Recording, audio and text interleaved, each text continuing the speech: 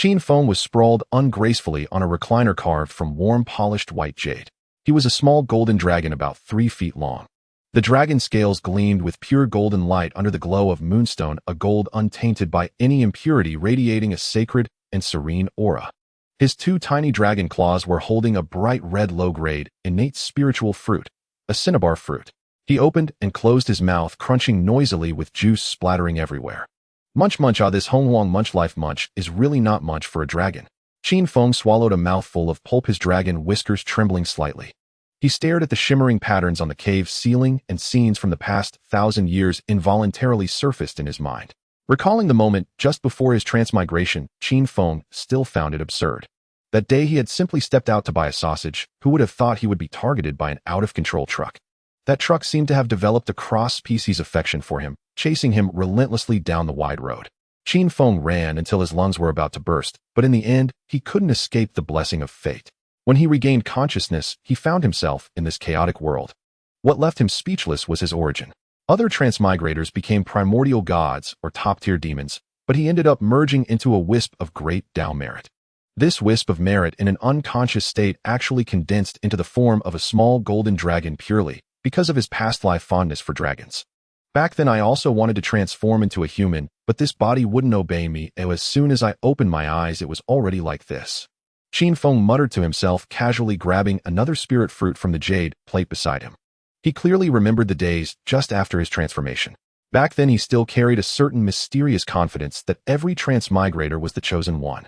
He always dreamed of going out to find primordial supreme treasures or extreme-grade spirit roots and then dominate the Honghuang.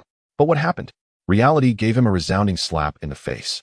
On the fringe of that 3-clan war, Qin Feng encountered the creatures of Honghuang for the first time. They were several ferocious-looking rogue cultivators, all at the true immortal realm. Brother, look, there is a lone little golden dragon. A rogue cultivator with pointed ears pointed at Qin Feng on the clouds and shouted. Tisk Earth Immortal Cultivation. This is simply a gift of refining material. Strip its dragon hide for armor, pull its dragon tendons for a whip, and stew the remaining dragon meat into a nourishing soup. The leading burly man's eyes glittered with greed. The few rogue cultivators howled and encircled him. Qin Feng was terrified out of his wits and was about to flee desperately. But then he found that the leading burly man suddenly stopped, his face instantly turning pale, as if he had seen some terrifying monster. Wait. Second brother, third brother, stop. The burly man's voice trembled. What's wrong, big brother? This little dragon looks very weak. I could smash it with one slap. Smash your head. Look carefully, what is that light on him? The burly man slapped his companion on the face, pointing at the faint purple gold halo around Qin Feng. That is great Dao merit. So much merit. Is this thing a spirit formed from merit? Merit formed a spirit. What is that? Can you eat it? Eat my grandma's claw? If you hit him, the heavenly Dao will immediately strike you with purple cloud divine thunder. If you actually kill him, you'll never break through in this life. The heavenly tribulation will blast you to ashes. Go, leave quickly. This is no dragon, this is like a living ancestor. Those rogue cultivators came swiftly and departed even faster. Before leaving, they bowed several times in Qin Feng's direction, as if praying that this meritorious ancestor would never hold a grudge. Qin Feng stood frozen on the spot, staring at the retreating figures. Only then did he realize just how absurdly extraordinary his own foundation truly was. He was a physical embodiment of the great Dao's merit, meaning he himself was the most precious reward of heaven and earth. Whoever touched him would be going against the great Dao itself. But that didn't mean he could swagger about with impunity. Cultivating as slow as a snail crawling. That's the real kicker. Qin Feng rolled over gloomily, his dragon tail, slapping the lounge chair in a lazy rhythm. Because he was formed from merit, his body had almost no impurities. Yet precisely because he was so pure, ordinary spiritual energy barely had any effect on him. What took others a single day of cultivation would take him 1,000 days to achieve the same result. After a millennium, he was still stuck at the early Earth immortal stage, not even touching the threshold of the middle stage.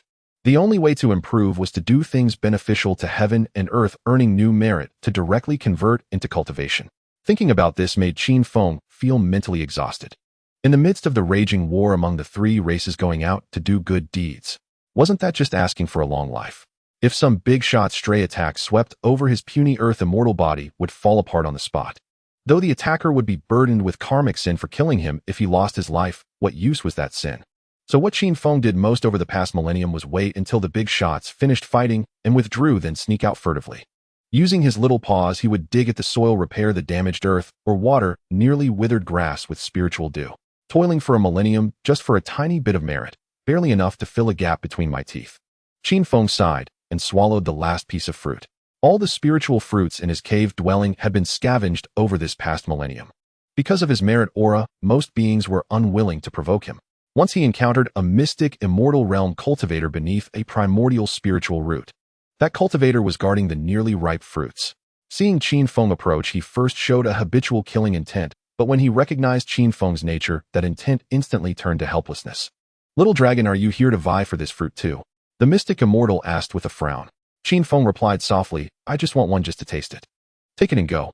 The cultivator waved his hand in disgust. Fighting you would only get me karma sin. Not worth it for a low-grade spiritual fruit. Take your fruit and get far away from here. Don't get in my sight. Oh, just looking at you annoys me. Thus, relying on this special trait of being loathed by everyone, Qin Feng managed to scrape by in the crevices of the primordial world. He never participated in the scramble for great treasures. Any item coveted by golden immortals or zenith heaven golden immortals, he wouldn't even glance at. The moment he sensed a powerful aura approaching, he was always the first to flee. Safety first. Only alive can you deal damage. Even though I have no damage output right now. Qin Feng stretched on the lounge chair, his joints cracking. His current lifestyle was total lying flat. Outside, the dragons, phoenixes, and cheelants were battling till heaven and earth shattered. Inside his cave, he ate fruits and watched the show. As long as he didn't go out and court death, no one would be willing to bear the immense karmic burden for the sake of a merit oddity like him. Yet deep down he knew this peace was only temporary. In the primordial world where the strong preyed on the weak, what if one day he truly encountered a madman or a demon blinded by calamitous energy? If someone recklessly dragged him down to die, all his merit wouldn't save him. So the formation needs to be reinforced a few more layers. That illusion formation seemed unstable last time. I need to fix it. Murmuring, Qin Feng climbed up from the lounge chair. His small dragon body traced a golden arc through the air and landed on a stone platform in a corner of the cave. Their various oddly shaped ores and spiritual materials were piled up, all collected by him over time. Although his cultivation was low, he had some talent in formation research. Or rather, because he was too afraid of death, he had poured 200% of his effort into it. This concealment formation needs to blend more perfectly with the outside mist. Qin Feng muttered to himself, while working occasionally, letting out strange cries when a pattern went wrong. Oh, this stroke is too heavy. Have to start over. Why are these dragon claws not as nimble as fingers? Inside the cave, the little golden dragon recalled the past 1,000 years. Every moment strengthened his conviction the outside world was too dangerous, and only home was the warmest harbor. As long as I'm not embarrassed, the embarrassment is for others. As long as I don't go out, calamity can't catch me. As for getting stronger, go with the flow. Someday when the three races are all dead, I'll go sweep the battlefield. Maybe the merit will let me ascend straight to golden immortal right. Thinking of this, Qin Feng couldn't help but chuckle, his dragon whiskers quivering. The first rays of morning sunlight squeezed through the layered formation gaps into the extremely hidden cave. Qin Feng slowly opened his golden dragon eyes, immediately checking his inner state to see the results of a night's arduous cultivation. The negligible increase in spiritual energy could have been mistaken for a wisp of turbid air inhaled while sleeping, if not for his thorough self-awareness as a master of the path of lying low. Damn this cultivation progress. You'd think him impotent.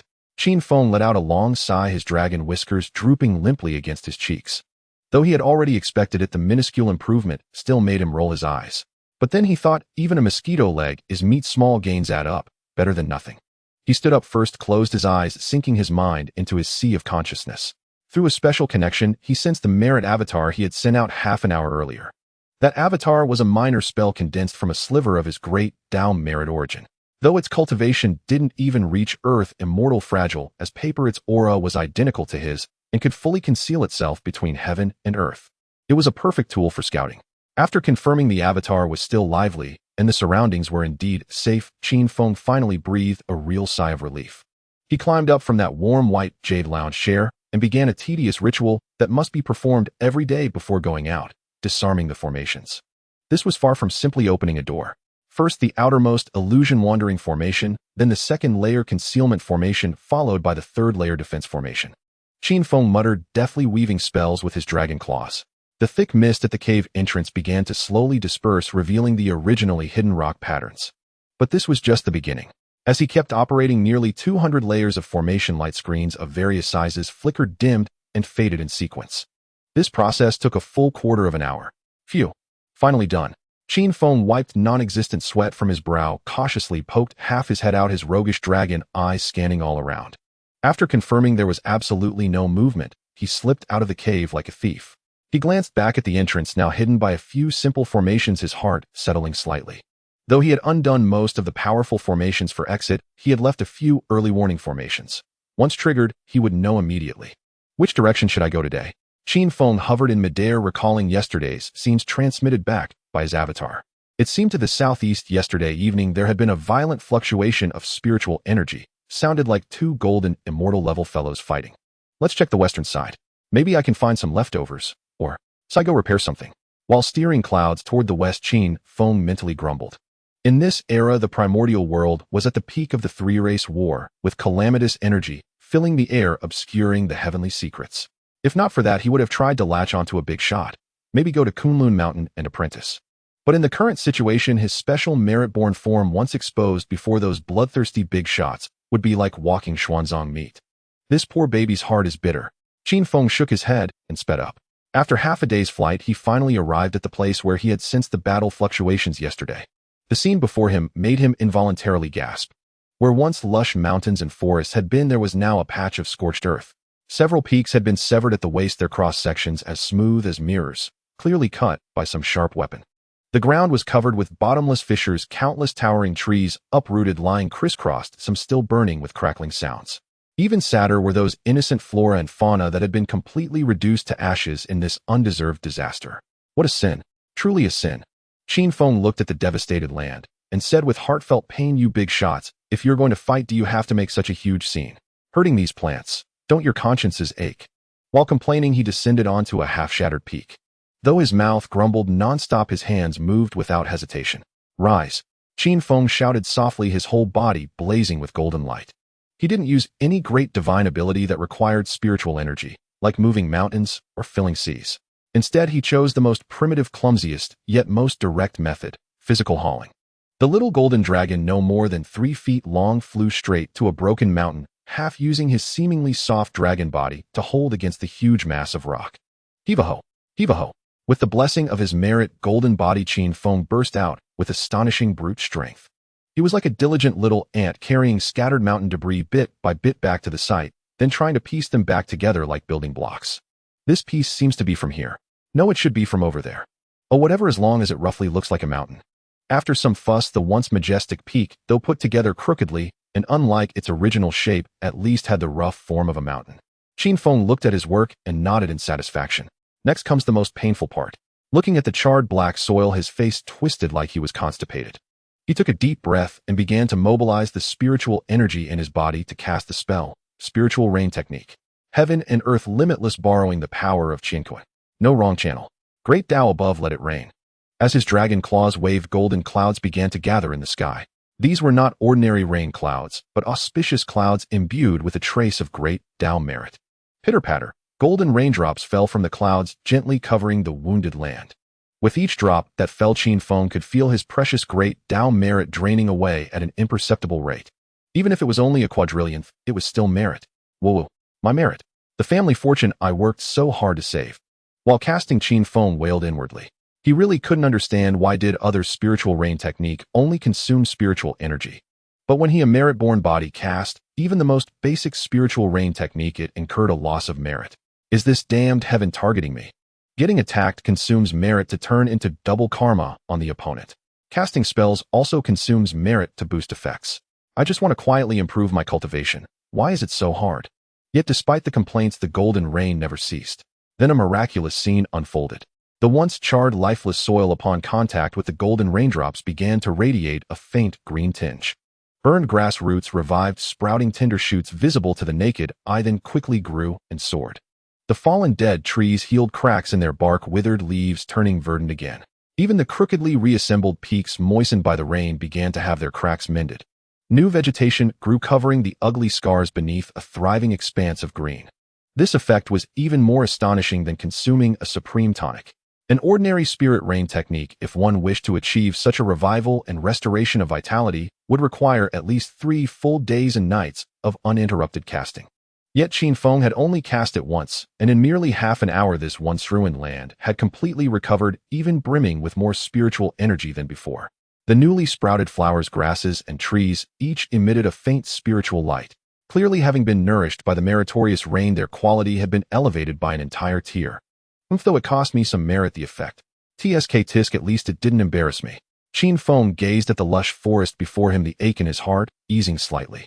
He flew over to a spirit fruit tree that had just borne unripe fruits, extended a claw, and touched the tender green leaves. Growing well, aren't you? Next time the fruits ripen, remember to leave a few for me. I am after all your reborn parent. The majority of the piles of spirit fruits in his cave dwelling were actually obtained this way. Every time he repaired the earth, the spiritual roots that had received his favor would develop a natural affinity towards him, and the fruits they bore were especially willing to let him pick them. As for the source of those seeds, that was a different story. In any case, Qin Feng would never admit to having staged a robbery. As the final wisp of golden spirit rain seeped into the soil, the once scorched and barren land finally burst forth with vibrant life. The air was filled with the fragrance of earth and the fresh scent of grass and trees. Even the originally violent and chaotic spiritual energy had become docile. Just then the void above Qin Feng's head trembled slightly, and a brilliant cluster of Honghuang chi condensed out of thin air. This was the golden light of merit descending in response to the great Tao. Here it comes, my precious merit. Qin Feng's golden dragon eyes instantly widened, his mouth splitting into a grin that reached his ears, revealing a row of neat small white teeth. He rubbed his two front claws together excitedly, looking exactly like a miser who had stumbled upon a mountain of gold and silver. Whoosh! The cluster of golden merit light fell like rain, precisely merging into Qin Feng's small dragon body. Oh bliss! Qin Feng couldn't help but let out a soul-stirring moan, a sound filled with pleasure and satisfaction. At this moment he felt as if he were soaking in the finest spiritual spring, every pore on his body cheering and rejoicing. That warm, soothing current flowed through his meridians, and wherever it passed, the previously stagnant cultivation bottleneck loosened instantly like a dam breached by a flood. Swish, swish, swish. Though there were no exaggerated breakthrough phenomena, Qin Feng could clearly sense that his cultivation, which had been stuck at the early Earth Immortal stage for so long, had finally taken another small step forward. Though it was just a small step for someone like him who had difficulty cultivating, it was a leap-like advancement. Just a little closer to the mid-Earth Immortal stage. 80 or 100 more times like this, and he'll break through. Then when I encounter a true immortal, I won't have to flee so pathetically. Qin Feng blissfully flicked his tail in the air, the sound of it cracking, echoing sharply. After savoring the ecstasy of the merit infusion, he skillfully pulled out a crumpled little notebook from his personal space, which was hidden somewhere unknown. This was his treasure, densely covered with all sorts of information. For instance, where spiritual roots were located, though most were already claimed, and which areas were dangerous like near powerful beings. And most importantly, where battles might have ravaged the land, requiring him to pick up scraps and repair it. Let this dragon see where the next lucky spot is. About 3,000 li to the west. It seems a Qilin self-destructed yesterday. That place must be a terrible mess, perfect for me to farm some merit. Qin Feng glanced westward, then carefully put away the small notebook. This was his merit guide. Losing it would be heartbreaking. Let's go, Qin Feng bellowed, mounting an auspicious cloud and speeding towards the west. However, his flying posture was rather unsightly. In his pursuit of speed, his golden dragon tail spun wildly behind him. It looked exactly like a motorized propeller stirring up a howling wind and leaving a trail of golden afterimages. Just half a cup of tea after Qin Feng had left the area, the previously calm void suddenly rippled. A woman in a light yellow palace dress slowly emerged from the void. She was barefoot, yet she seemed to tread on invisible lotuses untouched by a speck of dust. Her skin was fair as snow, her complexion like solidified cream, her brows like distant mountains tinged with azure, her eyes like autumn ripples. She exuded a gentle and magnanimous aura. More importantly, she radiated a profound aura that resonated with the earth itself, as if she were the embodiment of the land, with every inch of soil rejoicing at her arrival. This was one of the 12 ancestral witches, the earth ancestral witch, Houtu. Although Houtu had not yet revealed her world-destroying true form as an ancestral, which her cultivation had already reached the peak of the Tai Golden Immortal stage, only a step away from the Daluo Golden Immortal realm. She had set out on this journey because she had sensed the lament of the primordial earth, and filled with compassion, she had come to walk the primordial world, to regulate the earth veins and soothe the land's wounds. This place seems to have witnessed a great battle. Houtu frowned slightly, her beautiful eyes full of wisdom and compassion, gazing downward. Based on her experience along the way, any place that had been through the Three Tribes War was invariably shattered with devastation, widespread suffering, and resentment soaring to the heavens. She had already prepared herself to see a hell on earth, and had even gathered the laws of earth ready to intervene. However, when her gaze truly fell upon the land below, she was completely stunned. The scene before her bore no trace of destruction whatsoever.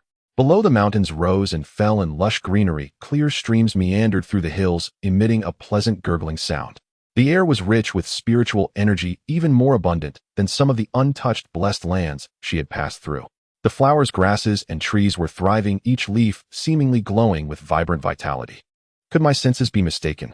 Did no battle occur here? Houtu blinked, doubting her own perception. But how could that be possible? As the earth ancestral, which her connection to the land was infallible. The faint residual bloodlust and the lingering aftershocks of battle that had not yet dissipated all told her that a brutal conflict had indeed taken place here not long ago. Yet did this place look like it had been through a war?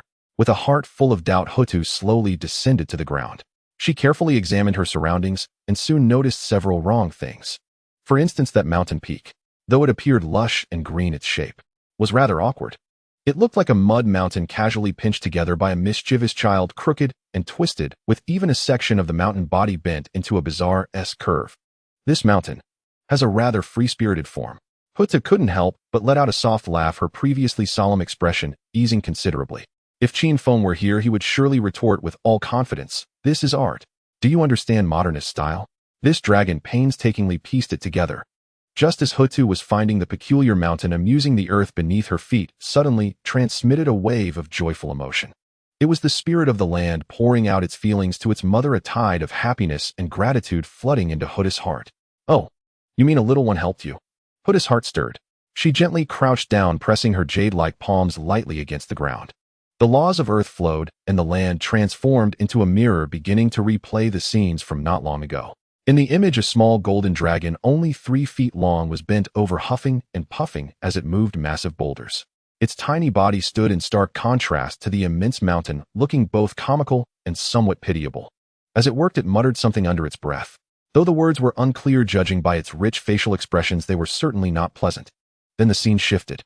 The small golden dragon began to cast a rain spell. The golden raindrops fell, and the land instantly returned to spring.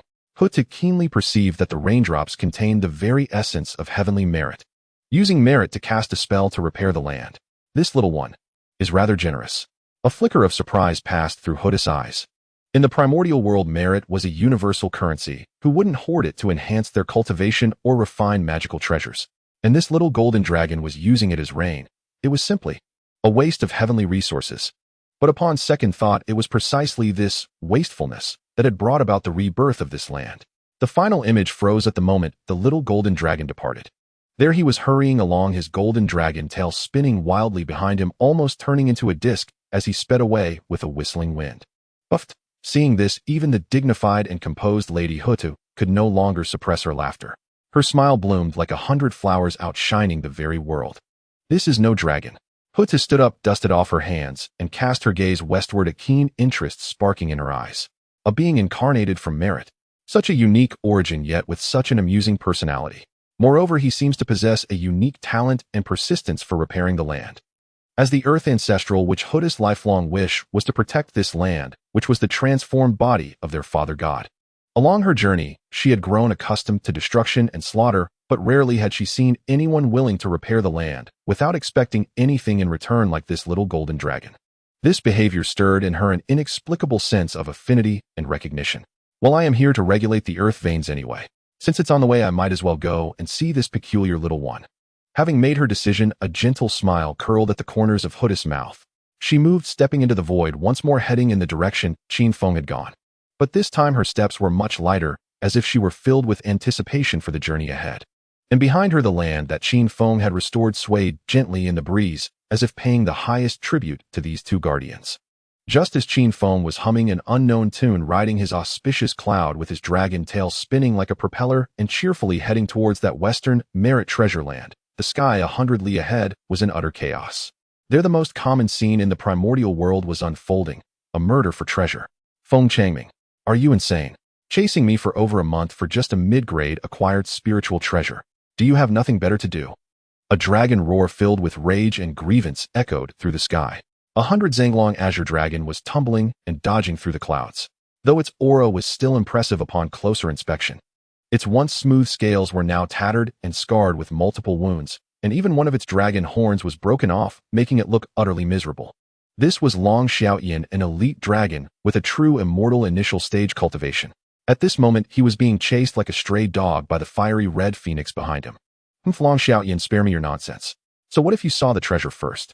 In the primordial world, treasures belong to the virtuous and more so to the powerful. Since your strength is inferior to mine, hand over the goods obediently, and perhaps I will spare your miserable life. A crisp and haughty phoenix cry answered him. It was a fire phoenix of equal length, 100 zhang, its body ablaze with roaring flames. Its wings blotted out the sun, and each flap brought a rain of fire across the sky. Feng Changming at the true immortal mid-stage was a full minor realm higher than Long Xiaotian. Though her spiritual energy was also heavily depleted and her phoenix feathers were disheveled, her ferocity remained undiminished. Madwoman. An absolute madwoman. Long Xiaotian cursed furiously in his heart. While desperately channeling his meager remaining spiritual energy, he tried to buy time with words. Feng Changming, don't forget this is near my dragon clan's territory. If you keep chasing and my elders arrive, do you think they'll pluck every last feather from you? However, Feng Changming was not buying it. A flicker of disdain passed through her sharp phoenix eyes, as if she were looking at a fool who could only talk big. Waiting for your elders? How by then you'll have long been a roasted dragon. Without giving Long Xiaotian any chance to catch his breath, Feng Changming unleashed her ultimate move. Phoenix cry soaring beyond questioning fate. With a piercing phoenix cry that reached the heavens, the fire elements of the world seemed to answer a summons, converging around her wildly. With a powerful flap of her wings, countless phoenix feathers burning with crimson flames shot out like a storm of needles, blanketing Long Xiaotian from all directions. Each feather carried the terrifying power to pierce a true immortal's physical body, sealing off all of Long Ziaotian's escape routes. Damn it! You have no martial honor. You attack without even a warning. Long Xiaotian was terrified, his dragon eyes filled with dread. In his current state, he couldn't withstand this strike at all. If he tried to endure it, he would either die or be severely injured. He'll risk it all. At this critical moment of life and death, Long Xiaotian also became desperate. He suddenly opened his mouth and spat out a reverse scale, emitting a faint golden light. This was a life-saving trump card specially bestowed by his father, a dragon clan powerhouse, at the mysterious immortal realm when he set out for his trials. Dragon scale rise. With his furious roar, the reverse scale instantly expanded in the wind, transforming into a massive golden shield that blocked behind him. Intricate dragon patterns swirled on the shield, exuding an ancient and majestic aura. Countless fire feathers crashed against the golden shield, erupting with deafening booms. Flames shot into the sky, dyeing the entire sky a blazing red. The terrifying shockwave spread outward, collapsing several mountain ranges below. Although he had blocked this wave of lethal attacks, Long Xiaotian was not faring well. The immense recoil force made his chi and blood surge, nearly causing him to spit out a mouthful of blood. Moreover, several fine cracks had appeared on the precious reverse scale, indicating severe damage. My reverse scale. Damn madwoman, ill remember this debt. Long Xiaotian trembled with heartache, but he dared not linger. Seizing the moment when Feng Changming's old strength had faded and new strength had yet to arise, he put away the shield, burned his essence blood again, and turned into a cyan light, fleeing desperately into the distance. As long as he escaped this calamity, there would be plenty of opportunities for revenge later. However, just as he was fleeing in panic, the corner of his eye suddenly caught a golden figure flying towards him from ahead. It was a small, delicate golden dragon. At that moment, the little golden dragon was sticking out its rear, its tail spinning like a propeller. It flew with great joy, seemingly humming a strange tune like, "Good luck comes, good luck comes." This was Qin Feng rushing to pick up the leftovers. That is. Long Xiaotian was momentarily stunned, then a burst of ecstatic light shone in his eyes. A clansman. To encounter a clansman here. At this moment, he felt as if this was an angel sent by heaven to save him. As long as a fellow clansman helped him block, even if only to delay that madwoman for a moment, he would be certain to escape completely. However, when his divine sense swept over Qin Feng and perceived the other's weak cultivation of only early earth immortal, the smile on his face instantly froze, replaced by intense disappointment and contempt. Only earth immortal? A little brat who just transformed. How utterly useless. Long Xiaotian couldn't help but complain inwardly. This level of trash couldn't even block Feng Changming, let alone withstand a single phoenix feather, and would be directly burned to ashes. How unlucky. Truly unlucky. Finally meeting a clansman, and it turns out to be a waste.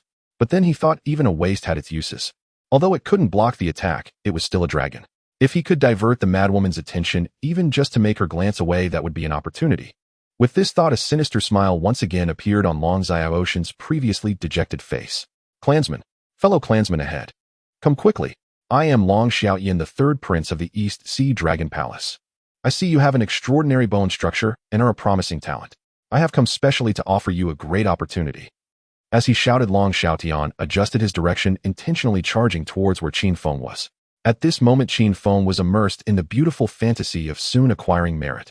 Suddenly hearing someone call out to him, saying something about offering an opportunity, he instinctively looked up. The sight nearly made him fall off his cloud. He saw a blood-soaked, disheveled cyan dragon charging towards him, its eyes blatantly screaming, "I'm going to set you up." And not far behind the dragon, a murderous fire phoenix was in hot pursuit, the sea of flames visible from afar radiating intense heat. Holy crap, what the hell is this? A live dragon phoenix battle royale. Qin Feng instantly realized. This was no offer of opportunity, it was clearly a death sentence. This bastard wanted to use him as a scapegoat. Fellow clansmen, don't run.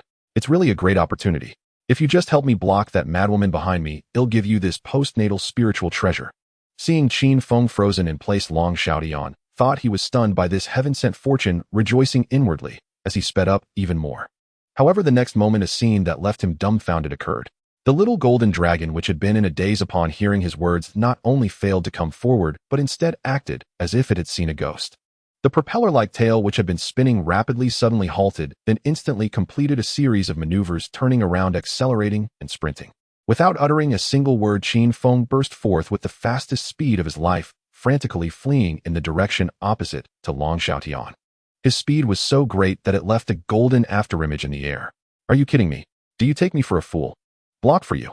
With what? My head. That's a true immortal. A true immortal, big bro. A single breath could blow me to pieces. Offering an opportunity. More like offering to send me to meet Pangu. Qin Feng ranted inwardly as he ran. Though he was cautious, he wasn't stupid.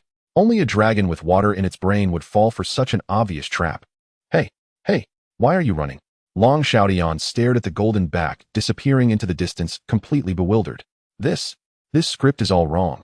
Shouldn't this kid be grateful and rush forward to die for me? Why is he running faster than a rabbit?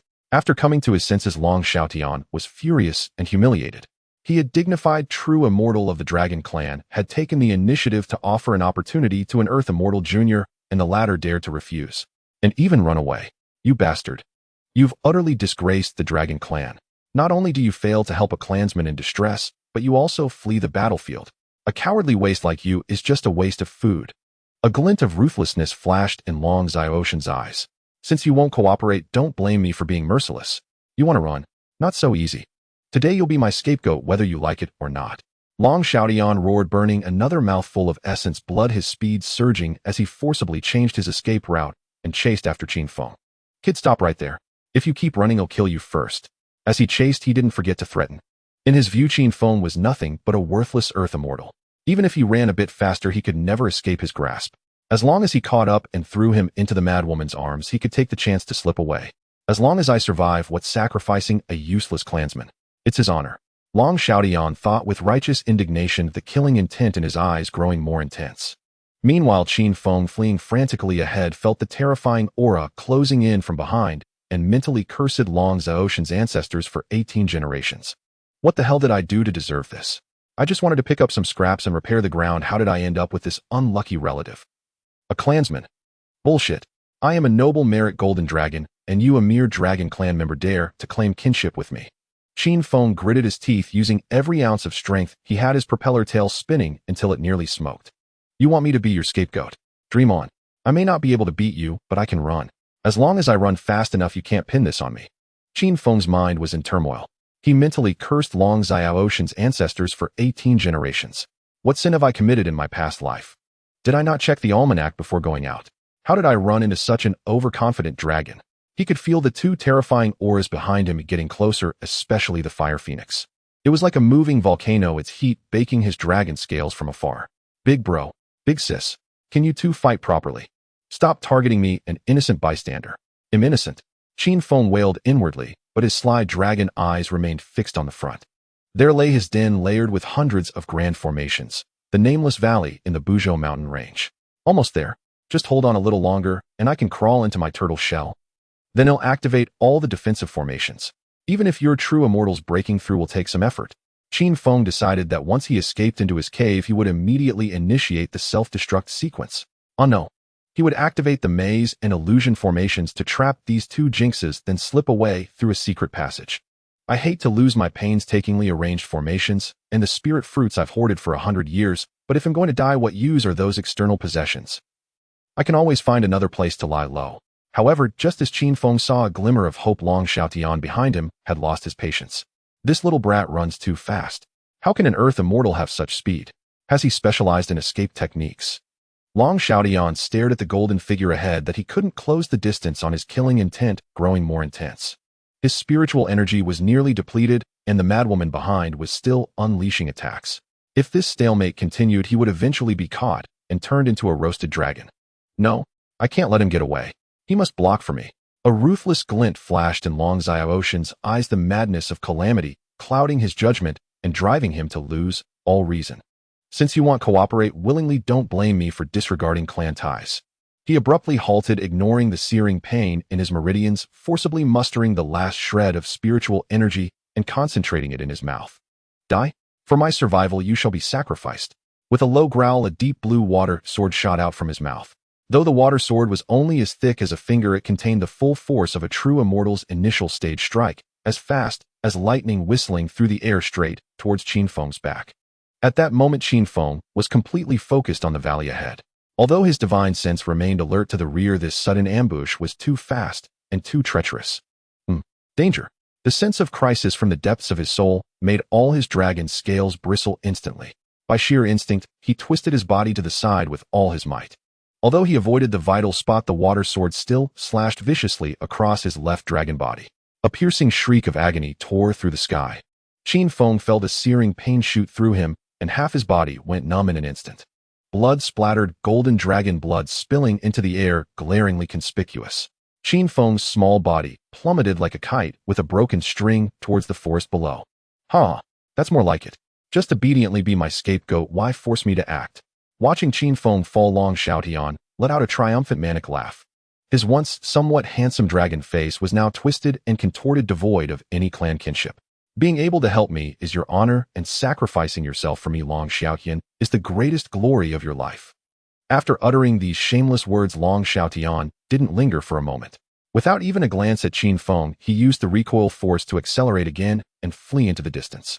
Behind him, the fire phoenix Feng Changming, who had been in relentless pursuit, saw this, and her madness intensified. Trying to escape.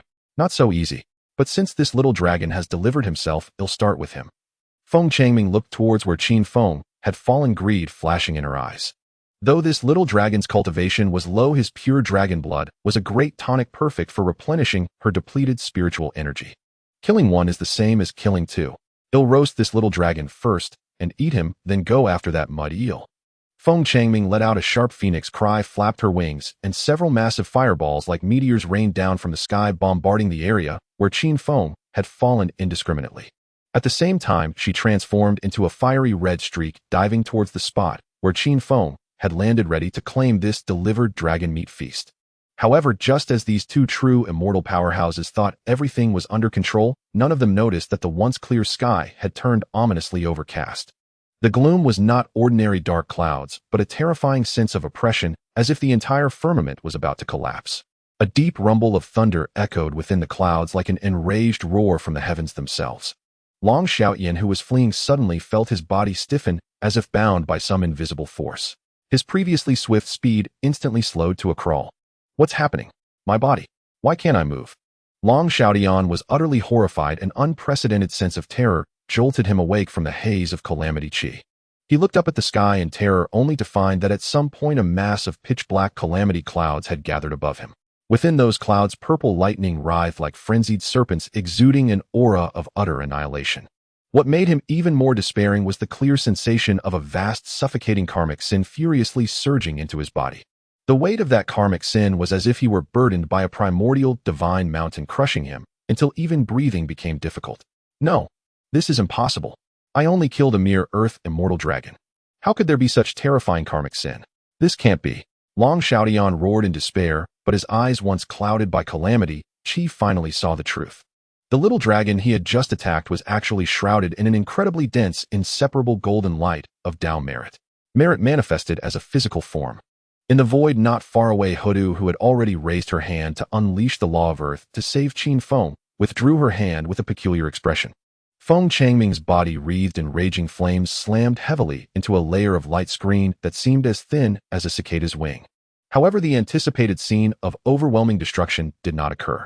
Instead, the light screen rippled violently, then erupted with a terrifying force of repulsion. Feng Changming felt as if she had collided with a primordial divine mountain. She was sent flying, thousands of zhang tumbling through the air several times before barely stabilizing herself.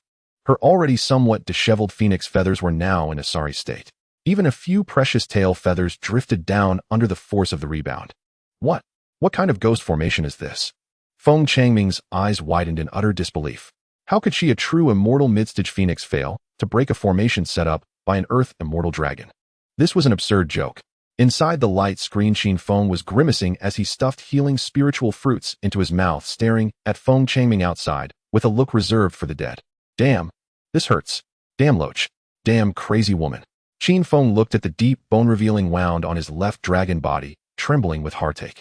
Although the medicinal power of the spiritual fruit was rapidly repairing the injury, he could clearly feel the hard-earned merit within him draining away at a rate that pained him. Used to heal his wound. Half a year. This is the merit I earned by working from dawn to dusk, braving the elements for a full half a year. Gone just like that. You have to compensate me for my hard-earned sweat and blood. The angrier Qin Feng grew, the more his golden dragon eyes seemed to spit fire. He had only wanted to lie low and develop, not to stir up trouble, but that didn't mean he was a soft persimmon to be kneaded at will. If the tiger doesn't show its might, they think it's a sick cat. Since you don't want me to have peace, then no one will have peace. Qin Feng roared, his small dragon claw fiercely slapping the formation before him. Rise for me. All formations. With his command, the entire nameless valley seemed to come alive. The previously calm void suddenly rippled with countless intricate formation patterns. Layers of light screens rose like bamboo shoots after spring rain, completely enveloping an area of 100 li. First, the immortal trapping formation activated. Dozens of pale blue light pillars shot into the sky, weaving into a massive net of light in the air, trapping Feng Changming, who was about to attack again, firmly within. And this was no ordinary immortal trapping formation, but Qin Feng's improved multi-layered version. A full 10 layers of trapping formations were stacked, each layer containing different variations. Some slowed movement like a quagmire, some disrupted divine sense like a labyrinth, some restrained spiritual power like shackles. Mere formations, you think they can trap me? Despite her shock, Feng Changming refused to show weakness. She forced herself to take a deep breath, her surrounding flames surging violently as she tried to break through the layers of restraint. Break for me. However, just as she was about to break through the first trapping layer, Long Xiaotian, who was still being struck by the purple sun divine thunder in the distance, let out a heart-wrenching scream. The sound was so miserable it would make anyone who heard it grieve and weep. Feng Changming instinctively turned her head to look. She saw that the once majestic azure dragon was now torn and bleeding from a thick bolt of purple thunder. His proud dragon scales were as fragile as paper before the purple sun divine thunder, instantly turning to charcoal. Even the reverse scale shield, which was said to withstand a blow from a mystic immortal, shattered with a crack after persisting for less than 3 breaths, dissipating into golden light. This is the purple sun divine thunder. Heavenly punishment. Feng Changming was completely dumbfounded. She couldn't understand what heinous crime Long Xiaotian had committed to attract such terrifying heavenly wrath. That karmic sin, so dense, it was almost tangible, was more terrifying than killing millions of living beings. Could it be because of that little dragon? Feng Changming suddenly turned her head to look at Qin Feng inside the formation, a strong sense of unease rising in her heart. What secrets did this little dragon hold? Why would attacking him bring down heavenly punishment? No, this place is too eerie. I must leave. Though greedy, Feng Changming valued her life more. She made an immediate decision, abandoning her original plan to roast and eat Qin Feng, and turned to flee this place of trouble. However, how could Qin Feng let her have her way? Wanna run? Too late. Since you're here, then stay for me. Qin Feng sneered, his dragon claws changing hand seals again. Killing formation rise. The previously peaceful valley instantly became filled with murderous intent. Countless Dharma swords condensed from pure spiritual power materialized in the air, floating densely, each radiating a chilling sword intent. Though these Dharma swords seemed simple, they were connected in a mysterious way. Three formed a group, 9 groups formed a unit cooperating with each other in an endless cycle. 10,000 swords returned to 1. Go. With Qin Feng's command, the countless Dharma swords rained down on Feng Changming like a violent storm. Not only that the originally defensive formation now bared its ferocious fangs. Bolts of lightning and balls of flame erupted from the formation, mingling with the rain of swords, forming a terrifying torrent of destruction. Damn it! How can this brat's formations be so powerful? Feng Changming was truly panicked now. Her spiritual power was already nearly depleted, and facing this overwhelming attack, she could only struggle to cope. She flapped her wings, unleashing walls of fire to try and block the rain of swords. However, the Dharma swords seemed to have eyes, knowing to avoid the strong and strike the weak. Whenever her firewall rose, a light shield condensed from the defensive formation would appear out of nowhere, blocking her flames. Then several Dharma swords would seize the opportunity to slip through the gaps in the firewall, stabbing fiercely into her body. Blood splattered, and Feng Changming's body was instantly marked with several deep, bone-revealing wounds. What made her even more desperate was that the illusion formation, which had been hidden in the shadows, began to take effect. Whenever she tried to concentrate on the attack, various illusions would appear before her eyes. One moment, it was the scene of Long Xiaotian dying tragically. The next, it was herself being struck by heavenly thunder, and even the inner demons she feared most in the depths of her heart. This mental torment made it impossible for her to focus, and her defenses were riddled with holes. "Oh, get away from me! Get away!" Feng Changming ran wildly within the formation like a madwoman, but no matter how she struggled, she could not escape the layered trapping and killing formations. Outside the formation, Long Ziao's situation was even more miserable. The purple sun divine thunder struck him one after another. It was not just physical pain, but a torment that directly attacked the soul. Each bolt of thunder took away a part of his vitality and cultivation. Mercy! Heavenly Tao, have mercy! I was wrong. I was truly wrong. Long Xiaotian rolled and wailed in the sea of thunder. His once massive dragon body had now shrunk by half, completely charred, emitting a foul smell of burnt flesh. But no matter how he begged for mercy, the purple sun divine thunder showed no sign of stopping. Attacking a body manifested from merit. This sin must be atoned for by him. Watching this scene, Qin Feng, hiding in the formation, felt relieved, but also couldn't help feeling a lingering fear. Wow, this purple sun divine thunder is too ruthless, isn't it? Good thing I have the merit incarnation. If I had taken even one hit, I'd probably be nothing but ashes. He sighed while continuing to control the formation to beat the dog while it was down. Although he was only an earth immortal, with his superb formation skills, he had managed to push a true immortal midstage phoenix into a corner. If this got out, the entire primordial world would probably tremble. High in the clouds, Houtu, who had been silently observing everything, had an even deeper smile in her eyes. Interesting, truly interesting. She looked at the valley covered in layers of formations below, and the little golden dragon calmly directing the formations within, and couldn't help but praise. This little one may not have high cultivation, but his formation skills are rarely seen. Not only are they diverse, but they are also interlinked, integrating offense and defense, and even using illusion formations to attack the mind. Such methods are comparable to those great experts who specialize in formations. As a primordial, which although Houtu was not skilled in formations, her discernment was extremely sharp. She could see that although the formations Qin Feng had set up were basic, every detail had been carefully polished and improved, clearly the result of hard work. A merit incarnation, exceptional comprehension, knowing how to assess the situation, not only lying low but also capable of a desperate counterattack when disaster strikes. This little golden dragon is indeed a talent worth cultivating. Houtu had initially only found Qin Feng interesting and wanted to see the excitement, but now she genuinely admired this little one. However, although that phoenix is at her last gasp, she is still a true immortal midstage. If pushed to the point of self-destructing her primordial spirit, this little one's formations might not be able to withstand it.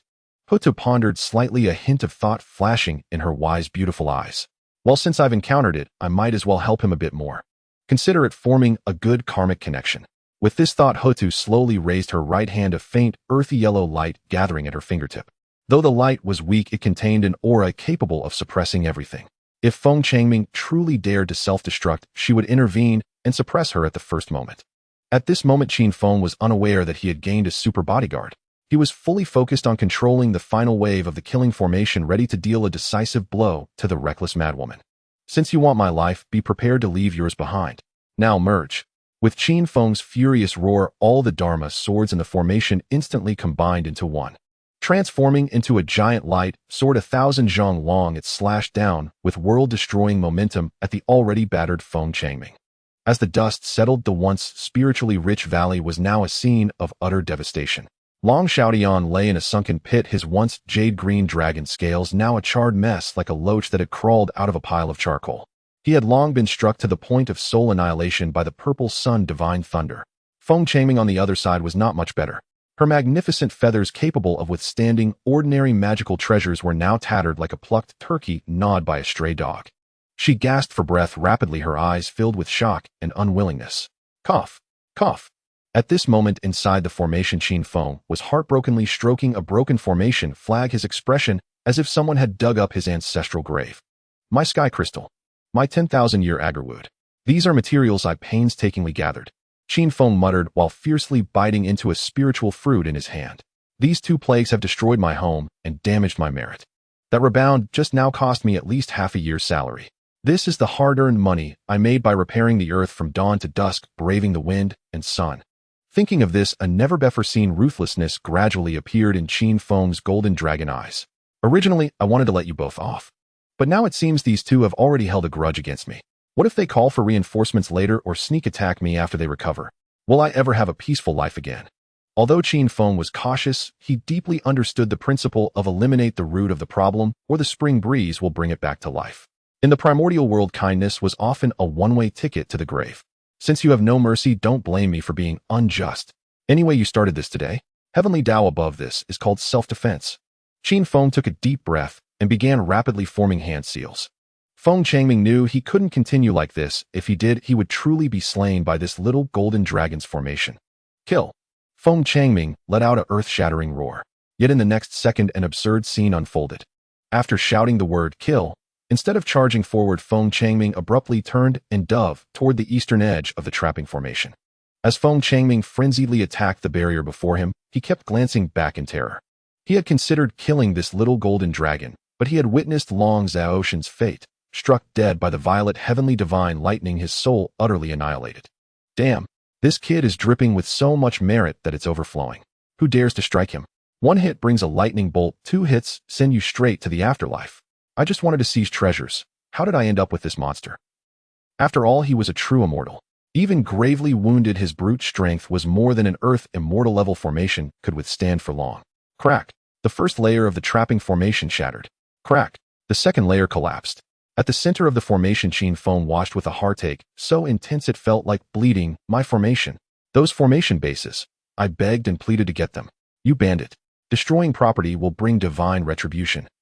He had hesitated about using his trump card, but seeing the speed at which the enemy broke through his formation, he knew that if he let them escape today, he would never be able to make a name for himself in this region again.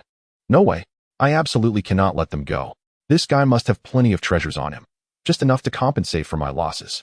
A look of resolve flashed in Qin Feng's eyes. He slammed his chest and chanted incantations. Boundless heaven and earth, borrow the power of merit. Little dragon's collision gambit, transfer of karma. Go. As his incantation fell from Qin Feng's pure merit body, hundreds of tiny golden dragons, slender as loaches, forcibly separated themselves.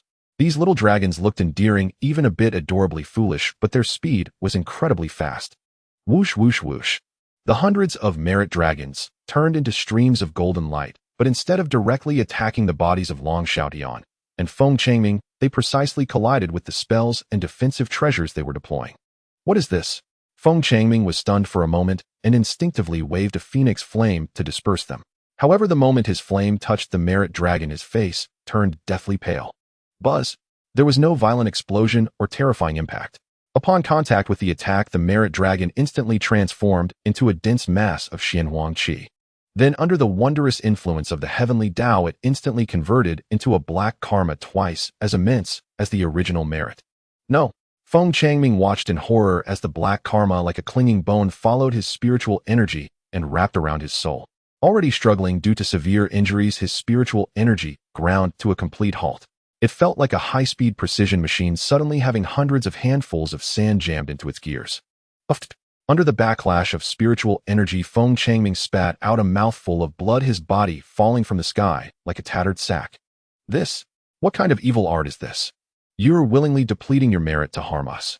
Feng Changming screamed in despair. She had never seen such a crazy tactic. It was a rogue move that harmed the enemy 100 while wounding oneself 1,000.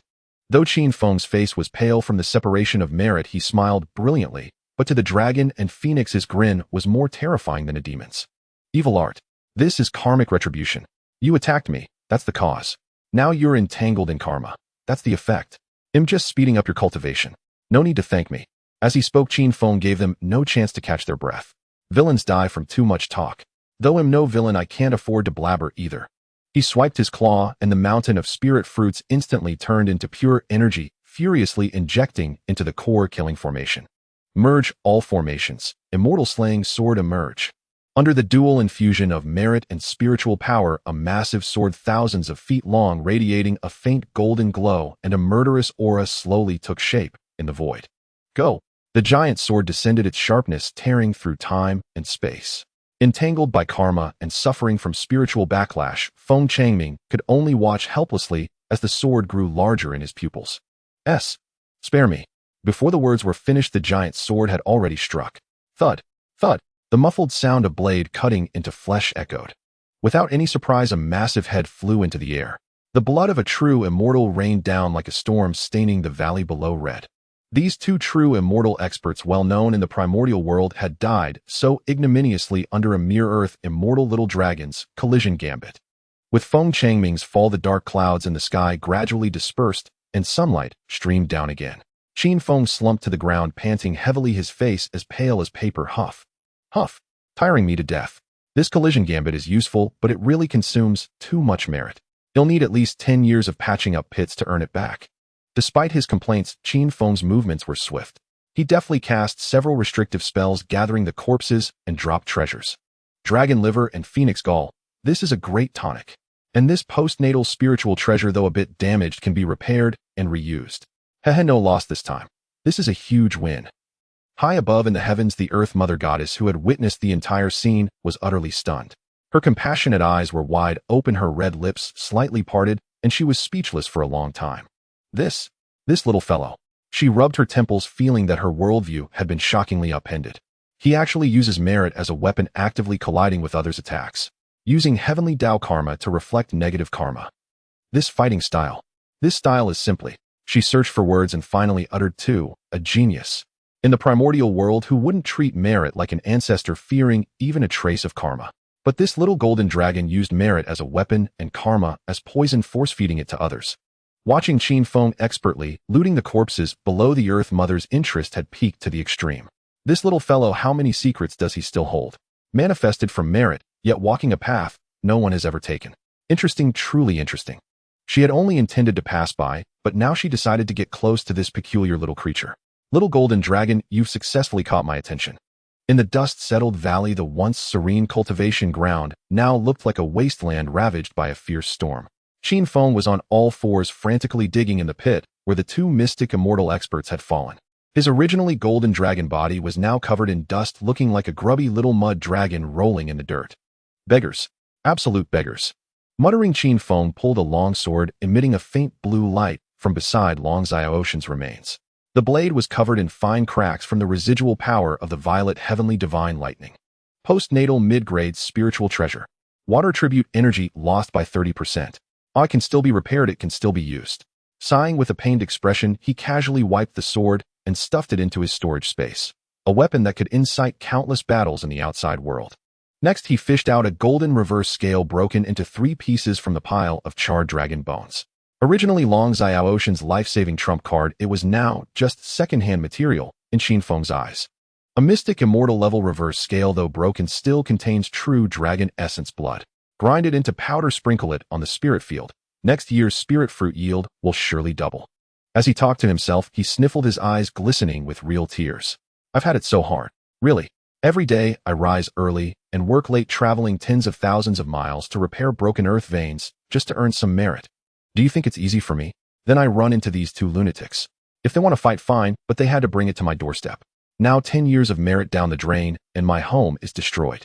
The more Qin Feng thought about it, the more aggrieved he felt. Especially seeing the shattered defensive arrays from the battle's aftermath, his heart felt like it was bleeding endlessly. Those arrays were treasures he had scammed and swindled, bartered with his skills over the years. He moved his tiny dragon body to where Feng Changming had fallen. The Phoenix clan was always proud, and their treasures were often more refined than the Dragon clans. After searching for a while, he found a peculiar fiery red octagonal object in a pile of ashes. Huh, this is a keyboard. No, it's an array disc. Qin Feng's slightly dazed eyes lit up like bulbs. Trembling, he picked up the disc, which was engraved with profound runes and faintly bore the characters Li Fire. A postnatal lower-grade spiritual treasure-level Li Fire array disc. Great stuff.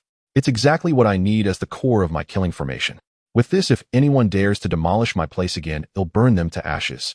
Though it was only a lower-grade spiritual treasure for Qin Feng, who had started from scratch and learned formations on his own, it was a godsend. He quickly wiped the dust off with his claw as if afraid it would fly away, and carefully stored it in the deepest part of his storage bag. After looting, Qin Feng turned to look at his half-collapsed cave dwelling, and tears streamed down again. This place is no longer livable. The Dragon and Phoenix clans are extremely protective of their own. If they track me by scent with my little arms and legs, I'd be nothing but a toothpick for them. Despite his heartache, Qin Feng moved with remarkable efficiency, showing professional demolition skills. With a wave of his small claw, he forcibly pulled up the broken formation bases buried underground.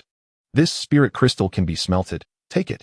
This Tenthasandier agarwood is broken, but it can be used as firewood to roast dragon meat. Take it. And these spirit soils. Looking at the small patch of fertile land he had painstakingly improved in front of his cave, he directly used a sleeve universe technique, scraping off 3 feet of soil from hundreds of meters around. Not a single grain of soil will be left for them. This is precious earth I nurtured with merit and true dragon essence blood. Qin Feng cried as he tirelessly stuffed everything he could carry, including fallen spirit fruits, charred tree trunks, and even the 2 round stones he used to sit on at the entrance, into his storage space. As he worked, he casually plucked a not quite ripe forest spring fruit from a nearby tree wreckage and bit into it with a crunch. Pretty sweet. Delicious, but it cost a lot of merit. He chewed the spirit fruit indistinctly, looking tearfully at the valley which, after his scorched earth approach, was more barren than a wilderness. At this moment, he was far from the divine might he had displayed when slaying the true immortal. He looked like a bankrupt little landlord desperately packing up all his belongings. Just as Qin Feng was squatting on the ground, trying to pry a broken fragment of a magical artifact from a crevice in a stone, a jade-white hand, exuding a faint fragrance of grass, and would gently reached out before him. The hand held a light green silk handkerchief embroidered with exquisite landscape patterns, radiating a thick, calming aura that soothed the mind. Here, wipe your face. Seeing you cry so sadly, your little face is all smudged like a tabby cat. It's quite embarrassing. A voice gentle as water but tinged with barely concealed amusement sounded in Qin Feng's ear. Deep in the grief of his ruined home, Qin Feng instinctively reached out his claw, took the handkerchief, and even blew his nose heavily on it. Well, thanks. This handkerchief is great quality and smells nice. Qin Feng wiped his tears while muttering a casual reply, but just half a second later his mind felt as if struck by lightning, instantly freezing. Wait. This voice. This hand. Qin Feng's movements froze. His previously drooping tail, as if jolted by electricity, snapped taut in an instant. Holy crap. Who are you? Qin Feng let out a shrill shriek, his dragon body hurtling backward like a launched rocket, leaping hundreds of meters away in an instant. Teleport. Illusion array. Rise. Rise. Rise. In the blink of an eye from Qin Feng's seemingly bankrupt storage space, dense arrays of flags and spirit stones gushed forth once again. Hum, hum, hum. The once desolate valley was instantly engulfed in a kaleidoscope of array light. Dozens of arrays like cheap wholesale goods overlapped in an instant, layering tightly around the mysterious woman who had just handed him a handkerchief. Qin Feng hid behind a large boulder 100 meters away, revealing only a pair of vigilant eyes fixedly staring at the center of the arrays. Who are you, you fiend? How dare you sneak into this great immortal's cave? I tell you, I am blessed with immense merit. If you dare touch me, the heavenly Tao will instantly rain down 99 purple divine thunderbolts to strike you dead. While spewing threats, Qin Feng stealthily pulled out the Lihua array disc, ready to flee at any moment. At the center of the arrays, Empress Houtu stared blankly at the handkerchief in her hand, now stained with mucus and dust. As a primordial witch ruler of the earth, she had never received such treatment. Gazing at the hundreds of arrays blooming around her like flowers in spring, Houtu felt no anger. Instead, the corner of her mouth twitched, and she finally let out a soft chuckle. The multicolored glow of the arrays flickered and hummed softly amid the ruins of the valley. Qin Feng half hid behind a massive charred rock, his front claws digging deep into its edge, leaving deep white scratches on the hard surface. His golden vertical pupils were wide and round, fixed on the white-clad woman at the array's center, his breathing deliberately slowed to a minimum. In his right claw hidden in the rock shadow, he tightly gripped the newly acquired Lihua array disc. At the slightest sign of movement from her, he would unhesitatingly detonate all arrays and flee without looking back.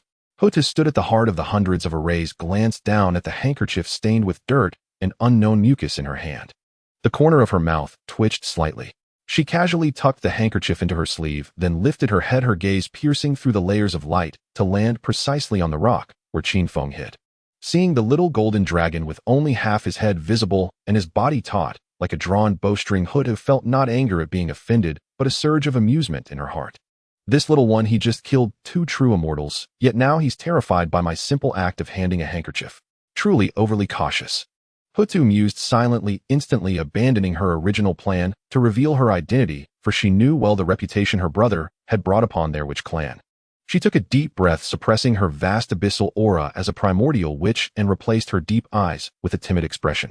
Great immortal, fear not. I mean no harm.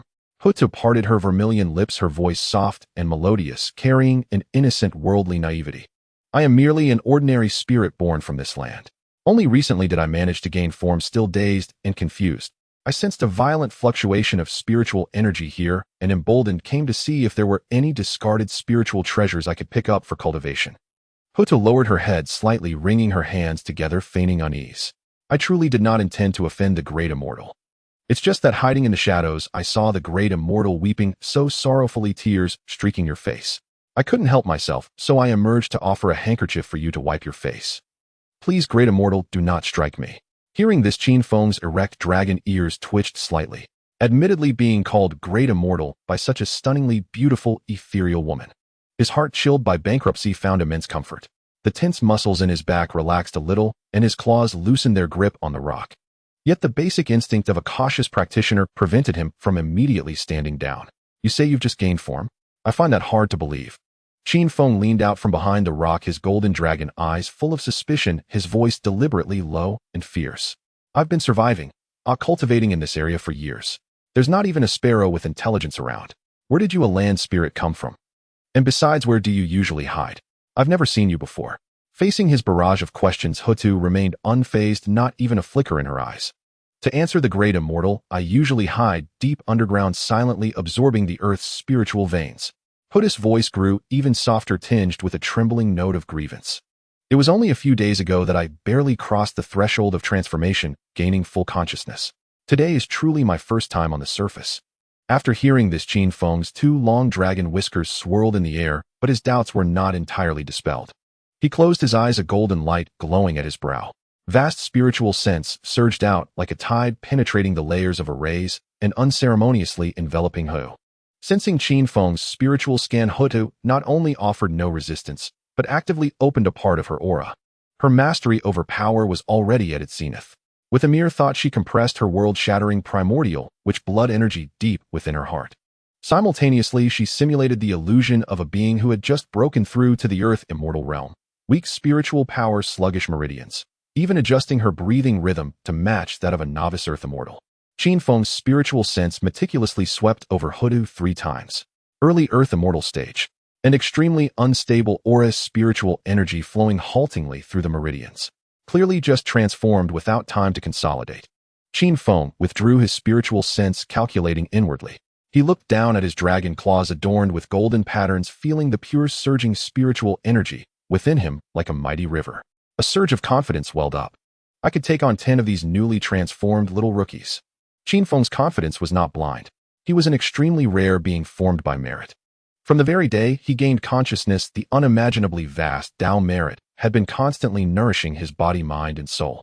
Ordinary innate beings still needed to deliberately absorb the world's spiritual energy to temper their physiques, but Qin Feng had no such need. His bones, forged by golden merit light, were harder than acquired spiritual treasures, his meridians were as wide as rivers, and seized his soul was as stable as a rock. In the earth immortal realm, based on basic attributes alone, he was absolutely dominant. Having confirmed that her strength posed no threat, Qin Feng let out a long, heavy breath, and his tense nerves finally relaxed considerably. He raised a claw and waved it casually. The dozens of restrictive arrays, such as the trapping immortal array and 9 nether illusion array surrounding Houtu, instantly dissolved into specks of light in the air. However, the great five elements killing array composed of 10,000 flying swords still hovered in midair, its sword tips aimed at Houtu, the chilling sword intent cutting the surrounding air with a sizzling sound. Alright, seeing as you're also from humble beginnings, this great immortal will let it slide today. Qin Feng fully emerged from behind the rock, standing on his hind legs like a human. He puffed out his chest, waving a front claw, putting on a cool, detached master act. You should leave. Go now. Don't come any closer. Otherwise, this killing array won't have eyes. If it strikes your newly formed body, won't be able to withstand it. Houtu stood still. She looked at the little golden dragon, only half a man's height, covered in dust, yet trying to appear ferocious, and felt a certain string in her heart being deeply plucked. This is just too adorable. Houtu sighed inwardly. He was scared to death just moments ago, but now that he's confirmed I'm no threat, he's putting on airs as a great immortal. And he genuinely just wanted me to leave without any thought of robbing me. Houtu glanced at the killing array above her head, then at Qin Feng's waving little claw, and quickly made a decision. How could I just leave after meeting such an interesting little one? Having made up her mind, Houtu didn't retreat, but instead took a bold step forward. Great immortal, I beg you, could you take me in? Houtu clasped her hands together, her eyes reddening slightly. Her big watery eyes stared directly at Qin Feng, her voice soft enough to melt. I saw everything from the shadows earlier. You were so cool fighting those two bad guys. Those arrays flew out, swish, swish, swish. It was amazing. Hearing this, Qin Feng's waving claw froze in midair. In his life, he had never been praised to his face as so cool or amazing.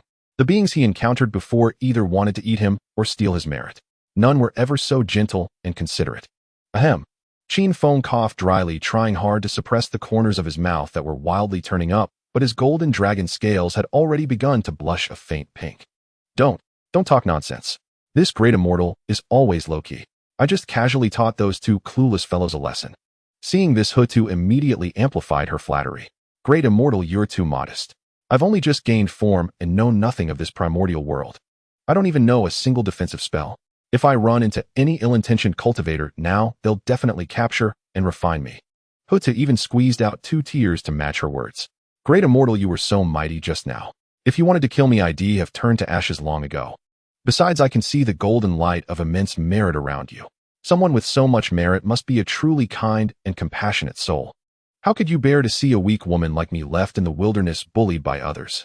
These words precisely struck the softest part of Qin Feng's heart. Great, good person, immense merit, compassionate soul. These terms washed over his perpetually tense heart like warm currents. Oh, it's nothing. This great immortal is indeed a good person. I usually love building bridges and repairing roads to benefit the primordial world.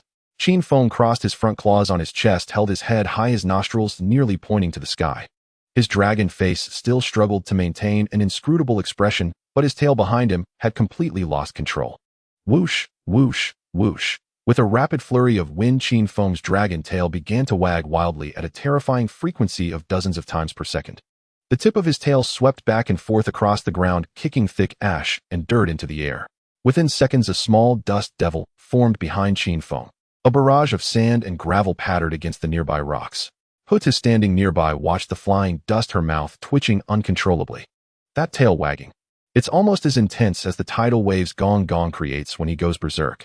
Houtu silently complained while discreetly circulating a trace of her magical power to form an invisible barrier in front of her, blocking the oncoming dust. Qin Feng was completely unaware of the environmental havoc he was causing. He was entirely immersed in the immense satisfaction of being wildly worshipped by a stunning beauty. He stole a glance at Houtu's exquisite face, then at her pitiful demeanor. The scales in his heart had already tipped heavily. She's only at the early Earth immortal stage, doesn't even know a spell. Even if she stays, she can't cause any trouble. Plus, my cave just got destroyed and I need someone to clean up and sort the rubble. This little girl seems honest enough. Taking her in as a maid doesn't seem like a bad deal. Qin Feng quickly calculated in his mind. The more he thought, the more he felt it was a good bargain. Qin Feng's wildly spinning dragon tail suddenly stiffened for a moment, then slowly came to a stop. Though being praised as great immortal by this incomparable beauty made him feel incredibly comfortable, even his scales turning a pleased pink. The deeply ingrained cautious instinct within Qin Feng still kicked in at the critical moment. No, I can't agree so readily. Qin Feng warned himself internally. This girl may seem weak and helpless, unable to even cast a spell, but in this primordial world, the more harmless something appears, the more deadly it often is. Besides, if I agree to take her in the moment she asks, wouldn't that make this great immortal look too cheap and lacking in style? How would I establish my authority as the boss later on? With this thought in mind, Qin Feng deliberately put on a stern expression, clasping his front paws behind his back to feign an air of seasoned authority. He circled Houtu twice, his golden vertical pupils scrutinizing her from head to toe, letting out a soft snort through his nose. If you think it's that easy for me, the great immortal, to take you in. Qin Feng halted, lifting his chin and addressing her with a condescending tone. The primordial continent is fraught with peril, and I don't keep idlers by my side. If you truly wish to follow me, unless you swear an oath to me. Standing still, Houtu heard these words, and a flicker of barely perceptible astonishment crossed her exquisite face. Swear an oath, she chuckled inwardly, profound amusement glimmering deep within her clear eyes. In the primordial world, when beings wished to form a covenant or pledge loyalty, they typically swore oaths to the heavenly Tao or to their own inner demons, thereby invoking the binding power of the cosmic laws. Yet this little golden dragon merely at the earth immortal realm dared to demand an oath sworn to himself. What in the world is swearing an oath to you supposed to mean? Do you think you're the incarnation of the heavenly Tao? Houtu silently mocked, finding the little dragon utterly adorable for stating such an absurd, common-sense, edifying demand with such unflinching confidence. However, as the primordial which governing the earth, Houtu's mind was exceedingly astute. Upon second thought, she sensed the matter might not be so simple. Given this little one's bone-deep, cautious nature, even setting up hundreds of arrays to guard against a mere handkerchief I offered, how could he propose a constraint that holds no binding power to earn my trust so easily? Houtu's gaze swept over Qin Feng's faintly calm dragon face. Since he dares to say this, he must have some hidden ace or countermeasure I'm unaware of. Could it be that this oath conceals some malevolent law targeting the soul? Though unafraid of any law's backlash, Houtu decided to play along with Qin Feng's script to maintain her guise as a fragile earthly being. The great immortal is right. Since you're willing to take me in, swearing an oath is only proper. Feigning a look of utmost reverence and trepidation, Houtu immediately raised 3 fair fingers toward the sky, her voice clear and resolute.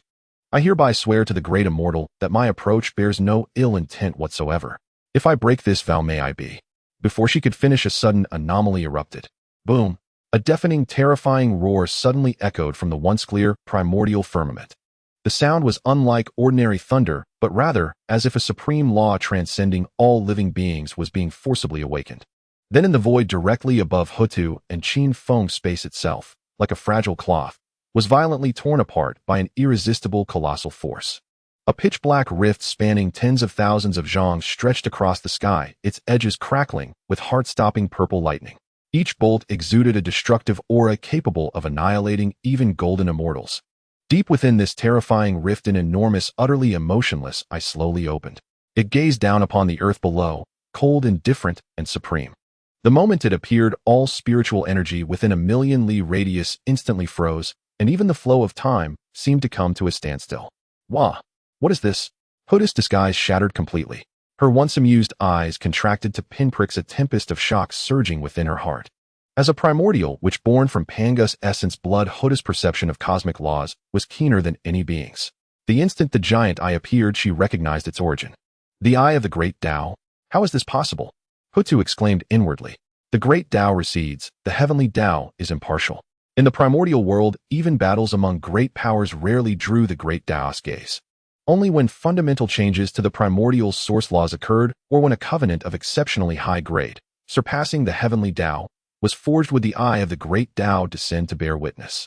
Yet now a casual oath of no ill intent sworn to a mere earth immortal golden dragon had actually summoned the eye of the great Tao's.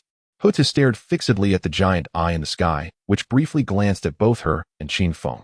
Then an invisible chain of law descended from the heavens, silently linking itself to the souls of the two.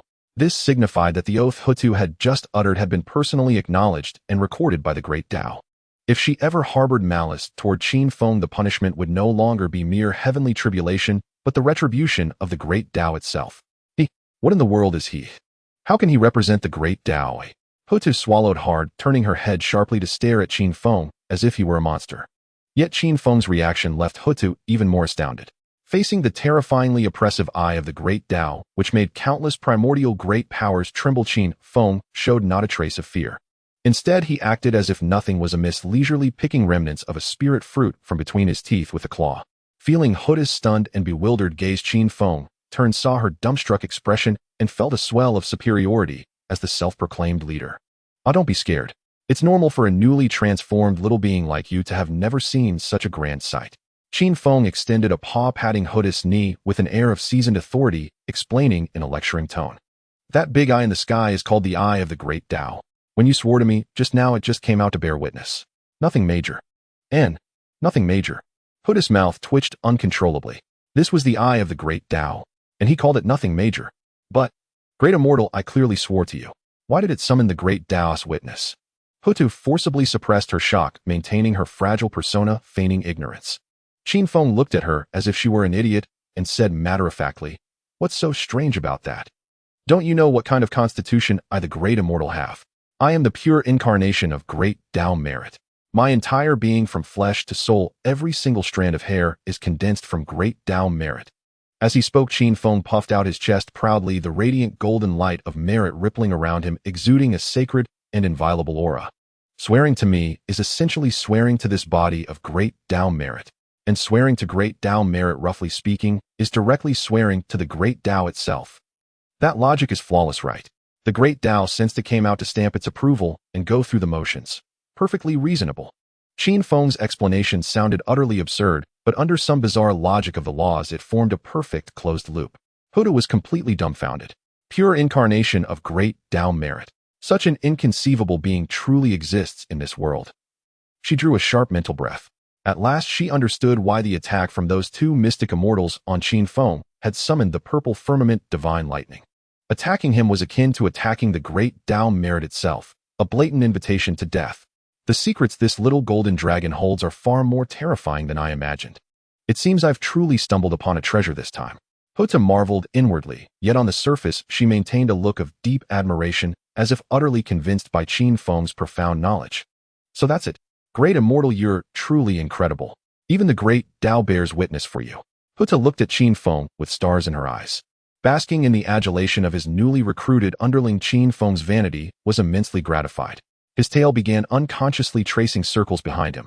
Ahem, since you've sworn the oath, from today onward you're under the protection of this Great Immortal. Qin Feng cleared his throat, putting on the airs of a big brother. Look at you, sallow and depleted, your spiritual energy, so weak it's an eyesore. If I take you out, and other beings think I'm mistreating my subordinate, where would my face be? Muttering to himself, Qin Feng reached a claw into his crammed storage space, fumbling around for a long while. This Tenthisandier vermilion fruit. No, too precious, I can't bear to eat it myself. This 9-leaf Ganoderma. Odds for refining life-saving pills, can't give it away. And this one? Forget it, I'll keep this too. Qin Feng picked and chose in his storage space, dawdling for the time it takes an incense stick to burn. Finally, from an inconspicuous corner, he pulled out two slightly shriveled, lackluster green spirit fruits.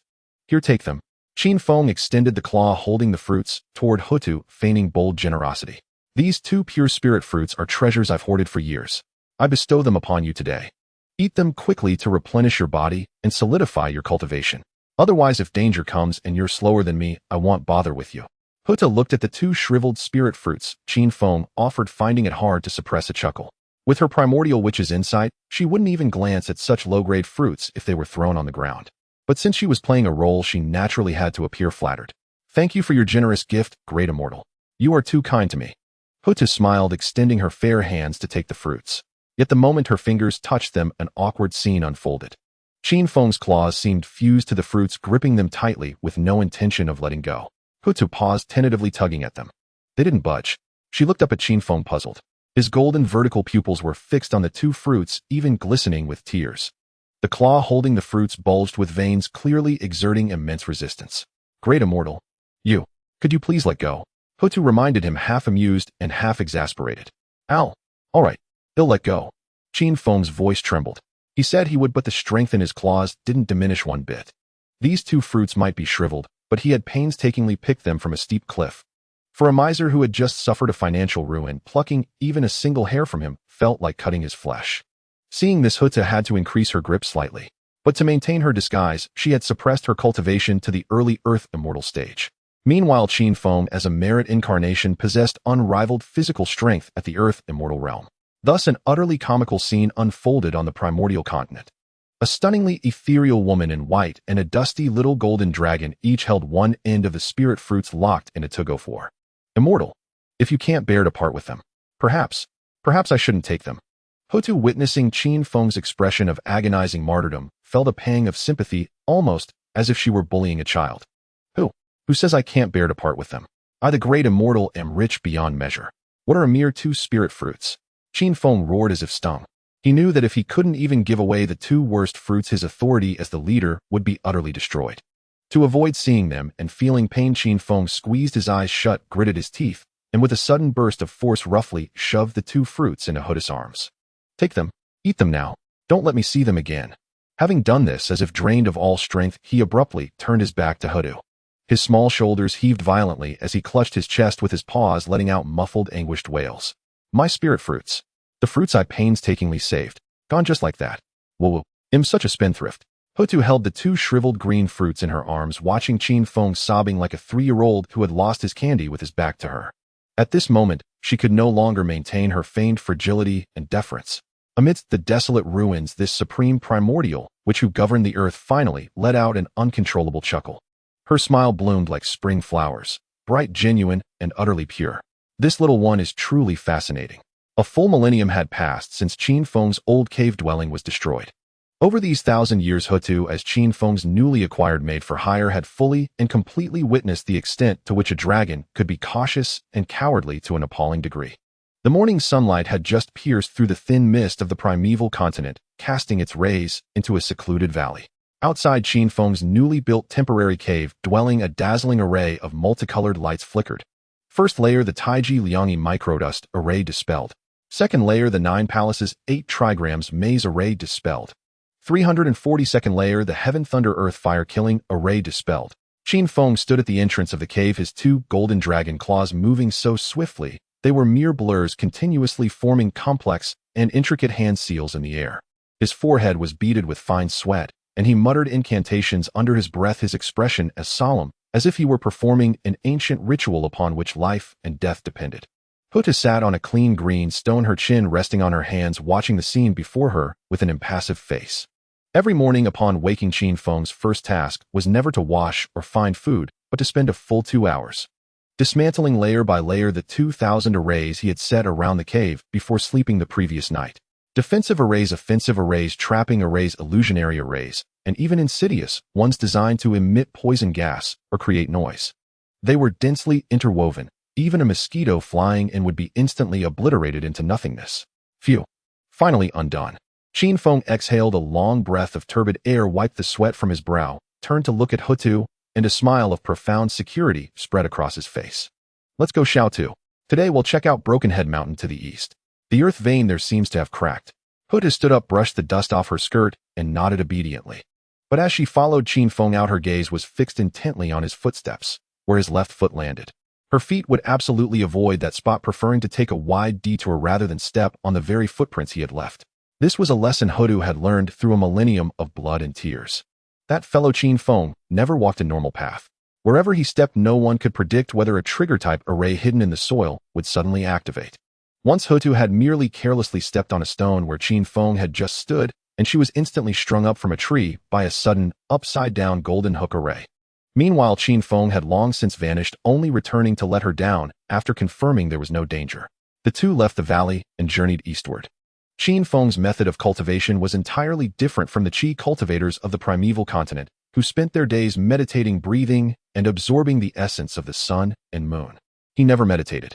His daily routine was simply to wander around searching for damaged mountains and earth veins caused by battles between primeval powerhouses, and then diligently acting as a primeval sanitation worker. 5 days later, deep within Broken Head Mountain, rumble, accompanied by a muffled groan from the earth, a colossal earth vein fissure hundreds of miles long finally healed slowly under the continuous infusion of Qin Feng's golden light of merit and the sacred soil Houtu had transported to fill it. The violent underground baleful Qi was completely neutralized. The once withered mountain forest was revitalized with specks of green blooming on the branches. At the very moment the earth vein fully healed, a brilliant mass of Honghuang merit golden clouds condensed out of thin air in the ninth heaven. Swoosh! A thick beam of golden merit light cascaded down like a waterfall, precisely crashing onto the top of Qin Feng's head. Qin Feng let out a comfortable dragon's roar, his entire body bathed in the golden light. The scales on his body, which were already of brilliant gold, now erupted with blinding radiance. The bones within his body emitted crisp crackling sounds like frying beans. The spiritual energy which had been stagnant now surged like a bursting dam, frantically scouring his meridians. Break, break, break. Qin Feng let out a long roar to the heavens, and a pressure several times more formidable than before erupted from his small frame, hurling the surrounding rubble into the air. As the light dissipated, Qin Feng felt the surging power within his body, and tears instantly welled up in his eyes. Whoa, Earth Immortal Middle Stage. I've finally reached the Earth Immortal Middle Stage. Stuck for thousands of years. It's been so tough. Qin Feng rolled on the ground in excitement, his claws frantically wiping away his tears. Houtu, standing not far away, watched Qin Feng rolling in the mud and suddenly understood. No wonder he never meditates. So this great Tao merit can not only be used as a weapon or defense, but can also directly convert into his cultivation level. Houtu was secretly astonished. This physique, which completely defied the common rules of cultivation in the primordial world, was incredibly blessed. As long as he kept doing good deeds, his cultivation could soar without any bottlenecks. Of course, Qin Feng's daily routine wasn't limited to good deeds. He also possessed the astonishing skill of staging accidents for compensation. With his dazzling golden scales and his meager earth immortal cultivation, Qin Feng walking through the primordial continent was like a child parading through the market with a gold brick. Countless rogue cultivators and demons with ulterior motives saw Qin Feng as a walking fat sheep eager to kill him and steal his treasures. Soon after they left Duanto Mountain, a true immortal realm Black Panther demon blocked their path. Holding a steel fork reeking of blood, the Black Panther demon eyed Qin Feng with greed and murderous intent, drooling. Little golden dragon, hand over your treasures, and I'll grant you a whole corpse. As per usual, Houtu silently retreated 100 meters away, found a rock to sit on, and prepared to watch the show. Qin Feng, far from being afraid, puffed out his chest and swaggered over to the Black Panther demon with an arrogant stride. He extended a claw and thumped his chest, producing a dull bang-bang. Come on, hit me right here. Qin Feng pointed at his heart, a ridiculously smug grin spreading across his face. I am the manifestation of the great Taoist merit. I'm standing here letting you strike. If you dare stab me with your fork. If you don't, you're my grandson. The Black Panther demon, enraged by Qin Feng's insolence, raised his steel fork to strike. Boom. The moment he lifted the fork, the clear sky was instantly shrouded in dark clouds. A purple thunderbolt as thick as a barrel churned wildly within the clouds, its terrifying aura of destruction locking onto the Black Panther demon's soul. At the same time, a dense aura of Honghuang chi emanated from Qin Feng, carrying the purest essence of the great Taoist merit. The Black Panther demon's movements froze midair, cold sweat streaming down his black-furred face like a waterfall. Though greedy, he was not foolish. The pressure of the Ziao divine thunder and the karmic consequences of the merit on Qin Feng, which could lead to eternal damnation if touched, made him acutely aware that if he actually stabbed down, he had no idea if the little dragon would die, but he himself would surely be obliterated by the heavenly Tao without a trace. What kind of monster are you? The hand holding the steel fork trembled violently, unsure whether to advance or retreat. Strike. Why aren't you striking? Qin Feng pressed forward, even putting his head against the tip of the Black Panther demon's steel fork. Not fighting. If you're not, then quickly compensate this great immortal for my mental distress. You just scared me. Without at least 8 or 10 spirit fruit seeds, this matter won't be settled. The Black Panther demon was so aggrieved, he nearly spat blood. He, a mighty demon of the true immortal realm, was being extorted by a small loach at the mid-earth immortal stage. But glancing at the still churning purple firmament divine thunder in the sky, he could only grit his teeth and swallow his pride.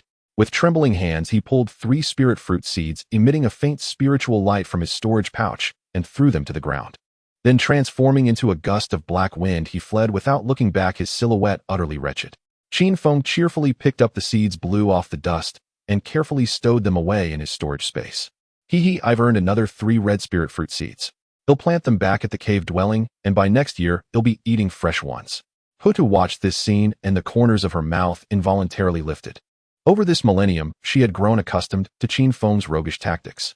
Those cultivators at the heavenly immortal or true immortal realms simply wouldn't risk being struck dead by the purple firmament divine thunder or burdened by karmic sin just to kill a meritorious golden dragon over some low-grade spirit fruits or seeds. Qin Feng deeply understood the principle of knowing when to stop. He only asked for a little each time, never pushing anyone to the brink. Of course, Qin Feng's arrogance was also selective. Whenever his keen divine sense detected the approach of a cultivator at the mysterious immortal realm or higher, before he could even shout, "I am a meritorious golden dragon," The entire dragon along with her would transform into a beam of golden light, directly employing the earth escape technique to vanish without a trace at a speed so swift it left even Houtu in awe.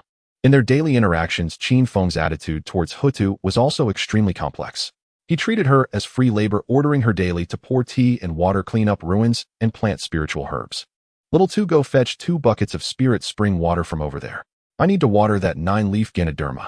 Little two, move that scorched black rock away, it's hindering this great immortal from setting up the formation."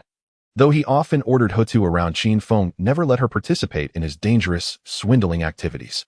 Every time he encountered a cultivator with ill intentions, Qin Feng would first send Houtu to a safe place. "You just watch from the side and learn how this great immortal uses wisdom to overcome powerful foes." What would a little girl who just transformed get involved in all this fighting and killing for?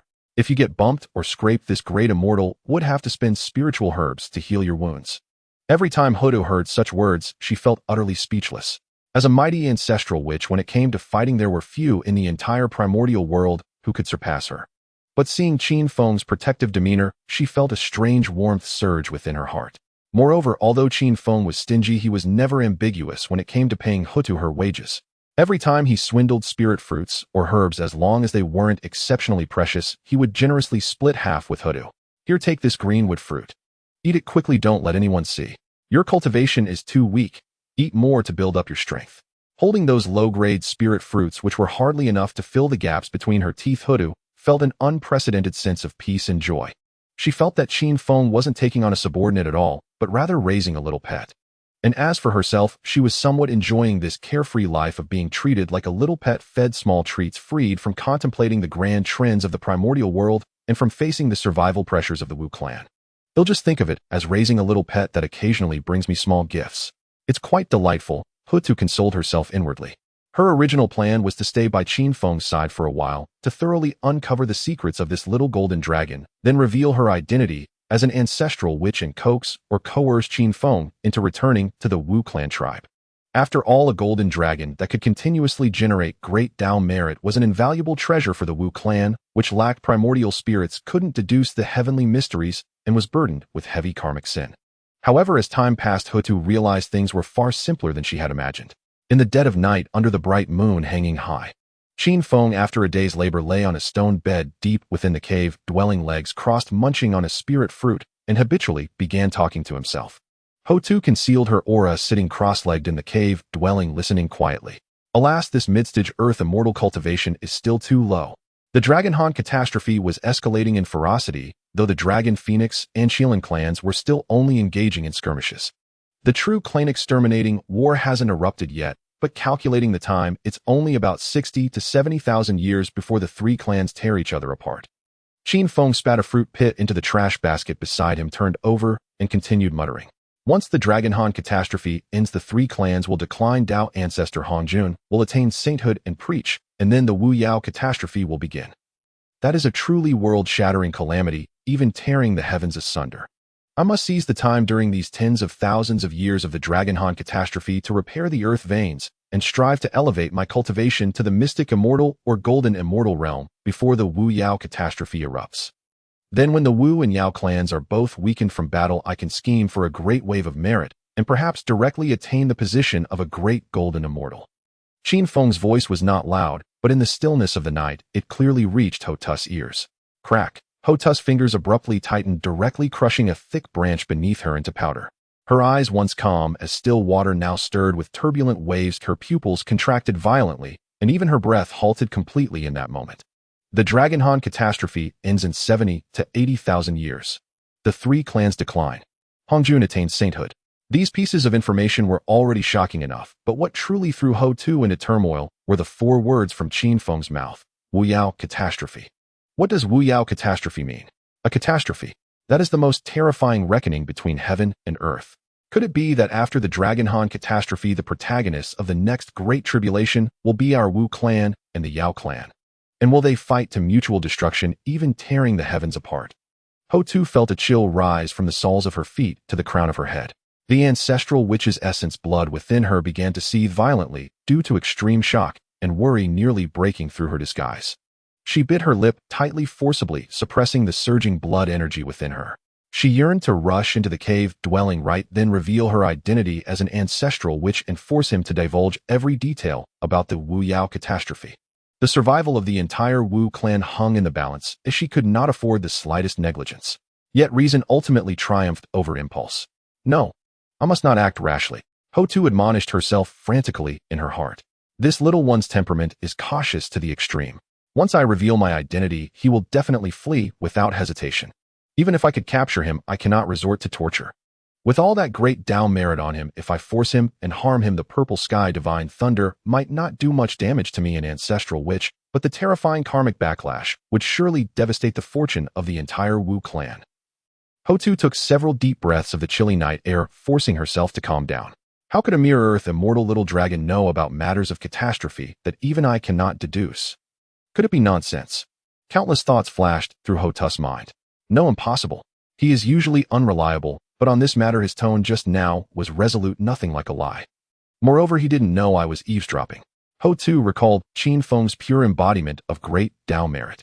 What if, as an incarnation of great Dao merit, he is inherently gifted with a sliver of the Dao's ability to foresee the future? Even if there's only a 1 in 10,000 chance it's true, I must tread carefully. Houtu slowly unclenched her fists. The cold sweat on her palms had been dried by the night breeze.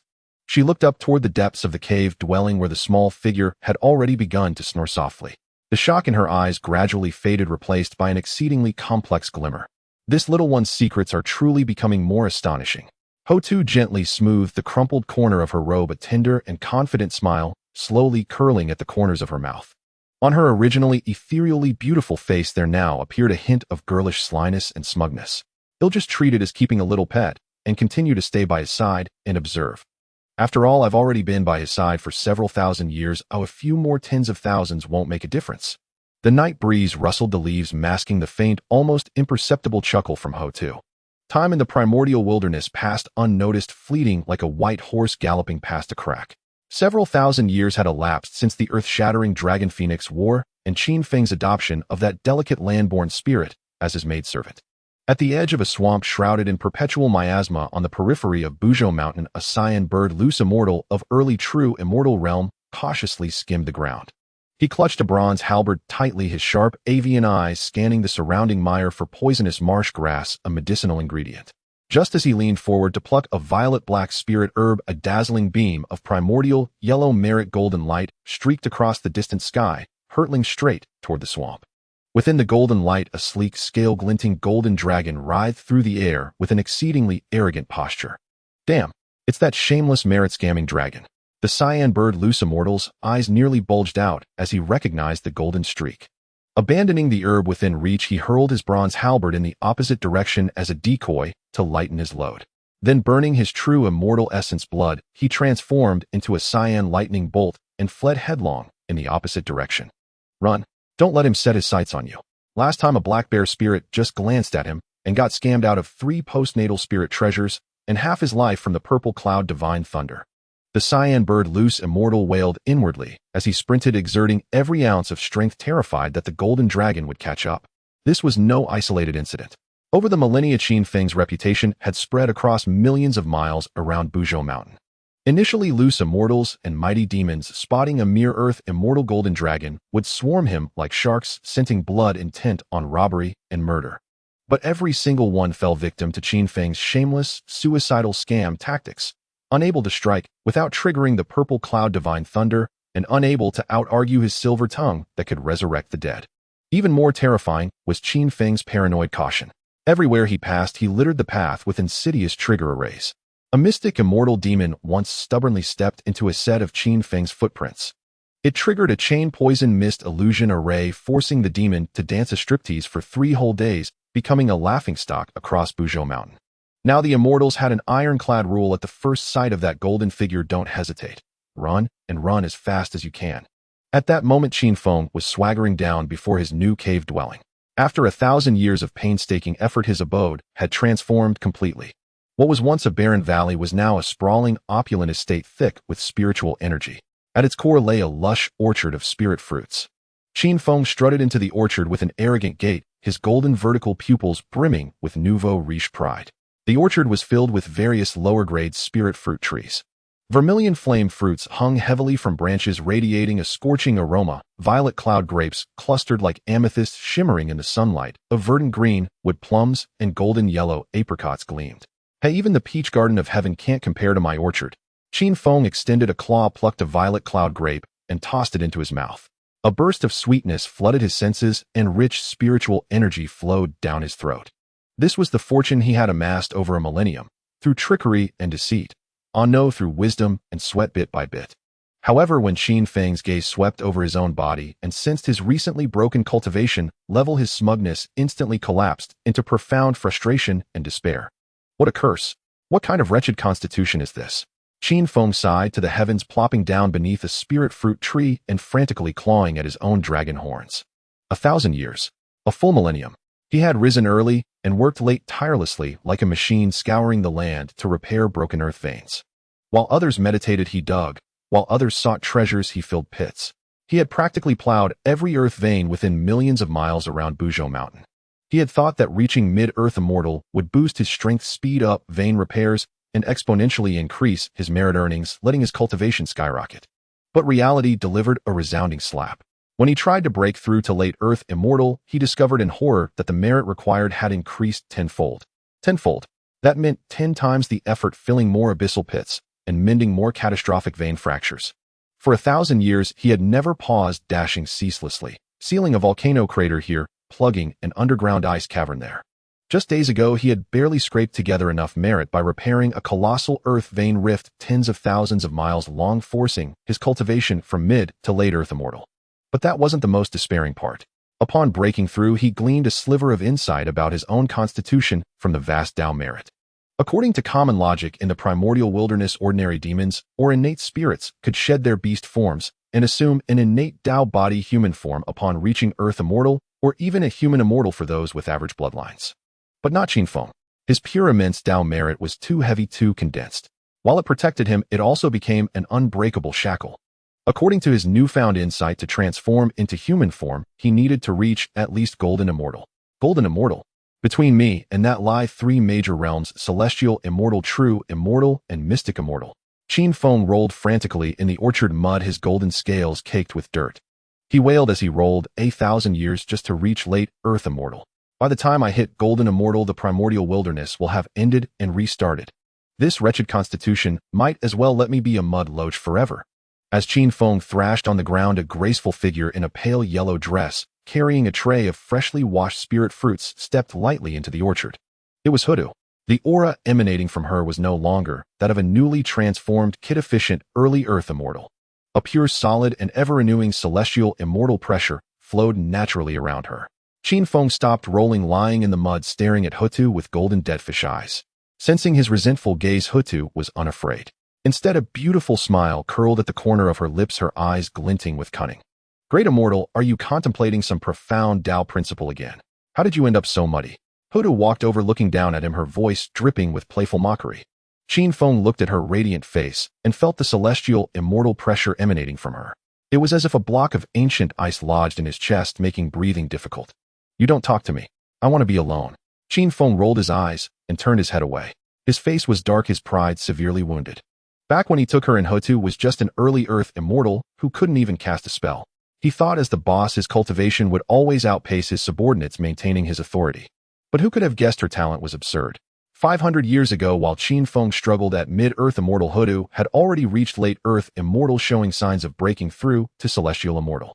Qin Feng was so anxious he didn't sleep for half a month, frantically repairing earth veins to save face. But talent was simply unreasonable. 100 years ago, Houtu could no longer suppress her cultivation.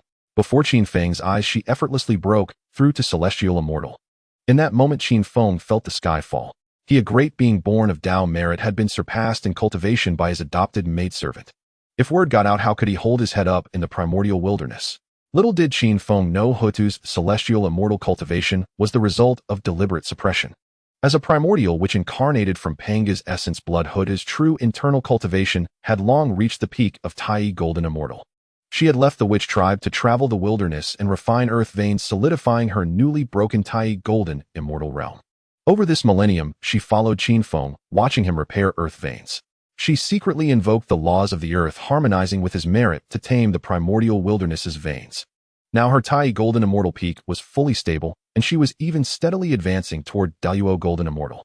Her outward celestial immortal appearance was merely to avoid standing out. Her original plan was to show celestial immortal after 500 years with Qinfeng. After all, for a gifted land-born spirit, reaching celestial immortal in 500 years was reasonable. But seeing Qinfeng's snail-like progress, she couldn't bear to crush him. She forcibly suppressed her celestial immortal aura for a full millennium only 100 years ago, unable to contain the natural overflow of law fluctuations she pretended to break through naturally. Even so, Qinfeng was so upset, he couldn't eat for days. All right, great immortal, don't be angry. No matter how high my cultivation, I'm still your maidservant. If danger comes, I'll still rely on your invincible merit golden light to protect me. Houtu set the fruit tray on a stone table, crouched down, and gently poked Qinfeng's puffed-out cheek with her slender pale fingers. Now Houtu was no longer the timid, breathless girl of 1,000 years ago, trembling before Qinfeng. A millennium of daily companionship had taught her every facet of his personality, outwardly tough, inwardly weak, bullying the meek, stingy, and Sundara. She no longer saw him as an exalted boss, but as a pet she could keep and play with whenever she pleased. Don't touch me. I'm in a bad mood. Men and women should keep their distance. Qinfeng wriggled, trying to evade her fingers, grumbling discontentedly. Oh great immortal, you must be exhausted from all that digging and filling to break through to late earth immortal. Let me give you a massage to soothe your muscles. Houtu ignored his protests, pressing her hands directly onto his golden-scaled spine. The moment her hands touched him, a flash of earthy yellow divine light flickered in her eyes. She silently channeled a sliver of pure earth law into her fingertips. This was a special technique she had developed to pet the dragon smoothly. Though Qinfeng was born of merit, his daily repair of earth veins forged a deep connection with the land. The law energy imbued with the primordial wilderness's essence was an irresistible temptation to him. Houtu's fingers traced the grain of Qinfeng's scales, moving with just the right pressure. Threads of warm, profound earth law seeped through the scale gaps, penetrating his muscles, bones, and even his soul. Qinfeng's tense body shuddered like an electric shock at the touch of this law energy. A soul-stirring comfort spread from his spine to the tip of his tail. It felt like soaking in the warmest hot spring on a winter day, or parched earth receiving spring rain. No, I have dignity. I can't let you just touch me. Qinfeng's mouth made a final stubborn protest, his front claws digging into the earth, trying to drag himself away from Houtu's clutches. But his body betrayed his will. Under Houtu's exquisite massage infused with earth law, his rigid muscles completely relaxed. His claws slowly released the soil, his entire form collapsing like a puddle of golden mud. Great immortal, is it comfortable? Is the pressure right? Houtu watched him, her smile deepening. She lowered her voice, whispering seductively in his ear. Humph, so. You, move a bit to the left. Yes, under that scale. Press harder. Qinfeng closed his eyes, mumbling indistinctly. He was completely lost. Looking back over the millennium, Houtu's dragon-petting skills had advanced by leaps and bounds. At first, Qinfeng maintained his bossy demeanor, refusing sternly, I'm a big shot. How can I let you touch me? If you break me, can you afford it? Back then, Houtu could only sneak a touch of his dragon horns while handing him spirit fruits. By the 500-year mark, his defenses began to crack. Exhausted after repairing earth veins, he would reluctantly agree when she offered a massage. Fine, for your filial piety, 10 minutes. Not a second more. Now, 1,000 years later, Qinfeng had completely surrendered. Purr. A rhythmic sound like a cat's purr rumbled from Qinfeng's throat. His golden dragon tail, which had been drooping in the mud, now wagged cheerfully in the air like a windmill. He even voluntarily rolled over, exposing his softest, most vulnerable belly straight up before Houtu. As he enjoyed her gentle rubbing on his belly, he rationalized to himself, it's not that I lack willpower or can't resist temptation. It's that her technique is too good. The heat, the pressure, absolutely perfect. I'm just giving her a chance to show filial piety. Yes, that's it. Houtu looked at Qinfeng lying on his back with his belly exposed and purring, and couldn't help but burst out laughing. As she gently scratched the soft scales on his belly with her earth law-infused fingers, she gloated inwardly, this little one says no, but his body is honest. A noble being born of Dao merit, now lying docilely in my hands, letting me knead him as I please. The smile in Houtu's eyes grew deeper. She looked up at the vast primordial wilderness beyond the cave. 1,000 years have passed. The baleful energy of the Dragonhan calamity grows heavier. But with this amusing little creature by my side, these monotonous years of cultivation have become quite enjoyable. On the mid-slope of Buzhou Mountain, within a serene Taoist sanctuary enveloped by layers of primordial concealment erased, the dense primordial spiritual energy had condensed into tangible white mist flowing languidly across the ground. At the center of the sanctuary, a green lotus, exuding an aura of creation, was unfurling its petals. Beside the lotus, upon a white jade platform, sat two figures, a man and a woman. The woman, clad in an elegant plain green dress, possessed a face of breathtaking beauty, her brows exuding a spirit of liveliness and vitality. She extended her fair fingers, idly toying with a primordial spirit treasure on the stone table before her. "Brother, we've been discussing the Tao for centuries on end. It's dreadfully dull," Nuwa pouted, pushing the spirit treasure aside. Resting her chin on her hands, her eyes sparkled with curiosity. "I heard from a passing rogue immortal the other day that at the foot of Buzhou Mountain in the outer regions, there's a most extraordinary little creature. A little golden dragon only at the earth immortal realm, and incredibly rare. It's a manifestation of the great Tao's merit." Nuwa's eyes grew brighter as she spoke, her body leaning forward involuntarily. "I heard that little golden dragon is extremely timid, always burying arrays in the ground, wherever it goes, trapping many ill-intentioned beings. Moreover, it relies on its merit to pick fights everywhere. If anyone dares to strike it, they'll be struck by the purple sky divine thunder. In all the vast wilderness, I've seen countless ferocious beasts, but never such an amusing, shameless creature. Brother, why don't we go down the mountain and catch it for a look, just to relieve the boredom?" Seated across from Nuwa was a man in a gossamer Taoist robe, his handsome features radiating boundless authority. It was Fushi. Hearing Nuwa's suggestion, Fux's previously serene countenance instantly darkened. He set down the tortoise shell used for divining celestial patterns, fixing a stern gaze upon Nuwa. "Nonsense." Fux's voice was deep, filled with an unyielding authority. "Since that little golden dragon is a manifestation of the great Tao's merit, it must be entangled in immense cosmic karma. If you rashly provoke it and stain yourself with that karma, you will face great trouble in the future. Moreover, do you not sense the current era?" Fushi rose, walked to the edge of the sanctuary, and gazed up at the heavens. Nuwa followed his gaze, her once lively eyes gradually growing solemn. The sky of the primordial wilderness had long lost its former clarity. High above the nine heavens, a thick, dense, dark red calamity aura churned like a sea of blood, shrouding the entire land. Within that calamity aura, faint yet thunderous sounds of battle could be heard.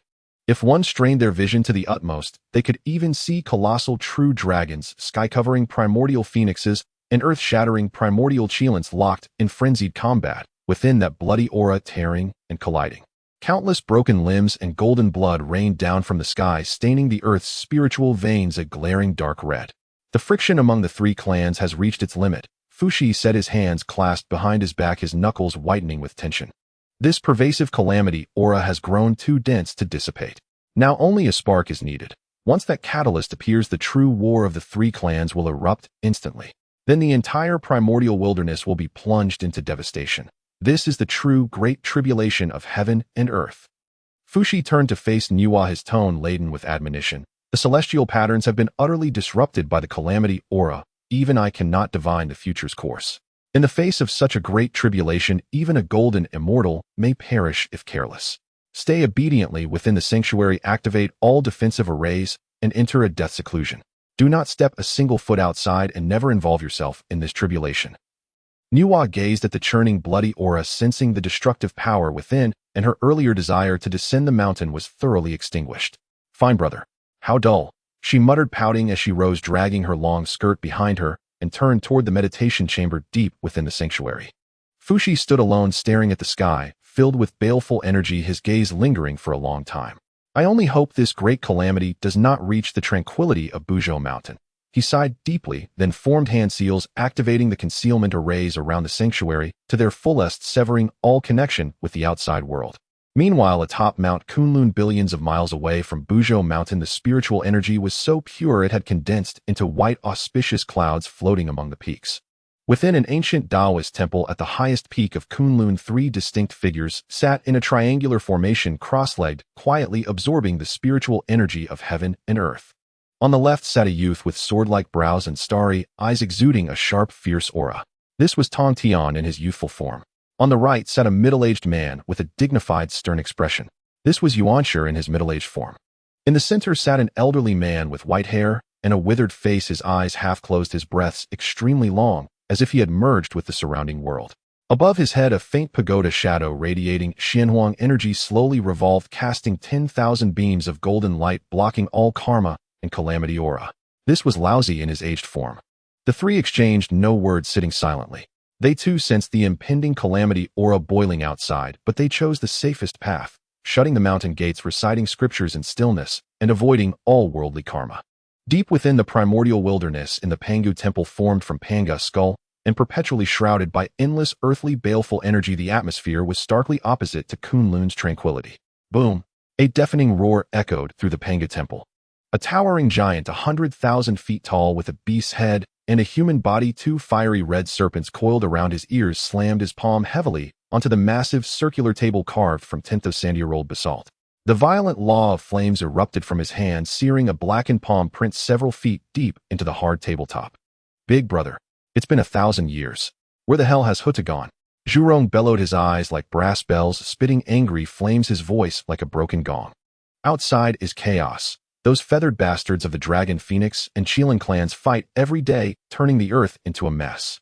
Houtu is out there alone. What if she meets danger? You must give us an answer today. Exactly. Zhurong may be a hothead, but today he speaks sense. Across from Zhurong sat another giant with a serpent's head and a human body, 2 black dragons coiled at his feet.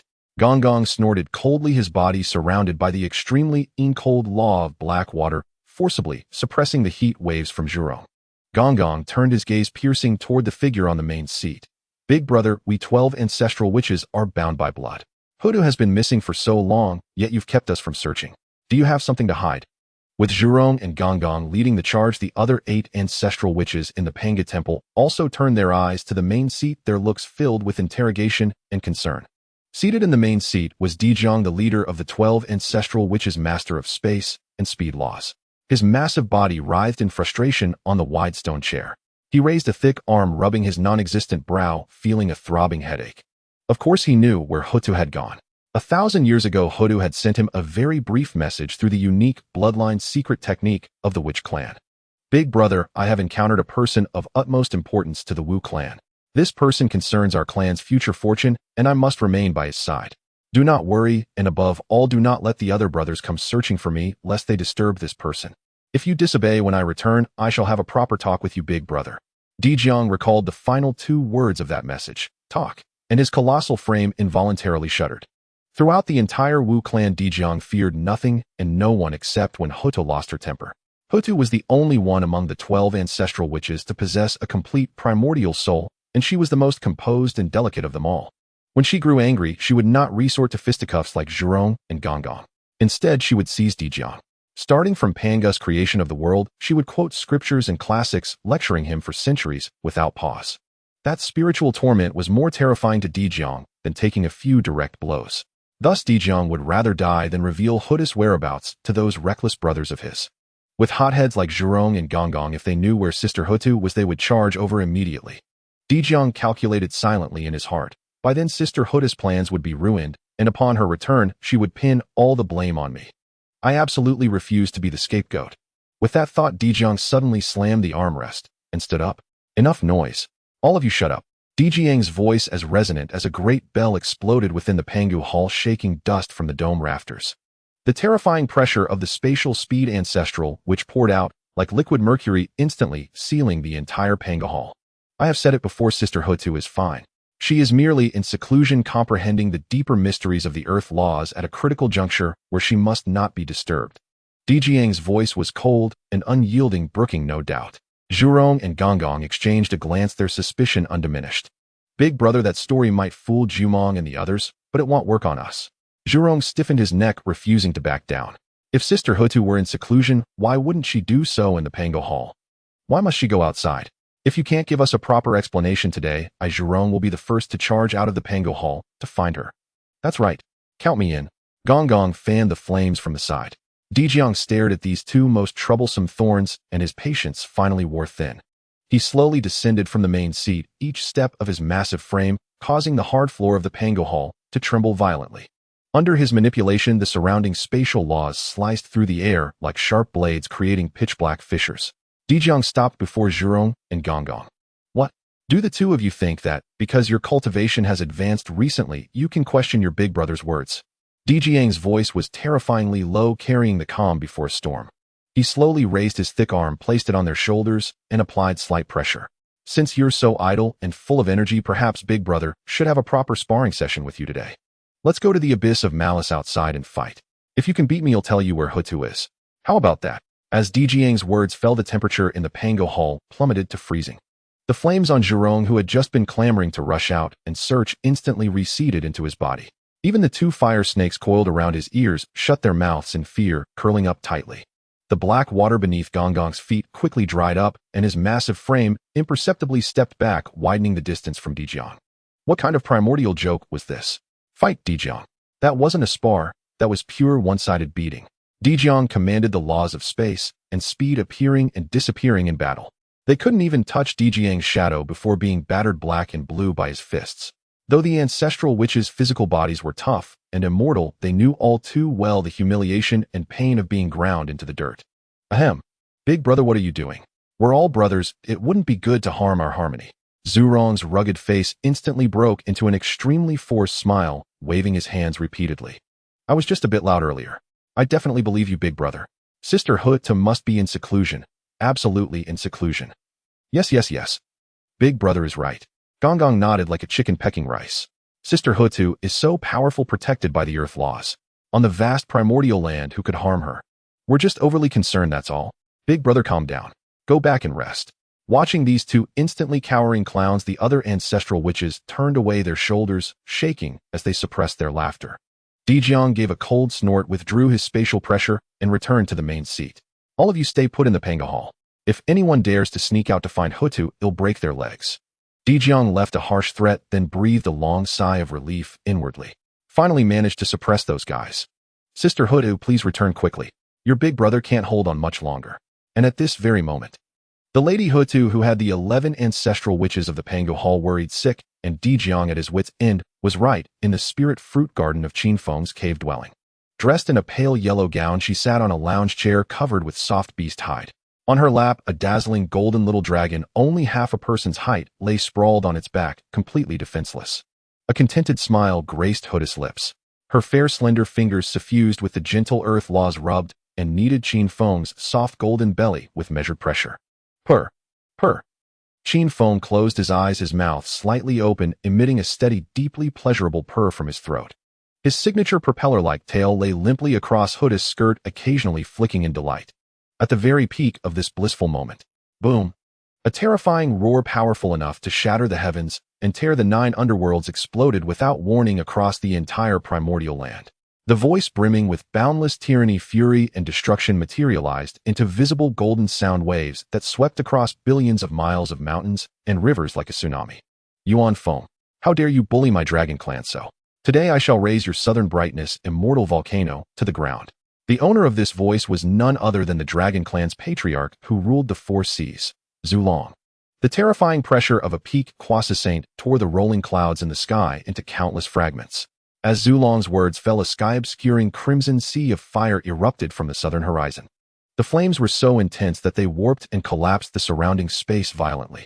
Immediately after, a clear, piercing phoenix cry, equally filled with boundless killing intent, pierced through the sea of fire and clashed fiercely with Zulong's roar in midair.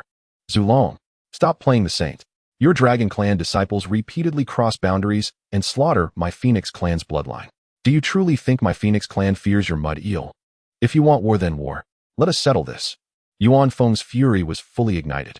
With the complete rupture between these two primordial overlords, the dark red calamity aura that had been permeating the heavens and earth now erupted like boiling magma. At the shores of the eastern sea, countless colossal true dragons burst from the ocean, carrying towering water spouts and unleashing deafening roars. At the southern brightness, immortal volcano, densely packed phoenixes and avian tribes blotted out the sun, dragging long-tail feathers as they crashed toward the earth like a meteor shower. On the vast plains north of Buzhou Mountain, the primordial Qilin let out a roar that shook the mountains and rivers, leading countless beasts as they shattered hard rock and joined this meat-grinder battlefield. The Dragon Clan, Phoenix Clan, and Qilin Clan. The frictions and hatreds accumulated over countless eons finally exploded at this moment. The true Dragonhan calamity had drawn its most bloody and brutal curtain. Heavenly mechanisms were completely obscured. The rolling dark red calamity aura veiled the sun, moon, and stars, plunging the entire primordial land into darkness and slaughter. Broken limbs, golden dragon blood, and crimson phoenix feathers rained down from the sky, like a storm, dyeing the once vibrant mountains, rivers, and streams a blinding scarlet. Inside the spirit fruit garden, the earth-shattering roar pierced through the 2,000 layers of defensive formations outside the cave dwelling and drilled straight into Qin Feng's ears. The little golden dragon who had been sprawled on Houtu's lap, purring, jolted awake. His golden vertical pupils snapped wide open. Like a spring, he shot up from Houtu's lap and landed steadily on a nearby stone table. Qin Feng looked up at the sky beyond the cave dwelling. Through the light curtain of the formations, he clearly saw the thick, unyielding, blood-colored calamity aura, and felt the destructive aura that made all living beings tremble. The calamity. The true calamity has begun. Qin Feng swallowed hard, his heart pounding violently in his chest. He lowered his head, looked at his own half-percentile stubby body, then at the lounge chair covered with soft beast hide beside him. A powerful wave of shame and crisis surged into his heart. Damn it! How could I have become so degenerate? Qin Feng cursed himself furiously in his mind. I've been indulging in a maidservant's massage technique, unable to break free. I am a pure incarnation of Tao merit. I am a man determined to survive until the end of the primordial era. Now that the calamity has erupted and the entire primordial land is being churned into chaos, how can I still be here, seeking pleasure? Qin Feng paced anxiously on the stone table, his tail slapping noisily behind him. No, I must pull myself together. Though the calamity is terrifying, it is also an ancient millennium opportunity. The more fiercely the three clans fight, the more severely the primordial earth veins will be damaged.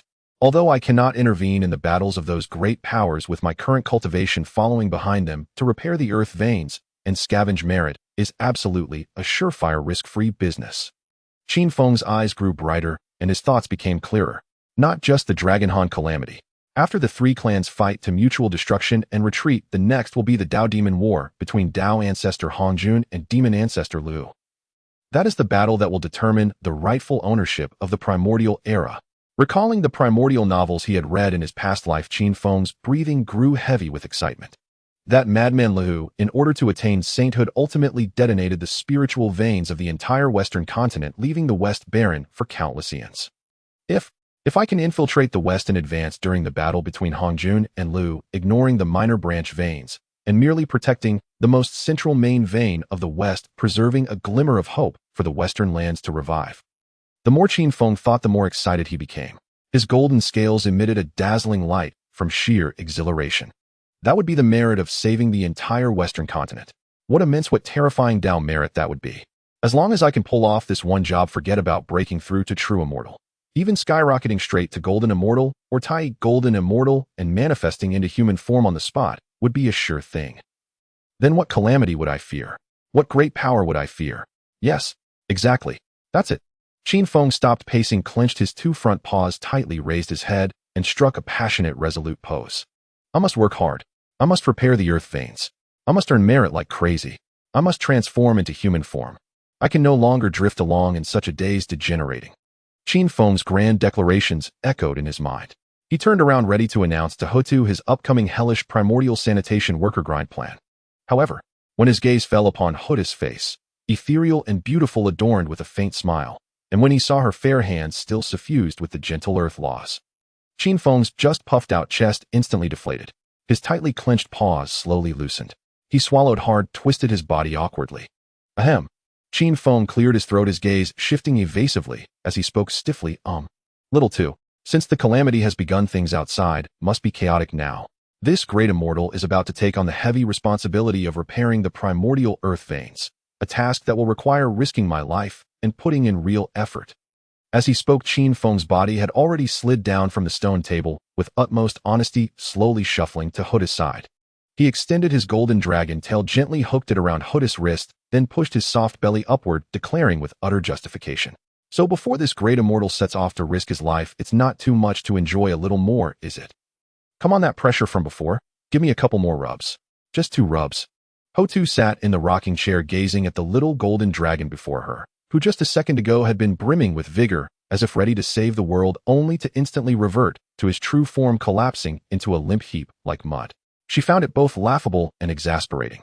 This little one truly takes hypocrisy to its extreme.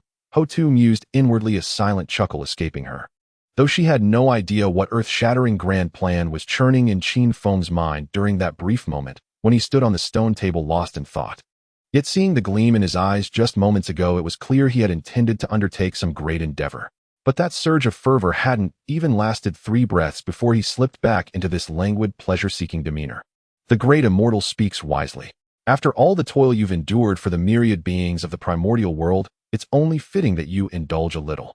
Houtu followed Qin Feng's lead, her tone laced with unabashed affection and teasing. She placed her hands back on Qin Feng's belly. The moment her fingertips touched those golden scales, a flicker of blissful delight flashed in Houtu's eyes. It had to be said, stroking this little golden dragon was an utterly addictive experience. Qin Feng's scales were as smooth as the finest warm jade, devoid of any roughness.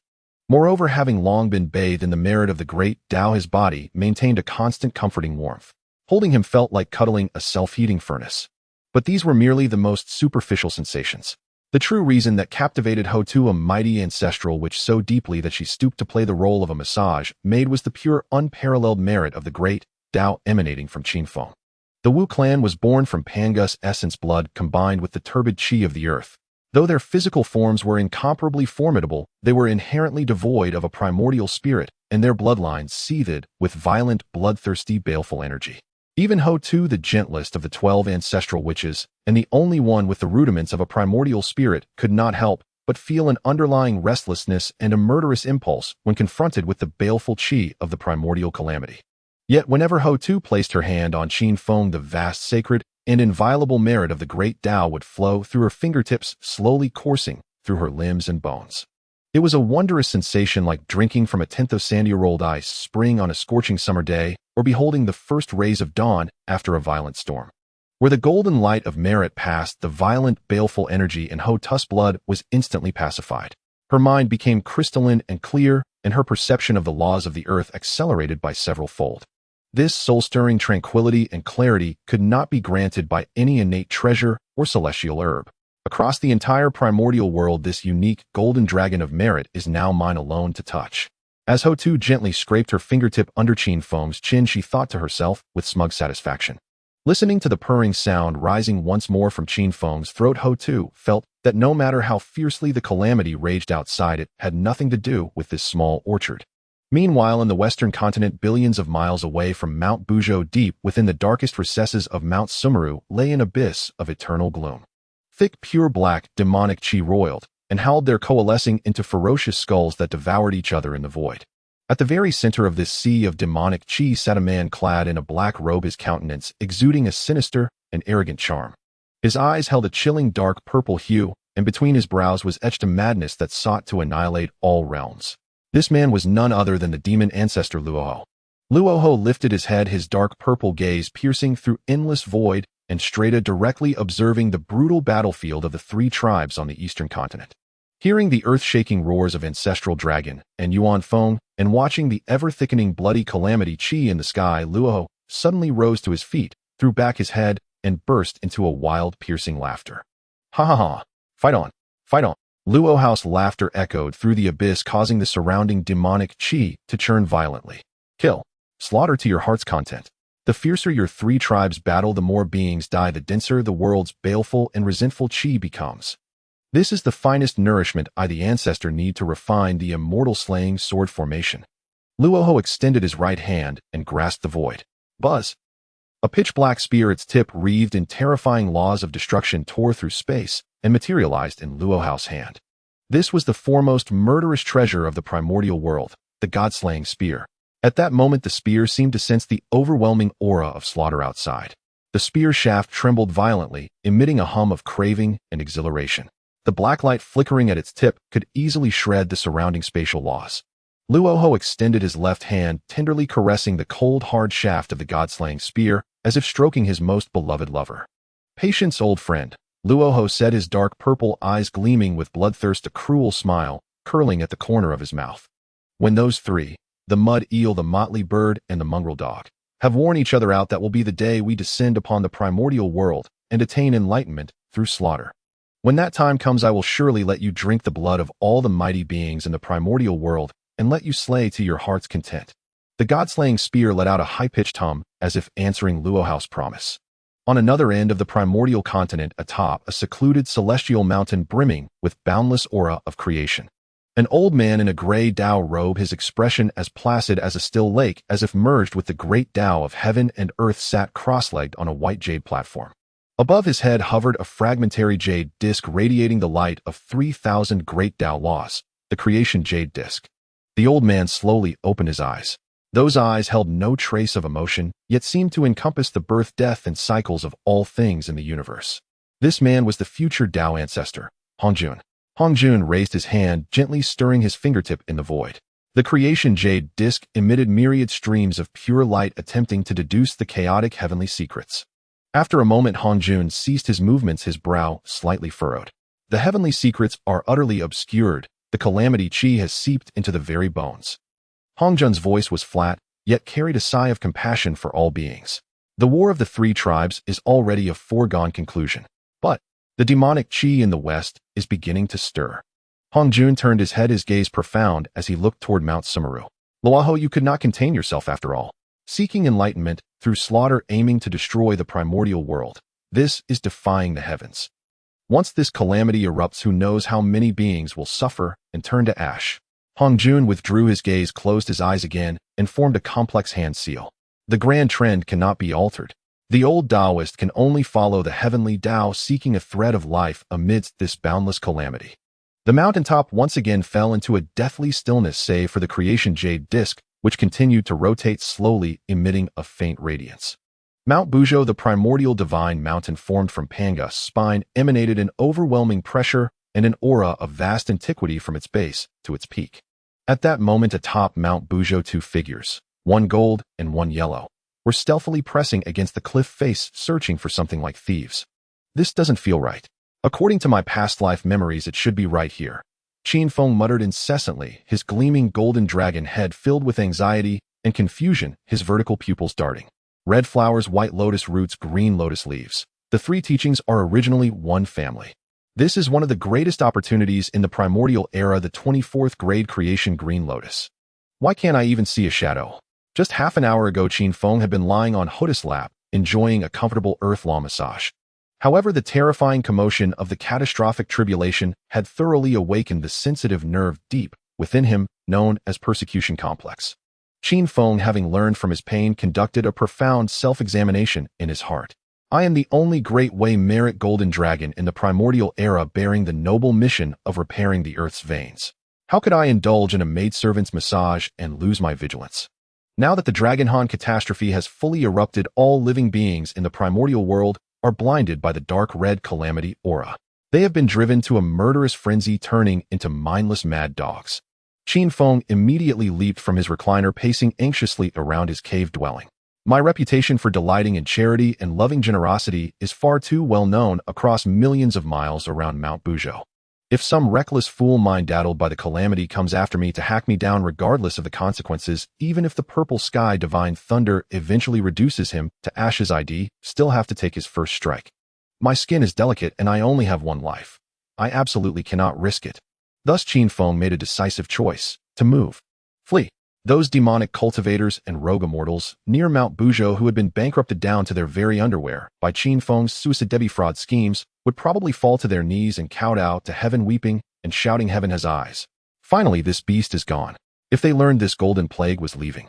Yet before fleeing, Qin Feng's greedy nature once again took over. I've lived at the foot of Mount Buzhou for 1,000 years. This mountain is essentially my front yard. Since I'm leaving, I might as well take some local specialties from the yard right. As for the 24th grade creation green lotus, being a treasure destined by the heavenly Tao for the three pure ones of Mount Kunlun. Qin Feng sneered at this.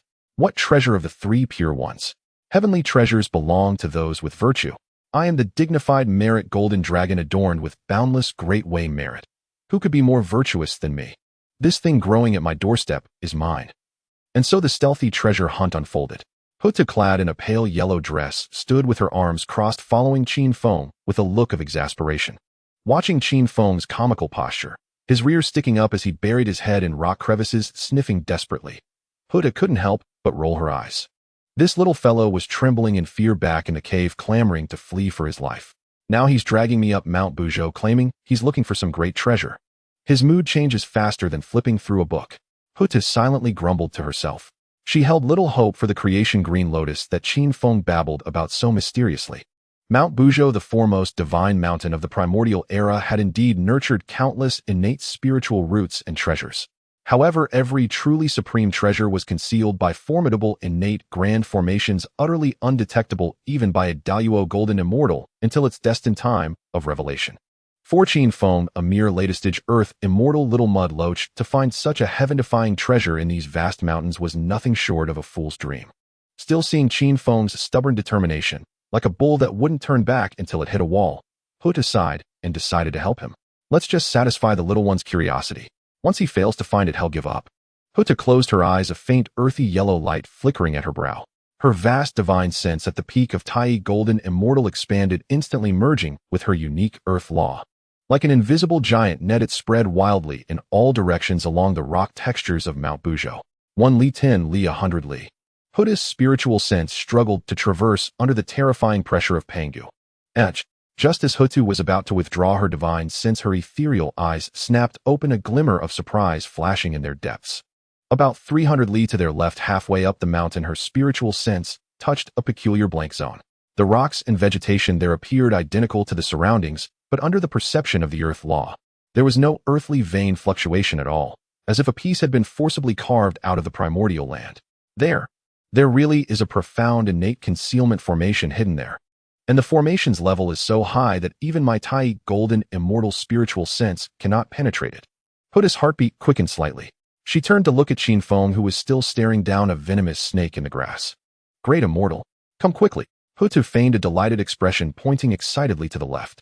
I just felt a peculiar fluctuation of spiritual energy over there. It might be the place you mentioned. What? Found it.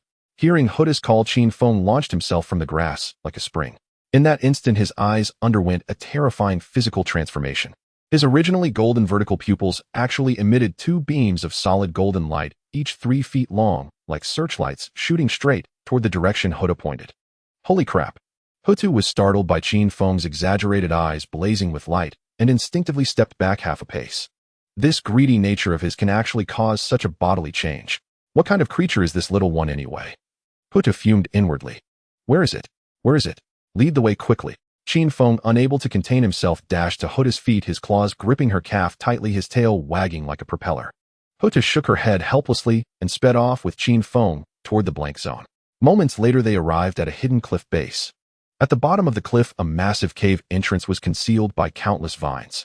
At the opening, an extremely dense aura of innate creation spiritual energy had condensed into milky white morning mist, slowly rolling outward. Through the milky spiritual mist, Qin Feng could clearly see deep within the cave a lotus pond lined with 9 heavens spirit soil. In the center of the pond, a green lotus radiating a profound and pure aura of creation stood silently. The lotus had 24 petals, each inscribed with intricate divine patterns of the Great Way, surrounded by faint projections of earth, fire, water, and wind. The 24th grade creation green lotus. It really is the 24th grade creation green lotus. Qin Feng's breath caught as he gazed at the lotus. The golden light shooting from his eyes grew even more piercing, and copious amounts of drool dripped from the corners of his mouth, pattering onto the rocks. Mine, all mine. To hell with the 3 pure ones. This treasure belongs to me. Qin Feng let out a cackling laugh, spread his short front claws, and transformed his entire body into a golden lightning bolt, lunging unhesitatingly toward the lotus deep in the cave. However, just as Qin Feng's body crossed the 3-foot threshold of the cave entrance, a thick innate formation barrier radiating dazzling green light suddenly materialized in the previously empty air. The barrier pulsed with terrifying defensive laws, sealing the entire cave tightly. Boom! A dull bell-like thunderclap exploded at the cliff base. Qin Feng's gleaming golden head slammed solidly into the green formation barrier. Ow!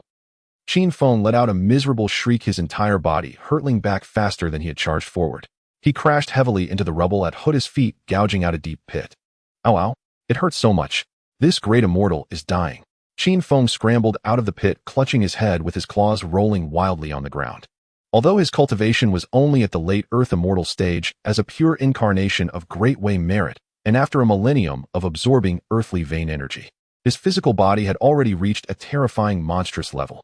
Ordinary spells couldn't harm him, and even a typical true immortal wielding a acquired spiritual treasure couldn't breach his defense. Yet the defensive power of this innate concealment formation far exceeded his imagination. The barrier was immensely hard, and its rebound force was extremely domineering. Qin Feng felt as if 10,000 great bells were ringing simultaneously inside his skull, with golden stars spinning and dancing before his eyes. Damn, what kind of formation is this? How is it so hard? Qin Feng shook his head, finally managing to dispel the stars before his eyes. He stood up fuming, walked to the green barrier, and knocked on it forcefully with his claw. Clang, clang. The barrier emitted a crisp metallic sound, not even a ripple forming. Qin Feng circled the formation twice, a professional gleam flashing in his golden vertical pupils. These formation patterns, the trajectory of the law flow. This is definitely a top-tier innate defensive formation. Without a golden immortal level or above, trying to break it by brute force is pure fantasy. Qin Feng sucked in a sharp breath, but then a smug, arrogant grin spread across his dragon face. If anyone else encountered this formation, they'd probably just stare helplessly. But who am I? In the number 1 formation master of the primordial era, my cultivation might be lacking, but when it comes to formations, I'm a professional.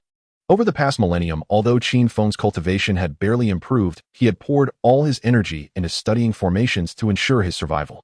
The 2,000 insidious interlocking formations outside his cave were his finest masterpiece. Since I can't force my way in, I'll have to outsmart it. Qin Feng extended a claw, fumbled around his elastic belly, and pulled out a crimson formation plate radiating scorching heat.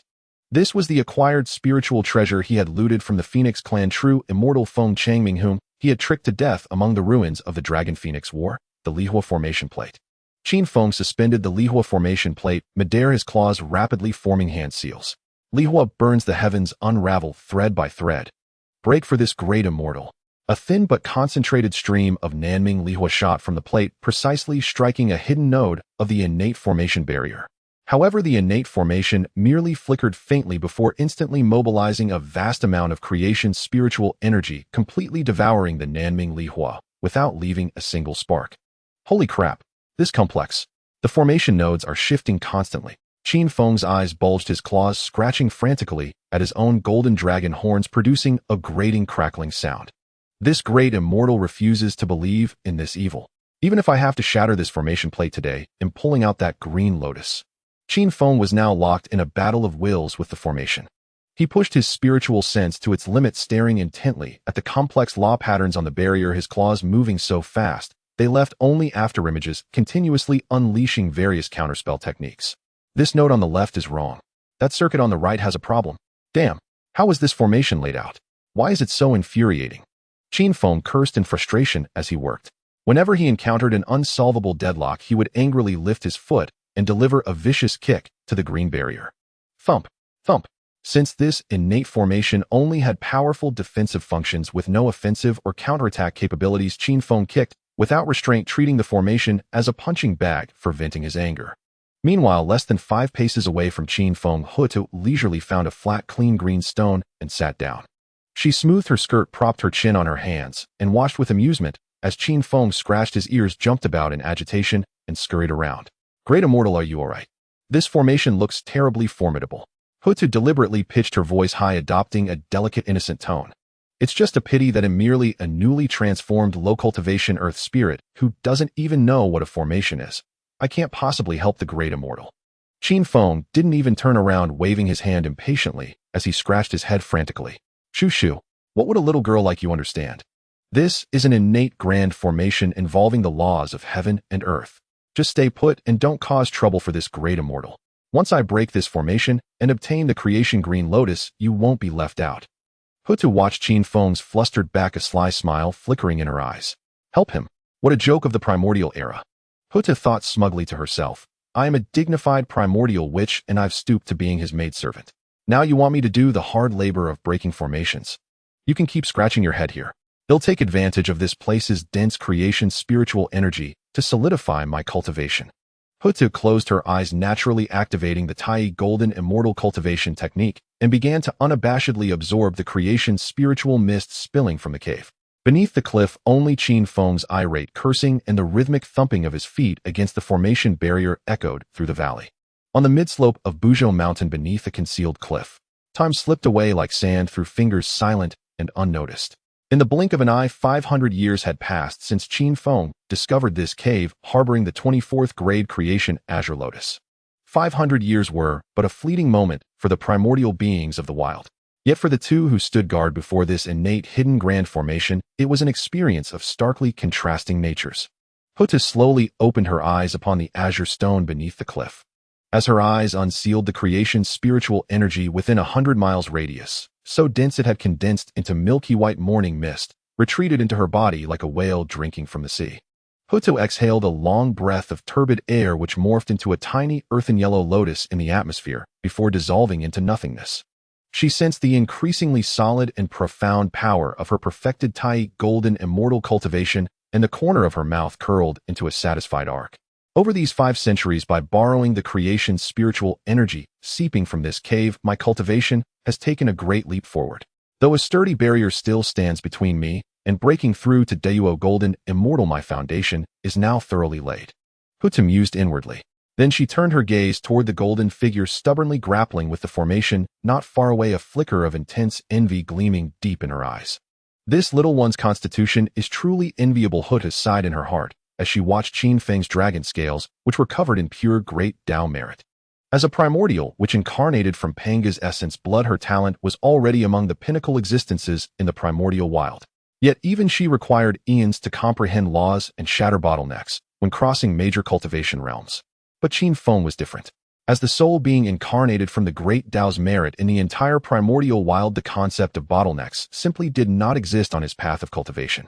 As long as he accumulated enough great Tao merit, his cultivation would advance as naturally as eating and drinking. With sufficient merit, he could even become a Daoyuo golden immortal on the spot. What was even more extraordinary was that his cultivation built upon merit was not only untainted by any weakness, but rendered him absolutely invincible among peers of the same rank. His physical body was akin to a primordial supreme treasure forged from merit. Others could not breach his defense when attacking him. Instead, they would suffer backlash from the great Tao merit, become entangled with karmic sin, and face the imminent threat of the purple firmament divine thunder. And when he struck others, even the most ordinary spell carried a terrifying suppressive effect of merit. However, Houtu looked at Qin Feng's current state and couldn't help but let out a snicker. No matter how freakish this little one's talent isn't he still stumped by a mere formation? At this moment, Qin Feng was in a miserable state. His once radiant searchlight-like golden vertical pupils were now dim and lifeless. His short forepaws mechanically formed hand seals in midair, manipulating the nearly smokingly fire array plate. The golden scales on his body had dulled considerably, and even his signature propeller-like tail lay limp on the ground like a dead serpent. 500 years. A full 500 days and nights of relentless deduction, calculation, and cracking. Qin Feng felt his dragon brain was about to explode. Houtu stood up, smoothed her pale yellow gown, and walked lightly to Qin Feng's side. "Oh, great immortal," she said, deliberately drawing out the last syllable. Her tone was laced with undisguised mockery. "It's been over 100 years, and this formation still hasn't budged. Didn't the great immortal claim to be the foremost formation master of the primordial wild?" Qin Feng, dizzy from his calculations, was instantly irritated by her sarcastic voice. "Move aside. What do you know?" He waved his claw irritably, shoving Houtu's approaching head away. "I misjudged. This is no ordinary innate defensive formation. The core array I is connected to the vein of Buzhou Mountain's earth pulse. To forcibly break it, one would need at least the cultivation of a Tai golden immortal. With this lousy fire array plate, I can't even unravel the complex law circuits." Qin Feng grabbed the array plate in a fury and slammed it hard against the ground twice. Houtu was not angered by being pushed away. She simply crossed her arms and watched Qin Feng's outburst with amusement. "So what does the great immortal plan to do? The creation azure lotus is right before our eyes. We can't very well return empty-handed, can we?" She continued to fan the flames. Qin Feng stopped his tantrum. He stared intently at the azure formation light screen before him, then looked down at the leaf fire array plate in his hand. His golden vertical pupils flickered with intense struggle and pain. "Damn it all. Since this treasure has grown at my doorstep, there's no way I'm leaving it here." Qin Feng gritted his teeth and took a deep breath as if making a difficult decision. "Even if it costs me dearly today, I'm taking this lotus. I'll just dig a few hundred more pits to make up for it later." He hurled the leaf fire array plate into the air again and formed a strange hand seal with both claws. Shatter. With Qin Feng's roar, the leaf fire array plate, a lower-grade postnatal spiritual treasure, exploded in midair, transforming into countless fine streams of crimson light. Houtu watched in stunned disbelief. Has this little one lost his mind? Unable to break the formation, he smashes his own treasure. Before she could react, an even more shocking scene unfolded. Qin Feng manipulated those crimson streams, not letting them dissipate, but precisely inserting them into various nodes of the Azure Formation light screen. Then he raised his right claw, winced in pain, closed his eyes, and pressed it firmly against the formation light screen. Buzz! A vast, pure, and overwhelmingly dense golden light of Honghuang merit surging like a breached dam flooded into the Azure Formation through Qin Feng's dragon claw. With the infusion of this immense merit, the innate formation, which had only shimmered with azure light, was instantly dyed into a blinding Honghuang hue. The thickness of the formation light screen doubled, and the law patterns flowing upon it became clearer and more indestructible. Houtu stood to the side, utterly dumbfounded. Her ethereal eyes were wide, her red lips slightly parted, and a storm raged within her heart. What is he doing? Houtu exclaimed inwardly. He not only merged his treasure into the formation, but also poured such a vast amount of great Dao merit into it. This formation was already sturdy. Now, with the blessing of great Dao merit, its defensive power has multiplied several times over. She carefully sensed the entirely transformed Honghuang formation. Earlier, if I had revealed my perfected Tai golden immortal cultivation and exerted all my strength, I might have been able to tear a crack in the formation. But now, this formation has fully merged with the great Dao merit. Anyone who dares to attack, it would be attacking the great Dao merit itself. The terrifying backlash of karmic sin would make even a golden immortal think twice. Is this little one breaking the formation or reinforcing someone else's safe? Houtu looked at Qin Feng with a face full of questions. She knew his stingy nature all too well. Ordinarily, to save merit, this little mud loach would meticulously calculate and fret all day over casting even the most basic spiritual rain spell to nourish the earth veins. But today he had poured in such an enormous amount of merit at once. This must account for at least a tenth of the great Dao merit in his body. How many broken earth veins would he have to repair to earn that back? When did he become so generous? Qin Feng's expression perfectly confirmed Houtu's suspicions. His dragon face was contorted in pain, and even tears of grievance glistened in his golden vertical pupils. While maintaining the output of merit, he wailed miserably. It hurts. It hurts so much. My merit. This is the blood and sweat I saved from digging dirt and filling pits for thousands of years. Gone just like that. If this lousy lotus doesn't help me recoup my losses, I'll chew it up and swallow it. Qin Feng continued outputting for the time it takes an incense stick to burn, then weakly withdrew his claw. He slumped to the ground, panting heavily, his entire body's color significantly dimmed. Great Immortal, have you given up and switched to reinforcing formations? Asked Houtu, puzzled as she looked at the now impregnable Honghuang formation. Qin Feng didn't answer her. He struggled to his feet, rubbing his chest that ached from heartache. Then, to Houtu's astonishment, Qin Feng took painful steps and slowly walked toward the innate formation now fused with great Dao merit. He didn't form any hand seals or use any treasures. He simply casually took a step forward. Whoosh! There was no deafening impact or terrifying backlash. Qin Feng's body passed through the Honghuang formation light screen without any hindrance, as if stepping through ordinary air, and walked directly into the cave. What the hell? Houtu's beautiful eyes widened to their fullest, her usual ladylike demeanor forgotten. She dashed to the formation and cautiously extended a pale finger toward the Honghuang light screen. Clang! The moment her fingertip touched the light screen, a powerful resistance surged, accompanied by a faint warning of karmic sin, instantly repelling her finger. It didn't break. The formation isn't broken at all. Houtu stared at the intact formation, then at Qin Feng, who was already by the lotus pond, drooling over the creation azure lotus. Her mind went blank for a moment. But in the next instant, Houtu's Tai golden immortal level comprehension grasped the key. Holy crap, you can do it like that. This little one never intended to break the formation. He used his own merit to assimilate it. Houtu analyzed the bizarre series of actions. Great Dao merit itself carries no attributes, so it can easily merge with any law without causing rejection. Qin Feng first used the fragments of the leaf fire array plate as a medium to forcibly open countless minuscule gaps in the formation. Then he injected his vast merit, letting it fill every node and circuit of the formation. And Qin Feng himself is the pure incarnation of great Dao merit. His body is merit itself. When he approached the formation, the already assimilated array recognized him as one of its own, as part of itself. So the formation didn't block him, instead it welcomed him like a master. Having figured it out, Houtu looked at Qin Feng's back with intense shock and speechlessness. How does this little mud loach's brain work? How did he come up with such a strange method to crack the formation? Houtu reached a firm conclusion in her heart. This method can only be used by Qin Feng alone in the entire primordial wild. It's an irreproducible operation. First, assimilating an innate formation required an ocean of great Dao merit.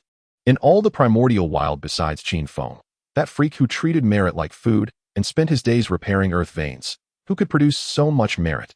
And even if someone could, who would be willing to waste such a life-saving trump card on a formation? Second, to perfectly integrate merit into the formation required a freakish understanding of its structure. One had to precisely split the merit into countless threads and strands and insert them into every hidden node. Though Qin Feng hadn't broken the formation in 100 years, he had thoroughly mapped out its structure. Third, and most importantly, even if someone else managed to assimilate the formation with merit, they still couldn't enter. They weren't incarnations of merit and couldn't achieve that perfect resonance with the merit within the formation. Houtu stood outside the formation, watching the little golden dragon excitedly circling the creation azure lotus inside the cave, and sighed helplessly in her heart. It seems that this 24th grade creation azure lotus will indeed change its surname to Qin today. Within the cavern, milky white creation spirit mist churned and rolled. Qin Feng stood at the edge of the lotus pond, paved with 9 heavens soil, his 2 short forepaws rubbing together in excitement. His golden vertical pupils were fixed on the 24-petal creation azure lotus, at the center radiating a mysterious light.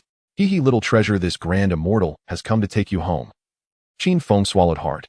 With a sudden burst of power from his legs, his entire body transformed into a streak of golden light charging straight toward the center of the pond. He spread his arms wide in a perfect embrace, ready to claim this supreme primordial treasure. However, just as his dragon claws were about to touch the lotus petals, the previously still creation azure lotus suddenly emitted a clear resonant hum. Instantly, ripples spread through the space around the lotus like water waves, and its massive form teleported D Jang away, landing steadily at the other side of the pond. Splat! Qin Feng missed his target and plunged headfirst into the mud, landing face down. He spat out the dirt, shook his head, and stared at the distant lotus in utter disbelief. What the hell?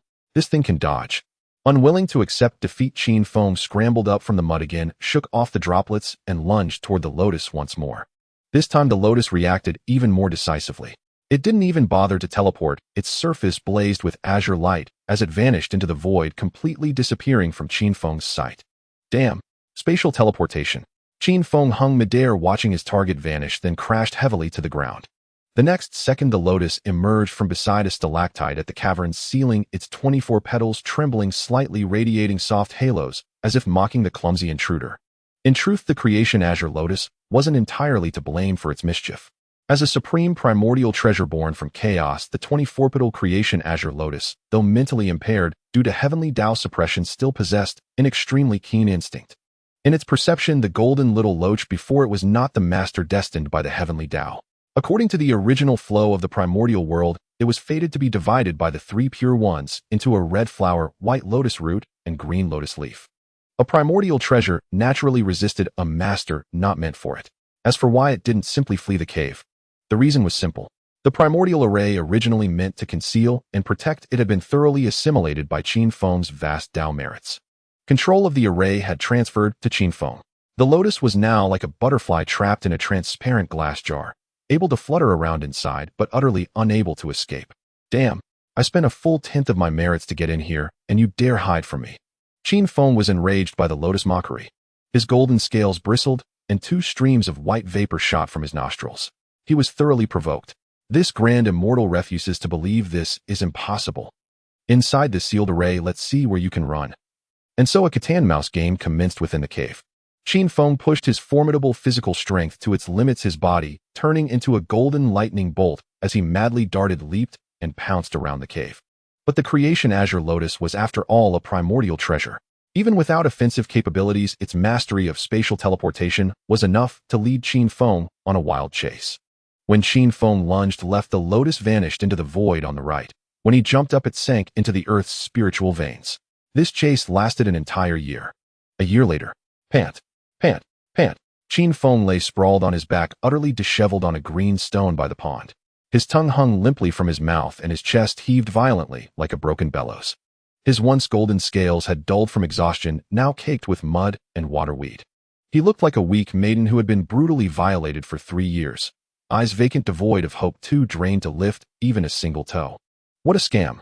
This primordial treasure is such a scam. Qin Feng cursed furiously in his mind. It's like guarding a mountain of gold while starving. The treasure is right before me, but I can't even touch a strand of it. If word gets out, where will this merit golden dragon of the primordial world hide his face? Meanwhile, outside the array's barrier, Houtu sat on a flat rock, chin resting on her hand, watching the dog-tired Qin Feng inside the array. The corners of her mouth curled up wildly, and her shoulders shook with suppressed laughter. Oh, I'm dying of laughter. This little guy is so clever when conning others, but he turns so foolish with this creation azure lotus. Houtu was overjoyed. She had thought that since Qin Feng had breached the array in such an absurd way, the 24-petal creation azure lotus would be his for the taking. But the treasure was picky and had led him on a year-long chase. I really wish I could go in and help. Houtu mused silently, watching Qin Feng's miserable state. As a member of the Wu tribe, though she possessed a primordial spirit, she could not refine or use such supreme primordial artifacts. But the 24-petal creation azure lotus was a rare wonder of the primordial world. Even if she couldn't use it, bringing it back to Panga Hall as an ornament or to suppress the Wu tribe's fortune would be excellent. Unfortunately, the array had been reinforced by Qin Feng's merits into an impregnable fortress. A year ago, Houtu could have forcibly broken it with her perfected Tai golden immortal cultivation. But now, facing the Honghuang barrier infused with vast merits, if she dared to act, she would surely be scorched by the terrifying karmic backlash. It's not that I don't want to help, but I'm truly powerless. Grand Immortal, just keep messing around in there. Houtu shifted to a more comfortable sitting position, gloating as she continued to enjoy the show. Inside the cave, Qin Feng still lay on the ground, playing dead. Just then, the creation azure lotus, which had been hiding on the ceiling, seemed to sense that its pursuer had given up entirely. It slowly descended from the void, hovering about 100 meters from Qin Feng. Its 24 azure petals gently swayed, emitting waves of soft light. It even deliberately bobbed up and down twice, producing a soft hum. It looked like a mischievous child making faces at a defeated opponent, as if taunting, "Big stupid dragon, why don't you come catch me anymore?" Seeing the lotus' blatant provocation, Qin Feng felt a surge of blood rush to his head. Damn, this is too much. Even a mere flower dares to mock me. Qin Feng's eyes stung and tears of grievance nearly fell. Had he schemed so long and invested so many merits only to end up being ridiculed by a treasure? Suddenly, a flash of inspiration struck Qin Feng. Wait.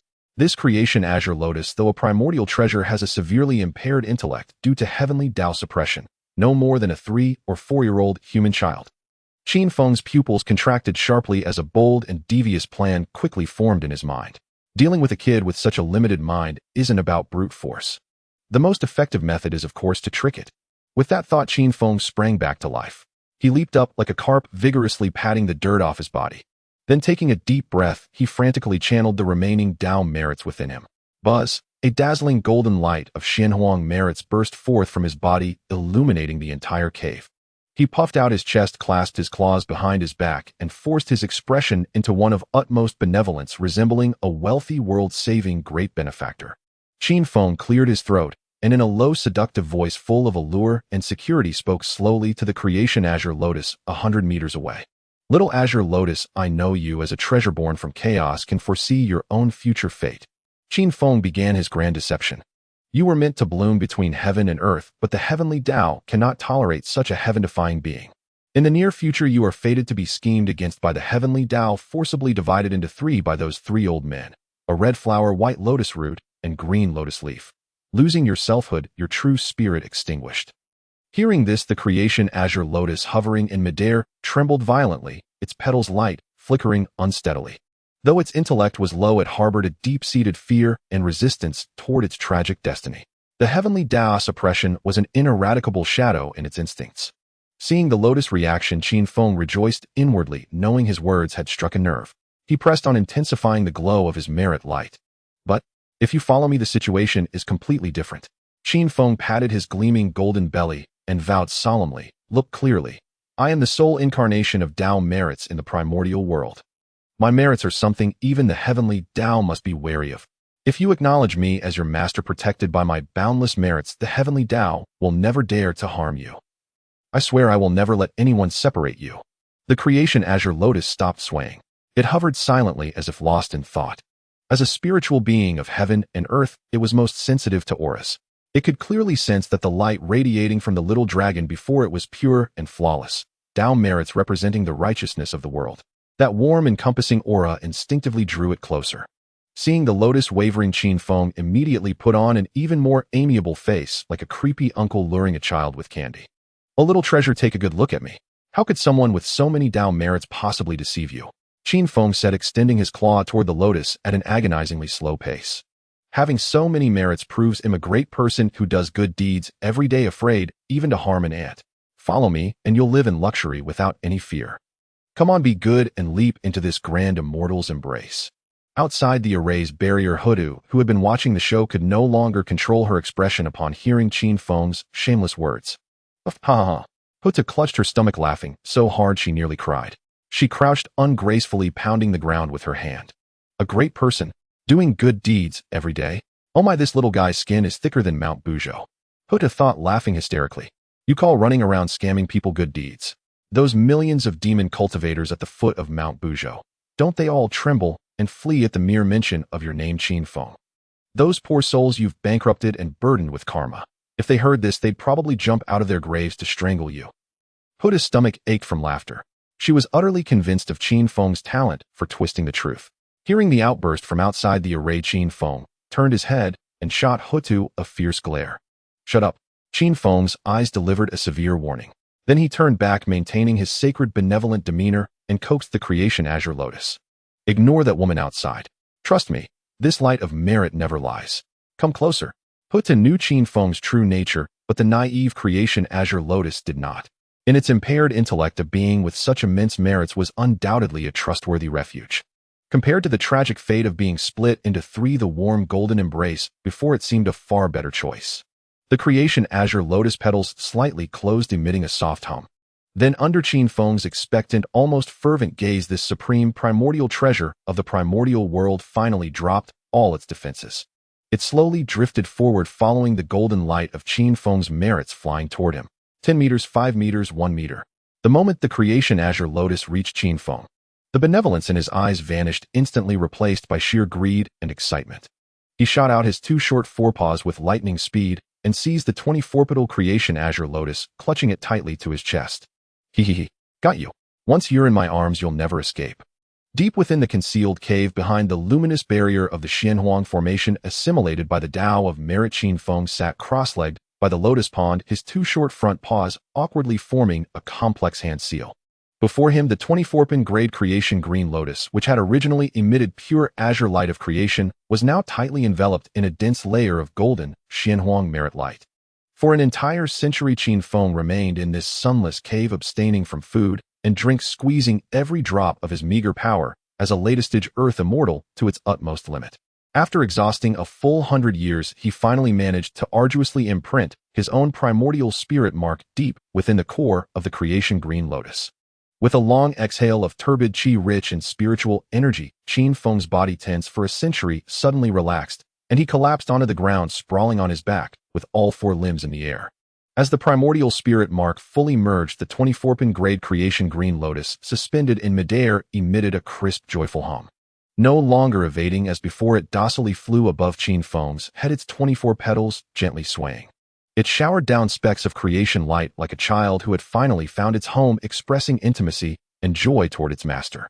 Yet, faced with the overtures of this top-tier innate treasure that could drive all mighty beings in the primordial world to madness, Qin Feng's reaction was extremely peculiar.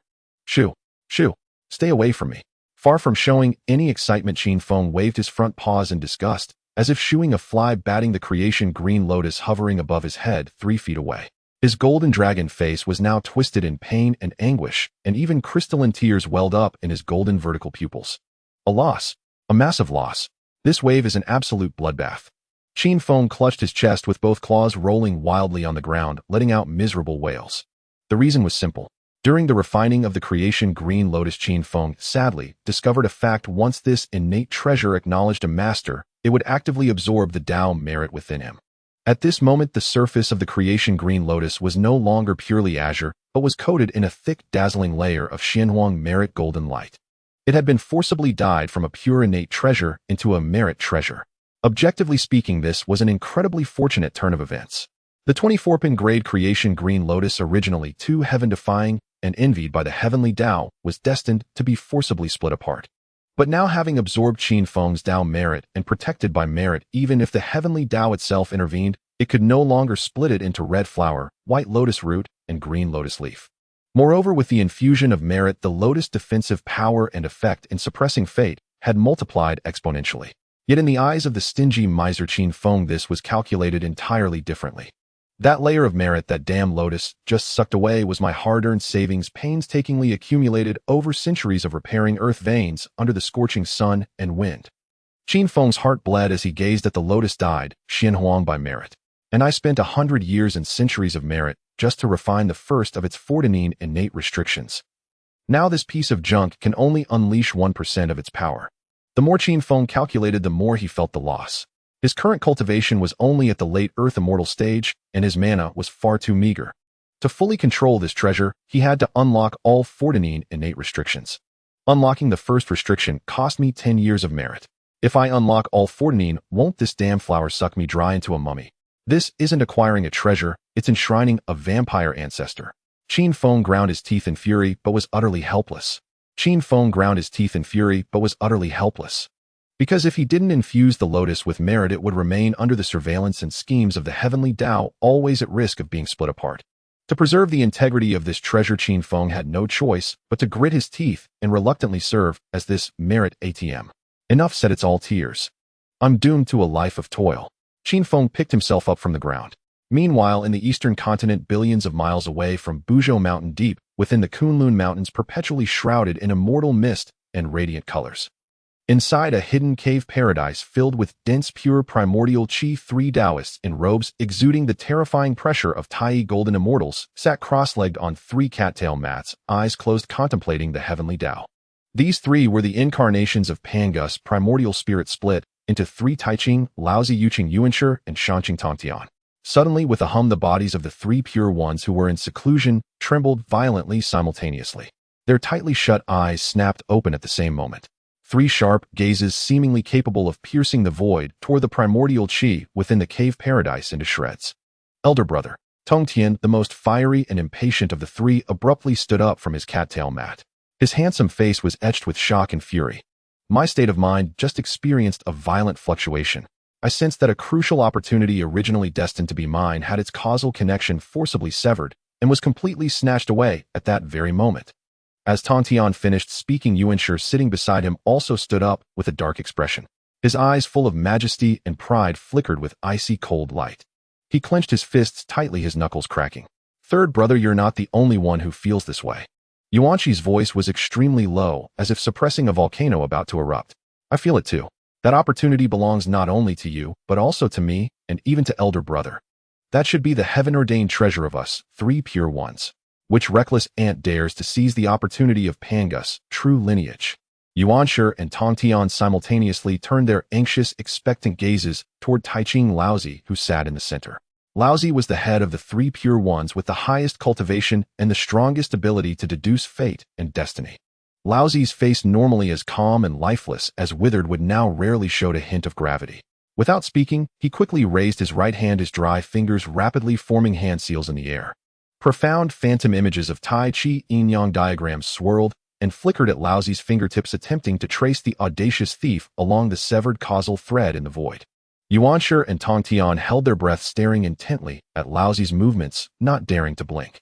However, after the time it takes to burn an incense stick, the phantom Tai Chi yin-yang diagram at Laozi's fingertips suddenly collapsed and dissipated without warning. Laozi grunted, his body swayed slightly, and a drop of glaring golden blood seeped from the corner of his mouth. Elder brother, Yuanshi and Tongtian were greatly alarmed and quickly stepped forward to support him. Laozi weakly waved his hand, indicating he was fine. He wiped the blood from his lips with his sleeve and shook his head helplessly, letting out a long sigh. I can't deduce it. I can't deduce it at all. Laozi's gaze pierced through the protective formation of Kunlun Mountain, looking toward the primordial world sky, now completely shrouded in dark red calamity qi. The Dragonhan calamity has fully erupted. The entire primordial world's fate is obscured and disrupted by the dense blood-tainted calamity qi. Even if I strain my primordial spirit to the point of damage, I cannot pierce through that layer of calamity qi to see the true face of the one who stole our opportunity. Hearing Laozi's words, Yuanshi's and Tongshin's faces instantly turned grim. Are we just going to let it go? How can outsiders be allowed to covet the opportunity of Pangus, true lineage? Elder brother, second brother, let us leave the mountain immediately and turn the entire primordial world upside down to find that thief and tear him to pieces. Nonsense.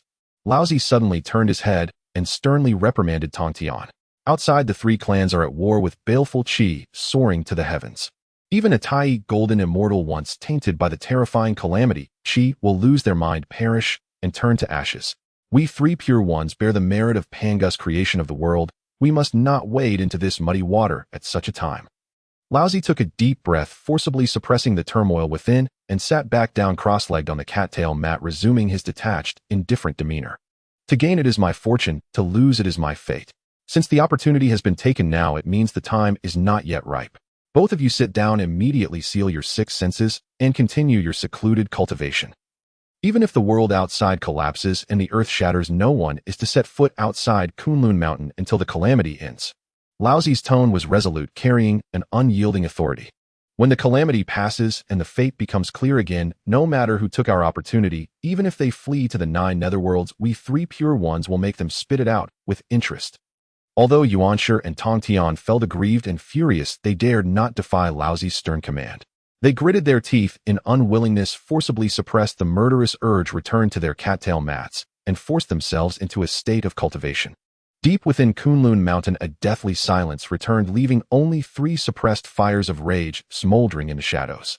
The scene returned to the foot of Buzhou Mountain.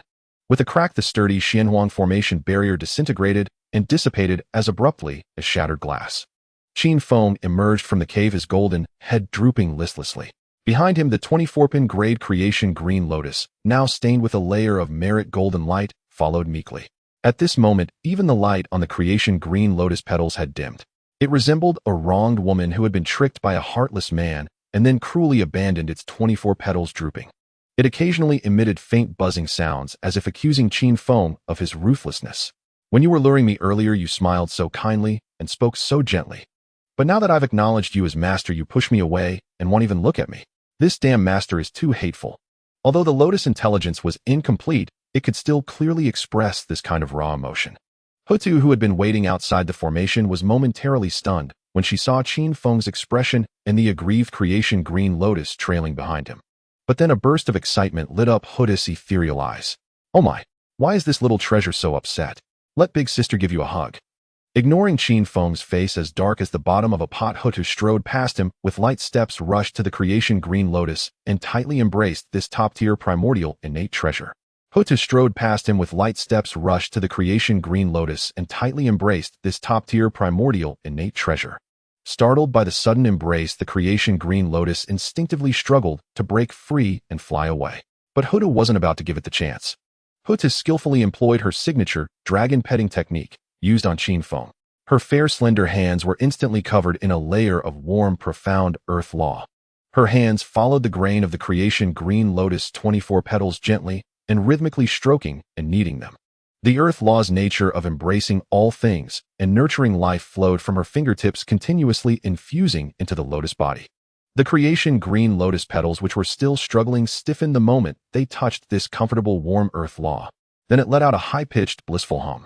Its 24 petals fully unfurled, and even the creation light at its stamen became bright and joyful. This feels way too good. The lotus' incomplete intelligence was instantly filled with this ultimate sensation. It immediately cast aside the grievance of being abandoned by Qin Feng and decisively switched sides. This beautiful big sister is so much better. Not only is she gentle, but her touch feels amazing.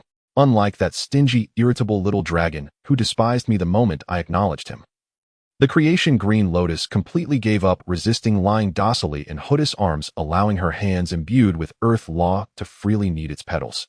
Occasionally, it would actively nuzzle Houtu's arm or fly out of her embrace, joyfully, circling her twice, showering down patches of brilliant creation light. Houtu was amused by the lotus' adorable reaction, laughing heartily as she petted it even more vigorously, treating this innate treasure as a fun little pet. Standing nearby, Qin Feng watched as his treasure, which he had painstakingly refined and bonded with over 10 years of merit, instantly abandoned him to act cute and flirty with a maid. Qin Feng's eyes twitched violently, and his 2 short claws clenched tightly into fists. Within the concealed cave, the spiritual energy of creation remained dense. Qin Feng crouched on the ground, utterly dejected, his golden vertical pupils filled with deep resentment as he stared at the 24-pin creation azure lotus, which had completely defected and was now playfully circling and rubbing against Houtu. Yet despite his frustration, Qin Feng's lucid draconic mind never ceased its operation. He took a deep breath, forcibly suppressing the pang of heartache, and began to earnestly evaluate his current comprehensive combat strength. Though I've only refined 1% of the innate prohibitions, this is after all a top-tier innate treasure born from chaos. Qin Feng calculated in his mind. Moreover, this wretched lotus just siphoned off a full century of my cultivation merits, and now it's wrapped in a thick layer of great Dao merit golden light. Its defensive power has definitely reached a monstrous level. Qin Feng waved his short foreclaws with confidence. With this merit treasure protecting him coupled with his own merit-infused physical body comparable to an innate spiritual treasure. Now even if he encountered a celestial immortal, or even a true immortal whose mind was clouded by calamitous energy, they would be utterly unable to defeat him. Even if they struck with all their might, they could never breach his invincible tortoise shell, which carried the power of counterattack and karmic curses. A preliminary sense of security is secured. Next, it's time to execute the relocation plan. Qin Feng stood up, disdainfully patting the mud clinging to his scales. In truth, the moment the Dragonhan calamity erupted in full force, the thought of leaving Mount Buzhou had already sprouted in his heart. Now that the creation azure lotus was in hand, this thought grew even more urgent. Was Mount Buzhou good? Of course it was. This was the spine of Pangu, the great incarnate, the ancestral vein of the entire primordial land, with spiritual energy so rich and wonders so profound that it was undoubtedly the foremost cave heaven and blessed land. But the waters here were far too deep and the karmic entanglements far too great. Qin Feng's golden vertical pupils gleamed with wisdom as his mind churned with memories of the primordial era's grand trends from his past life. Not to mention events too distant, just consider the countless hidden treasures still residing on Mount Buzhou. Take for example the renowned top-grade innate gourd vine.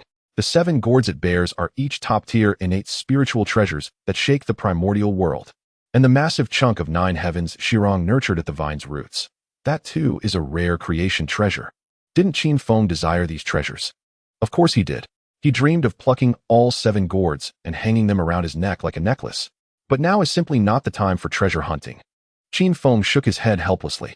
That innate gourd vine was still in the slow process of gestation, far from full maturity and natural ripening. It would take at least tens of thousands of years waiting until after Dao ancestor Hongjun's first sermon at the Ziao Palace. If he forcibly uprooted the vine before the gourds ripened, this top-grade, innate spiritual root would instantly lose all its creative vitality, degenerating into a useless heap of withered grass and dead vines. Use great Dao merit to accelerate its growth. The moment this mad thought flashed through Qin Feng's mind, his entire body shuddered violently, and his golden scales bristled in alarm. He vividly pictured the tragic scene, his claws pressed against the gourd vine, the top-grade, innate spiritual root behaving like an insatiable black hole, madly devouring the great Dao merit within him. In just a few breaths, this plump golden merit dragon would be utterly drained of its last drop of merit, shriveling into a desiccated, withered golden corpse that would scatter in the wind. No, absolutely not. Forcing a top-grade, innate spiritual root to mature. That would be more merciful to just take a knife and slit my throat. Even if I were ground to dust, it wouldn't be enough to fill that gap. Qin Feng decisively extinguished this suicidal idea. Besides the unobtainable treasures, the future neighbors of Mount Buzhou also filled him with dread. In the future, those 2 primordial deities, Nuwa and Fuxi, will also establish their Dao fields on Mount Buzhou. Am I supposed to stay here and be their errand boy serving tea and water? Qin Feng let out an extremely haughty snort. What a primordial joke. I, the esteemed great Dao merit golden dragon bearing the grand mission of repairing the primordial land's veins, could never stoop to live under another's thumb. In truth, Qin Feng knew deep down that the fundamental reason he didn't want to stay and wait for Nuwa was that the timing was completely wrong. He simply wouldn't encounter Nuwa and Fuxi now. If this were truly the critical moment when Nuwa was about to mold clay and create humanity, Qin Feng would shamelessly rush forward and cling tightly to Nuwa's leg. Even if it meant just handing her a clod of mud or a vine, as long as he could get a sliver of that immense merit from the birth of humanity, he could achieve a breakthrough on the spot, soaring straight to the Tai Golden Immortal or even Daluo Golden Immortal realm. Alas, the Dragonhan calamity hadn't even concluded yet, and the creation of humanity by Nuwa was still an eternity away. And the most critical point is, Qin Feng swallowed hard, lifting his head to gaze at Mount Buzhou's colossal peak, piercing the clouds with no end in sight. When the future sorcerer demon calamity erupts, the water god Honghuang and the fire god Zhurong, those 2 muscle-brained brutes, will engage in a massive battle on Mount Buzhou. In the end, driven to fury, that madman Honghuang will ram his head into Mount Buzhou, directly shattering the spine of Pangu. Qin Feng's mind conjured the terrifying apocalyptic scene of the celestial pillar breaking the sky, collapsing the earth, splitting, and the 9 heavens' weak water flooding the primordial land. If I continue living at the foot of Mount Buzhou, I won't even have time to flee. He'll be crushed into a golden meat pancake by the collapsing half of the mountain. He'll die without even a trace. In summary, it wasn't that Mount Buzhou's allure was weak, it was that the survival difficulty of staying there was simply too high, too hellish. Where there's life, there's hope. Once I rely on repairing the earth veins to reach the quasi-sage realm able to dominate the entire primordial land, he'll come back. Qin Feng made a grand vow in his heart. At that time he'll uproot Mount Buzhou entirely and claim it all as my own. He'll carry Mount Buzhou wherever I go. Every blade of grass, every stone on this mountain. All mine. Ha ha. Having completed his long-term strategic planning, Qin Feng began to contemplate the most pressing issue at hand. Since I'm moving, where should I go? Qin Feng extended a claw, scratching his dragon horn in extreme frustration. Mount Kunlun. The moment this thought emerged, it was fearfully rejected by Qin Feng. Are you crazy? Mount Kunlun is now the territory of those 3 old fogies, the 3 pure ones. I've just forcibly intercepted the 24-pin creation azure lotus in this cave, which was originally destined to belong to them.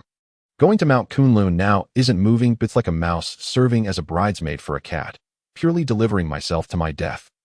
Qin Feng vividly imagined a scene the moment he arrived at the foot of Mount Kunlun. Taiching, Laozi, Yuqing, Yuanshi, and Shangqing Tongtian, 3 Tuo golden immortal powerhouses, would have bloodshot eyes chasing him across the primordial land as the lotus thief determined to skin him alive, pull his sinews, and boil him into dragon bone soup. No, Mount Kunlun is absolutely out of the question. I'd die before going there. Qin Feng shook his head wildly, completely erasing Mount Kunlun from the list of options. Then, the western continent. Mount Sumeru. Qin Feng's dragon whiskers twitched violently, his eyes revealing an intense terror. That place is even more forbidden. The utterly insane demon ancestor Rahu is currently entrenched on Mount Sumeru. Qin Feng knew Rahu's nature well. He was a peerless madman willing to detonate the entire earth vein network of the western continent, dragging billions of living beings to their deaths, all to achieve sainthood. My pure great Tao merit is like the brightest light bulb in the dead of night. If I go to the west and run into that demon Rahu, seeing a bizarre merit creature like me, he'll definitely capture me as an extremely rare experimental subject. Qin Feng's mind once again conjured a tragic scene, himself tied up on the eerie black demon pillar of Mount Sumeru. Rahu wearing a sinister grin, holding the top-grade innate treasure, the Godslayer spear, radiating boundless killing intent. Every day he would cruelly stab 17 or 18 gaping holes in Qin Feng's dragon body. All to study the chemical reaction when great Tao merit and extreme demonic energy mix. Hiss. Qin Feng sucked in a breath of cold air, extending a claw to vigorously rub his own arm. Too brutal. Too bloody. My delicate skin can't withstand that kind of perverse scientific dissection. The West is absolutely out of the question. The East was inaccessible, the West was forbidden, and Mount Buzhou was no longer an option. Qin Feng's gaze pierced through the cave's crevices, looking toward the distant horizon.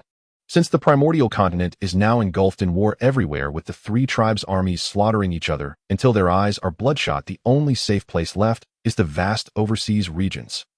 Qin Feng's golden vertical pupils suddenly lit up, and he excitedly slapped his thigh. That's right, the Eastern Sea, the 3 immortal islands of the overseas. Qin Feng clearly recalled memories from his past life. Hidden deep within the boundless Eastern Sea were 3 top-tier immortal islands formed from fallen chaos fragments, Penglai Angzhou and Fengzhang. These 3 immortal islands, isolated overseas and shrouded by natural chaos formations, were completely beyond the deduction of the primordial heavenly Tao. Not only could they perfectly evade the terrifying blood and calamity energy of the Dragonhan calamity, but the spiritual energy on the islands was also abundant. They were absolutely teeming with countless top-grade, innate spiritual roots and treasures, yet undiscovered by anyone. Take for example the legendary top-grade, innate spiritual root, the yellow middle plum, which when consumed can instantly achieve the Daluo golden immortal realm. It must be hidden on the 3 immortal islands. Once again saliva uncontrollably dripped from the corner of Qin Feng's mouth. It settled. Target Eastern Sea, the 3 immortal islands. Far from war, silently amassing wealth. Having made his decision, Qin Feng immediately turned around and shouted at Houtu, who was still happily playing with the creation azure lotus outside the formation. Hey, Mutu, stop playing. Come back to the cave with me immediately. We need to move right now. Qin Feng flew swiftly out of the cave, urging her anxiously. Houtu was gently caressing the petals of the creation azure lotus with her warm earth laws, causing the lotus to emit joyful humming sounds. Hearing Qin Feng's call, Houtu casually held the lotus in her palm and followed with light, graceful steps. Great Immortal, why are we moving in such a hurry? Where are we going? Houtu asked, curiously watching Qin Feng's frantic back. Without turning his head, Qin Feng replied with heroic grandeur and a loud voice, "The Eastern Sea. Penglai Immortal Island. Penglai Immortal Island." Hearing this unfamiliar name, Houtu's beautiful brows furrowed slightly. She swiftly mobilized her vast, perfected Tai golden immortal sea of consciousness, meticulously searching through her immense, inherited memories from the great god Pangu. Yet she found nothing. Throughout the entire primordial continent, including the territories of the 4 sea dragon clans, I have never heard of a place called Penglai Immortal Island. Houtu pondered in confusion. She looked at the excited little golden dragon ahead, whose tail was wagging like a propeller, and a deep, playful glint flickered in her ethereal eyes. This little fellow, with his mere latest-stage earth immortal cultivation, can precisely locate the 24-pin creation azure lotus hidden by an innate formation. And now he confidently names a place that even I, a primordial, which have never heard of. A charming curve lifted the corner of Houtu's mouth. Though I don't know what kind of place Penglai Immortal Island is, judging by this greedy little dragon's excited demeanor, it must be an excellent cave heaven and blessed land teeming with countless treasures. Houtu gently stroked the creation azure lotus in her arms, laughing triumphantly in her heart. Hee, this little mud loach's secrets are more numerous than the stars in the primordial sky. Knowing so many hidden secrets of the primordial era, Houtu gazed at Qin Feng's back, her eyes filled with fondness. Thank the Father God for letting me meet you. Above, the boundless eastern sea azure waves stretched endlessly, merging the sky and sea into one. A 24-pin creation azure lotus radiating the golden light of meritorious virtue hovered less than 10 zhang above the water's surface. Like a magnificent celestial treasure ship, it drifted slowly with the wind. 5,000 years had passed since Qin Feng and Houtu left Buzhou Mountain and set foot upon this vast expanse of ocean. In those 5 millennia, the situation on the primordial continent had descended into an irredeemable frenzy. The conflict among the Dragon Phoenix and Qilin clans erupted fully, igniting every corner of the land with war. The once revered great Luo golden immortals had become expendable on the battlefield, falling at any moment. Above the firmament, one could often witness ancestral dragon manifesting his 9-clawed golden dragon true form, spanning billions of zhang, opening an abyssal maw to spew dragon breath that could incinerate the void. Primordial Phoenix spread her magnificent wings, blotting out the sky as southern brightness, divine fire transformed into a sea of flames, evaporating countless mountains and rivers into nothingness. Primordial Qilin stomped upon the earth, each step triggering a terrifying earthquake stretching millions of li, while earth essence divine thunder pounded the enemy ranks like a torrential storm. These 3 quasi-sage overlords of the primordial world had been driven to a bloodthirsty madness. Today, ancestral dragon allied with primordial Qilin to besiege primordial Phoenix. Tomorrow, primordial Phoenix would join forces with ancestral dragon to raid the lair of primordial Qilin. The 3 factions betrayed one another in endless cycles, shattering the entire primordial continent into fragments. When a great Luo golden immortal fell, heaven and earth mourned together as blood-red rain mingled with wailing cries pouring endlessly upon the scorched black soil. And in the distant western continent, at the base of Mount Sumeru, perpetually shrouded in black demonic aura, demon ancestor Lu sat upon the 12-pin annihilation black lotus, gazing at the Godslayer's spear, voraciously devouring the blood and slaughter aura of the primordial world, letting out a maniacal cackle. Kill. Kill to your heart's content. Once the 3 clans have exhausted their foundations, this primordial heaven and earth shall become the stepping stone for my Luhu to attain sainthood. Luhu's laughter pierced through layers of demonic energy, causing the void around Mount Sumeru to collapse incessantly. Compared to the mountains of corpses and seas of blood on the primordial continent, the depths of the eastern sea seemed remarkably serene. So serene it bordered on monotony.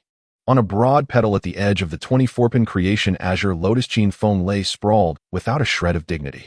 His signature short tail dangled limply in midair, and his golden vertical pupils radiated utter despair.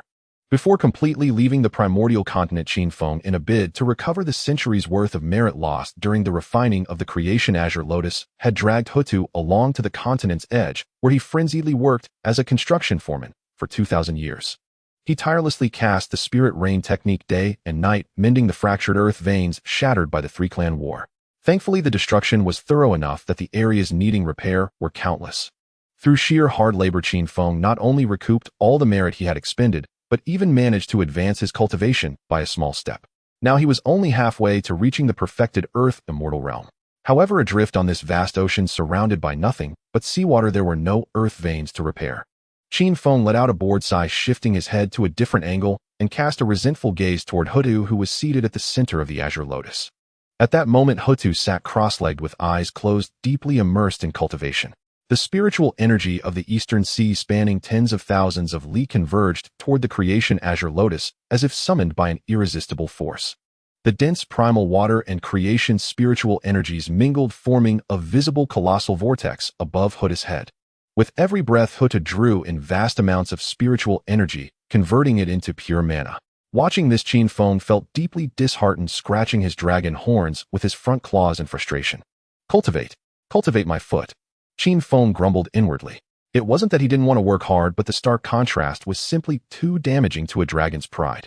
As a being formed from merit, his cultivation speed was excruciatingly slow. 1,000 days of arduous meditation and breathing yielded less spiritual energy than a casual breath from Houtu. This vast disparity could drive a dragon insane. I might as well just lie low.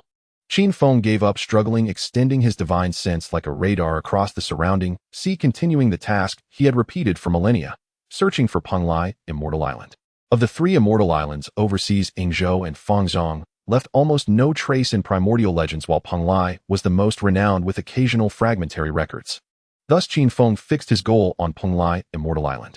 Yet after thousands of years of searching, he had scoured the surrounding sea dozens of times, nearly counting every reef on the ocean floor, but hadn't spotted so much as a blade of grass from Penglai. Ridiculous. Where's the talk of the greatly blessed stumbling upon innate spirit treasures with every step, or casually wandering into a paradise? Qin Feng rolled over in extreme frustration, lying face up, staring at the thick layer of great Tao merit golden light on his belly. This body of mine shines bright enough to be a lighthouse on the Eastern Sea. Isn't this blessing enough? Is the heavenly Tao old man blind? Why hasn't he sent Penglai, Immortal Island, right to my doorstep?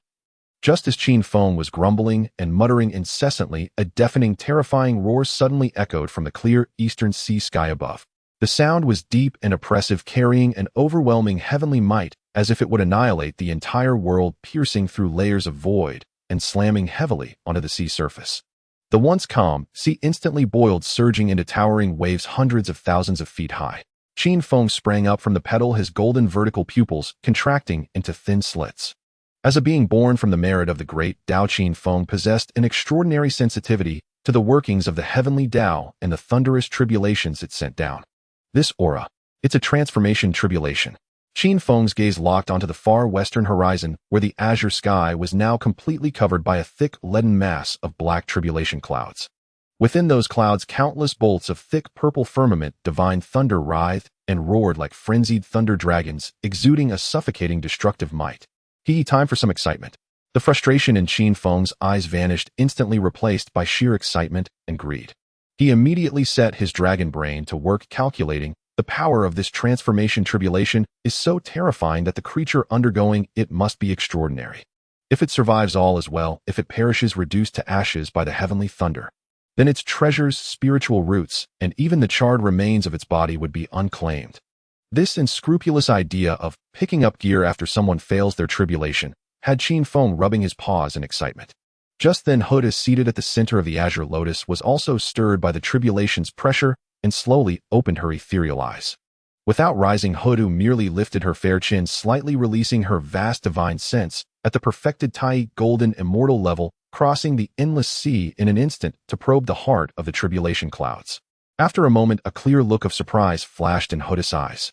A perfected golden immortal and 2 latest-stage golden immortals undergoing tribulation simultaneously. Houtu pondered inwardly.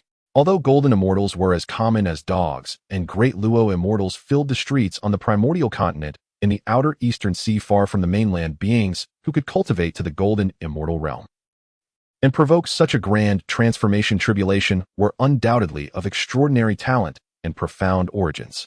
Houtu turned her head and saw Qin Feng pacing anxiously on the pedal, itching to fly over and scavenge. She couldn't help but let out a chuckle. This little money grubber dares to meddle in any excitement. That's a golden immortal level transformation tribulation, a one misstep, and he'd be reduced to nothing. Yet Houtu reconsidered. Qin Feng was not only shielded by the merit of the great Tao, but also had the 24-pin creation azure lotus as defense. Even if caught in the tribulation's blast, he would remain unscathed. Oh well, since he wants to go, let him broaden his horizons. I'm also curious about what intriguing beings have emerged from this Eastern Sea. Without voicing objection, Houtu simply closed her eyes again, leaving a sliver of her divine sense locked onto Qin Feng. Qin Feng eagerly urged the creation azure lotus forward. With a whoosh, the massive lotus transformed into a streak of light skimming the turbulent sea surface as it sped westward toward the sea shrouded by tribulation clouds. As the distance narrowed, the oppressive, world-destroying might of the tribulation grew increasingly terrifying. With practiced ease, Qin Feng maneuvered the creation azure lotus to a halt 100 li from the tribulation center. He activated the lotus defensive barriers to their maximum, enveloping it in a thick layer of golden light. Then, like a sneaky groundhog, Qin Feng cautiously poked his golden head out from the barrier's edge, wide-eyed, peering directly beneath the tribulation. Beneath the rolling black tribulation clouds, fierce winds howled and monstrous waves crashed. Yet at the very center of the thunderous torrent, there were no ferocious beasts or primordial deities, as Qin Feng had imagined. Sustaining the relentless bombardment of heavenly thunder were 3 floating radiant clouds. The uppermost was a white cloud, pure as snow and immaculate. Radiating the powerful aura of a perfected golden immortal, it formed a massive white shield, bravely holding the front line and bearing the brunt of the purple firmament divine thunder's assault. Lightning struck the white cloud, exploding into blinding sparks that caused it to shrink continuously. To its lower left was a vivid crimson cloud reminiscent of a blazing sunset. Exuding the presence of a late-stage golden immortal, it constantly shifted shape, transforming into supple strands of cloud silk, attempting to entangle and disperse the residual lightning that pierced the white cloud's defense. To the white cloud's lower right was an emerald green cloud like fine jade. Also at the late-stage golden immortal level, its temperament was notably fierce. Instead of evading the falling thunder, the green cloud turned into countless sharp emerald swords, charging upward against the tribulation clouds to challenge the heavenly might. Crackling and booming, another thick purple thunder dragon descended, slamming heavily onto the crimson cloud above. The white cloud let out a pained tremor, its light dimming drastically, causing the red and green clouds below to shake violently, as if they might be torn apart by the tribulation at any moment. Hidden behind the barrier of the creation azure lotus, Qin Feng stared at the 3 struggling clouds, his golden vertical pupils filled with confusion. Red cloud, white cloud, green cloud. He scratched his chin with a claw, and the dusty memories of the primordial world began to churn and recombine wildly in his mind. 3 clouds transforming at the same time. This setup, this color combination. Why does it look so familiar? Above, the raging eastern sea, thunder cascaded like waterfalls, and the seawater churned as if boiling. Hidden behind the protective light curtain of the 24th grade creation green lotus, Qin Feng stared, with his golden vertical pupils fixated on the 3 clouds of color struggling bitterly within the thunder tribulation. The fragmented memories of the primordial era in his mind rapidly reassembled like puzzle pieces. White cloud, red cloud, green cloud. 3 clouds undergoing their transformation, thunder tribulation simultaneously in the eastern sea. Qin Feng extended his short front claw, vigorously slapped his own dragon head, and his eyes instantly widened to the size of saucers, his mouth agape, as if it could swallow a fist. Holy crap! Aren't these the future 3 Xia goddesses? Qin Feng let out a squeal of shock in his mind. In the original trajectory of the primordial era, these 3 ladies were notorious powerhouses. During the investiture of the gods' tribulation, they set up the 9-bend Yellow River formation, wielded the primordial gold dipper, and forcibly stripped the top 3 flowers and the 5 energies within the chests of the 12 golden immortals of the Chan sect. They cast down those lofty, great golden immortals into the mortal world, absolutely fierce to the extreme. No wonder this thunder tribulation is so terrifyingly powerful. It's actually the highest level, the 99 heavenly tribulation.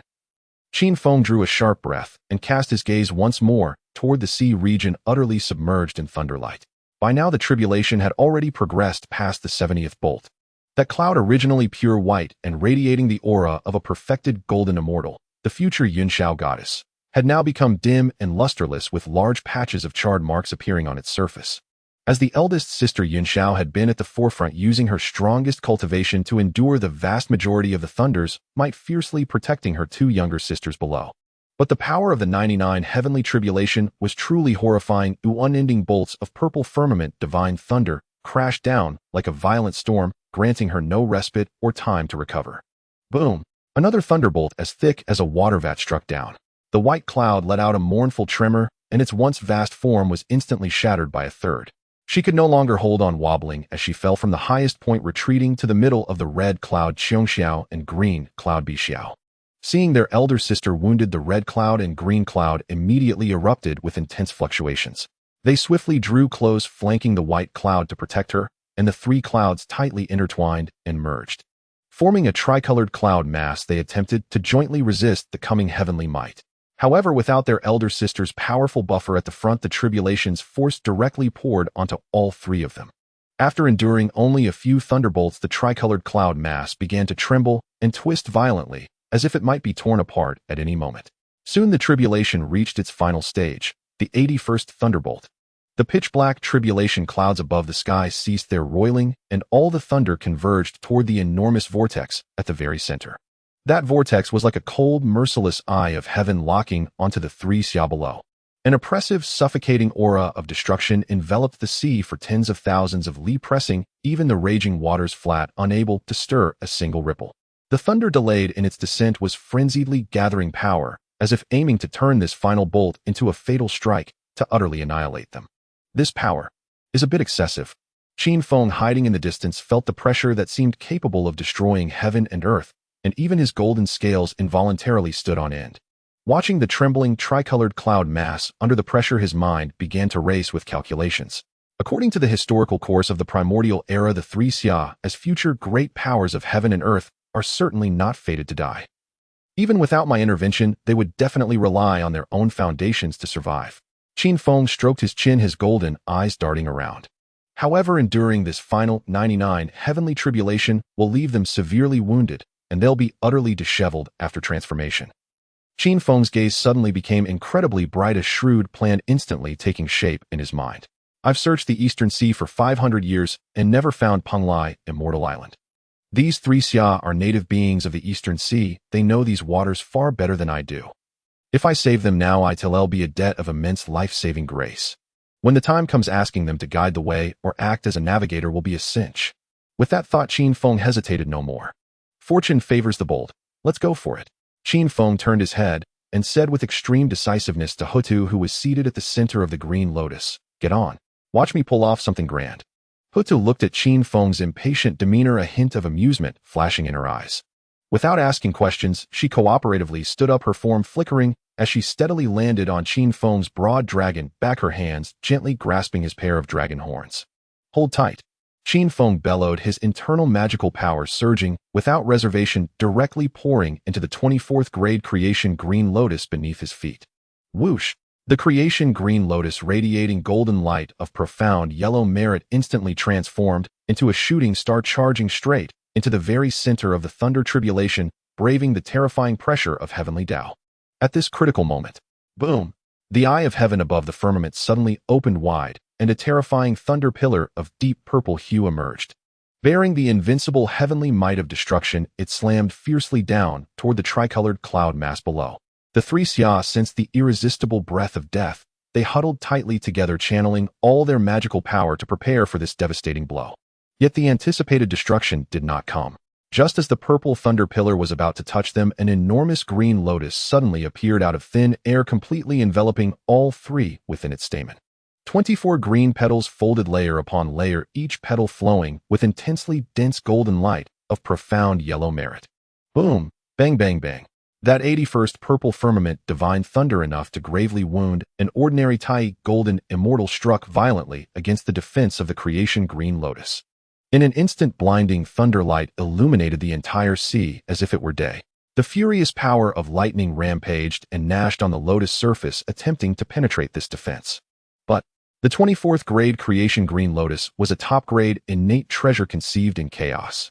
Although Qin Feng had only refined 1% of its restrictions, unable to unleash its offensive might.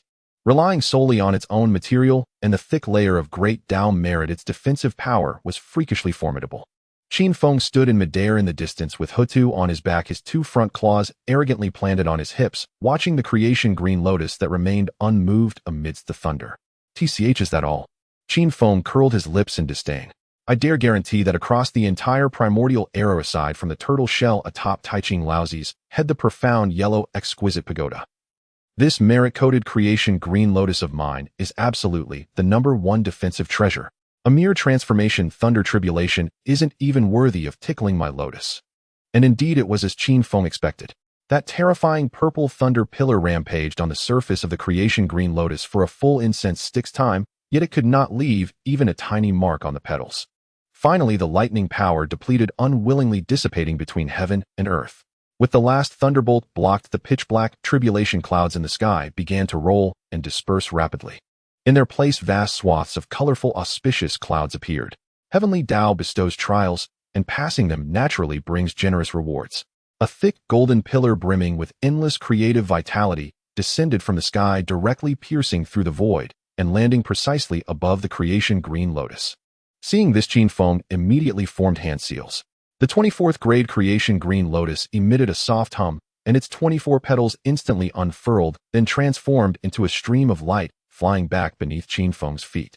With the lotus gone, the tricolored cloud mass was once again exposed to the air, directly bathed in the golden light of creation bestowed by heavenly Tao.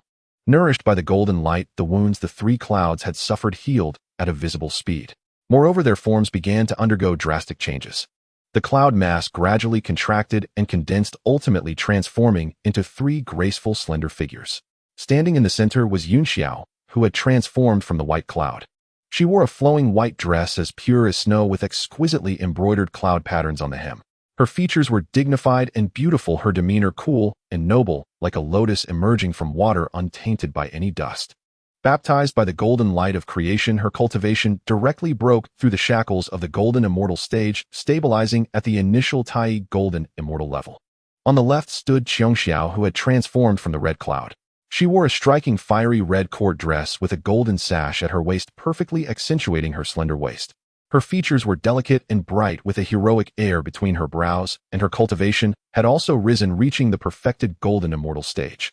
On the right stood Bi Xiao, who had transformed from the green cloud. She was dressed in an emerald green pleated skirt, her jet black hair tied into two cute double buns. Her features were incredibly lively, and her large eyes sparkled with mischievous light, exuding a playful and spirited energy. Her cultivation had also reached the perfected golden immortal stage.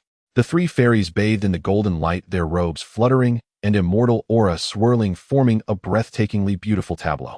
Yet, Qin Feng, standing on the creation green lotus in the distance, had no mind to appreciate the beauties. His golden vertical pupils were fixed on the golden light of creation descending from the sky, and a long string of drool unceremoniously dripped from the corner of his mouth, splashing onto the lotus petals. Why? What the hell is this supposed to mean? Qin Feng let out an utterly devastated roar in his mind. When I transformed, that stingy old man, heavenly Tao, didn't even drop a single hair of reward for me. Now these three little girls transform, and I even blocked the final thunderbolt for them. And what's the result? Heavenly Tao not only sends down such a thick beam of creation golden light for them, but also directly helps them break through in cultivation. This double standard is way too blatant. I refuse to accept this. I want to file a complaint. The thunder clouds vanished entirely, and the East Sea returned to its tranquil state as gentle sunlight shimmered upon the rippling waters. Qin Feng hovered in midair, his body trembling as he flung Houtu off his back, sending her back onto the broad petals of the 24th grade creation green lotus. What a ridiculous joke. Qin Feng scoffed inwardly with a proud snort, his front paws disdainfully patting the golden scales on his own back. I am a golden dragon formed from the merit of the great Tao with a status of unparalleled nobility. That earlier was purely an emergency, just to rush over and save someone and show off, grudgingly letting you hitch a ride. Did he really take me for some ordinary mount that anyone could ride? Houtu tossed back onto the green lotus, landed steadily at the center of a petal. She did not grow angry at Qin Feng's rough action, but instead extended her pale fingers, gently stroking the spot where she had just grasped the dragon's horn. A distinct trace of lingering satisfaction flickered in Houtu's ethereal eyes. This little loach's back is broad and steady, and the feel of his dragon horn is exceptionally warm and smooth. That fleeting moment of riding him with the sensation of wind and lightning was quite enjoyable. Houtu mused to herself, a sly curl forming at the corner of her lips. I must find another chance to ride him again. After all, there's plenty of time ahead. Surely he'll find an opportunity. Just as Qin Feng and Houtu were each harboring their own secret thoughts, the dazzling golden light of creation in the distance faded away completely. The three newly transformed immortals also noticed the massive green lotus radiating golden merit light, hovering in midair along with the glittering little golden dragon beside it. Led by the eldest sister Yun Xiao, clad in a pure white flowing celestial dress, Qiongxiao in fiery red palace attire, and Bi Xiao in an emerald green skirt followed closely behind. The three sisters stepped across the waves, flying gracefully toward Qin Feng. Stopping D Jang before the creation green lotus, Yunxiao halted. Her dignified and elegant face was filled with sincerity and gratitude. She clasped her hands before her figure poised, and bowed gracefully toward Qin Feng in midair. "Thank you, Taoist friend, for your timely assistance." Yunxiao's voice was as clear as a mountain spring, crisp and melodious, carrying a warmth that soothed the soul. The final thunderbolt of the 9-9 heavenly tribulation was terrifyingly powerful. Had you not timely deployed that supreme defensive treasure to shield us from that fatal blow, we three sisters would likely have perished in this tribulation, meeting our end. Xiao and Bixiao, standing behind Yunxiao, followed their elder sisters' lead, bowing deeply to Qin Feng and saying in unison, "Thank you, Taoist friend, for saving our lives." Gazing at these three peerlessly beautiful immortals, each with a unique aura, renowned figures in the future history of the primordial world, now bowing to him with utmost respect, Qin Feng's heart soared with ecstasy. His short golden tail wagged uncontrollably in the air. This feeling is simply incredible. The future three Xiao ladies, who wouldn't even spare a glance for the 12 golden immortals of the Chan sect, are now all bowing and thanking me. Qin Feng laughed triumphantly inside, but maintained a composed, detached demeanor on the surface like a transcendent master. He extended his short front paw, waving it casually in the air, striking a pose he believed to be supremely suave. "Please rise, three immortals.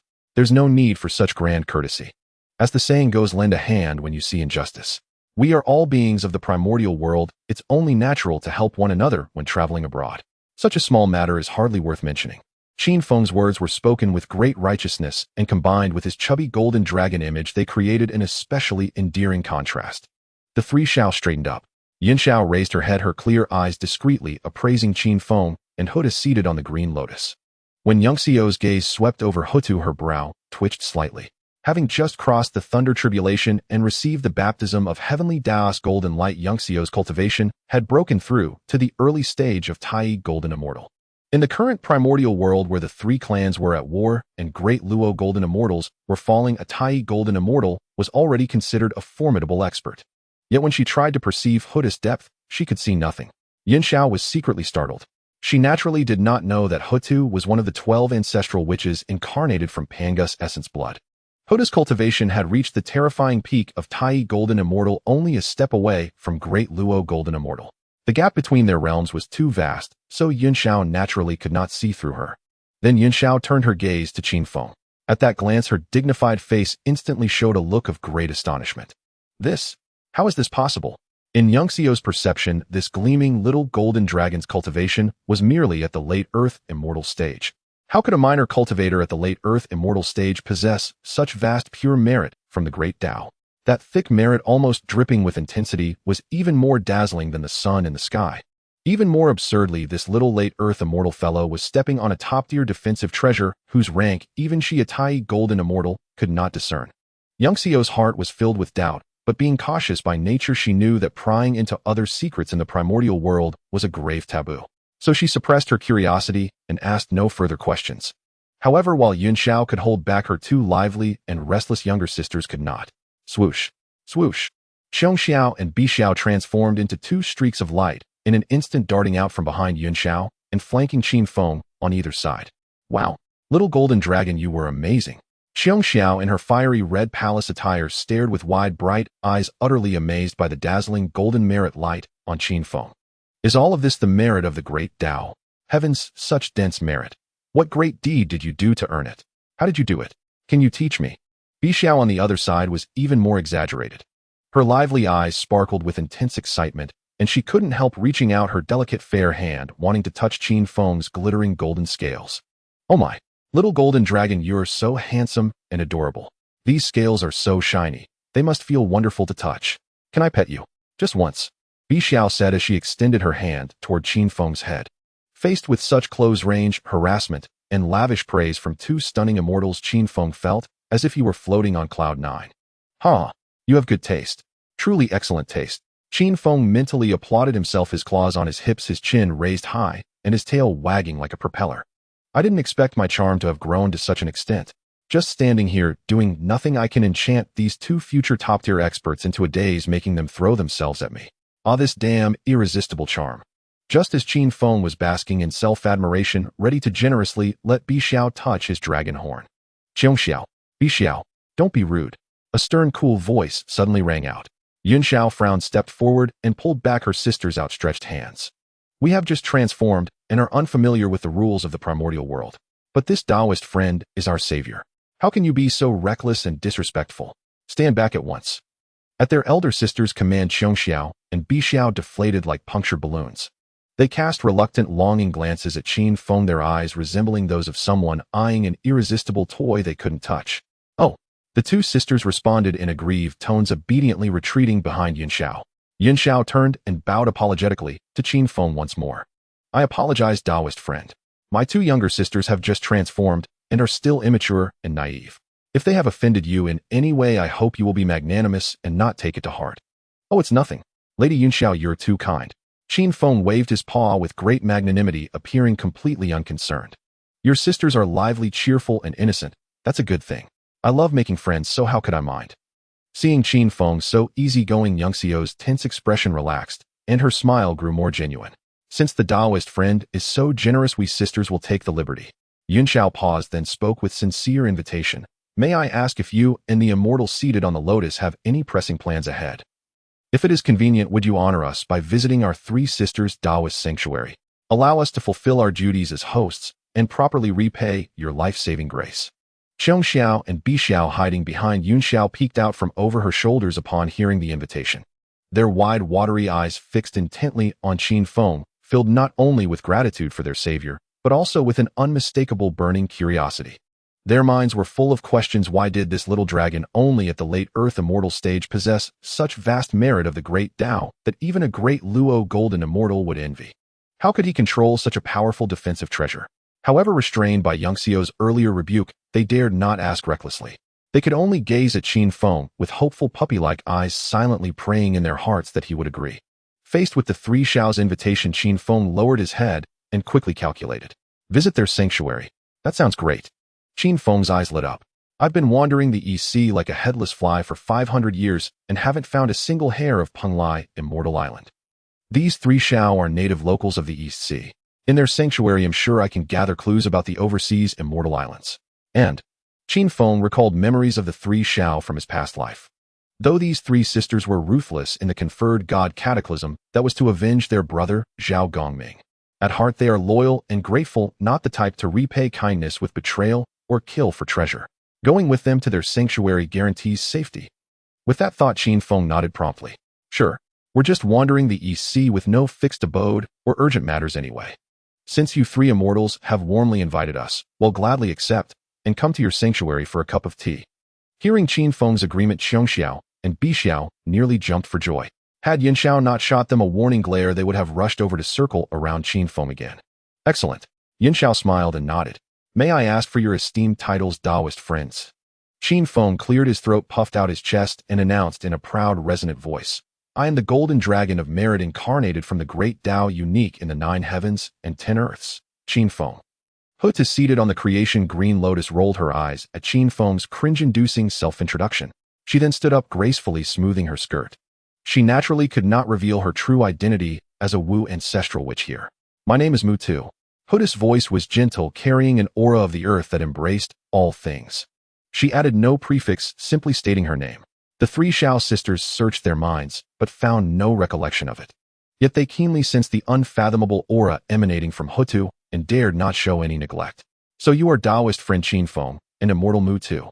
Yunxiao bowed slightly again, then pointed toward a direction in the East Sea. Our sanctuary lies on an island not far from here, named Three Immortals Island.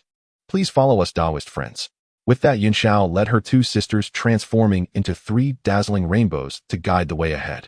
Qin Feng then maneuvered the 24th grade creation green lotus, carrying Houtu, and followed unhurriedly behind the 3 Xiao, flying toward the sanctuary.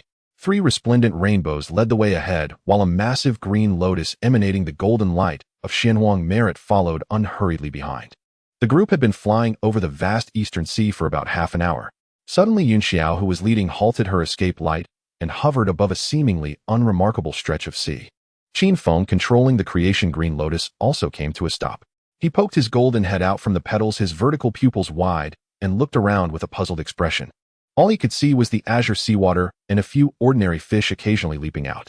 There was not even a single protruding reef, let alone any sign of a Taoist sanctuary.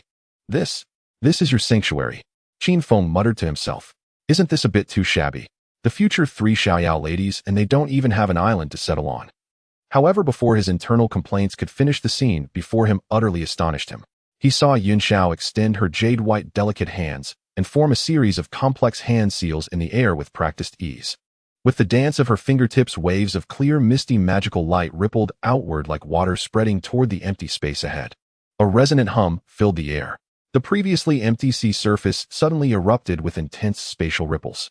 Then the invisible curtain of the natural formation light slowly parted to both sides like a massive curtain being drawn open. An enormous island spanning hundreds of thousands of miles materialized out of thin air before Qin Feng's eyes. The island was shrouded in immortal mist, and the spiritual energy was so dense it almost condensed into tangible raindrops. Mountains rose and fell on the island with cascading waterfalls and flowing springs. The slopes were covered with all kinds of exotic flowers and rare herbs. Although most of these plants couldn't even reach the grade of a low-grade spiritual root, they had long bathed in such rich, primordial spiritual energy. They had all absorbed some spirituality, and among them were many precious medicinal herbs of extreme age. Wow, so it's a cave paradise hidden by a primordial grand formation. Qin Feng's golden eyes instantly lit up, and his heartbeat quickened. Could this be the Penglai Immortal Island I've been searching for 500 years? Qin Feng was so excited he nearly jumped off the creation green lotus. He immediately closed his eyes, releasing his acute perception to carefully probe the island's secrets. But moments later, his elated expression gradually cooled. No, something's off. Qin Feng shook his head inwardly. The spiritual energy here is indeed extremely rich, definitely a first-rate cultivation paradise in the primordial era. But it's still a notch below the legendary Penglai Immortal Island, which was formed from fragments of chaos guarded by a top-tier primordial formation and nurtures countless supreme-grade primordial spiritual roots. Qin Feng opened his eyes and looked at the 3 Xiaoyao leading the way, now having made up his mind. This should be the 3 Immortals Island, the legendary sanctuary of the 3 Xiaoyao ladies in later ages. It's not Penglai, but it's still a rare good place. At least I won't have to endure the elements outside. Following the 3 Xiaoyao, they landed on a peak in the center of the island. The trio led Qin Feng and Houtu to a small, extremely crude stone cave. The cave entrance was covered in moss, and inside there were only a few bare stones serving as meditation cushions, not even a proper stone table. Yin Xiao turned around looking at Qin Feng, and Houtu, a faint blush of embarrassment coloring her dignified face. Please forgive us, fellow Taoists. This cave dwelling was hastily opened by us sisters in the past. We usually focus solely on cultivation and have never taken the time to properly manage it. It is indeed rather simple. As she spoke, Yin Xiao raised her right hand, her wide white sleeve fluttering in the wind, and gently waved it toward the crude stone cave. The power of her early golden immortal realm surged forth. A dazzling flash of immortal light passed, and the once dilapidated small stone cave underwent a radical transformation in the blink of an eye. The originally rough stone walls became as smooth and refined as white jade. The ceiling was inlaid with night pearls, emitting a soft glow, illuminating the entire cave dwelling as bright as day. The space inside the cave expanded infinitely. In the center appeared a massive round table carved from warm jade of 1,000 years, surrounded by several exquisitely crafted jade stools. Even in the corners of the cave, a few pots of immortal flowers emitting a faint fragrance had been added. With just a casual wave, a simple cave had been transformed into a celestial top-tier sanctuary. This turning stone to gold art of creation is truly enviable. Qin Feng sighed inwardly, then unceremoniously put away the creation green lotus, swaggered into the cave, and found the most comfortable spot to lie down. Houtu also walked in gracefully and sat down on a jade stool beside Qin Feng. With the guests seated, the 3 Xiaoyao immediately busied themselves. Yin Xiao personally stepped up to the jade table, took out an exquisitely crafted white jade tea set from her storage space, and with utmost elegance poured fragrant spiritual tea for Qin Feng and Houtu. Meanwhile, her 2 younger sisters, Qiong Xiao and Bi Xiao, eagerly produced a variety of colorful spiritual fruits from their own belongings and carefully arranged them on the fruit plate on the table. Yin Xiao picked up a cup of spiritual tea, gently pushed it in front of Qin Feng, and said with a hint of apology again, "Please don't mind, fellow Taoist. Although our island is rich in produce, we sisters have devoted ourselves solely to the Tao and haven't bothered to gather the finer spiritual fruits. These are just ordinary fruits we use to quench our thirst. I hope you won't find them beneath you." "Oh, Lady Yin Xiao is too kind. It's fine, it's fine. I'm not picky." Qin Feng waved his short little paw magnanimously, his grin stretching almost to the back of his head. "Are you kidding me? Having the future 3 Xiaoyao ladies personally serve me tea and arrange the fruit plate. This kind of treatment in the entire primordial era aside from that cheap Master Tongtian cult leader, probably only I can enjoy. How could I possibly disdain it? Qin Feng thought smugly to himself as he reached out a paw, picked a green spiritual fruit from the plate, and took a bite. A crisp crunch sounded. The fruit's flesh was juicy enough with a faint sweetness. But after chewing a couple of times, Qin Feng's brow involuntarily furrowed slightly. The taste, how should I put it? Qin Feng evaluated inwardly. It's not that this fruit is bad. After all, it's a low-grade spiritual fruit grown from absorbing primordial spiritual energy. It's just that, for the past 500 years, all I've eaten is the top-grade rations I carefully cultivated with the great Taoist merit. Qin Feng recalled the fruits he used to eat. Every one of them was golden and radiant, not only incredibly delicious, but also containing extremely pure merit power. A single bite would refresh the mind and invigorate the spirit. In comparison, the ordinary spiritual fruits brought out by the 3 Xiaoyao were as bland and tasteless as plain water. Ahem. Qin Feng swallowed the pulp in his mouth, then grandly extended his right claw and waved it abruptly in midair. With a crisp clattering sound, a mountain of spirit fruits radiating dazzling golden light, an exotic fragrance instantly piled up on the entire jade table. These spirit fruits varied in shape, some resembling peaches, others plums, but without exception each fruit's surface shimmered with a layer of Tao merit, and the tantalizing aroma filled the entire cave dwelling. Come on, stop eating those unripe fruits. Try mine. My spirit fruits taste amazing. Qin Feng thumped his chest, flaunting an air of extravagant wealth.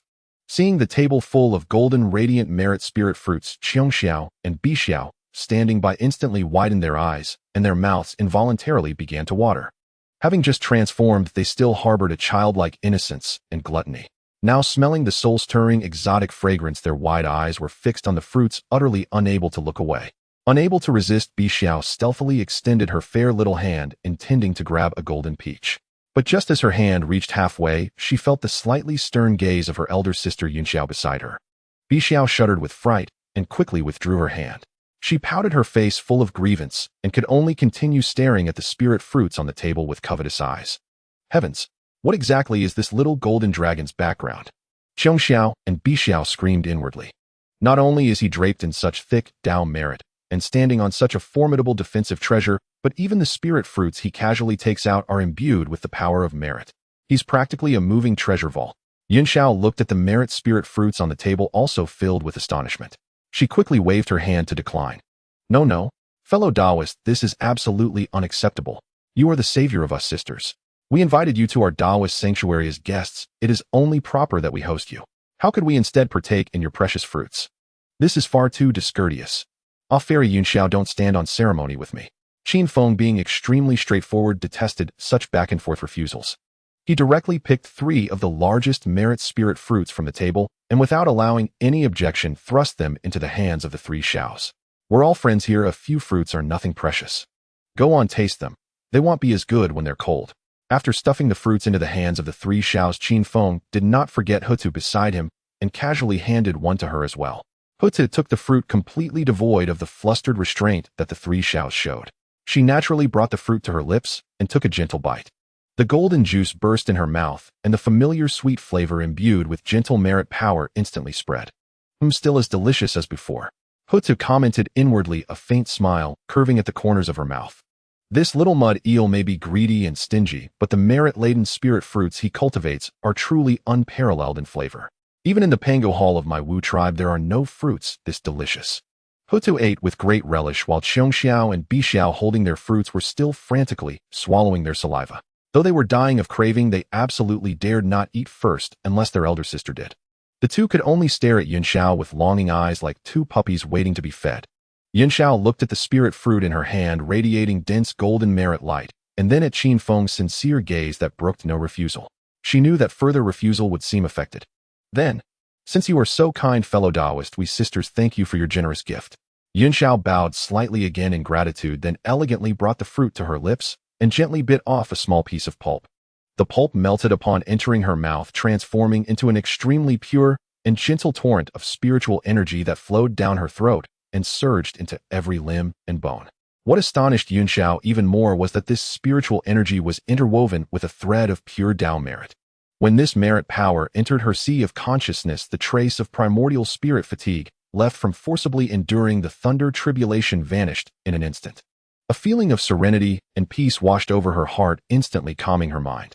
This fruit, not only is it rich in spiritual energy, but it also possesses the miraculous effect of calming the mind and stabilizing the Tao foundation.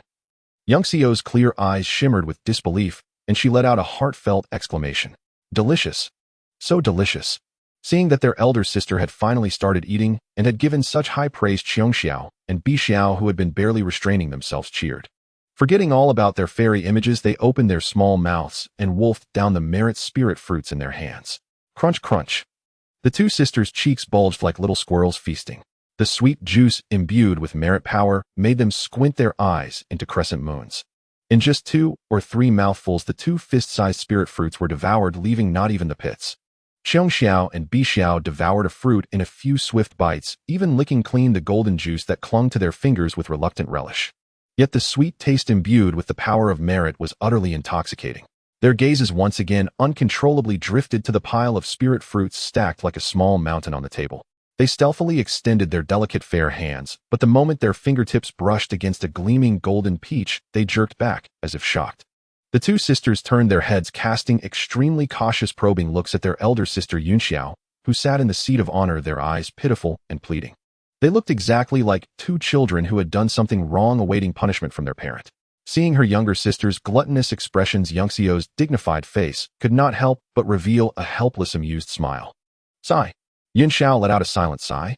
Since we took human form, I have been strict with them, fearing they would pick up the bad habits of the primordial wilderness. Now it seems, have I been too strict? They have only just transformed and are still in their innocent, playful years.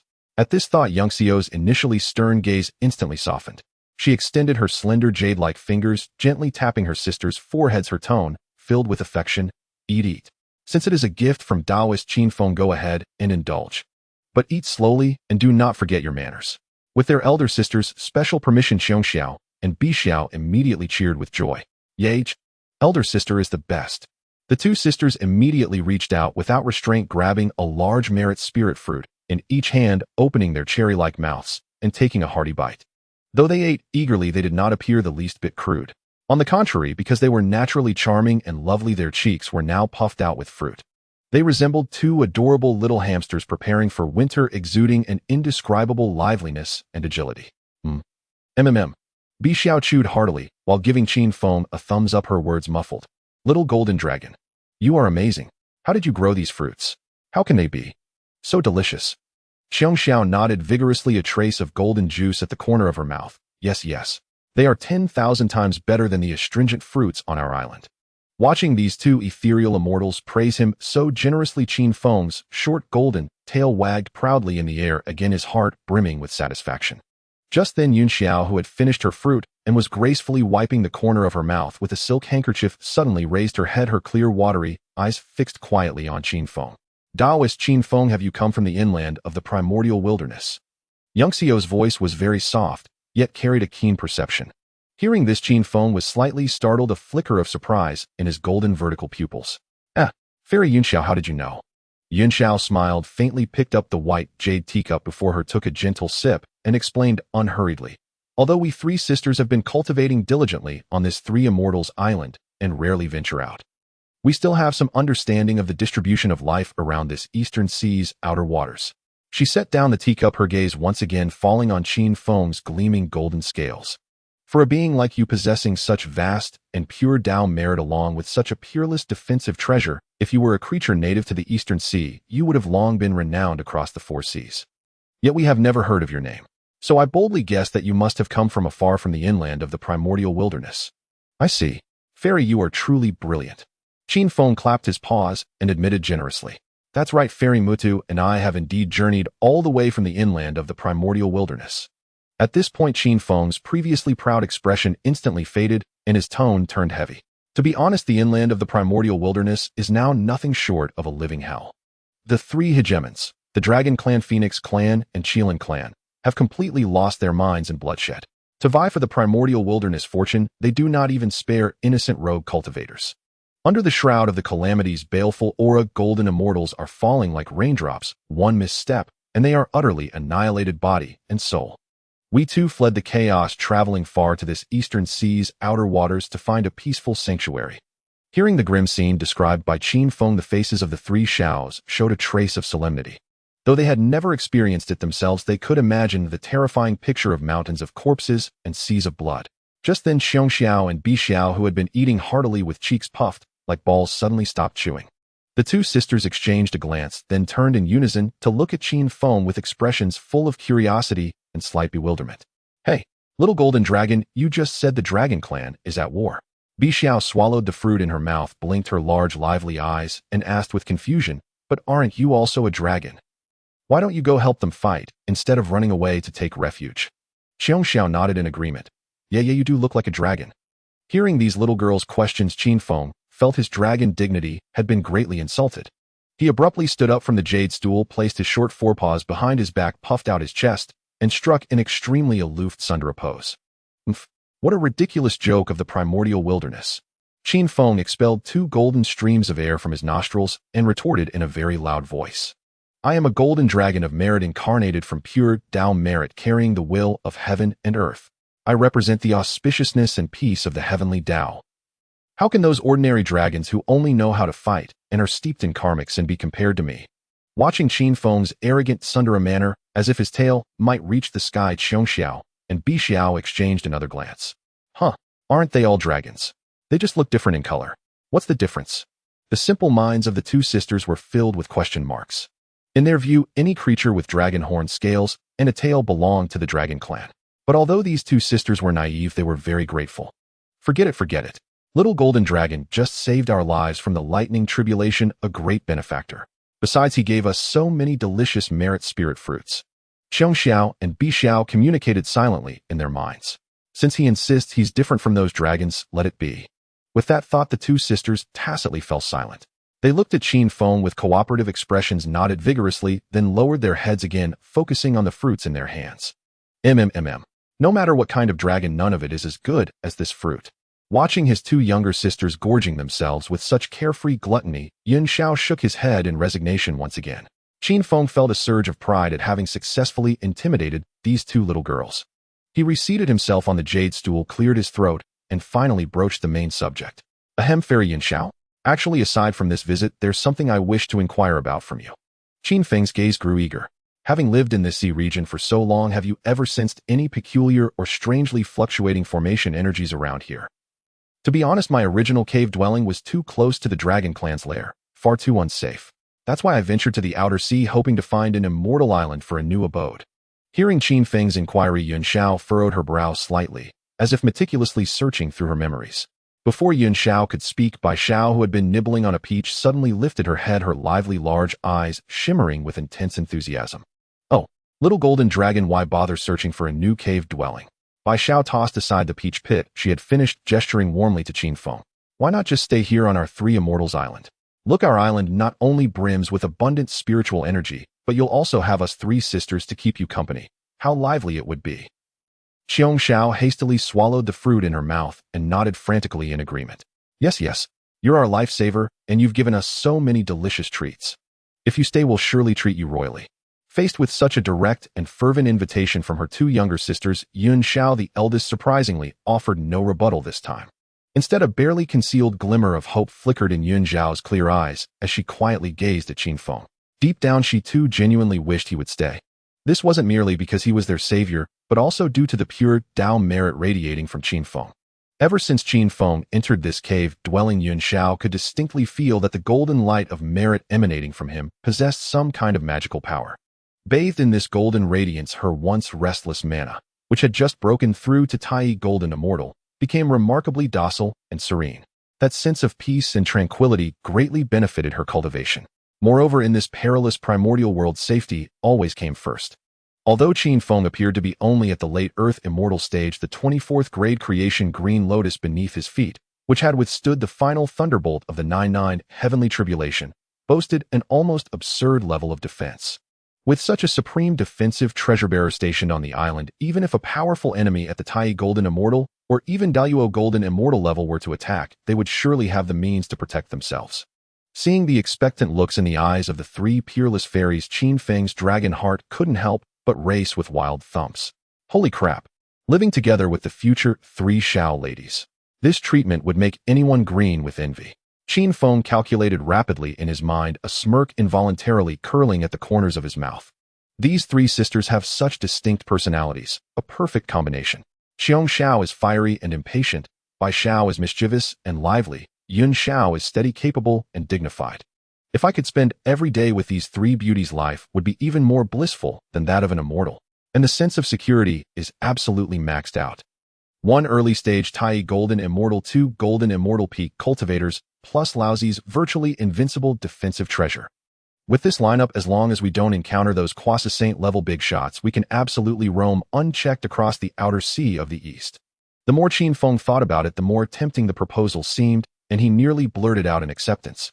But just as the words were about to leave his lips, Qin Feng's innate miserly and treasure-hunting nature forcibly suppressed the impulse. No, I can't give up so easily. Qin Feng gritted his teeth inwardly, a resolute light flashing in his golden vertical pupils. Although 3 Immortals Island is nice, it's far inferior to the legendary Penglai Immortal Island. On Penglai, countless supreme innate spiritual roots and peerless treasures await my claim. I've searched for 500 years. How can I give up halfway? I can first ask them for clues about Penglai. Once I find Penglai and claim that top-tier paradise as my own, I can then invite these 3 sisters to live there. The atmosphere around the jade table was exceptionally harmonious. Qin Feng ultimately forced down the alluring urge to cohabitate with the 3 peerless fairies.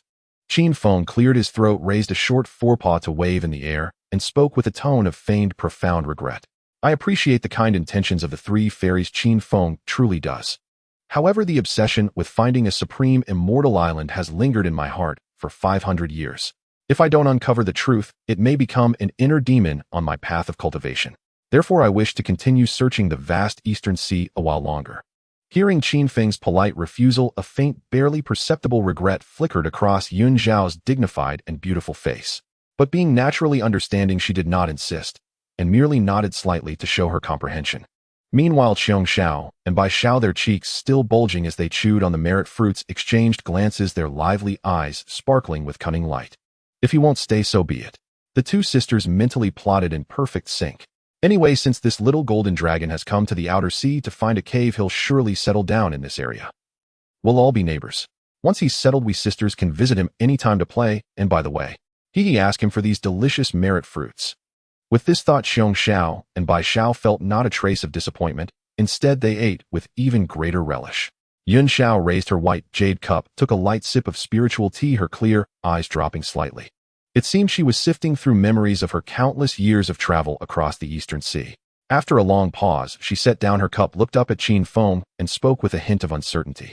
Taoist Qin Feng, if you insist on seeking such an unusual place, I suddenly recall a certain location. Hearing this, Qin Feng's golden dragon tail snapped taut instantly. His 2 forepaws pressed directly against the edge of the jade table as he leaned forward, eagerly asking urgently, "Oh, Fairy Yun Xiao, please tell me quickly. What kind of unusual place is it?" Yun Xiao extended a slender finger to trace a direction in the air, then began to describe slowly. About 1,000,000 miles east of our 3 Immortals Island lies a strange sea region. That area is perpetually calm, without even a ripple. But the strangeness lies in its nickname among the eastern sea creatures: no bird crosses. Yun Zhao's expression grew serious as she recalled her exploration. No matter what kind of seabird, if it tries to fly over that sea, it will inexplicably plunge straight into the water. And sea beasts swimming to the edge of that area will instinctively flee, as if encountering some terrifying natural enemy, daring not to approach half a step. We 3 sisters, driven by curiosity, once went there together to investigate thoroughly. Yet no matter what spells we cast, even scanning every inch of that void and seabed with our divine sense, we found nothing at all. As Yun Xiao finished speaking, Qin Feng's golden vertical pupils blazed with a dazzling light, even brighter than the golden merit aura around him. No bird crosses. Undetectable by divine sense. Living beings instinctively flee in fear. Qin Feng roared inwardly, his entire dragon form trembling with extreme excitement. This is absolutely the hallmark of a top-tier innate grand formation. The chaotic concealment grand formation. A formation of that level not only obscures heavenly secrets, but also distorts space. No wonder a golden immortal's divine sense finds nothing. Qin Feng writhed excitedly on the jade stool, feeling immense gratitude toward Yun Xiao. I knew it. How could I have found that heaven-hidden top-tier immortal island by blindly wandering the vast eastern sea like a headless fly? Without native guides like the three Xiao who were born and raised in the Eastern Sea and know every corner, how could anyone possibly know about such a bizarre place that even divine sense can't detect? Qin Feng could no longer contain his ecstasy. He slammed both forepaws on the table and exclaimed loudly, "Fairy Yun Xiao. That's the place. There's definitely a great secret hidden there. No time to lose. Please, Fairy, take the trouble to lead us to that sea region immediately." Seeing Qin Feng's frantic eagerness, Yun Xiao, though still harboring doubts, smiled and nodded, ready to guide the way. Yet, just as the atmosphere in the cave grew lively, and they prepared to set off for that mysterious sea region, Houtu, who had been quietly seated beside Qin Feng, holding half a merit fruit, suddenly paused in her movements. In her deep, earth-bearing eyes flickered an extremely subtle fluctuation. Deep within her divine sense, a message traversing boundless space, tinged with urgency and helplessness, was transmitted directly into her mind through the unique bloodline bond of the Wu clan. "Little sister, come back and save your big brother. I really can't hold on much longer." The sender of this message was none other than D Jang, the primordial Wu of space and speed leader of the 12 ancestral, was currently stationed at the Panga Temple in the heart of the primordial land. At that very moment, at the foot of Buzhou Mountain in the distant primordial land within the ancient desolate Panga Temple, a heated scene of forced abdication was unfolding. In the vast majestic hall, 11 ancestral Wus, radiating terrifying baleful auras with bulging muscles, gathered together. The most hot-tempered, Zhu Rong, the fire ancestral Wu, paced irritably back and forth in the center of the hall. His fiery red hair danced wildly like blazing flames, and with every step a scorched black footprint was left on the obsidian floor. "Big brother, how much longer has it been? Where exactly has little sister gone?" Zhu Rong suddenly stopped, turned, and fixed his bell-like eyes on D Jang seated on the throne, his voice booming like a thunderclap from the ninth heaven. "Do you have any idea what's happening out there on the primordial land? Those three mongrel races, the Dragon Phoenix and Qilin, have completely lost their minds in slaughter. The baleful aura outside is overwhelming. Daluo golden immortals are falling in droves. They're practically beating each other's brains out." Gong Gong, though usually at odds with Zhu Rong, now stood remarkably on the same side. Radiating chilling water vapor, he snorted heavily and echoed loudly, "That brute Zhu Rong speaks the truth. Around our Wu clan's territory, protected by the embryonic form of our 12 heavenly gods and demons, grand formation, the 11 of US United don't fear those three races at all. But little sister is wandering alone outside. If she gets caught in the vortex of this great calamity and faces danger, what then? We can't rest easy." Not only Zhu Rong and Gong Gong, but also Xianming, Zhu Juin, Chang Liang, and the other ancestral Wus all turned their gazes to D Jang, their eyes filled with undisguised worry and interrogation. "Big brother, you must give us the truth today. Where exactly is little sister?" Facing the nearly devouring stares from his 10 younger siblings below, D Jang on the throne felt his scalp tingle, a fine layer of cold sweat beating on his forehead. D Jang's heart was bitter. "Do you think I don't want to tell you? I'm desperate too," he roared inwardly. When Houtu left the Panga Temple, she had left only an extremely vague statement that she had encountered someone of great importance to the Wu clan's future and needed to observe that person for a while, without leaving any other information. D Jang truly had no idea where in the vast primordial land Houtu was wandering. Moreover, even if he knew, he dared not casually reveal it. Although Houtu usually appeared gentle as water, she was the most meticulous and unfathomable among the 12 ancestral Wus. If she found out he had leaked her whereabouts and disrupted her plans when she returned, he, as the big brother, would surely be in deep trouble. Seeing his younger siblings below looking as if they would tear down the Panga Temple if he didn't speak, D Jang could only steel himself, raising both hands to press down in an attempt to calm everyone. "Ahem. Dear brothers and sisters, please calm down, calm down." D Jang swallowed a mouthful of saliva, his tone carrying a hint of guilt as he gave his assurance. "Rest assured, don't you all know the strength of our younger sister? Moreover, she carries the law of the earth with her, so her survival capabilities are absolutely top-notch. And I've already sent a message to our younger sister through the bloodline secret technique, telling her to return quickly. I believe it won't be long before our younger sister returns safely." Upon hearing D Jang's assurances, the fiery atmosphere within the Panga Hall subsided somewhat, but the other primordial sorcerers still stared at him with eyes full of suspicion. At that moment, far away in her cave dwelling on the 3 immortal islands in the outer seas of the East Sea, Houtu was quietly digesting the frantic distress signal that her elder brother had transmitted into her mind. Houtu's peerlessly beautiful face revealed no unusual expression. She merely nonchalantly placed the remaining half of the merit spirit fruit in her hand between her red lips and chewed slowly. Her gaze naturally fell upon Qin Feng, who was nearby, gesticulating enthusiastically and engaging in a heated discussion with the three Xia about how to explore that sea region where even birds dare not cross. This little golden dragon. Houtu silently murmured this tender title in her heart, a gentle smile, as soft as spring water flickering in the depths of her eyes. Houtu began to rapidly analyze the current situation in her mind. The primordial inland is now shrouded in a great calamity of slaughter. It is truly not a place to linger. But the little golden dragon is now deep in the outer seas of the East Sea, billions of miles away from the inland battlefield. The baleful aura of the Great Tribulation cannot reach here. His current situation is extremely safe. Houtu's gaze swept over Yun Xiao, Qiong Xiao, and Bai Xiao. Moreover, the little golden dragon just saved the lives of these three immortal maidens using that supreme defensive treasure. Judging by the conduct of these three immortal maidens, they are all people who value loyalty and righteousness. With them, two Tai golden immortals and a golden immortal. Accompanying him, even if an unexpected situation arises, they will definitely not stand idly by. After confirming Qin Feng's safety, Houtu's thoughts turned back to the sorcerer clan. Calculating the time, I have indeed been away from the Pangu Hall for too long. My elder brothers are impulsive by nature. If I am not there to watch over them, they might stir up unnecessary trouble during this great tribulation. With this thought, Houtu's gaze once again fell upon the pile of radiant golden merit spirit fruits on the jade table. These spirit fruits. I can take some back with me. A slight smile curled at the corner of Houtu's mouth. She knew that Qin Feng was an extremely generous person. Usually she could pick and eat them as she pleased without him even batting an eye. As long as she occasionally gave him a comfortable massage using the law of the earth, this little golden dragon would obediently lie on the ground and enjoy it like a cat that had been petted. The warriors of the sorcerer clan are naturally warlike, and their bodies have accumulated too much innate baleful qi, causing their temperaments to be extremely irritable. If I can bring these spirit fruits imbued with the Daos merit back to the Pangu Hall and plant them in the sorcerer clan's territory, not only will they improve the clan's physique, but the gentle power of merit will surely dissolve much of the baleful qi, making the lower-ranking sorcerers clearer-headed and more rational. However, bringing back the spirit fruits was only a small part of Houtu's plan. Her gaze grew profound as her mind replayed the various scenes she had witnessed while staying by Qin Feng's side. From the very beginning, when Qin Feng had maniacally layered hundreds or thousands of defensive formations in that dilapidated cave dwelling, to the later encounter with the Xianxian battle between the Dragon and Phoenix clans, where he employed his extremely shameless and practiced suicide collision tactic, and then to his underhanded method of forcibly assimilating the formation with merit golden light in order to subdue the creation green lotus. Recalling these bizarre maneuvers, a vivid and utterly amusing expression involuntarily appeared on Houtu's dignified and gentle face.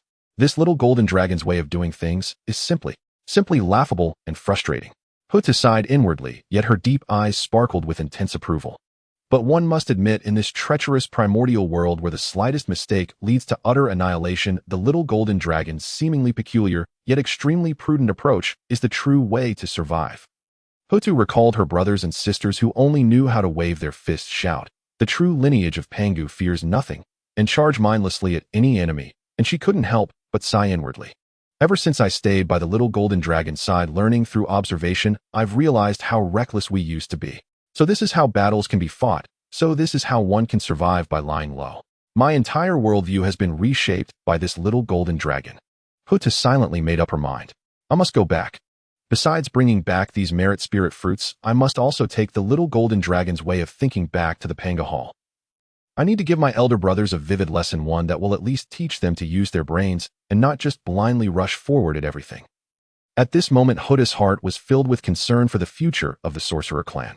She could never have imagined that the decision she made today would, after bringing Qin Feng's philosophies of lying low, collision fraud, and sneaky tactics back to the sorcerer clan, eventually give rise to a group of sneaky primordial sorcerers in the future primordial world whose bizarre styles would give countless great powers splitting headaches. Having made up her mind, Houtu hesitated no longer. Seizing the moment when Qin Feng was enthusiastically discussing the route to that sea region with the three Xia completely oblivious to her, Houtu stood up, walked out of the cave dwelling with a natural grace, and arrived at a secluded corner of the three immortal islands. Extending her fair finger, she gently tapped the void. An extremely pure force of the law of earth surged from her fingertip, rapidly coalescing and taking shape in midair. In just a moment, a woman appeared in that spot, identical to Houtu's true self in appearance, figure, and even aura. This was merely a small clone that Houtu had casually created using the law of Earth. Because it had not been infused with much origin power, this clone only possessed the strength of a heavenly immortal, and its duration would not be long. But this was sufficient for Houtu. She only needed this clone to stay behind as a decoy, and if necessary, to keep an eye on Qin Feng. After all, with her speed as a perfected Tai Golden Immortal on the verge of breaking through to the Daluo Golden Immortal realm, returning to the Panga Hall to handle matters, and then rushing back would not take much time. Houtu's true self gazed at the clone before her eyes becoming incredibly tender, as if looking at a precious treasure. I entrust the little golden dragon to your care for now. If he encounters any danger, even if it means this clone dissipates, you must protect him completely. Houtu's voice, extremely soft, echoed in the clone's sea of consciousness. The clone nodded slightly, its eyes reflecting the same determination as the true self, and then it turned around and walked back into the cave, dwelling with light steps, silently returning to the jade stool beside Qin Feng, as if it had never left. Outside the cave dwelling, Houtu's true self took a deep look in the direction of the dwelling, a faint smile curving at the corners of her lips.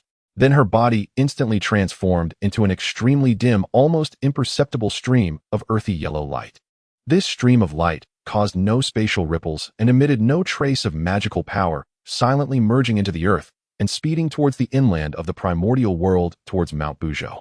Upon the vast eastern sea, deep in the remote outer waters far from the inland clamor, 3 magnificent rainbows streaked across the sky, followed closely by a 20th-grade creation azure lotus radiating the golden light of meritorious virtue.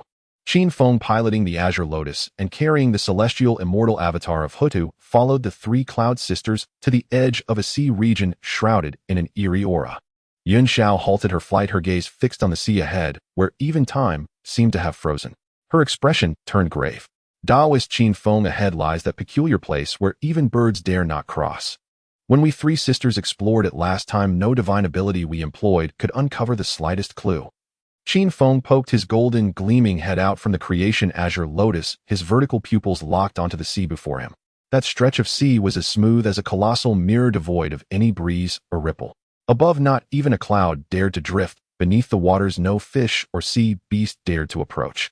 An absolute stillness that suffocated the soul permeated the entire space. Yet faced with this eerie phenomenon that left even a Tai Golden Immortal at a loss, Qin Feng showed no fear. Instead, he clasped his short forepaws behind his back, a confident smirk curling at the corner of his mouth. Heh, don't fret, Fairy Yin Xiao. Qin Feng gloated inwardly, plotting with smug satisfaction. This natural grand formation, so full of deception and concealment, might fool ordinary beings of the primordial world, but how could it ever stop this dragon? I am the horn of fate, burdened with boundless Tao merits and heaven-defying luck. This legendary Panlai Immortal Island is destined to be my exclusive cultivation ground. With this overflowing confidence, Qin Feng took a deep breath, and the scales all over his body erupted with a dazzling, brilliant golden light of Honghuang.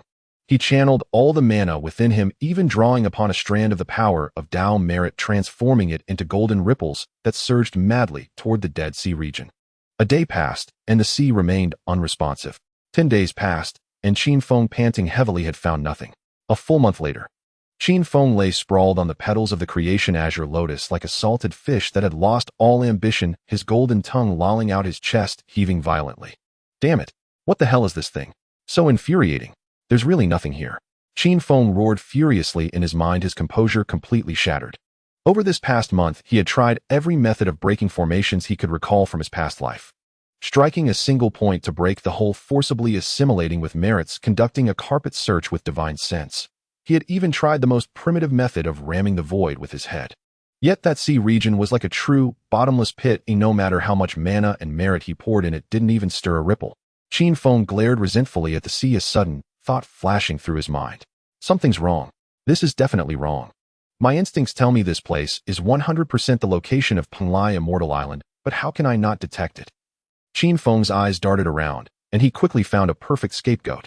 It must be that old Inyang bastard, the heavenly Tao, pulling tricks on me. Last time at Buzhou Mountain, I used an extremely wise method to hijack this 21st-grade creation azure lotus. The heavenly Tao must be holding a grudge. So it deliberately sealed the heavenly secrets of Panlai Immortal Island just to stop me from getting another advantage. No wonder I can't find it. There are way too many old schemers in this primordial world. After cursing inwardly for a while, Qin Feng gave himself a very reasonable way to save face. Since his cultivation was insufficient now, and the heavenly Tao was secretly hindering him, persisting would only be a waste of effort. Qin Feng sprang up from the azure lotus like a leaping carp, brushed the dust off his body, and turned to look at the three clouds who had been quietly waiting all along. Ahem, fairy Yin Xiao. The formation here is indeed exceedingly bizarre. With my current cultivation, I'm afraid I cannot break it for now. Qin Feng put on a thoughtful expression and went along with the situation. In that case, I shall shamelessly accept your earlier invitation and temporarily reside on Three Immortals Island. When my cultivation advances in the future, I will return to investigate. I must find this immortal island. Upon hearing that Qin Feng had finally decided to stay on Three Immortals Island, the faces of Yun Xiao, Qiong Xiao, and Bai Xiao bloomed into radiant smiles. Yun Xiao slightly bowed, her dignified face brimming with joy. In her eyes, Qin Feng staying was an immense blessing for the three sisters.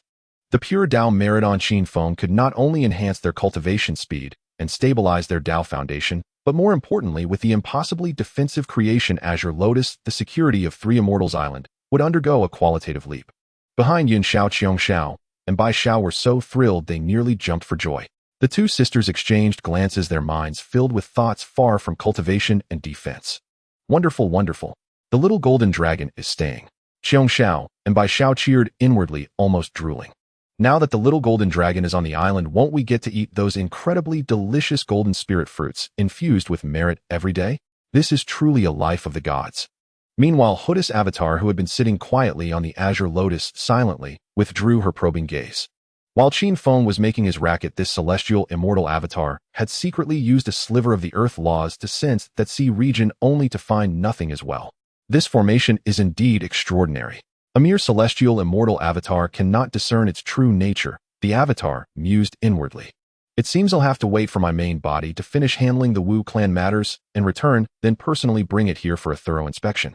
If what the little golden dragon says is true and a top-tier immortal island lies hidden here, it will greatly benefit our future plans. Just as Qin Feng and his group, each harboring their own thoughts, turned around to head back to Three Immortals Island.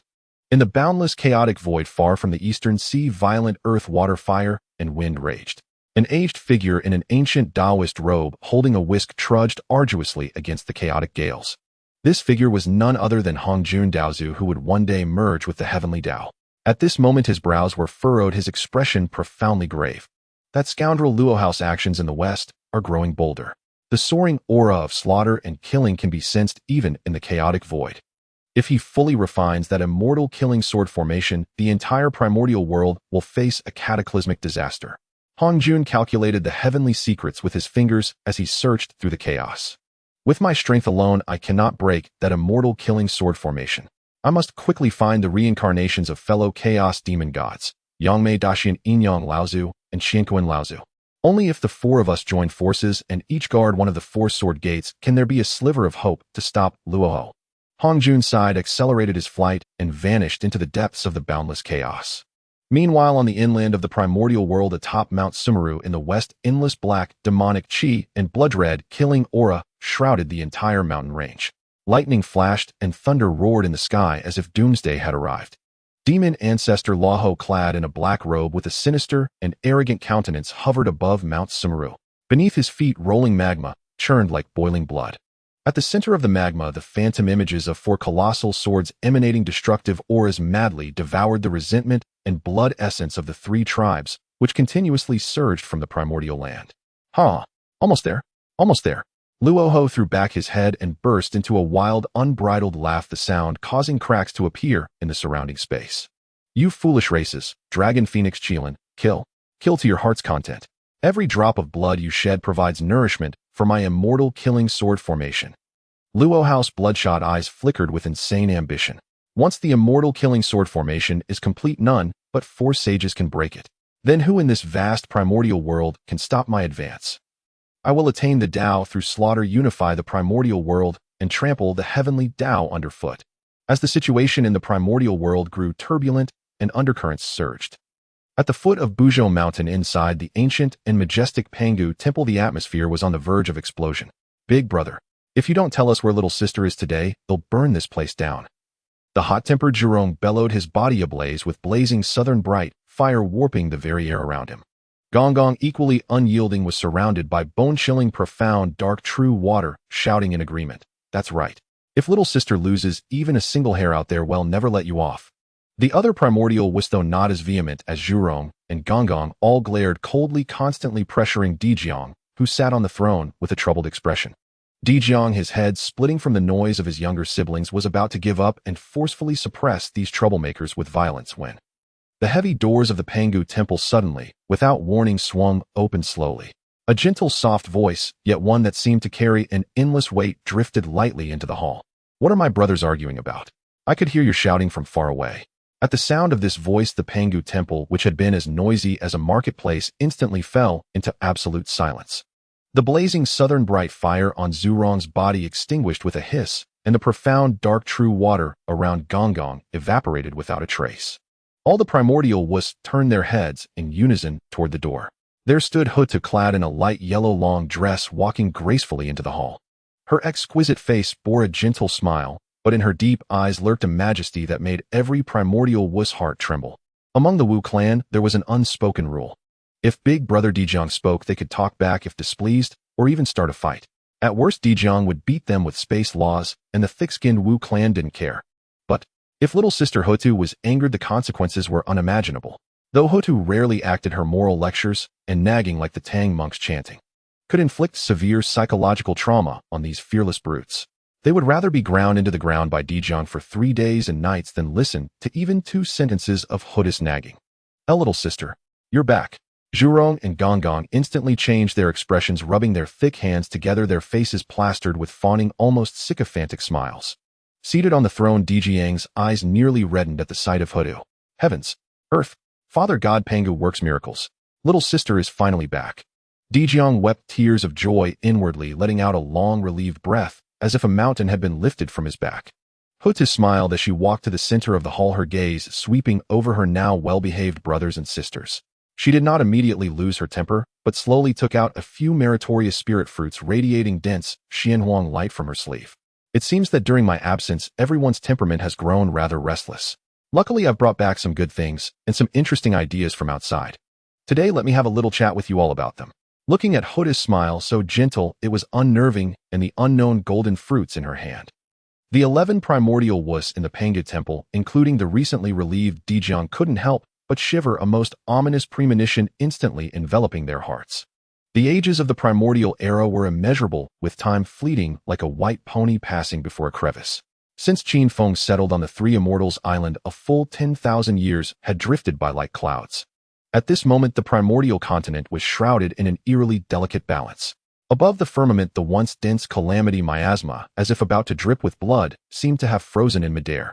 The 3 supreme rulers of the world, the Dragon Clan, the Phoenix Clan, and the Qilin Clan, after countless eons of savage slaughter and paying an inestimable bitter price, had inevitably fallen into a stalemate. At the edges of various battlefields, corpses piled up like mountains and blood converged into seas.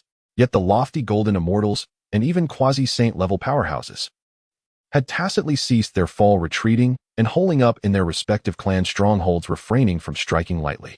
Every living being in the entire primordial world, whether they were rogue cultivators hiding in deep mountains and ancient forests, or small tribes struggling to survive in the cracks, understood clearly in their hearts, this was absolutely not the dawn of peace, but the brief, suffocating stillness before a cataclysm capable of destroying heaven and earth. During this undercurrent-filled 10,000 years, Qin Feng, dwelling in the outer seas of the Eastern Sea, lived a life of extreme hardship and misery. Boom. Rumble. Deep within a dilapidated trench at the edge of the Eastern Sea, a dazzling beam of mystic yellow merit light was madly darting through the murky waters. Qin Feng's golden dragon body was covered in seabed silt and broken rock debris. He was waving his 2 short foreclaws, channeling strands of gentle, Dao merit power, meticulously and painstakingly restitching together a tiny earth vein that had been severed by the tremors of a battle between great powerhouses. As the final strand of magical power was infused, the severed earth vein was finally revitalized, emitting a faint ring of spiritual energy fluctuations. Immediately, a wisp of mystic yellow merit as thin as a silk thread descended from the 9 heavens, slowly merging into Qin Feng's body. Feeling the violent surging of his magical power within like a rising tide, Qin Feng surged up from the trench, broke through the water's surface, and shot straight into the clouds. Roar! Accompanied by a clear and high-pitched dragon's cry, the golden light on Qin Feng's body erupted. A pressure several times stronger than before radiated outward. Heaven Immortal Late Stage.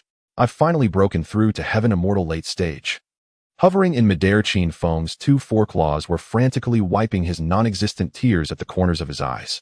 His golden dragon face was etched with indescribable bitterness and vicissitudes. Oh heavens!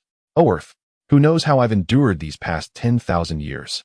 Qin Feng vented his complaints wildly in his heart. Every day I rise earlier than the golden crow on the Fusong tree and sleep later than the jade rabbit on the Tying star. For 10,000 years as one day, working from dawn till dusk with no holidays, never daring to rest for a moment, repairing earth veins in these obscure corners of the Eastern Sea. Even the donkey pulling the mill and the production team of my past life wasn't as desperate as me. Qin Feng looked at his still short and compact dragon body and couldn't help but let out a long sigh. The foundation of this meritorious golden dragon defense and luck are indeed maxed out, but this cultivation speed is outrageously slow. For others, just finding a cave to meditate for a day absorbs enough spiritual energy to match 1,000 days of my arduous earth vein repairs.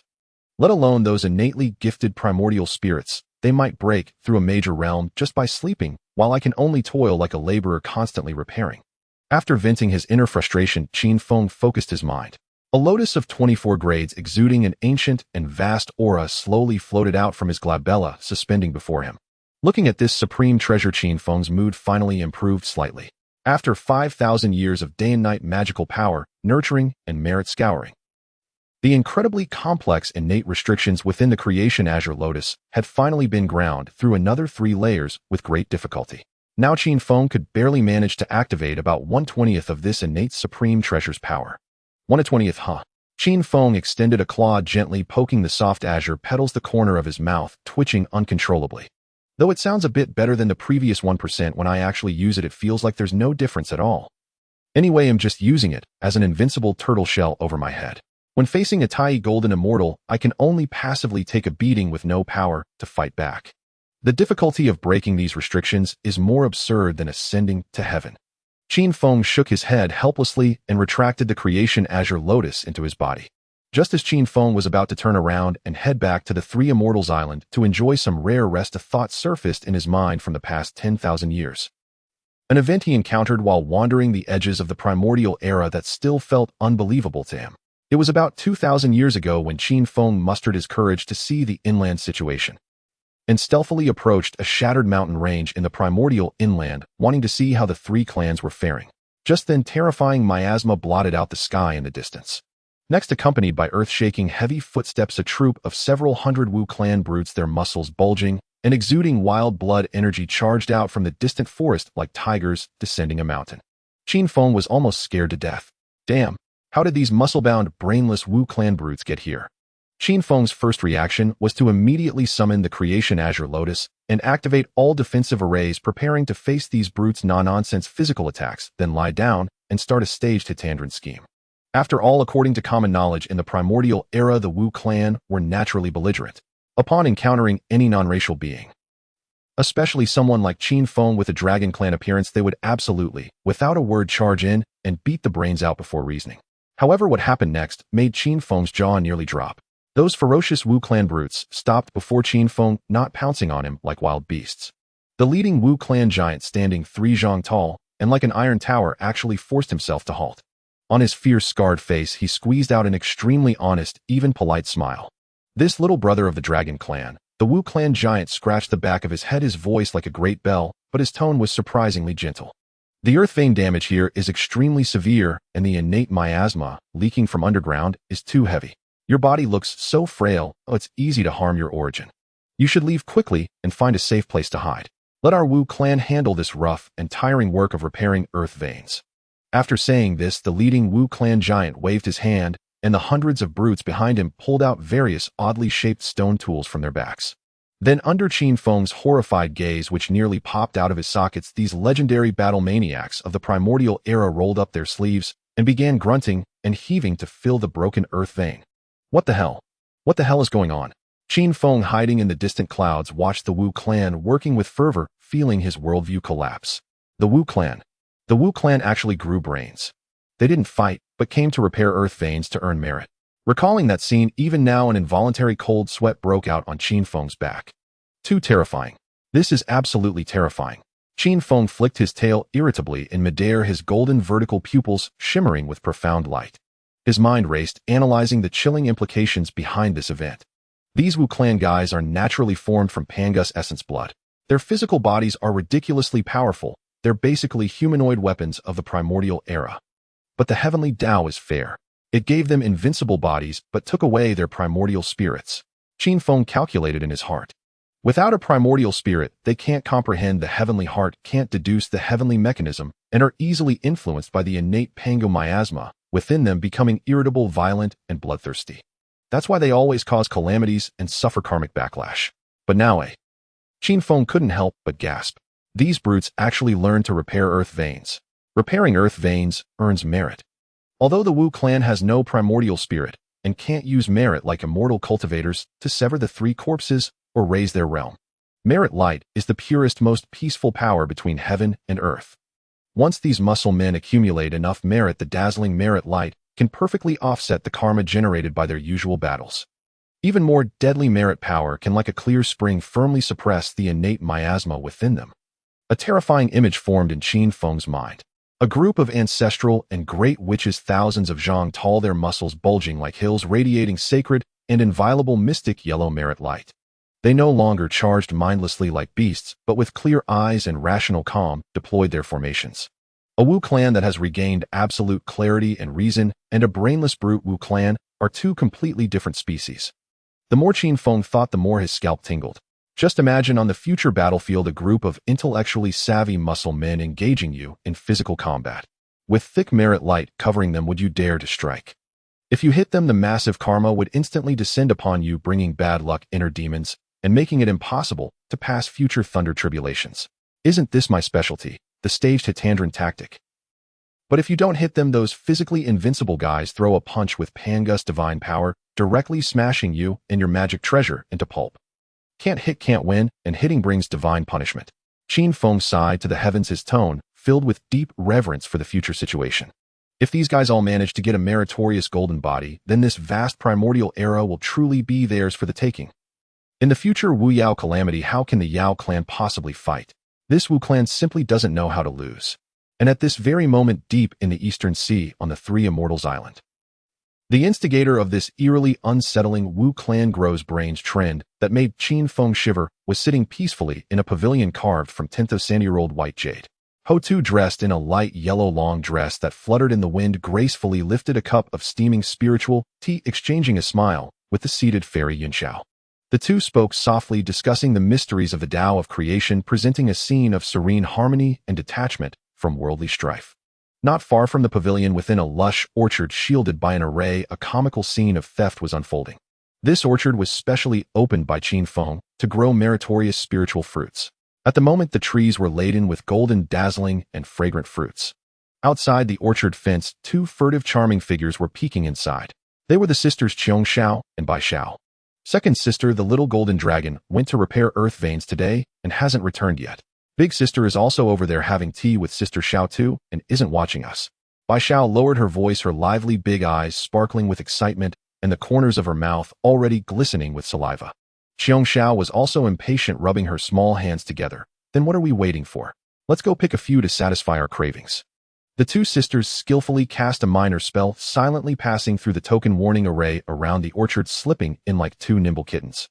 They cheered and immediately pounced on the plumpest, most golden, meritorious spiritual fruits, unceremoniously plucking them, wiping them casually with their sleeves, and stuffing them into their mouths, chewing heartily.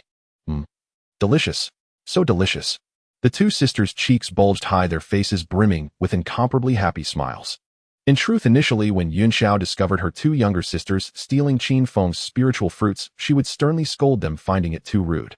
But later, when Qin Feng dragged his weary body back to the island and saw this scene, he merely waved his short claws dismissively. Qin Feng genuinely didn't care about these fruits. He grew them mainly for his own enjoyment. The fruits in the orchard grew extremely fast, and there were so many he couldn't finish them. They would rot on the ground. Moreover, having these two future top powerhouses owe him favors was a sure win deal, no matter how you calculated it. Seeing Qin Feng so magnanimous, Yunxiao could only sigh helplessly and stop minding her two gluttonous sisters. However, Yunxiao had a nature of gratitude. To make up for the meritorious spiritual fruits her sisters had eaten, she would often rummage through her extensive collection and give Qin Feng various rare spiritual fruit seeds. Not only that, knowing Qin Feng's almost obsessive passion for arrays and defense, Yun Xiao would occasionally gift him some array fragments and spiritual treasures she had found. This brought Qin Feng immense psychological comfort amidst his arduous life of mending the earth's veins, leading him to exclaim that this neighbor was truly worth befriending. In stark contrast to the warm and harmonious daily life on the three immortal islands, the Pangu Temple, deep within the primordial continent, had undergone an exceedingly brutal ideological revolution 5,000 years earlier. Time rewound to that day when the original Houtu, carrying Qin Feng's advanced operational philosophy and a large bundle of meritorious spirit fruits, had just returned to the Pangu Temple. When Houtu, within the majestic hall, and before the 11 ancestral witches, declared that the Wu clan would henceforth dedicate a portion of their efforts to mending the fractured earth's veins of the primordial world, the entire Pangu Temple erupted in an instant. What a mend the earth's veins! The most hot-tempered ancestral witch of fire, Zhurong, leaped 3 feet high, the southern bright flame on his body blazing fiercely, scorching the temple's dome a glowing red. Little sister, have you been fooled by some wandering cultivator out there? We are the legitimate descendants of Pangu. We Wu were born to battle the heavens and the earth, to conquer this vast primordial world with our fists. Mending earth's veins, that weak, thankless task, is fit only for cowards who cling to life. I, Zhurong, would rather die in battle than stoop to such a disgraceful chore. Gong for once stood united with Zhurong, his Xianming true water churning as he loudly echoed, "That brute Zhurong speaks the truth. The dignity of our Wu clan absolutely forbids us from acting like mere masons patching up the earth." The other ancestral witches, including D Jang on the chief seat, though not as vehement as Zhurong and Gong, were all frowning, deeply whispering among themselves. The hall was filled with murmurs of discontent, confusion, and resistance to the decision. Faced with the vehement opposition of her elder siblings, Houtu's stunningly beautiful face showed not a trace of anger. She merely turned her head with extreme calmness, looked at D Jang seated on the throne, and spoke in a tone so gentle it was like a spring breeze caressing one's face. "Big brother, would you be so kind as to use your space law to seal the gates of the Pangu Temple? Today no one is to set foot outside this hall." D Jang, looking at Houtu's gentle smile, shuddered inexplicably and waved his hand with utmost obedience, instantly sealing the entire hall with a thick layer of spatial barriers. For the following 100 years, the Pangu Temple echoed incessantly with Zhurong's screams, Gong's wails, and the desperate pleas of the other ancestral witches. Houtu revealed the most unfathomable aspect of her methods among the 12 ancestral witches. First, wielding her formidable earth law, she pinned these rebellious elder brothers down one by one, subjecting them to a profoundly intense physical education that left them battered, bruised, and utterly helpless. Then, while they were physically weakened, Houtu brought forth set after set of survival philosophy of the cautious learned from Qin Feng, initiating a century-long ideological and moral education that drilled into their minds like demonic whispers. Under the dual torment of spirit and flesh, the once unruly ancestral witches finally broke down completely. One by one, they cowered in the corners of the hall, daring not utter a single word of rebellion. Yet 5,000 years later, within the Pangu Temple, the same 11 ancestral witches sat. Zhurong lounged arrogantly on a stone chair, holding a meritorious spirit fruit as large as a watermelon, gnawing on it with his face covered in golden juice. "Holy crap, this is delicious!" Zhurong exclaimed loudly amidst mouthfuls, his face brimming with blissful intoxication. "The fruits little sister brought back are absolutely incredible, 10,000 times tastier than those dragon livers and phoenix marrows." Gong, sitting beside him, was also devouring his fruit with great relish, nodding repeatedly. "Indeed, they're fragrant. And have you noticed, ever since we followed little sister's instructions and sent our warriors to mend Earth's veins to earn merits, our Wu clan has become much easier to manage. I just wonder why little sister won't let us go near the East Sea to mend the veins." Gong wiped the fruit juice from his mouth, his eyes sparkling with excitement. "Who cares? In the past, our clansmen would often slaughter each other over a bit of malevolent qi clouding their minds. But now, with the golden light of merit suppressing that malevolent qi, they've all become rational and clear-headed. Not only do they know how to form battle formations when fighting, but even the speed of tempering their physical bodies has increased considerably." D Jang on the chief seat looked at the harmonious atmosphere below and sighed with immense relief. "Indeed, I thought little sister was just being reckless, but I never expected that accruing merit would have such a miraculous effect on our Wu clan. Not only has it not made us weak, but it has qualitatively boosted our cohesion and overall strength." D Jang took a bite of his spirit fruit, gazed out at the vast primordial land beyond the temple, and a profound, ambitious glint flashed in his eyes. If things continue like this, once the Dragon Phoenix calamity ends, this primordial heaven and earth will eventually be the domain of our Wu clan. In truth, over the past 5,000 years, Qin Feng's restless heart had never truly let go of that mysterious sea region where even birds dare not cross. Whenever his cultivation made even the slightest progress during his earth vein mending, or his understanding of a particular formation deepened another layer, he would become as energized as if injected with adrenaline, confidently dragging Houtu's avatar along as they charged towards that desolate sea region. My Dharma power has thickened a bit this time, and my understanding of formations has reached a new level. I'm definitely going to punch a hole through this damn formation. Every time before setting out, Qin Feng was brimming with such heroic ambition, as if the legendary Penglai Immortal Island was already his for the taking. However, reality always enjoyed slapping him hard across his golden dragon face. Whether he tried to forcibly infiltrate with the golden light of merit or used his newly acquired formation knowledge to deduce the array's core, that sea region remained as impenetrable as an iron turtle, revealing not a single crack or flaw. Every time he went full of hope, he returned dejected, looking like a frostbitten eggplant. After enduring countless crushing defeats, Qin Feng's mentality finally shattered completely. Damn it, is that place even Penglai Immortal Island? The heavenly Tao, that old bastard, is definitely targeting me. One day, Qin Feng collapsed on the beach of the 3 immortal islands, howling at the sky, swearing a most bitter and indignant oath. I'm putting this out there today. If I set foot in that sea region again before I break through to the golden immortal realm, I'll drink all the water in the East Sea dry. I'm done suffering that humiliation. From then on, Qin Feng completely gave up on the idea of unlocking Penglai Immortal Island ahead of time, obediently staying around the 3 immortal islands, continuing his miserable earth-mending enterprise. Time flowed like a river, years passed like a shuttle. In the primordial world where time is unrecorded, another 10,000 years slipped away in the blink of an eye. By now, the strange calm of the primordial continent had been utterly shattered, ushering in the most brutal, most frenzied era of the ultimate meat grinder. This time, it was no longer a simple brawl between the 3 races of Dragon Phoenix and Qilin. Over these 10,000 years, the 3 hegemonies, in their desperate drive to completely crush their opponents, had been blinded by bloodlust, even losing their reason. They began to frantically drag all living beings of the primordial world into this world-annihilating storm.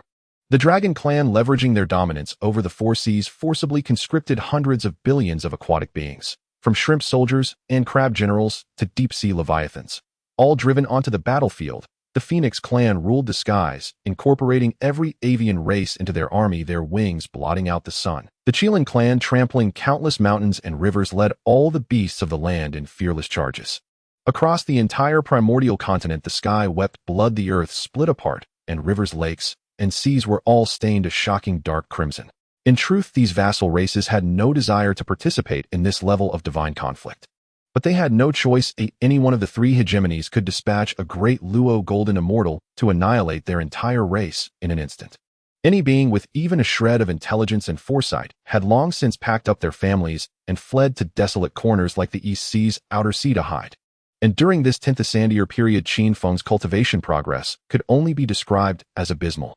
For a full 10,000 years, he had only managed to crawl from the late stage of celestial immortal to the perfection stage, as painstakingly slow as a snail climbing a tree. This was not because Qin Feng was lazy, but because he had encountered an absurd, utterly speechless objective reason. Damn it! Will these reckless Wu clan brutes ever stop?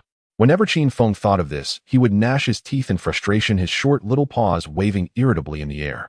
It turned out that ever since Houtu brought the advanced concept of cultivating earth veins to earn merit back to the Panga Hall, they now saw the damaged earth veins across the primordial wilderness with even greater excitement than spotting a peerless beauty.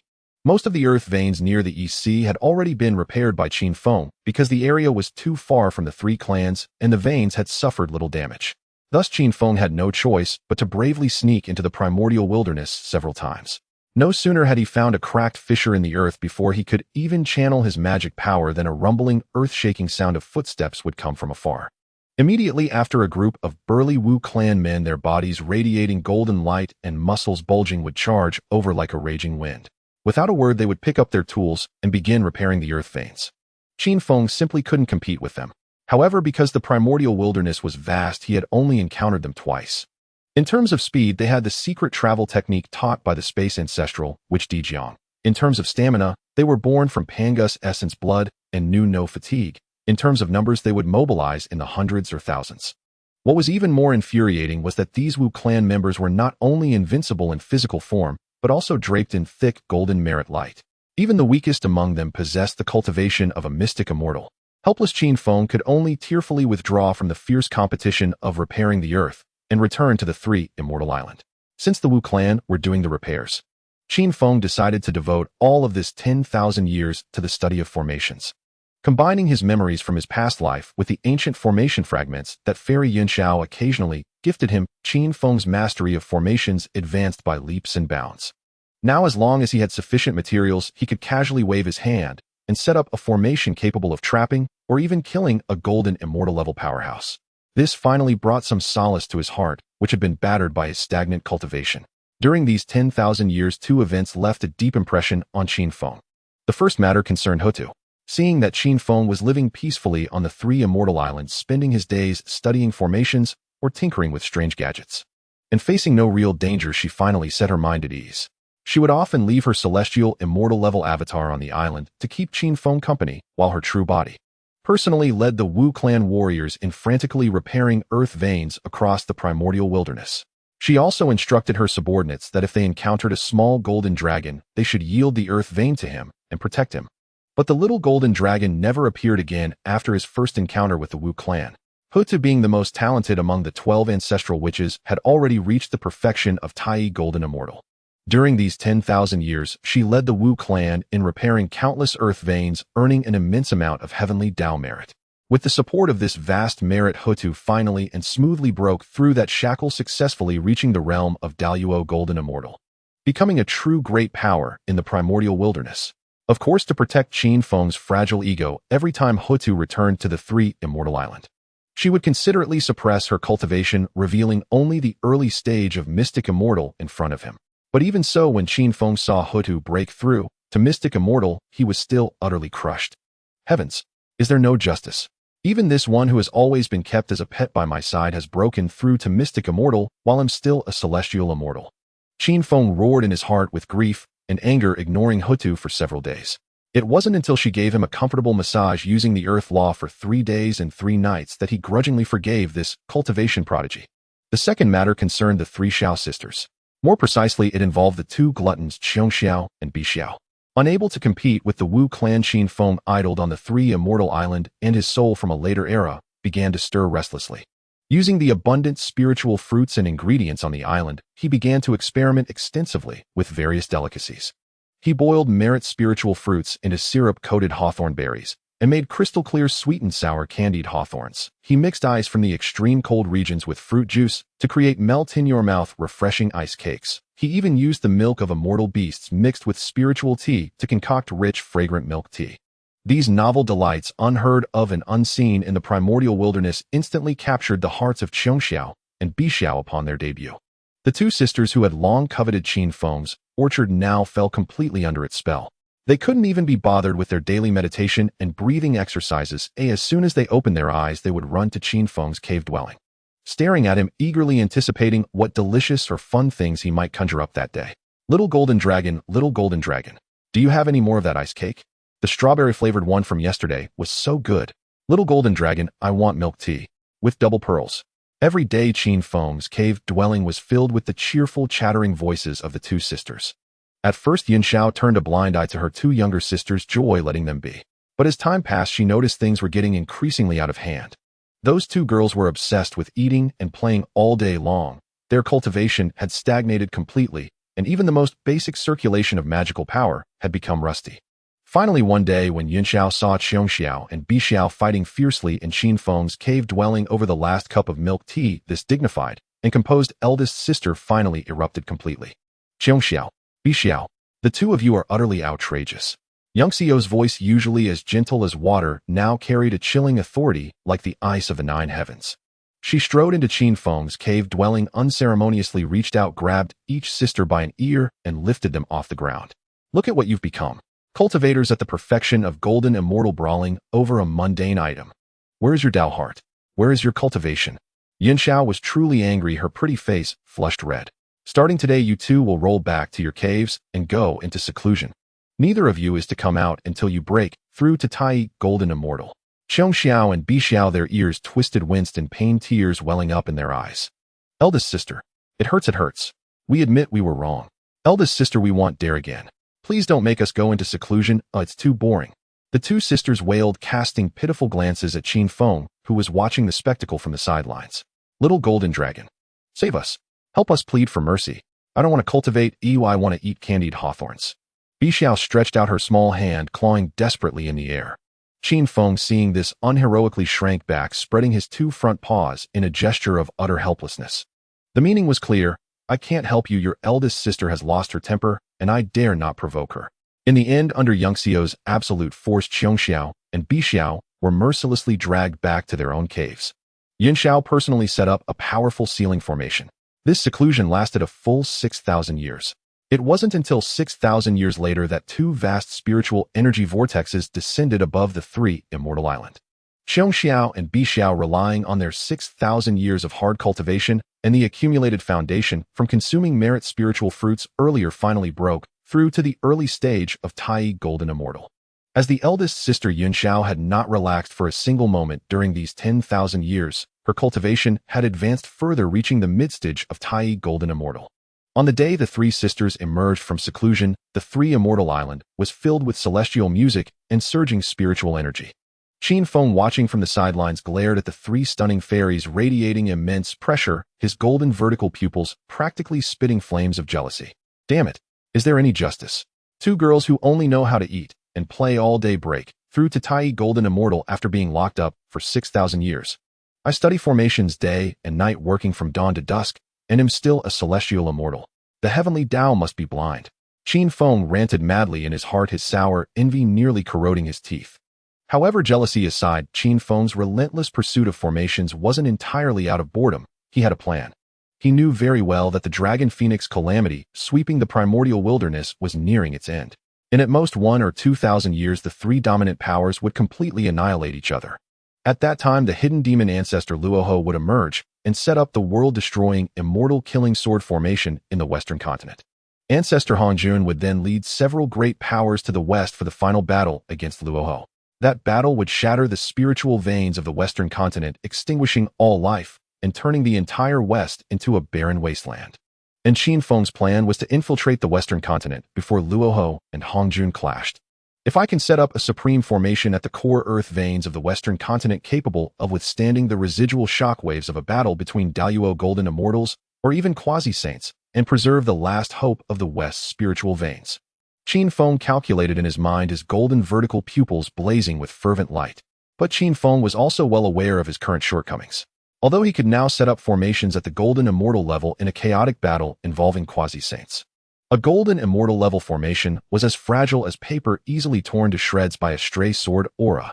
Deep within the three immortals island, inside a cave, dwelling completely sealed by layers of formations, Qin Feng, bearing two enormous dark circles under his eyes, was sprawled over a stone table cluttered with various jade slips and fragmented array diagrams. His once gleaming golden dragon scales now appeared dim and lusterless from excessive mental exertion. In the primordial wilderness, fighting and killing are merely the surface. At its core, it's still about human relationships and worldly wisdom. As he pawed through the intricate array patterns, Qin Feng muttered inwardly, "Though my cultivation is weak, a mere celestial immortal stuck for 10,000 years, I still have brains. If I can't set up a quasi-saint level grand formation myself, can I find help?" The Three Immortals Island is home to three future top-tier powerhouses. Over the past 8,000 years of seclusion, Qin Feng had pushed himself to the brink of qi deviation. He frantically absorbed the array knowledge brought by Yin Xiao, while racking his brains to create a quasi-saint level defensive formation capable of preserving the western earth veins at the end of a calamity. Yet reality was always cruel. With his celestial immortal perfection cultivation and current array mastery, creating a quasi-saint level formation from scratch was nothing short of a fool's dream.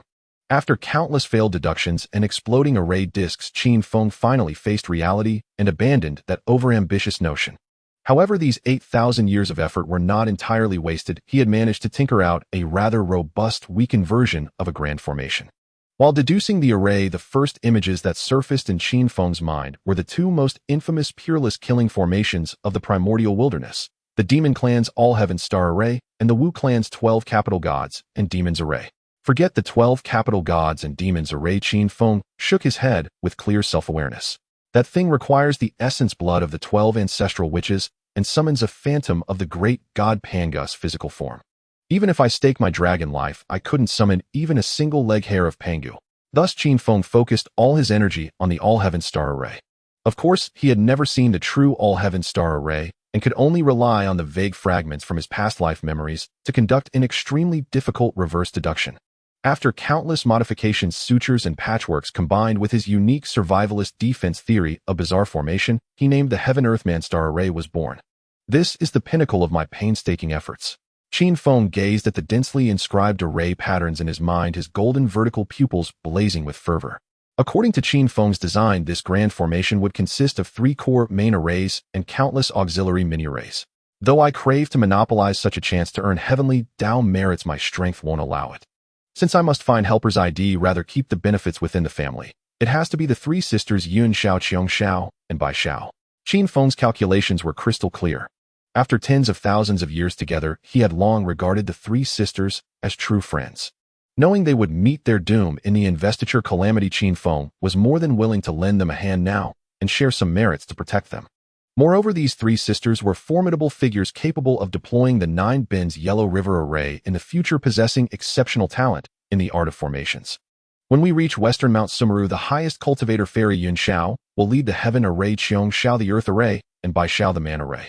And I at the very core will rely on Mount Sumerus' vast earth veins as an energy source, using the tens of thousands of low-grade spirit artifacts I've collected over the years to set up the peripheral star mini-arrays. The more Qin Feng thought, the more excited he became, his breath quickening. When the heaven, earth, and man arrays merge, coupled with the endless cycle of the star mini-arrays, once this grand formation activates. Though far inferior to the true all-heaven star array, it will be unbreakable except by a Daluo golden immortal. Yet ever cautious to the extreme, Qin Feng still found the deduced defensive power insufficient. No, when old monsters like Luoho and Hongjun fight, it's cataclysmic. If some reckless quasi-saint sends a random sword strike, this formation will still crumble. Gritting his teeth, Qin Feng made a decision that felt like cutting his own flesh. Nothing ventured, nothing gained. For that immense merit capable of defying fate, he'll go all out. He resolved to pour all the great Dao merits he had accumulated over tens of thousands of years into the formation's core at its most critical moment, holding nothing back. Once a vast amount of merit is integrated into the formation, the defensive power of this great array will increase exponentially, reaching a terrifying level that even Qin Feng himself cannot fathom. Of course, the price is also extremely steep. The merit infused into the formation will dissipate completely, never to be recovered. Without the support of the golden light of merit, Qin Feng's cultivation would plummet drastically, possibly even falling back to the earth immortal realm. As long as I can protect the Western Earth vein, the rewards from the heavenly Dao afterward will definitely let me recoup everything with interest. Qin Feng stared fixedly at the formation diagram, his eyes filled with a resolute determination to burn his bridges. At this very moment, outside the door of Qin Feng's cave dwelling, which had been sealed for 8,000 years, Qiong Xiao and Bai Xiao were sitting casually on the jade steps, each holding a glittering golden merit spirit fruit. While munching on the fruits, they gazed eagerly at the silent stone door. Second sister, Bai Xiao, deflated like a punctured ball, chewed the spirit fruit weakly and muttered softly. How much longer will little golden dragon be in seclusion? These fruits are tasty, but eating them day after day, year after year, I'm sick of them. Now all I can think about are the ice cream and sugar-coated hawthorns little golden dragon made. I long for a milk tea with double pearls. Qiong Xiao, equally listless, rubbed her hair in frustration. You ask me, but who do I ask? Last time, after being confined by Big Sister for 6,000 years, we finally broke through to Tai Golden Immortal and emerged. But little golden dragon, as if struck by some great blow, went straight into seclusion without a word. This seclusion has lasted a full 8,000 years. The 2 sisters exchanged glances, each seeing deep regret in the other's eyes. If only we had been more low-key when we came out last time, Bai Xiao sighed, her voice filled with remorse. Before his seclusion, little golden dragon said he had so many more delicious things he hadn't made yet, something called hot pot, yes, and barbecue. Just the names make my mouth water. But because we provoked him, he went into seclusion and vanished. The cost is too great. Now the 3 immortals' island felt exceptionally desolate. Yun Xiao was diligently cultivating in her own cave, stabilizing her realm. Meanwhile, the restless Qiong Xiao and Bai Xiao took advantage of their elder sister's seclusion, sneaking out every day to wait by Qin Feng's cave door, like guarding a tree stump for a rabbit, and casually pilfering snacks from the orchard. As for Houtu, in truth, before Qin Feng began his seclusion, Houtu's clone had already left the Three Immortals Island. That day, Houtu's clone approached Qin Feng, her expression carrying a vivid mix of conflict and anticipation. "Little golden dragon, I have stayed on this island for quite some time," Houtu said softly. "I feel that my cultivation has reached a bottleneck. If I don't go out to the primordial continent to gain experience and feel real life and death battles, my realm might become unstable with little hope of further progress. So, I want to leave for a while." Qin Feng was stunned by these words. A clear reluctance surged in his golden vertical pupils. He was unwilling to part with Houtu's unparalleled earth law massage technique. But seeing her resolute gaze after a long inner struggle, Qin Feng finally sighed and did not refuse. Indeed, this rustic girl has such great talent. It wouldn't be right to keep her trapped on this island as a servant just to give me massages for a lifetime. Qin Feng comforted himself inwardly. Thus, he nodded magnanimously and agreed to Houtu's request. However, what followed left even Houtu, a primordial which accustomed to great storms, deeply shaken. Seeing that Houtu was about to leave, Qin Feng feared she might encounter misfortune in this calamity fraught with danger. Gritting his teeth, he forcibly separated an earth immortal level creation, Little Golden Dragon, from his own merit condensed origin dragon body. "Keep this little thing with you." Qin Feng's face was as pale as paper, his aura instantly wilting. His originally perfect celestial immortal realm fluctuated violently, nearly dropping back to the late celestial immortal stage. He shoved the small dragon radiating dense golden merit light into Houtu's hands. His voice, though weak, carried an unyielding dominance. "This little dragon is entirely condensed from the great Tao's merit. If anyone dares to strike it, the karmic backlash from the heavenly Tao will surely blast that reckless fool into oblivion." Houtu's delicate boneless hands were tightly cupping the small fortune dragon, which radiated a golden light of Honghuang merit. Her eyes, deep as an abyss, were fixed unblinkingly on the little golden dragon before her, whose aura was feeble and whose dragon horns appeared dim. The emotion name touched within her heart surged like a breached dam, raging uncontrollably. Houtu truly had not expected that this little one, who was usually so stingy and regarded merit as his very lifeblood, would go to such lengths for her safety. Houtu felt her heart clench as if something had twisted it painfully, a bitter ache overwhelming her. "Thank you, little one," she murmured softly in her heart, and in that moment her once unwavering Tao heart experienced a profound tremor. She even felt a rash impulse to abandon her return to the Pangu temple and all the trivial affairs of the Wu clan, choosing instead to remain forever on the Three Immortals Island with this little golden dragon. Yet just as Houtu stepped forward involuntarily to gently embrace Qin Feng's delicate dragon form, a jarring voice emerged muffled from within her arms. "Gently, gently.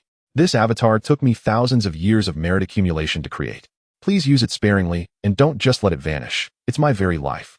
Qin Feng lay in Houtu's warm embrace, feeling quite comfortable, but the thought of the merit he had lost made his heart bleed and his voice trembled slightly.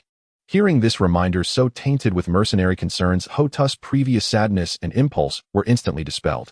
She looked down at Qin Feng in her arms with a mix of helplessness and fondness, a gentle smile curving at the corners of her lips. "I know you, little treasure fanatic." Houtu chided softly, but her movements became exceptionally tender. She did not leave immediately. Instead, she carried Qin Feng to the pavilion's edge, utilizing her earth laws. This time she mobilized her primal laws almost without reservation. An aura of profound, vast, and life-filled earth energy like warm spring water washed over Qin Feng's damaged dragon body again and again. For 3 full days and nights, Houtu held Qin Feng, still using her earth laws, until his dim dragon scales regained their golden luster. His aura gradually stabilized at the edge of celestial, immortal perfection. Only then did Houtu slowly withdraw her power. She gave Qin Feng a deep look as if to etch his image into the depths of her soul. Then, while Qin Feng slept soundly from the massage, Houtu silently set up a concealed formation at the deepest part of the Three Immortals Island at a highly secret confluence of spirit veins, one so subtle that even a tiny golden immortal would find it difficult to detect. At the formation's core, Houtu left behind an avatar containing 1/10 of her power. Should Qin Feng encounter an insurmountable danger, this avatar would awaken instantly. Simultaneously, Houtu's main body far away in the primordial continent would sense it immediately and tear through the void to come to his rescue. After completing all this, Houtu, carrying the small fortune dragon, transformed into a barely perceptible earthen yellow ray of light and vanished into the horizon of the eastern sea. Time flowed like water. The spiritual energy on the Three Immortals Island remained dense, with cranes dancing amidst the clouds, but Qin Feng's cave dwelling had been sealed for 8,000 years.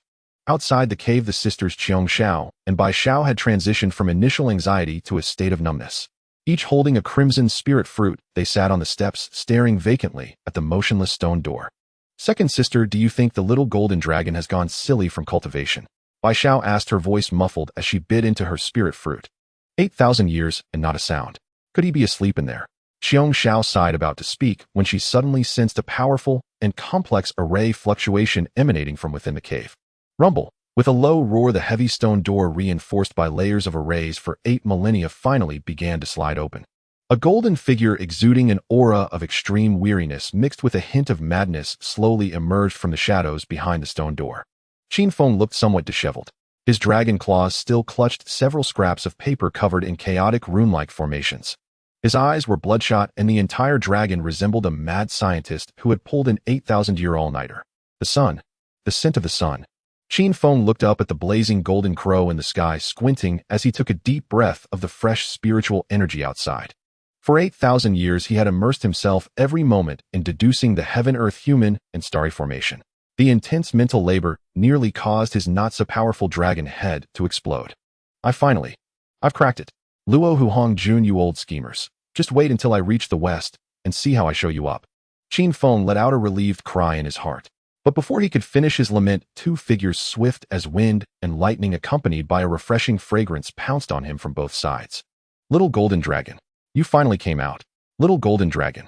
Hurry. Food. We want food. We've been craving it for 8,000 years. Qiong Xiao and Bai Xiao clung to Qin Feng's no-yet-stretched dragon body, like 2 sloths, one on each side.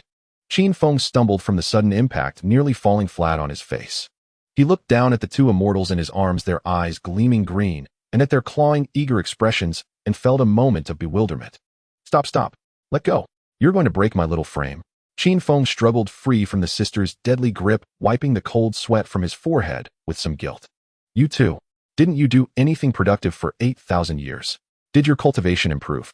Where's big sister? At this, Qiong Xiao and Bai Xiao's faces fell, looking more bitter than if they had eaten a bitter melon. Don't even mention it. Big sister forced us into seclusion every day, saying our minds were unstable. Bai Xiao pouted, complaining with a look of grievance. But during seclusion, all I could think about were those delicious things you came up with. Candied hawthorn, ice cream, milk tea. Woo-woo, without those things, seclusion was pure torture. And that hot pot you mentioned last time, and that barbecue. You described them so vividly, then immediately went into seclusion. Do you have any idea how we've suffered these 8,000 years? Qin Feng was taken aback, looking at the sister's pitiful big eyes, and felt an inexplicable sense of guilt. So, I was in seclusion for 8,000 years, and you two spent that time studying recipes right outside my door. Qin Feng shook his head helplessly. All right. Don't look at me like that. Isn't it just food? They'll make it for you right now. They'll make a mountain of it for you, okay? Yay. Little golden dragon is the best. The sisters cheered, each planting a kiss on Qin Feng's golden dragon cheek. In that instant, Qin Feng felt a warm, moist sensation spread through his entire body. His dragon face flushed bright red, and even his scales stood up awkwardly. Ahem. How improper. Quickly lead the way to the orchard. I need to pick spirit fruits. Qin Feng shook off the sisters, awkwardly feigning composure, as he flew toward the 3 Immortals Islands orchard. Over the 10th Sandy-year span, with the 3 Xiao's cultivation increasing and Qin Feng constantly gathering various seeds from the outside world, the orchard scale had expanded more than tenfold. As far as the eye could see, the entire orchard was shrouded in dense spiritual energy. Spirit fruits of all colors hung from the branches, including many precious mid-grade ones, and even a few seedlings of high-grade spirit fruits. Qin Feng plunged into the orchard, his 2 front paws spinning like windmills. This water spirit peach, juicy flesh, perfect for ice cream. This flame pattern fruit, spicy flavor, ideal for hot pot base. And this heart-cleansing pear, best for boiling into syrup to coat candied hawthorns. Qin Feng planned in his mind as he picked. Qiong Xiao and Bai Xiao happily assisted on the side, occasionally sneaking a couple of freshly picked fruits. Little golden dragon, I want the wind crystal fruit ice cream. All right, I'll make it for you. Little golden dragon, add 3 portions of that chewy azure water spirit fruit pulp to my milk tea. Fine, anything you say. Though Qin Feng complained verbally, seeing the genuine smiles on the sisters' faces, the boredom and fatigue from his seclusion unconsciously dissipated. Soon a giant stone cauldron was set up in the clearing beside the orchard. Qin Feng cast spells, mixing the juices of various spirit fruits with immortal milk, using his magic to forcibly cool the mixture. Before long, basins of colorful, tantalizingly sweet ice cream and popsicles were freshly made. Next, skewers of bright red crystal-clear candied hawthorns were neatly arranged on the stone platform. Unable to resist any longer, Qiong Xiao and Bai Xiao cheered and pounced on them, feasting heartily. Qin Feng sat to the side watching the two girls who had completely abandoned their immortal dignity, their faces smeared with cream and syrup, and couldn't help but tease them. I say, you two, are your stomachs connected to some fourth-dimensional space? So delicious. Little golden dragon, you're a genius. Bai Xiao's mouth was stuffed full, her voice muffled and indistinct. Qiong Xiao also looked thoroughly satisfied, but her gaze soon fixed on Qin Feng again. Little golden dragon, we've finished the ice cream and milk tea. But what about hot pot and barbecue? Bi Xiao chimed in eagerly beside her. That's right. There's still hot pot and barbecue. We haven't had our fill yet. Qin Feng, exasperated by these two audacious girls, reached out with his claw and thumped each of them on their smooth foreheads. Ouch! The sisters clutched their heads, looking at Qin Feng with grievance. Eat. That's all you know. Qin Feng rolled his eyes, his expression gradually turning serious. There will be plenty of time for hot pot and barbecue later. For now, you two go and fetch your eldest sister immediately. I have something extremely important to discuss with you all. Bi Xiao rubbed her forehead and leaned in curiously. What is it, little golden dragon? You're not plotting some new trick to torment us, are you? Qin Feng gave her a glare and said irritably, don't guess recklessly. It's all great news. This concerns your future path and safety. Would I ever set you up? Go now, don't dawdle. Though Qiong Xiao and Bi Xiao usually acted gluttonous, playful, and carefree, they were, after all, cultivators at the Tai Golden Immortal Realm and naturally understood the gravity of matters. When they saw Qin Feng drop his usual casual, even somewhat tsundere demeanor, and his dragon face take on an unprecedented solemnity and seriousness, the sisters immediately grasped the severity of the situation. This little golden dragon before them, though fond of bickering and playing with them in daily life, never joked about truly important matters. Little golden dragon, wait here. We'll go call big sister right away. Without even bothering to wipe the sugar stains from the corners of their mouths, Qiong Xiao and Bi Xiao exchanged a glance, then transformed into two streaks of light and sped hurriedly toward the cave where Yun Xiao was in seclusion. In just a moment, a cold, clear white light streaked across the sky above the three immortals' island. Fairy Yun Xiao, clad in white robes, descended hastily into the orchard. Her hair was slightly disheveled from flying too fast, and her usually dignified and gentle, beautiful face was now filled with undisguised anxiety and worry. Little golden dragon. As soon as she landed, Yun Xiao rushed directly in front of Qin Feng. Her eyes, like autumn waters, scanned him up and down, her voice trembling distinctly. What's wrong? Did something go wrong during your seclusion? Or did you hurt your origin while cultivating? As she spoke, Yun Xiao, disregarding all immortal decorum, directly extended her warm jade-like slender hands and began feeling all over Qin Feng's short, sturdy dragon body. A faint immortal light glowed at her fingertips as she carefully examined every scale and every meridian on Qin Feng's body, afraid to miss even the slightest hidden problem. After all, Qin Feng had been in seclusion for a full 8,000 years without setting foot outside his cave. Now that he had emerged with such a serious demeanor, Yun Xiao assumed something terribly wrong had happened in his cultivation. Qin Feng was flustered by Yang Xiao's sudden full-body examination. Feeling her soft hands wandering over him, a blush of embarrassment spread beneath his golden scales. Stop. Fairy Yun Xiao, don't touch me. I'm really fine. Qin Feng quickly used his two short front claws to gently push Yang Xiao's hands away, stepping back a couple of paces while waving his paws in explanation. I'm perfectly well. My origin is stable, my spiritual power is abundant, and I haven't taken a single bit of damage. Hearing Qin Feng's robust reply and confirming repeatedly that his internal energy was indeed very stable, Yang Xiao's heart, which had been in her throat, finally settled back into place. She let out a long breath, a hint of reproach flickering in her eyes, but far more relief and comfort. Through tens of thousands of years of living together day and night in the hearts of the three sisters, Yun Xiao, Qiong Xiao, and Bi Xiao, Qin Feng had long ceased to be merely a stranger dragon who had happened to save them. Every day Qin Feng devised novel delicacies for them. When they encountered bottlenecks in their cultivation, he generously used his golden merit light to calm their minds and assist their training. He even allowed them to freely pick from his entire orchard full of precious spiritual fruits. In the hearts of the three sisters, this little golden dragon, seemingly stingy but actually generous, seemingly timid but fiercely protective, had long become family as important as themselves. Little golden dragon, since you're fine, why are you so solemn? Yun Xiao smoothed the stray hairs by her ear, her eyes becoming deeply serious, her tone soft yet resolute. If you're facing any difficulty or have something on your mind, you must tell us. Though us three sisters aren't the most powerful cultivators for your sake, we will never hesitate Standing behind Yun Xiao, Qiong Xiao, and Bi Xiao nodded vigorously, their wide eyes shining with equal determination as if they would rush out to fight for him at a single word from Qin Feng. Seeing the sincere gazes of the three sisters, a warm current surged through Qin Feng's heart. In this cold, cruel, primordial world full of schemes, to have three family members who trusted him without reservation was indeed a great fortune. Qin Feng took a deep breath, suppressing the emotion within him, and his expression turned solemn once more. I need to discuss something very important with you. But before that, Yun Xiao, please set up a few formations around here to block aura and sound. This matter must not leak out even a hint to anyone. Hearing Qin Feng say this, Yun Xiao immediately realized the gravity of the situation. Without the slightest hesitation, she waved her jade-like hand, and several array flags at the Tai Golden Immortal level instantly flew out, vanishing into the void surrounding the orchard. With a faint hum, three barriers radiating a soft white light rose from the ground, firmly enveloping the four of them within. These three formations could not only block all sound and spiritual sense detection, but even shield against the deduction of heavenly fate. All right, little golden dragon, you can speak now, Yun Xiao said, clapping her hands gently. However, Qin Feng's brows furrowed slightly as he gazed at the 3 layers of thin white barriers, a glint of distrust flashing in his golden vertical pupils. No, this is too flimsy, not safe enough. Muttering to himself, Qin Feng directly pulled out a large handful of colorful formation plates and flags from his personal space.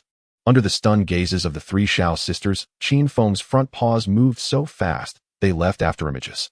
Like a celestial maiden scattering flowers, he madly hurled hundreds of formation plates in all directions.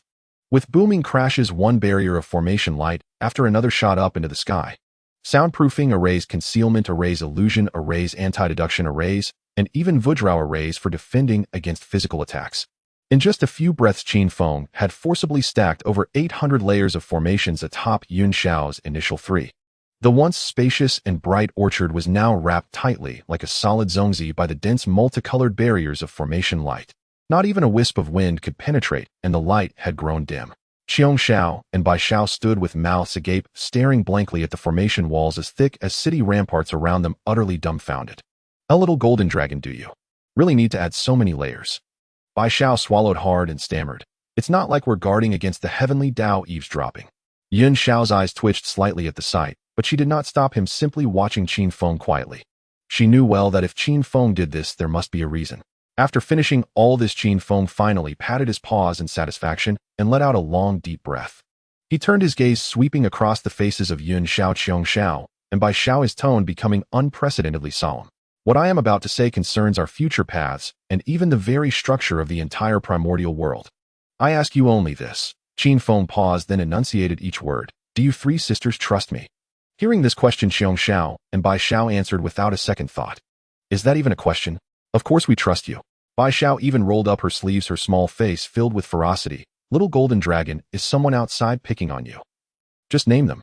Big sister is now at the mid-stage of Tai Golden Immortal, and second sister and I are also Tai Golden Immortals. If we 3 sisters join forces even against a Daluo Golden Immortal, we can tear off a piece of their flesh. That's right. No one dares to touch a single whisker of yours. We won't stand for it. Qiong Xiao chimed in loudly, looking ready to charge out and pick a fight. Watching these 2 impulsive girls, Yun Xiao shook her head helplessly and reached out to pull them behind her. Then Yun Xiao stepped forward, her clear eyes fixed steadily on Qin Feng. Her voice, though gentle, was filled with unshakable resolve. Little golden dragon, we trust you. No matter what you say, no matter what you do, we will stand by your side. With Yun Xiao's promise, the stone that had been weighing on Qin Feng's heart finally settled completely. He took a deep breath and began to slowly unveil the earth-shattering plan he had been devising for 8,000 years.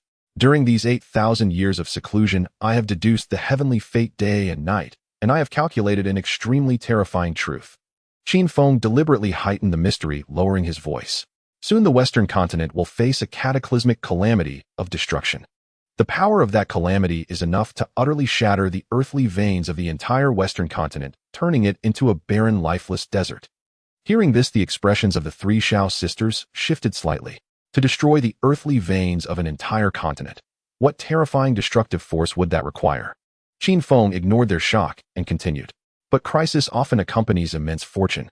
The great Tao is just. If someone can successfully protect the final core earthly vein of the Western continent amidst this disaster, preserving its last glimmer of life. A blazing fervor ignited in Qin Feng's eyes. then that person will surely receive immeasurable, boundless merit bestowed by the heavenly Tao. That merit is so vast it can allow you three sisters to directly shatter the shackles of the Tai Golden Immortal Realm, ascend on the spot, and achieve the position of Daluo Golden Immortal. In truth, Qin Feng knew well that the merit from preserving the western earthly veins could push them not just to Daluo Golden Immortal, but even to the Sagetobe realm with ease. But he dared not overstate, fearing that the mere mention of Sagetobe might frighten these three girls who had yet to see much of the world. So he deliberately chose the relatively conservative term Daluo Golden Immortal. Daluo Golden Immortal. As expected, even hearing those four words, Qiong Xiao and Bai Xiao couldn't help but gasp, too shocked to speak clearly. In their understanding, Daluo Golden Immortals were already exalted and nearly invincible beings in the primordial world. The chieftains of the three major ruling races were only at this level. And now Qin Feng was telling them that by pulling this off they could ascend directly to Daluo Golden Immortal. However, Qin Feng's tone shifted, growing heavier. Preserving the western earthly veins will be no easy task. At the heart of that calamity, unimaginably terrifying forces will clash.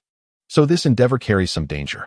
Qin Feng looked at the three sisters and said frankly, "Alone, I cannot possibly set up a defensive formation vast enough. I need your assistance. I need you three to take charge of the formation's core nodes. This is too perilous, I won't force you.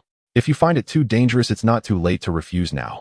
A brief silence fell over the orchard, yet it did not last long. A tender, gentle smile curved at the corners of Yun Xiao's lips. She stepped forward, reached out, and gently ruffled Qin Feng's golden head. "Little golden dragon, what nonsense are you talking about?" Yun Xiao's voice was like a spring breeze caressing willows, carrying a power that set hearts at ease. "You saved us in our moment of crisis, so your affairs are naturally ours. No matter what you want to do, no matter how great the danger ahead, we three sisters will support you without reservation." Qiong Xiao and Bai Xiao quickly snapped out of their shock, stepping forward to flank Qin Feng, their faces etched with unwavering determination. "Big sister is right. Little golden dragon, point the way, and we'll follow. Heading to the west. Count me in." "Exactly." Watching the sisters' unreserved, almost eager expressions, a wave of emotion surged in Qin Feng's heart. In truth, Qin Feng had no idea of the tumultuous waves crashing within the hearts of the three sisters, Yun Xiao, Qiong Xiao, and Bi Xiao, who stood before him. Upon hearing Qin Feng emphasize the peril of this journey, the three sisters not only felt no trace of hesitation, but instead harbored an ineffable warmth and gratitude deep within their hearts. What nonsense was this? In the depths of their memories, that terrifying thunder tribulation felt as if it had occurred only yesterday. Had it not been for this seemingly timid little golden dragon stepping forward at the most critical moment, using the 24-pin creation green lotus to shield them from the fatal lightning bolts, they would have long been reduced to ashes and perished in that heavenly tribulation, never mind the glory of their current Tai Golden Immortal cultivation. Moreover, throughout these tens of thousands of years, Qin Feng had cared for them tirelessly. He had always allowed them to freely pluck those precious merit spirit fruits. He had presented them with the rare delicacies he had painstakingly crafted, and when they encountered bottlenecks in their cultivation, he unsparingly expended his own merit to soothe their meridians and stabilize their Tao foundations. Now faced with such a monumental opportunity, one that could grant immense merit and enable one to attain the golden immortal realm instantly, Qin Feng's first thought was not to claim it for himself, but to bring the three sisters along to share in the bounty. This bond of friendship moved the sisters so deeply that their eyes burned with emotion. As for danger, the path of cultivation was inherently a defiance of heaven, where could absolute safety be found. Breaking through realms meant facing tribulations of life and death, seeking rare treasures involved countless perils, and obtaining opportunities required fierce battles with bloodthirsty cultivators across the primordial wilderness. In this world of primordial chaos, conflict and deadly intent lurked everywhere. Rather than letting them wander aimlessly like headless flies contending with ruthless rogue cultivators over meager resources, it was far better to stay close to Qin Feng. After all, he possessed an endless array of hidden aces. Thus the word refusal did not exist in the sisters' lexicon. They were overwhelmed with joy and gratitude. Qin Feng naturally could not fathom the sisters' inner thoughts. Yet when he met the clear, unwavering, and trust-filled gazes of Yun Xiao, Qiong Xiao, and Bi Xiao, the lingering unease in his heart finally settled completely. "Good." Qin Feng took a deep breath, his expression growing solemn. "I won't waste words. Now sit cross-legged, immediately relax your minds, and offer no resistance. I will impart the formation diagram to you." Hearing his command, the three sisters promptly sat cross-legged on the soft grass of the orchard. They slowly closed their eyes, shed all defenses, and opened their sea of consciousness to Qin Feng. Seeing this, Qin Feng also shut his eyes, and a dazzling golden radiance burst forth from between his brows. Go. With a soft cry from Qin Feng, the golden light instantly split into 3 beams, transforming into streaks of brilliance that precisely entered the brows of the 3 sisters. In that instant, a torrent of information, vast enough to suffocate, crashed into their minds like a breached dam. Within their spiritual realms, a grand and intricate formation diagram began to unfurl slowly. It was no mere collection of lines and runes, but a boundless universe of stars. Countless celestial bodies revolved in the void according to an arcane rhythm, each star connected by invisible threads of law. Beneath that starry sky lay the thick, boundless veins of the earth, dormant like giant dragons. Between heaven and earth flowed the vital energy, representing all living things. Heaven, earth, and humanity. The 3 powers united, ceaseless and cyclical. This was the Heaven-Earth-Man starry array that Qin Feng had painstakingly deduced over 8,000 years. It took a full incense stick's time for the 3 sisters to barely absorb the vast array of information. When they slowly opened their eyes, their gazes were filled with unrestrained shock and awe. Given their current Tai golden immortal cultivation and profound understanding of formation arts, they found they could only grasp the merest surface of this grand array. Every node, every flow of energy, and every stroke of the runes within this formation exuded a profundity that pointed directly to the origin of the Tao. Every detail was exquisitely brilliant, each aspect worthy of applause. Heavens! Bixiao gaped, her red lips parted, staring at Qin Feng with undisguised admiration. Little golden dragon, is this truly the formation you developed over these 8,000 years? It's utterly incredible. Xiao nodded repeatedly, stars twinkling in her eyes, as she looked at Qin Feng as if beholding a monster. Even the usually composed Xiao was visibly moved. She had never imagined that this little golden dragon, who usually seemed obsessed only with culinary delights and the art of survival, possessed such terrifying talent and formation techniques. Seeing the sisters' adoring gazes, Qin Feng's modest vanity was immensely gratified. Yet he maintained a facade of serene detachment, clearing his throat lightly. Ahem, keep it low-key. This is merely a draft, there's much to refine. He waved his short front paw, then his expression turned serious as he began assigning tasks. This Heaven-Earth-Man starry array hinges on the coordination and circulation of the 3 powers. Yunxiao, your cultivation is the highest, and your temperament the most steady, so the crucial heaven array must be led by you. You will be the core hub governing the entire formation. Yunxiao nodded with utmost gravity, committing this weighty responsibility to heart. Qin Feng then turned to Xiao and Bixiao. Xiao, you will lead the earth array, channeling the earth vein energy of Mount Sumru. Bixiao, you will lead the human array, harmonizing the conflicts between heaven and earth. Your task is to fully support Yunxiao, ensuring the 3 powers flow without interruption, no gaps whatsoever. Understood. Xiao and Bixiao replied in unison, their faces solemn. As for me, Qin Feng took a deep breath, his gaze sharpening. I will be on the outermost perimeter, using all the artifacts and spirit tools I've gathered to deploy thousands of minor star arrays. These minor arrays will serve as buffers, bearing the brunt of the attack pressure for you. Thus, the heaven, earth, and human arrays will be fully linked, forming a flawless whole. At this point, his tone grew exceptionally grave. When that calamity descends, and the great array can no longer withstand the strain, I will pour all the merit within me, without reservation, into the array's core to elevate its defensive limits. Upon hearing that Qin Feng would expend all his merit, the 3 sisters' expressions shifted instantly. They knew well what that merit meant to him. It was his very essence. Little golden dragon, you. Yunxiao began, intending to dissuade him, but Qin Feng cut her off with a wave of his hand. Let me finish. Qin Feng gazed at Yunxiao, his eyes burning with a resolve born of burning one's boats. Once I pour all my merit into the grand formation, my primal origin will suffer a tremendous shock, and my cultivation might even temporarily decline. At that moment, I will have no spare energy to control the formation's intricacies. I can only endure at the pivotal node, offering assistance from the sidelines. Qin Feng stepped forward, his gaze blazing as he fixed his eyes on Yunxiao. So Yunxiao, in that most perilous hour, the fate of the entire grand formation, the lives of us all, will be entrusted entirely into your hands. This time we truly can only rely on you. After hearing Qin Feng's words, Yunxiao felt a surge of hot blood rushing to her head. She sensed his absolute, unreserved trust in her. This trust was as heavy as Mount Tai. Yunxiao abruptly stood up, her peerlessly beautiful face displaying unprecedented fortitude and resolve. Little golden dragon, rest assured. Since you entrust your life to me, then I, Yunxiao, shall swear a great Tao oath here and now. A resolute light flickered in Yunxiao's eyes.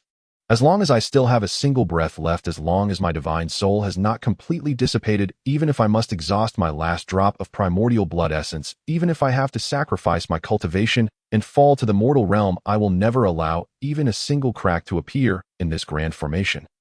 Whoa, hold on. Qin Feng was startled by Yun Xiao's sudden solemn oath. He quickly extended a claw and grabbed her arm, waving his hand repeatedly. No, no, no. Yun Xiao, you exaggerate, you exaggerate. We're going to earn merit, not to court death. It's not that serious. Qin Feng looked at Yun Xiao, who seemed ready to sacrifice herself heroically, and couldn't help but feel a mix of amusement and exasperation. How did you truly think I came with so little preparation, ready to fight to the death against those great powers? Qin Feng lowered his voice and spoke mysteriously.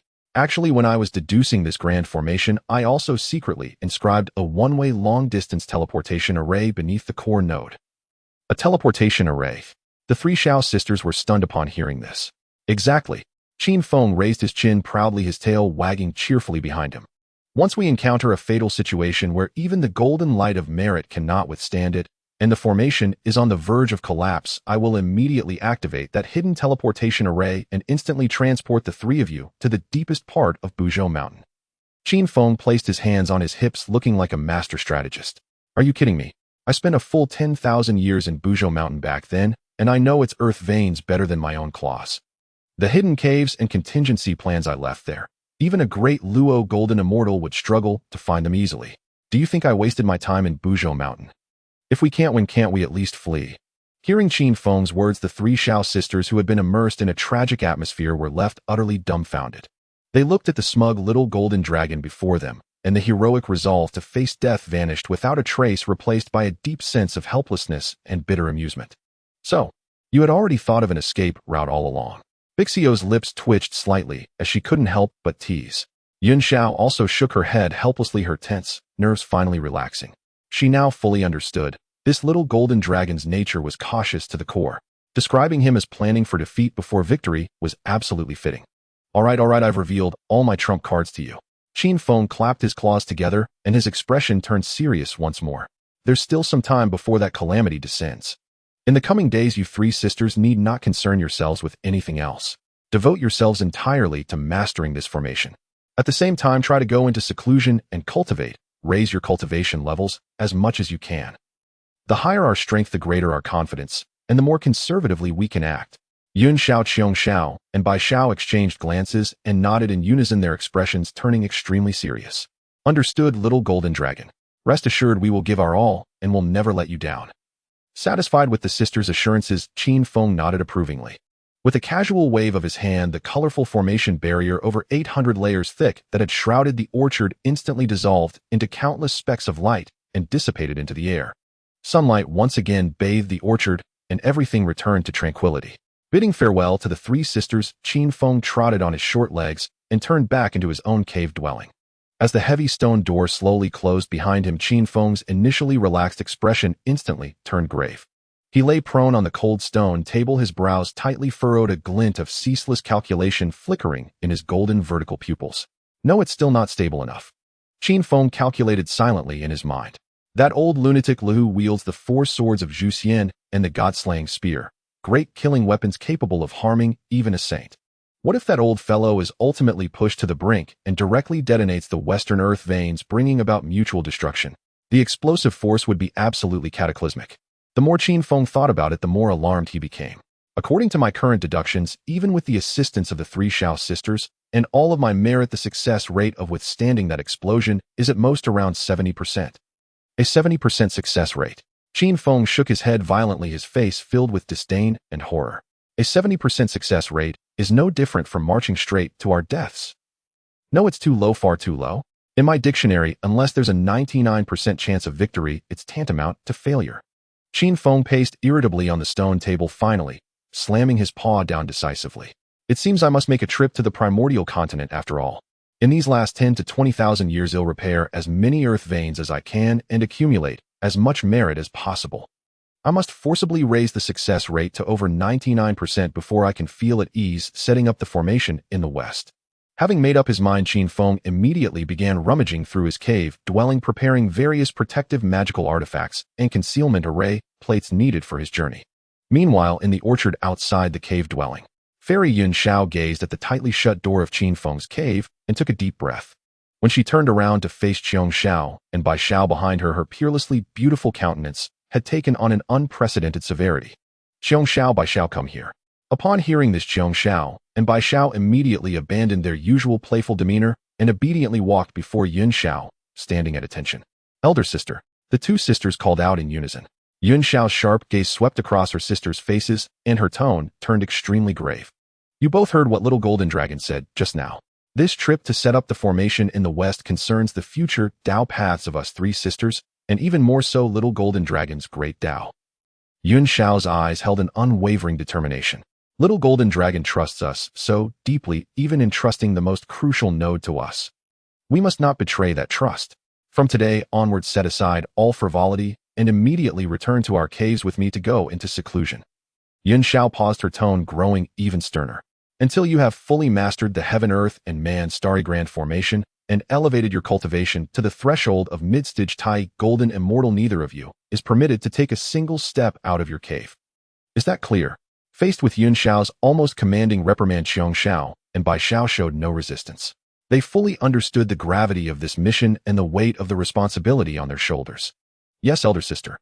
We will return to seclusion and cultivate diligently, and we will never let little golden dragon down. With these words, the three sisters transformed into three streaks of light and shot toward their respective cave dwellings. Time immemorial in the primordial wilderness. These 5 words were never mere empty rhetoric across this boundless expanse. In the blink of an eye, 5,000 years slipped away like a fleeting steed glimpsed through a crack. Throughout these 5 long millennia, the entire primordial continent transformed into a bottomless, horrifying mill of flesh and blood. The heavens were perpetually shrouded in an impenetrable layer of dark red calamity and baleful energy so thick that even the radiance of the solar star could not fully pierce through. The vast earth was riddled with wounds, countless immortal mountains and blessed lands once brimming with spiritual energy and inhabited by celestial beasts now lay in desolate ruins with rivers of foul blood pooling across the ground.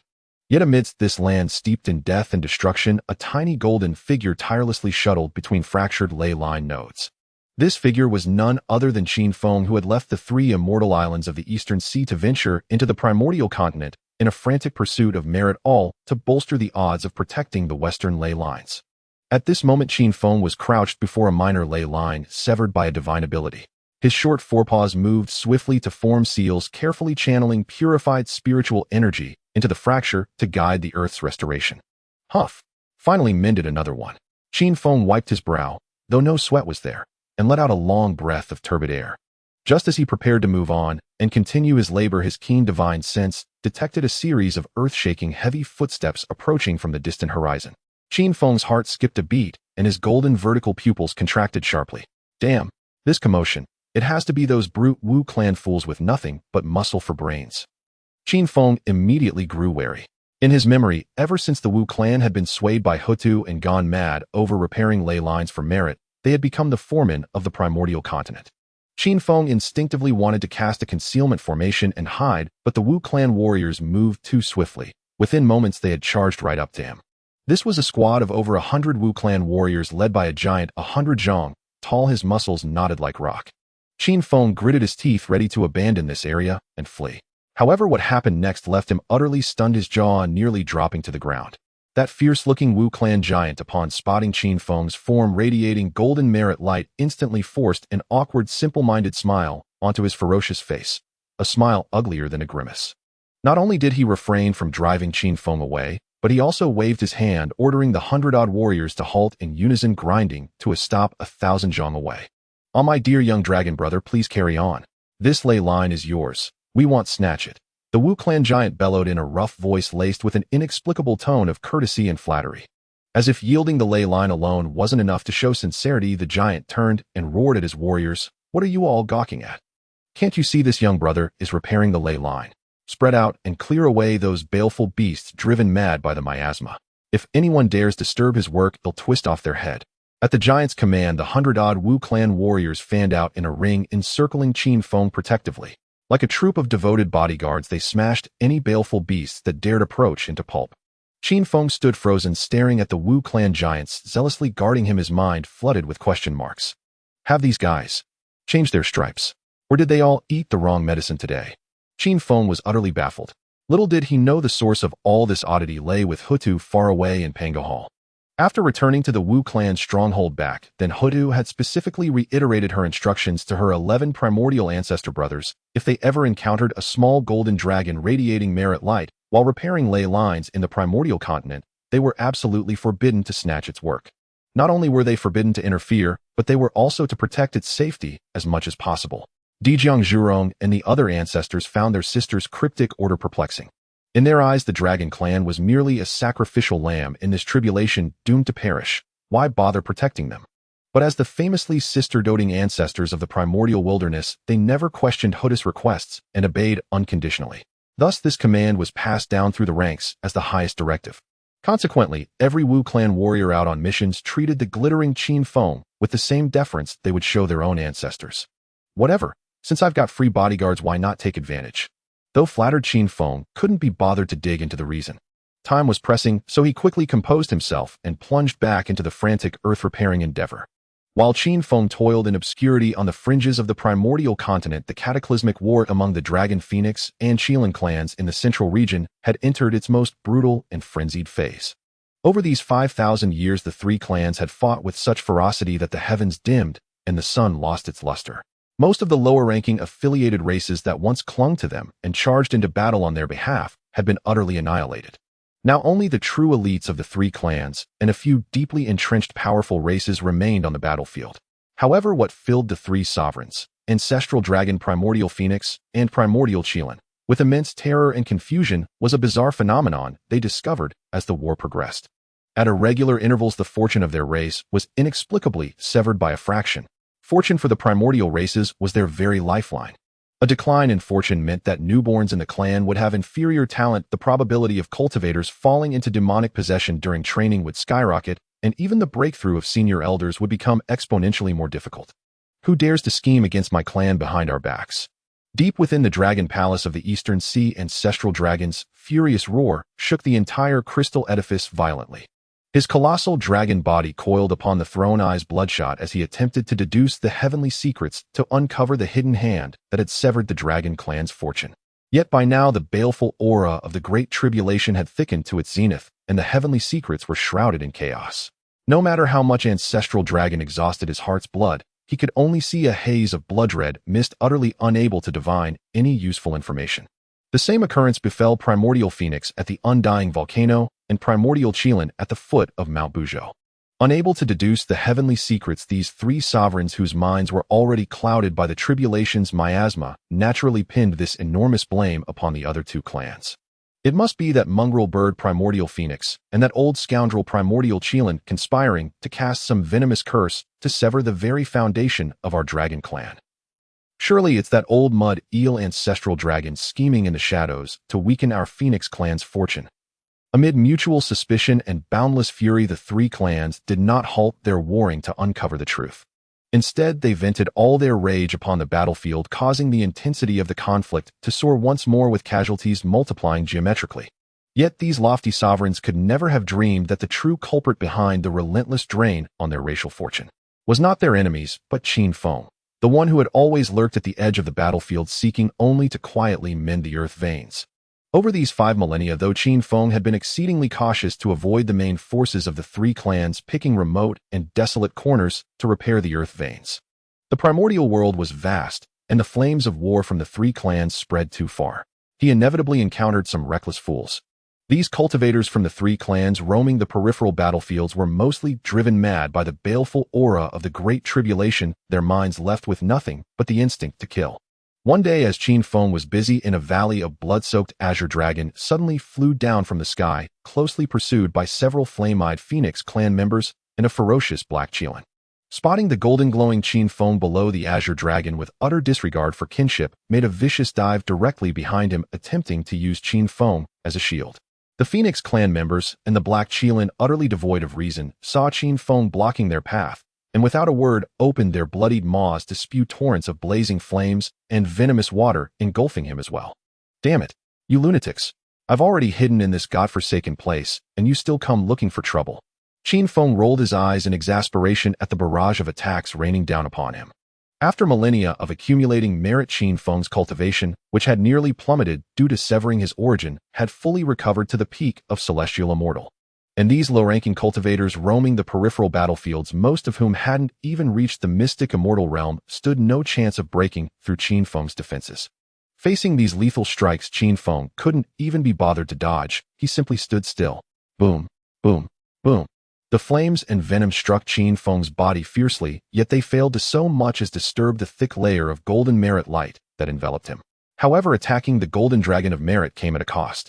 The moment those strikes landed on Qin Feng, a deep rift suddenly tore open in the dark tribulation-shrouded sky. Crack!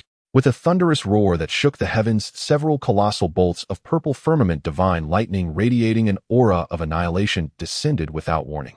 With lightning speed, they struck precisely upon the Phoenix clan members, the Black Qilin and the Azure Dragon that had tried to use Qin Feng as a shield. Before they could even let out a scream, these reckless fools were instantly reduced to ashes by the purple firmament divine lightning, their very souls obliterated. Simultaneously under the operation of the heavenly Tao, because these clan members had committed the heinous crime of attacking one protected by the great Tao's merit, the overall fortune of the Phoenix, Qilin, and Dragon clans was once again mercilessly shaved off a sliver. Oh, what a sin! Qin Feng shook his head helplessly at the ashes scattered on the ground. I truly don't wish to kill, nor do I want to meddle in your three clans' mess. But you insisted on provoking my merit, and getting struck by lightning isn't my fault. And so over the past 5 millennia, such provocation incidents had played out countless times around Qin Feng. Each time a cultivator from the three clans attacked Qin Feng, they would be mercilessly slain by the purple firmament divine lightning, and their race's fortune would be docked accordingly. Though each deduction was small, over 5,000 years, small amounts added up to a great deal. Those severed fortunes, like the final straw that breaks the camel's back, accelerated the Dragon Han tribulation, which might have otherwise dragged on for another 10 to 20,000 years. All thanks to Qin Feng, the unwitting mastermind behind the scenes who had inadvertently hastened its course. Meanwhile, on the main battlefield where the three clans fought most savagely and the baleful aura was densest, a truly bizarre and even surreal sight had emerged. Below the domain where mighty beings clashed with earth-shattering force, the 12 ancestral witches led billions of Wu clan warriors in an activity that left all cultivators of the three clans utterly stunned, repairing the earth veins. Indeed, at the heart of this meat grinder of a battlefield, the Wu clan army paid no heed to the three clan cultivators fighting for their lives above. They carried boulders and hauled earth, painstakingly piecing together the mountains, rivers, and earth vein nodes shattered by the shockwaves of battle. In truth, the avatar that Houtu had left beneath the Three Immortals Island had long since Qin Feng's emergence from seclusion and his departure to mend earth veins once more. Originally, after spending so long in the Panga Temple, Houtu had stabilized her cultivation at the Golden Immortal Realm and was planning to find an excuse to return to the Three Immortals Island to continue enjoying the special services of that little golden dragon. But when she sensed Qin Feng's frenzied labor once again, a tender smile flickered in her deep, beautiful eyes, and she promptly changed her mind. Since my little golden dragon isn't in a hurry to rest, there's no need for me to rush back either. While the three clans are locked in fierce combat, the main battlefield is littered with broken earth veins, merit just lying everywhere. Why not wait a few more millennia and lead my brothers to earn more merit? Hopefully we can elevate everyone's cultivation even further. Thus, under Houtu's command, the Wu clan army set up camp directly on the main battlefield, embarking on a frenzy of experience farming. Above, the three clan cultivators locked in bloody combat looked down at the muscular brutes below, who were enthusiastically repairing the earth, and their hearts brimmed with contempt and mockery. Have these Wu clan savages lost their minds to the baleful aura? Everyone is fighting for supremacy over heaven and earth, and they come to the battlefield to play in the mud. A bunch of hopeless fools. Though the three clan cultivators hurled endless taunts, a remarkably tacit agreement emerged. No one dared to disturb these fools at their work. The reason was simple. Though the Wu clan did not cultivate primordial spirits, their physically overpowering bodies and reckless ferocity gave every race a headache. Moreover, the 12 heavenly divine fiend formation laid by the 12 ancestral witches was a peerless, deadly array, capable of summoning the phantom of Panga's body. Its terrifying deterrent power was enough to chill even a quasi-saint to the bone. In truth, the three clan leaders, Ancestral Dragon, Primordial Phoenix, and Primordial Qilin, had not been without thoughts of provoking the Wu clan either to drag this immense force into the fray or to eliminate them once and for all to avert future troubles. Yet the ongoing conflict among the three clans had already left them utterly exhausted and strained. The three powers were locked in a stalemate, forming an exceedingly fragile balance. If any clan dared to divert its forces to confront the Wu clan at this moment, the other two would undoubtedly seize the opening without hesitation, delivering a lethal blow from behind. None dared to take that risk, and none were willing to be the one to stick their neck out. This delicate and intricate situation had led to an absurd outcome on this main battlefield steeped in slaughter and death. The Wu clan had become an extraordinary force standing aloof from the turmoil. Not only did they suffer no attacks, but they could also right under the noses of the three clans' cultivators steadily and audaciously mend the earth veins, amassing vast quantities of heavenly Dao merits. And the instigator of it all, Qin Feng, who was being struck by lightning on the fringes of the primordial land while letting out helpless sighs, remained utterly oblivious. He was still striving with utmost hardship for that elusive 99% chance of victory. In the primordial land, time flowed without measure, racing through slaughter and destruction. Another 2 millennia passed swiftly amid blood and fire. Over these 2,000 years, every inch of the primordial continent had been repainted with blood. The calamitous energy in the sky had thickened to an astonishing degree, and the once azure canopy had vanished entirely. In its place hung a suffocating heavy mass of dark purple thunderclouds, as if they might collapse at any moment. Every lightning bolt that tore across the heavens carried a violent aura of annihilation.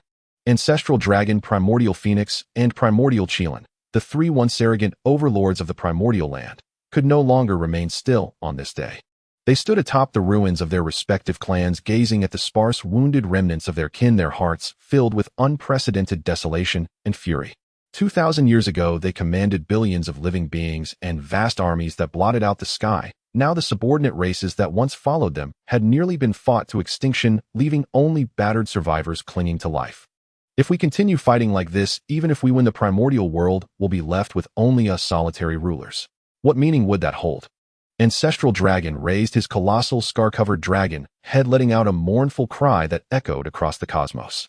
Most of his dragon scales had fallen off, revealing mangled flesh beneath, marks from repeated searing by primordial phoenix's nirvana, divine fire, and primordial Qilin's earth vein power. However, the calamitous energy clouded their Dao hearts, and rage drowned their reason. By now, retreat was impossible. Thus, the three overlords reached a tragic understanding to launch the final decisive battle, staking everything on one last gambit to determine the fate of the primordial land. Just as the three clans' armies began converging toward the heart of the primordial land, preparing for an ultimate clash that could shatter the continent, Qin Feng, who had been frantically repairing the earth on the periphery, keenly sensed the anomaly in heaven and earth. Something's wrong. The blood stench in this wind is 100 times stronger, and even the air is trembling. Qin Feng halted the earth vein's spiritual energy. He was channeling his golden vertical pupils flickering with terror. He looked up into the distance, seeing three overwhelming auras of world-destroying power surging wildly. Even from billions of miles away, the pressure made his heart race, and his dragon scales involuntarily stand on end. These madmen are about to fight to the death. How could Qin Feng afford any delay? He knew all too well that once such a melee erupted, the resulting shockwaves could instantly reduce any mystic immortal or even golden immortal being to dust. Though he was now a perfected celestial immortal, before a battlefield of that magnitude, he was no different from an ant that could be crushed at will. Enough. Merits may be tempting, but life is more precious. Without a second word, Qin Feng pulled out a heap of his most treasured escape talismans and concealment array plates. He didn't even have time to lament the wealth he had hoarded over the years. Unleashing his full power, his entire dragon form turned into a barely perceptible golden light, frantically fleeing toward the three immortal islands in the eastern sea. Run, I must run. If I get caught up in this, I'll end up a dead dragon. Qin Feng screamed, inwardly, his speed now several times faster than usual. Meanwhile, the Wu clan, which had been gleefully reaping benefits on the edge of the main battlefield, also sensed the shift in atmosphere. Houtu stood atop a towering mountain peak, gazing at the battlefield ahead, which had turned into a meat grinder. She could clearly perceive the earth veins, their groaning in agony, countless vengeful spirits wailing within the calamitous energy. Brothers, let's retreat. Houtu turned to address the 11 ancestral witches standing like iron towers behind her. Her voice, though gentle, carried an unyielding strength. The three clans have gone mad. What they're about to do is destruction. We may not fear them, but there's no need to get involved at a time like this. There's no point in bearing their burden for nothing. D Jang, and the other ancestral witches, though hot-tempered by nature, had indeed tasted the sweetness of merits during their millennia of earth vein repair. Their once volatile and irritable dispositions had, under the baptism of merits, gained a rare touch of clarity. Our sister speaks true. Those old mud eels and featherbrains are beyond saving. Let's withdraw. D Jang rumbled in response, then waved his hand abruptly. The hundreds of millions of Wu clan warriors displayed astonishing discipline at that moment. They made not a sound, retreating from the central area of the main battlefield like the ebbing tide. Houtu watched the direction of the Wu clan's withdrawal, yet her thoughts lingered on another little one. By now that little golden dragon must have been scared back to the 3 immortal islands. Recalling Qin Feng's timid and cautious demeanor, the way he would seek a burrow to hide at the slightest stir, a tender smile involuntarily curled upon Houtu's lips. If I don't return soon, that little fellow might genuinely believe I perished amidst the chaos of war and erect a memorial before my cave dwelling, even holding a funeral. He is absolutely capable of such acts. Houtu silently grumbled to herself. The mere thought of Qin Feng tearfully burning paper offerings for her filled her with a mix of exasperation and amusement, intensifying her urge to return and tease the dragon. However, when Houtu proposed temporarily leaving the witch clan to return to the 3 Immortals Island, the 11 ancestral witches immediately wore expressions of bitter reluctance. Little sister, you've only been back for 10,000 years, and you're leaving again. Zhurong stroked his flame-laden beard, his face etched with reluctance. Indeed, dear sister. Without you here to oversee, we lack the vigor to work. Honghuang chimed in, his enormous eyes filled with grievance. Though they yearned to restrain their cherished sister, they cowered under Houtu's calm, yet profound gaze. These ancestral witches who could stride arrogantly across the primordial continent each shrank back their necks, none daring to voice any actual objection. What a joke! Though Houtu's current cultivation was merely at the great Luo golden immortal stage, her comprehension of the earth laws and her relentless lecturing were enough to give any ancestral witch a throbbing headache. Gazing at her brothers, Houtu felt utterly helpless. She knew their temperaments all too well. Without explicit instructions, they would charge into the 3 tribes' battlefield the moment she departed, wreaking havoc. Listen carefully, my brothers. Houtu's expression turned exceptionally grave as the unique pressure of a great Luo golden immortal slowly emanated. First, absolutely do not interfere in the decisive battle between Ancestral Dragon and the others. That is the calamity ordained by the heavenly Tao. Anyone who becomes entangled shall perish without exception. Second, lead our kin to station at the farthest edges of the battlefield. Wherever the 3 tribes devastate, you shall repair. This way you can amass boundless merit, and at the critical moment protect the foundation of our witch clan. As long as you are blessed with merit, no matter how fierce the calamity, it cannot harm a hair on your heads. Third, avoid provoking conflicts as much as possible. If anyone dares to attack, annihilate them directly, but never strike first. Houtu issued dozens of precautions, only ceasing when D Jang and the others' ears were nearly calloused. Understood. Understood, understood. Sister, please hurry and leave. We promise to obey. Zhurong and Honghuang nodded repeatedly, as if granted amnesty.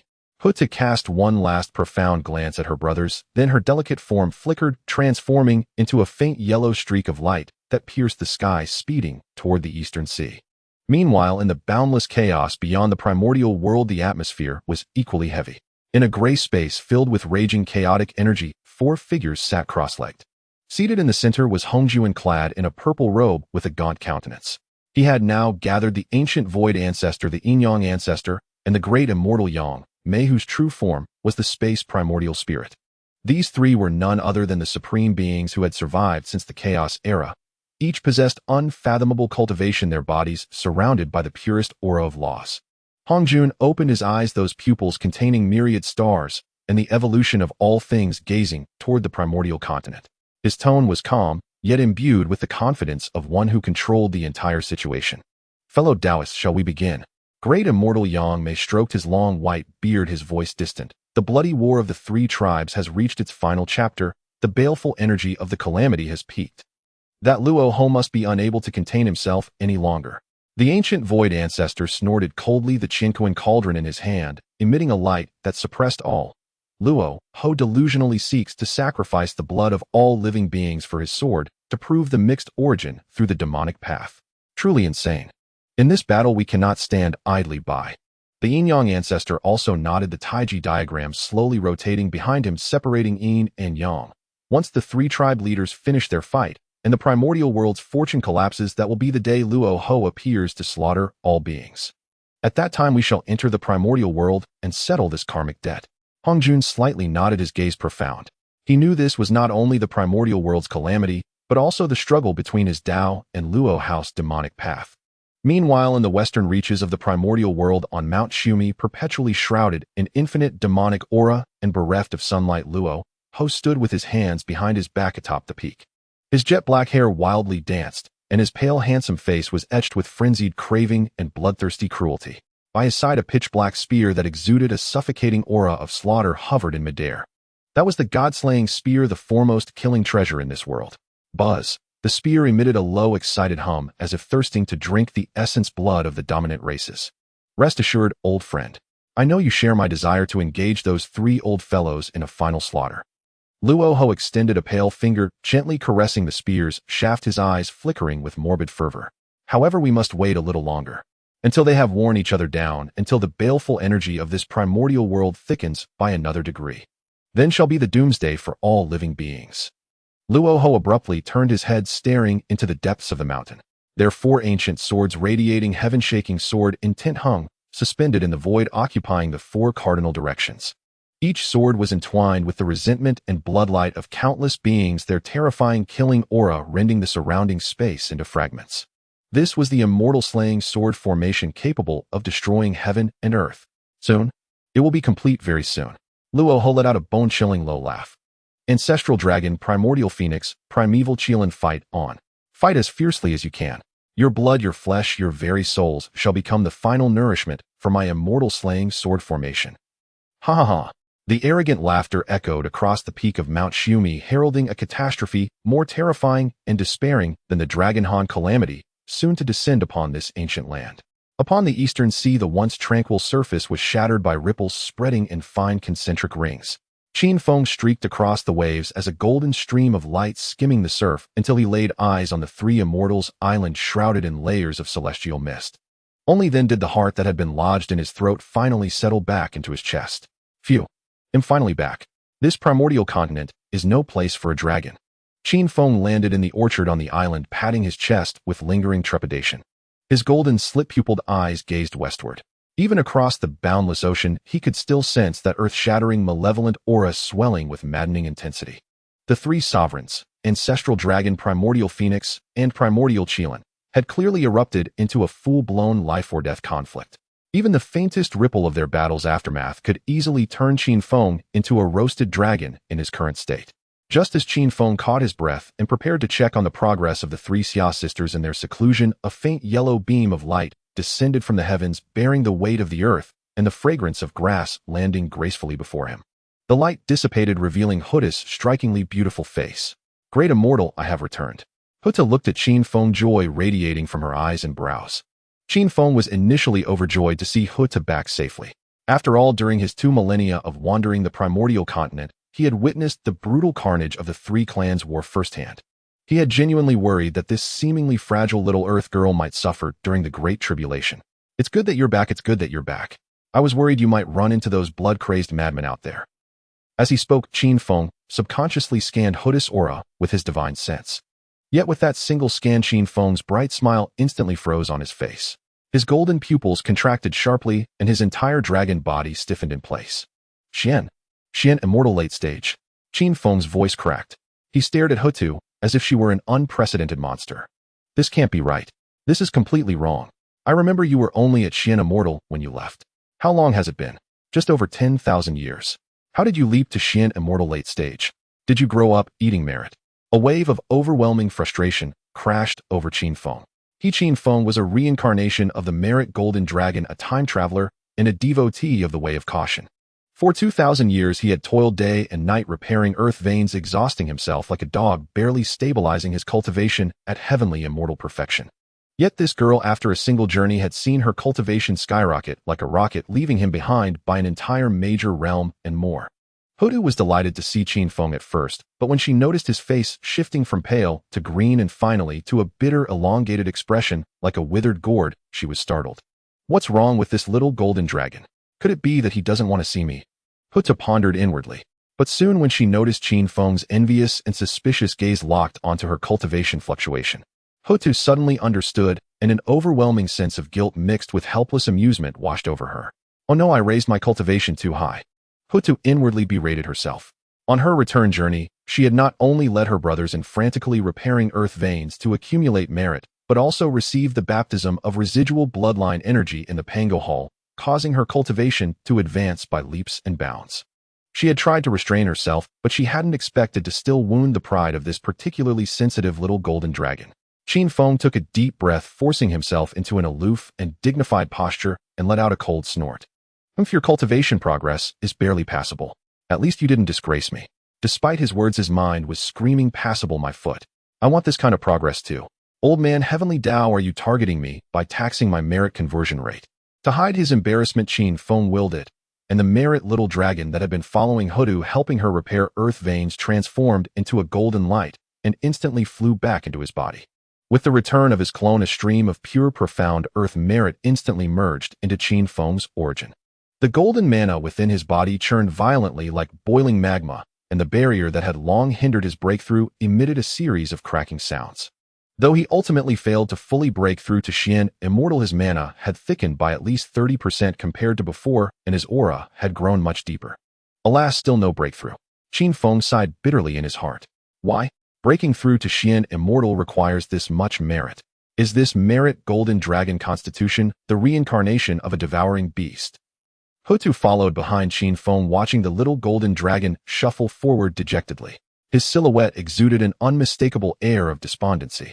She knew that if she didn't find a way to cheer up this great immortal soon, Qin Feng would probably bore holes through her with his resentful gaze in the days to come.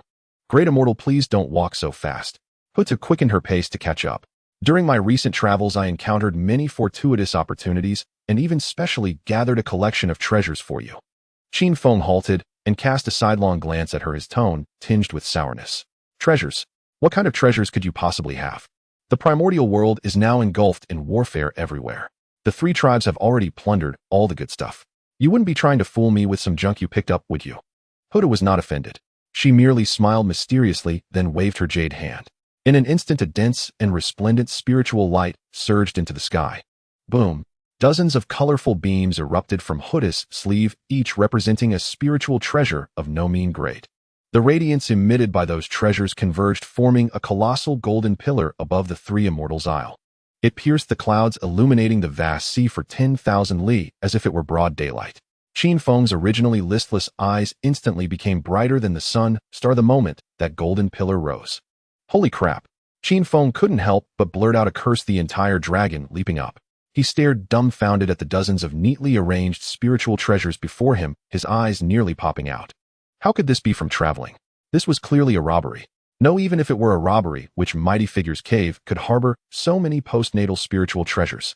Forgetting to maintain his aloof image, Qin Feng lunged at the pile of treasures, his front claws trembling as he fumbled. This is a high-grade postnatal spiritual treasure, the profound water pearl. My heavens, its defensive capabilities are superb. And this, also high-grade, the leaf fire divine mirror. Its offensive power is truly astonishing. The more Qin Feng looked, the more astonished and excited he became. Over the years, to avoid the calamity, he had indeed collected some spiritual treasures. However, most were defective or low-grade, with only one or two decent high-grade pieces. But now Houtu had casually tossed out a whole pile. Watching Qin Feng's greedy expression, Houtu finally breathed a sigh of relief. This time, when she returned to the Wu clan, she had indeed ransacked their treasury.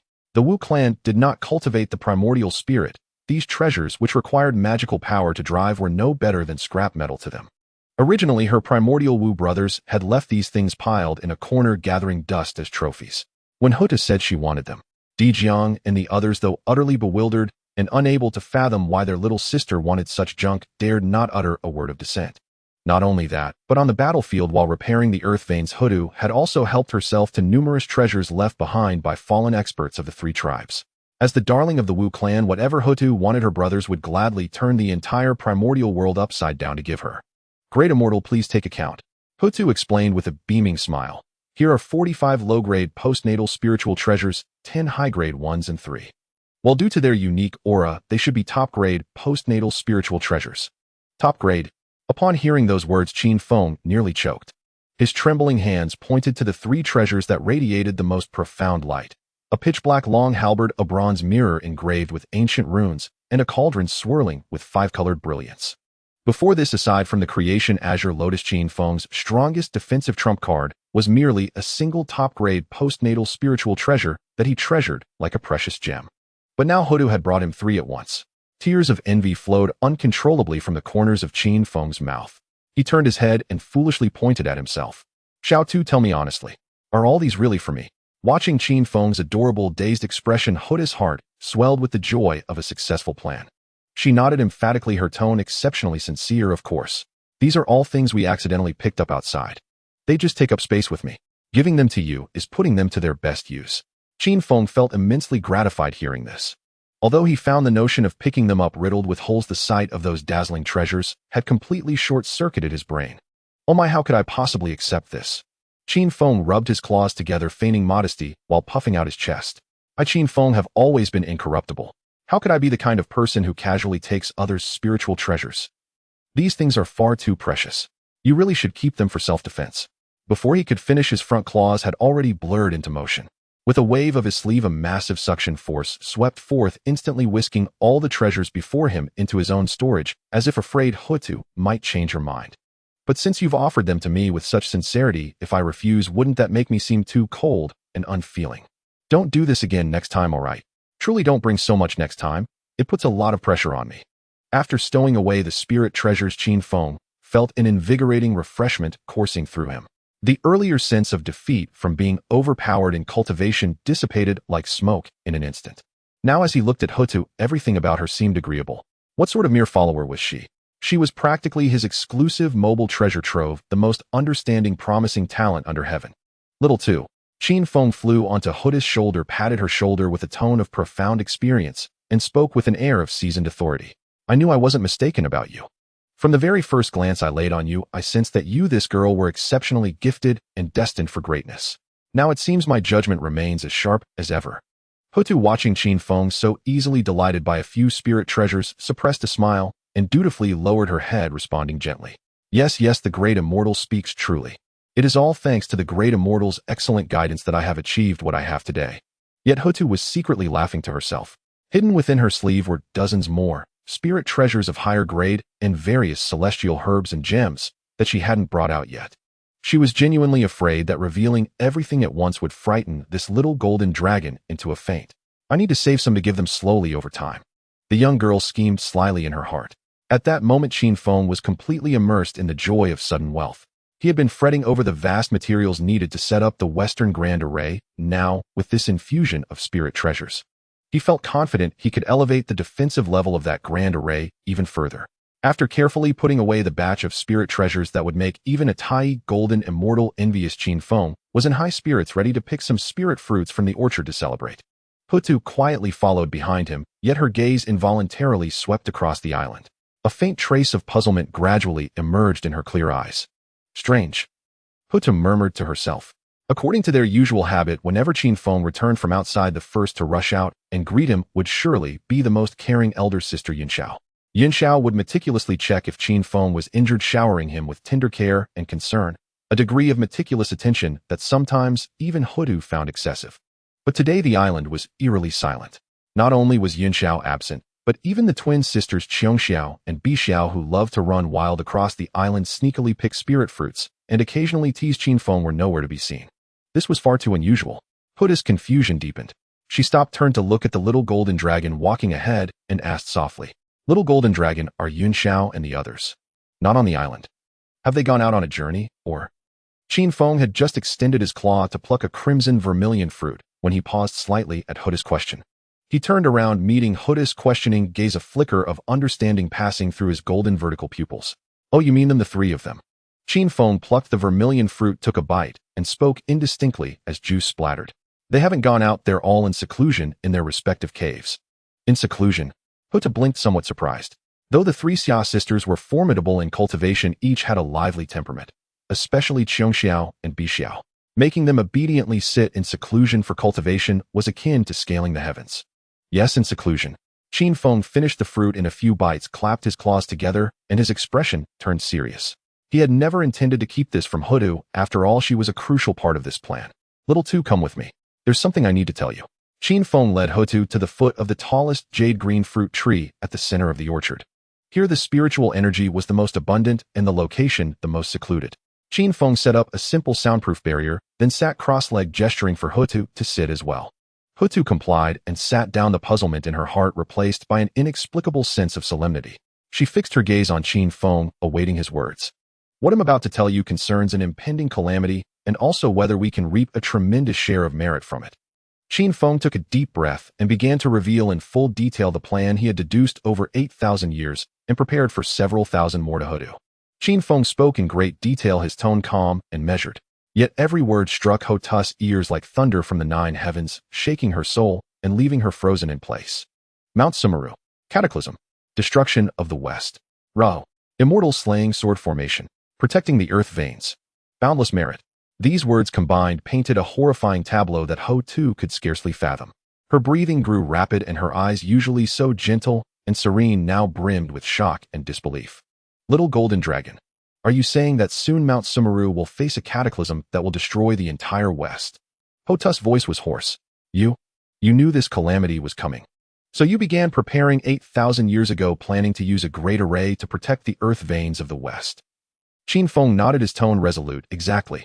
This calamity is a decree of the heavenly Tao, unavoidable. But within the cataclysm lies supreme opportunity. We want to alter the grand course. We will do only one thing. When that madman Rahu self-destructs, protect what must be protected, and then wait for the heavenly Tao to pay out. Houtu opened her mouth, but found herself at a loss for words. She had only been away for a mere 10,000 years. Why did it feel like upon her return the entire world had become unrecognizable? Not only had the little golden dragon's cultivation advanced, and his mastery of formations reached heaven-defying heights, but he was even privy to such earth-shattering secrets about the future of the primordial world, having laid plans long ago. A complex surge of emotions welled up in Houtu's heart. Shock, admiration, and a faint sense of loss. It seems I truly cannot stay away from the little golden dragon for too long anymore. Houtu made a silent resolution. Just being away for over 10,000 years, and I nearly missed something so crucial. If it were any longer, I fear the little golden dragon might end up directly fighting the heavenly Tao next time. Yet Houtu was no ordinary woman. She quickly recovered from her initial shock, and her mind began to race. Qin Feng had shared this plan with her and urged her to cultivate diligently and consolidate her cultivation. The implication was clear. He intended for Houtu to participate, to master part of the array, and to share in the boundless merit together. Such trust. A warm current surged through Houtu's heart, followed by a heavy sense of responsibility. Little golden dragon, I understand. Houtu lifted her head, her gaze turning exceptionally firm. I will enter seclusion to elevate my cultivation and will not hold you back. Good, that's the spirit. Qin Feng nodded in satisfaction and added, but don't feel too pressured. Your task won't be as heavy as Yun Xiao's, mainly support and helping to stabilize the array foundation at critical moments. The merit you can glean then will be enough to propel your cultivation a great leap forward. After his instructions, Qin Feng rose and left. He needed to hurry to his cave dwelling to refine the spiritual treasures he had just acquired. Though these treasures were of no mean quality, without initial refinement and imprinting his own divine sense upon them, he would be unable to command them like an extension of his arm when setting up the great array. In the orchard, only Houtu remained. She sat alone beneath the enlightenment tea tree, silent for a long time, digesting the shocking conversation. A gentle breeze brushed past, stirring the strands of hair on her forehead and dispelling the last trace of hesitation in her heart. The Wu tribe. I must return, Houtu murmured to herself. With a thought, a barely perceptible earthen yellow light separated from her body, transforming into a doppelganger with the exact same features, but a much weaker aura. The doppelganger nodded to Houtu's main body, then turned into a streak of light, flying silently out of the 3 immortals' islands, speeding towards the region of the primordial continent where the Wu tribe was entrenched. The doppelganger carried the will and partial memories of Houtu's true self. Its mission was clear: return to the Wu tribe and inform D Jang and the other 11 ancestral witches. Houtu's main body remained seated beneath the tree, carefully pondering how to convey this information to her elder siblings and how to persuade them to cooperate. I absolutely cannot directly say that the little golden dragon foresaw a future calamity. Houtu frowned. Though my brothers dote on me, such a matter is too astounding. They might not fully believe it, and might even think the little golden dragon is beguiling me. After a moment's thought, she arrived at a plan. The doppelganger traversed countless mountains and rivers, soon reaching a secluded valley at the very edge of the main battlefield where the Wu tribe was currently stationed. Here the baleful energy was relatively thin and the damage to the earth veins was severe, an ideal location for the Wu tribe to farm merit. When the doppelganger found D Jang, the spatial ancestral, which was directing tens of thousands of Wu tribe warriors in rebuilding a mountain peak that had been collapsed by divine abilities. Seeing Houtu's doppelganger suddenly appear, D Jang was first startled, then overjoyed.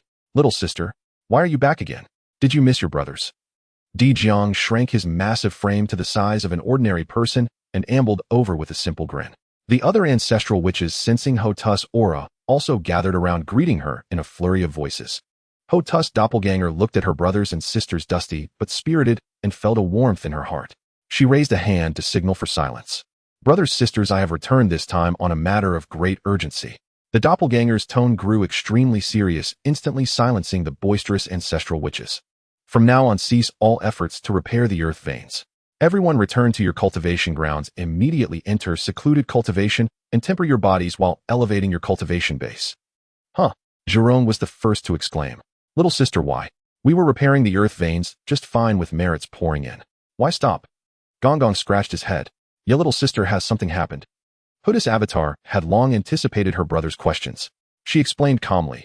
I have received reliable information that the decisive battle among the three tribes has reached its final stage.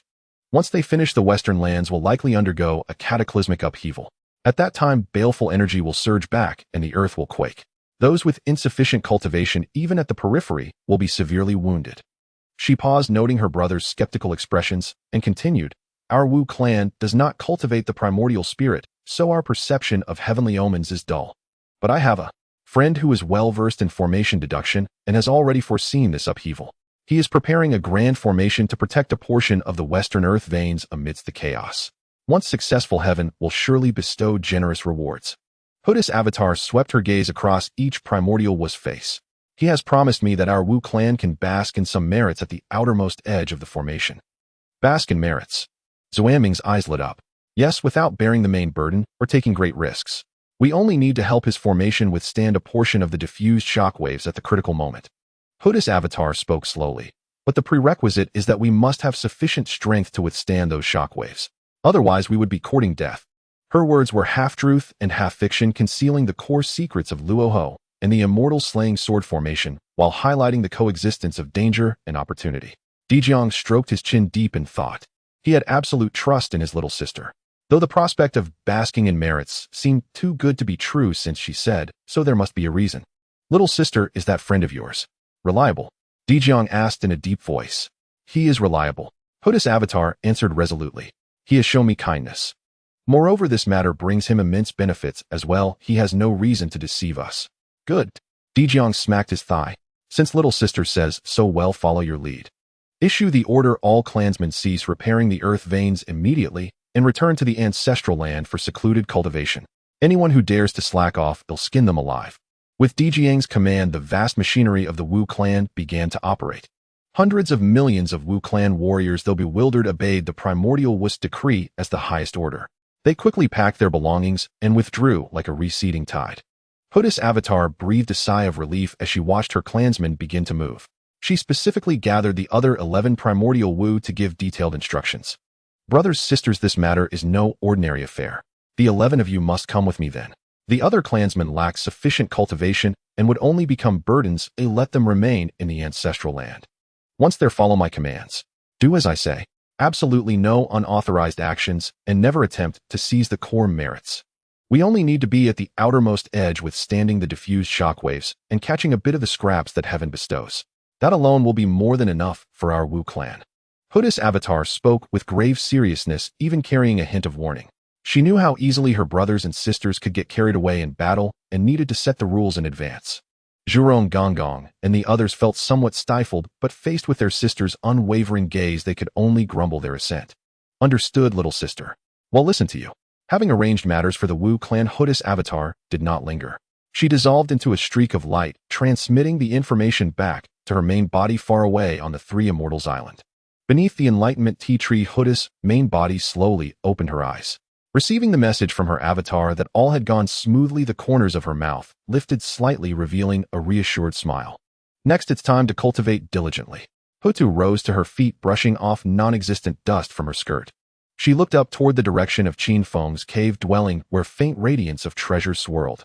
Clearly, Qin Feng had begun refining those spiritual treasures. The little golden dragon was right. Cultivation is the foundation. I mustn't let him leave me behind. Houtu murmured to herself, then with a flicker of her form she returned to her own simple and cozy cave dwelling. The stone door slowly closed, sealing off all outside sounds. Once again, tranquility settled over the Three Immortals Island. In the primordial land of Honghuang, time could sometimes stretch into eternity, yet at other moments it passed, as fleeting as a white steed galloping through a crack. Within his cave-dwelling Qin Feng had just completed the initial refinement of the most core treasures bestowed by Houtu, imprinting them with his own divine sense. As he prepared to catch his breath and proceed with the next batch, a vast, ancient, and irresistible wave of energy swept across the entire Honghuang realm without warning. This surge did not emanate from any mighty being, but from the supreme law of the obscure, the heavenly Tao. A violent tremor shook Qin Feng, nearly causing the treasure in his hand to slip. He abruptly lifted his head as if he could pierce through the stone walls of the cave to behold the shifting firmament. Then three solemn, resolute voices brimming with boundless regret and enlightenment resonated like sacred bells echoing deep within the consciousness of every living being in Honghuang. Heavenly Tao above, I, ancestral dragon who ruled the scaled race, have committed endless slaughter, plunging Honghuang into misery, burdened with karmic sins of grave severity. I vow to use my remnant body to eternally suppress the four seas' abyssal eyes regulating the water veins of Honghuang. From now on, the dragon clan shall retreat to the four seas, never to emerge unless a great tribulation befalls the world. To atone for my race's sins, I beseech the heavenly Tao to spare the dragon clan a thread of survival. The voice was laden with exhaustion and vicissitude. It was none other than the once dominant ancestral dragon who had sought to unify Honghuang. No sooner had the voice faded than another clear, yet equally mournful followed. Heavenly Tao above, I, primordial phoenix who ruled the avian race, have committed endless slaughter, igniting flames of war across Honghuang, burdened with karmic sins of grave severity. I vow to use my remnant body to eternally suppress the southern undying volcano, neutralizing the earth's toxic flames with my nirvana divine fire. From now on, the Phoenix clan shall dwell in the undying volcano, never to emerge unless a great tribulation befalls the world. To atone for my race's sins, I beseech the heavenly Tao to spare the Phoenix clan a thread of survival. Finally, a deep, weighty male voice carrying an earth-like sorrow resonated. Heavenly Tao above, I, primordial Qilin who ruled the beast race, have committed endless slaughter, shattering the lands of Honghuang, burdened with karmic sins of grave severity. I vow to dissolve my physical form and primordial spirit, transforming into auspicious energy to bless all beings of Honghuang. From now on, the Qilin clan shall become harbingers of good fortune, wandering the land, turning calamity into blessings and peril into safety to atone for my race's sins. I beseech the heavenly Tao to spare the Qilin clan a thread of survival. These three heavenly Tao vows struck like thunderbolts, hammering into the hearts of all beings who witnessed this tribulation. As the vows were made, the heavenly Tao responded instantly. Above the nine heavens, the dark crimson sky, shrouded by calamitous energy, suddenly split into three fissures, descending three beams of light in different colors. They enveloped the eastern sea, the southern undying volcano, and the foot of Mount Buzhou respectively. This was the heavenly Tao accepting the vows and executing them. The colossal dragon form of the ancestral dragon slowly sank into the deepest abyssal eye of the eastern sea within the light beam. The remaining dragon clan members let out earth-shaking cries of sorrow as they watched their leader vanish, then fled headlong toward the four seas. The primordial phoenix transformed into a dazzling blaze of fire, plunging into the eternal magma of the undying volcano. The Phoenix clan wailed in grief, then spread their wings and flew southward. The primordial Qilin's form dissolved most completely, scattering into a myriad of colorful, auspicious mists that rained down like spring showers upon the ravaged lands of Honghuang. The Qilin clan watched their leader's dissipating form, shedding silent tears before dispersing to fulfill their new mission of becoming harbingers of fortune and blessing all beings. So, it's over, Qin Feng muttered in his cave, observing everything through his divine sense. They fought until heaven and earth crumbled, only to lose themselves and swear such eternal vows just to preserve their races. This tribulation is indeed easier to enter than to escape. Though Qin Feng complained, his mind was as clear as a mirror. He knew this was no sudden awakening, but a brutal reality. In the final battle, the three clan leaders must have exhausted themselves to the brink of death, and the lurking demon ancestor Luoho must have leaped out at that moment, aiming to harvest these three overlords. He sought to use their essence, blood, and souls to complete the final sacrifice of the immortal slaying sword formation, ascending through slaughter. Facing Luoho's threat, the ancestral dragon, primordial phoenix, and primordial Qilin, these three ambitious figures likely achieved ultimate enlightenment in their final moments. They realized that this devastating war which had swept across Honghuang was orchestrated by the heavenly Tao itself, a tribulation specifically designed for their three races. Blinded by calamitous energy and driven by greed, they had fought and killed only to become pawns for others. Better to bow to the heavenly Tao than to benefit the madman Luoho as stepping stones for his ascension. Thus they swore strict vows, trading their freedom and even their lives for a slim chance of survival for their clans. And so the three earth-shaking heavenly Tao vows were made. As the three clan leaders fulfilled their vows, the remnants of their armies lost all, while to fight scattering like receding tides back to their shattered homelands. The Dragonhan First Tribulation, which had lasted tens of thousands of years, concluded in an exceedingly tragic and solemn manner. Yet the end of the tribulation did not herald peace. Wretches, a pack of wretches. Atop Mount Sumeru in the west, Luoho glared at the three guiding beams, his demonic energy churning in fury, his handsome face twisted in rage. The god-slaying spear in his hand hummed with discontent. They'd rather bow to the heavenly Tao and swear eternal oaths of submission than struggle further and become nourishment for my immortal slaying sword formation. Cowards! Wretches! Luoho's roar echoed across Mount Sumeru. He watched the remnants of the three clans flee like beaten dogs, murderous intent boiling in his eyes. But in the end he held back. The essence, blood, and soul quality of these defeated troops were too poor to significantly enhance the immortal slaying sword formation, not worth his effort. Just as Luoho's fury found no outlet, a calm, clear voice brimming with boundless Tao resonance traversed infinite space and resounded clearly above Mount Sumeru. Luoho, the tribulation has ended, and the baleful energy should dissipate. Will you persist in your delusion and continue down the wrong path? This voice belonged to none other than Honghuang Taoist, who had long been prepared in the chaos. Luoho abruptly looked up toward the chaos, a fierce and mocking smile twisting his face. Honghuang, don't play the compassionate saint here. Do you think I don't know your intentions? You want to block my path to ascension, to play the savior of Honghuang. Fine. Luoho's laughter brimmed with arrogance and provocation. They'll be waiting for you at Mount Sumeru. If you've got the guts, bring your helpers along. Let's see if your orthodox Taoist path prevails or my immortal slaying sword formation proves superior. A dialogue brimming with tension echoed across the heavens and earth, heralding the imminent commencement of another, even more terrifying confrontation. All of this, Qin Feng, residing on the Three Immortals Island in the Eastern Sea, was unaware of the details. Yet he could clearly sense the heavy, calamitous aura that had shrouded the primordial wilderness for tens of thousands of years, rapidly dissipating like melting snow and ice. Simultaneously, a more subtle, yet far more ferocious aura of slaughter and strife was slowly coalescing in the western lands. The great calamity has ended. Luoho and Honghuang are about to begin. Qin Feng took a deep breath, suppressing the agitation within his heart. He made a quick calculation with his fingers, and his expression turned somber. The time left for me is not much. I must set out immediately. He assessed the cards up his sleeve. The cultivation of the three Shao, the assistance of Houtu, and the newly acquired spiritual treasure, and ultimately arrived at a conclusion that was not entirely satisfying. The probability of victory is currently only about 88%. It's still far from the 99% I consider ideal. Yet at this point, there was no time left for him to scour the primordial wilderness for merits or seek more spiritual treasures. The arrow had been knocked and had to be loosed. Qin Feng hesitated no longer, his form flickered, and he appeared outside his cave dwelling.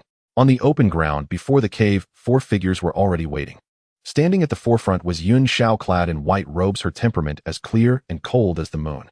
A trace of awe lingered in her beautiful eyes, clearly stirred by the 3 heavenly Tao vows that had just been sworn. Flanking her were Qiong Shao and Bai Shao, dressed in pale yellow and light green garments. This pair of twin sisters had also set aside their usual playfulness. Their young faces were etched with seriousness and tension. Beside the 3 Shao, Houtu stood gracefully. She gazed at Qin Feng, and in her deep ocean blue eyes shock surged like turbulent waves. Though she had long learned of the future from the little golden dragon, witnessing the prophecy unfold with such precision and grandeur, the impact still shook her soul, granting her a newfound understanding of the little golden dragon's deductive abilities. Little golden dragon. Seeing Qin Feng emerge, the 4 women spoke almost in unison. Yun Shao stepped forward, her tone solemn, yet tender. The great calamity has ended. Little golden dragon, should we set out now? Qiong Shao and Bai Shao also crowded in, their large, sparkling eyes fixed on Qin Feng, brimming with undisguised admiration and curiosity. Little golden dragon. You were right. The 3 clan leaders really did swear to suppress themselves. You're so amazing. Bai Shao chattered excitedly. Exactly. How do you calculate so accurately? Teach us. Qiong Shao chimed in, joining the fun. Though Houtu remained silent, her focused gaze also betrayed the turmoil within her heart. Gazed upon by 4 peerless beauties, each with distinct looks and temperaments, their eyes a mixture of shock, adoration, and Trust Qin Feng felt a surge of elation as if his bones had become lighter. Unable to control himself, his golden tail began to sway left and right, the amplitude growing larger, tracing joyful arcs behind him. Ahem. Qin Feng coughed dryly, striving to adopt the serene demeanor of a transcendent sage. However, his golden slit pupils narrowed with smugness. And his tail, which was wagging so fast it nearly blurred, thoroughly betrayed his inner glee. Oh, don't look at me like that. Qin Feng waved a paw, feigning modesty. It's nothing. Isn't this as easy as pie? Basic operations, everyone sit down. Watching him try so hard to feign calm, while being obviously ecstatic, Yun Xiao and Houtu exchanged a glance, a hint of helpless amusement flickering in each other's eyes. Well, this is the little golden dragon we know. The thought arose in both women's minds simultaneously. The heavy atmosphere created by the heavenly Dao vows was considerably lightened by Qin Feng's antics. Xiong Xiao and Bai Xiao, with far fewer inhibitions, burst out laughing directly. Having long coveted Qin Feng's wagging tail, the two sisters seized this rare opportunity. Exchanging a knowing glance, they pounced in perfect unison. Little golden dragon, you're the best. Let us touch your tail to celebrate. Exactly. Don't be stingy, just one touch. Two small hands reached out from left and right, targeting the swaying golden tail behind Qin Feng. Hey, stop right there, you two. Stay back. Startled, Qin Feng quickly sidestepped to dodge, extending his front paws to press against the foreheads of Xiong Xiao, and Bai Xiao, pushing the two unruly girls away. This is no time for fun. We have serious matters to attend to. Qin Feng put on a stern face, striving to appear serious.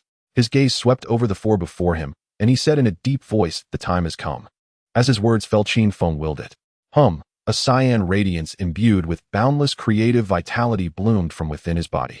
The light rapidly expanded, coalescing in midair into an enormous, slowly rotating 24-petal azure lotus platform. On the platform, Dao rhythms flowed, and pure qi ascended, tinging the surrounding spiritual energy with an aura of peace. This was the supreme, innate treasure, the 24-petal azure lotus of creation. The lotus cast down streams of pure light, enveloping Qin Feng, the three Xiao, and Houtu, all five of them. Let's go. Qin Feng gave a low shout, and the 24-petal azure lotus of creation transformed into a brilliant cyan streak of light wrapping around the five. In an instant, it broke through the protective grand formation of the three immortals' island and sped towards the western lands of the primordial wilderness at a mind-boggling velocity. The 24th grade creation azure lotus, a supreme, innate treasure, possessed a flight speed far surpassing ordinary escaping lights. Under Qin Feng's relentless and full-powered propulsion, that colossal azure lotus platform transformed into a streak of light, rending the heavens apart. In merely a month's time, they traversed the endless mountains and rivers, arriving from the shores of the eastern sea to the western lands of the primordial wilderness. As the radiance of the azure lotus gradually receded, and the group set foot on solid ground, a distinctly different aura assailed their senses. Though the East had suffered the flames of the Great Tribulation wars, the deep earth still harbored a vigorous vitality. Here in the western lands, the air was thick with a heavy oppressive scent tinged with a faint sweetness of blood and decay. The sky was a dark crimson, as if stained by blood, or as if an eternal dusk lingered. The earth was cracked, the vegetation sparse, and occasionally twisted gnarled trees could be seen, their branches moaning like the wails of ghosts in the wind. What drew the eye most was the colossal mountain looming on the distant horizon, shrouded in endless black, demonic aura, Mount Sumeru. Even from a vast distance, they could clearly see above Mount Sumeru. The phantom images of four heaven-piercing colossal swords flickered faintly, stationed in the east, southwest, and north, forming a terrifying sword array that enveloped the entire divine mountain. Within the sword array, a murderous aura surged into the sky, utterly transforming that space into a land of death. Vaguely, a few dazzling immortal lights could be seen charging left and right within the formation, violently colliding with the boundless demonic aura, unleashing fluctuations of world-destroying power.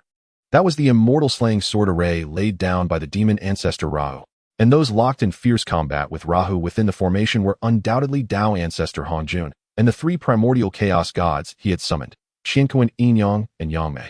Even from such a distance, a mere wisp of residual might leaking from the battlefield's center was enough to make a tiny golden immortal's heart tremble and a mystic immortal's legs go weak. Is that the true battlefield? Xiong Xiao's face paled slightly, her voice carrying a barely perceptible tremor. She could sense that if she were drawn into a battle of that magnitude, she would not last a single breath before her form and spirit were utterly annihilated. Bai Xiao clung tightly to her elder sister Yun Xiao's sleeve, also intimidated by that terrifying aura. Though Yun Xiao's expression remained cool, her tightly pressed lips and slightly clenched fists revealed her inner turmoil. She was now a mid-stage Tai golden immortal, a formidable figure in the primordial wilderness, yet facing that distant duel, she felt deeply her own insignificance. Houtu stood by Qin Feng's side, sensing the familiar, yet unfamiliar groans of pain from the earth. The damage to the Western Land's vein was far more severe than she had imagined, and the destructive fluctuations emanating from Mount Sumeru weighed heavily on her heart. She glanced again at the little golden dragon beside her shock and admiration deepening. Qin Feng too felt that suffocating pressure. He shrank his neck, his golden vertical pupils vigilantly scanning the surroundings, especially in the direction of Mount Sumeru. "We won't go over there," Qin Feng stated firmly. "Though that demon Rahu is surely tied up by Hongjun and the others now too busy to bother with us. But with my body shimmering with merit, walking right over would be like telling him come and chop me down. I think showing off is important, but staying alive is more so." The three Xiao and Houtu felt their tension ease slightly. Qin Feng was right. Rahu must be fully focused on dealing with Hongjun and his party with no time for them. "But little golden dragon," Yun Xiao spoke softly, her gaze fixed on the demonic Mount Sumeru. "The earth vein node we need to protect. The most important one should be beneath Mount Sumeru, right? Can we truly safeguard the core from here?" Qin Feng shook his head, extending a claw to point at the cracked yet relatively stable wilderness beneath their feet. Beneath Mount Sumeru is indeed the most crucial core node of the Western Earth veins, and also the center of the explosive package that Madman Rahu is preparing to detonate.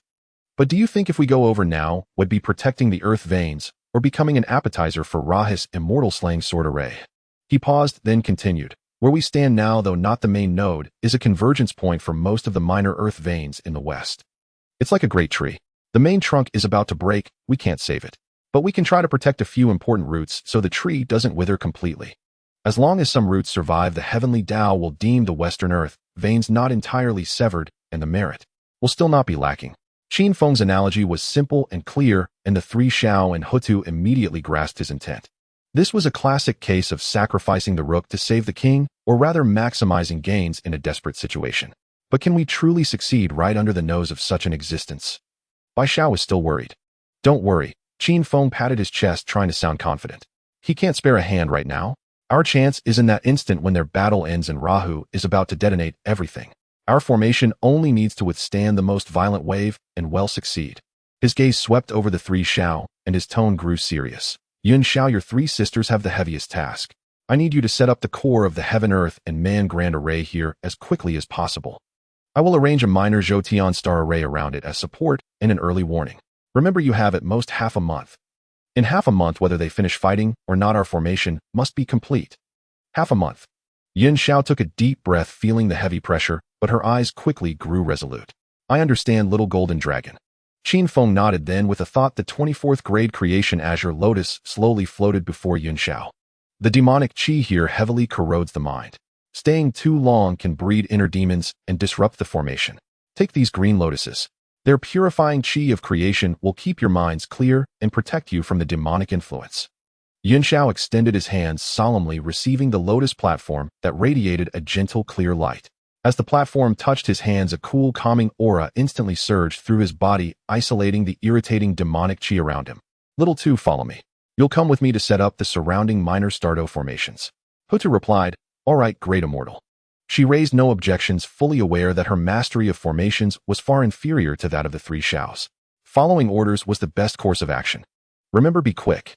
Qin Feng gave one final instruction before transforming into two streaks of light with Houtu. They flew towards several other directions of the wasteland to lay the foundations of the minor stardo formations. Yun Xiao gazed at the direction Qin Feng had departed, then looked down at the creation green lotus cradled in his hands, a flicker of resolve flashing in his eyes. "Qiong Xiao, Bi Xiao." He turned around, his tone unprecedentedly stern. "Cast aside all distracting thoughts. Follow the formation diagram imparted by the little golden dragon and begin setting up the array. We have no time to waste." "Yes, eldest sister."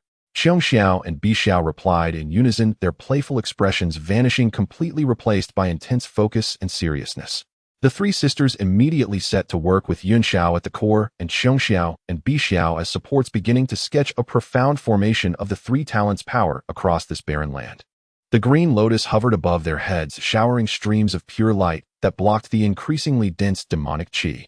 While Qin Feng and his group were busily setting up the formation in another hilly terrain quite far from their wasteland, almost in the opposite direction. 11 figures radiating a primal ferocious aura were gathered there. They were the 11 ancestral witches led by D Jang, Zhurong, and Honghuang. Standing before them was Houtu's faint, weakened avatar. Sister, is this the place? D Jang surveyed the surroundings. The earth-vein aura here was considerably weaker than at Qinfeng's location, but it was still a decent node. Yes, it's here. Houtu's avatar nodded. My friends are setting up a formation at a more critical node. It's too dangerous for you to go there. This place is relatively safer. When the calamity erupts, the aftershocks spreading here will be much weaker. What you brothers need to do is help the earth withstand the impact here. Don't fight for the core merits. As long as you protect this earth vein node from total collapse, the heavenly Tao will naturally bestow some merits upon you. Consider it some compensation for your efforts. Houtu's avatar tried to speak, plainly knowing her brothers disliked beating around the bush. Compensation for efforts. That sounds great. Zhurong rubbed his hands together, flames flickering in his eyes. We get to fight and earn merits. Your friend is really something, sister. Honghuang also chuckled in a deep voice. It's a bit far, or I'd love to see what kind of formation your friend set up. The other ancestral witches nodded in agreement, looking eager to try. For them, this required little thought. Just exerting themselves at the critical moment to fight and reap rewards. This was the most agreeable task for them. Houtu's avatar felt a slight relief seeing her brother's excitement. She looked up towards the direction of Mount Sumeru, then at the location of Qinfeng and the others. The distance between them, even with the teleportation talismans from the little golden dragon at full speed, would take 3 days to cover.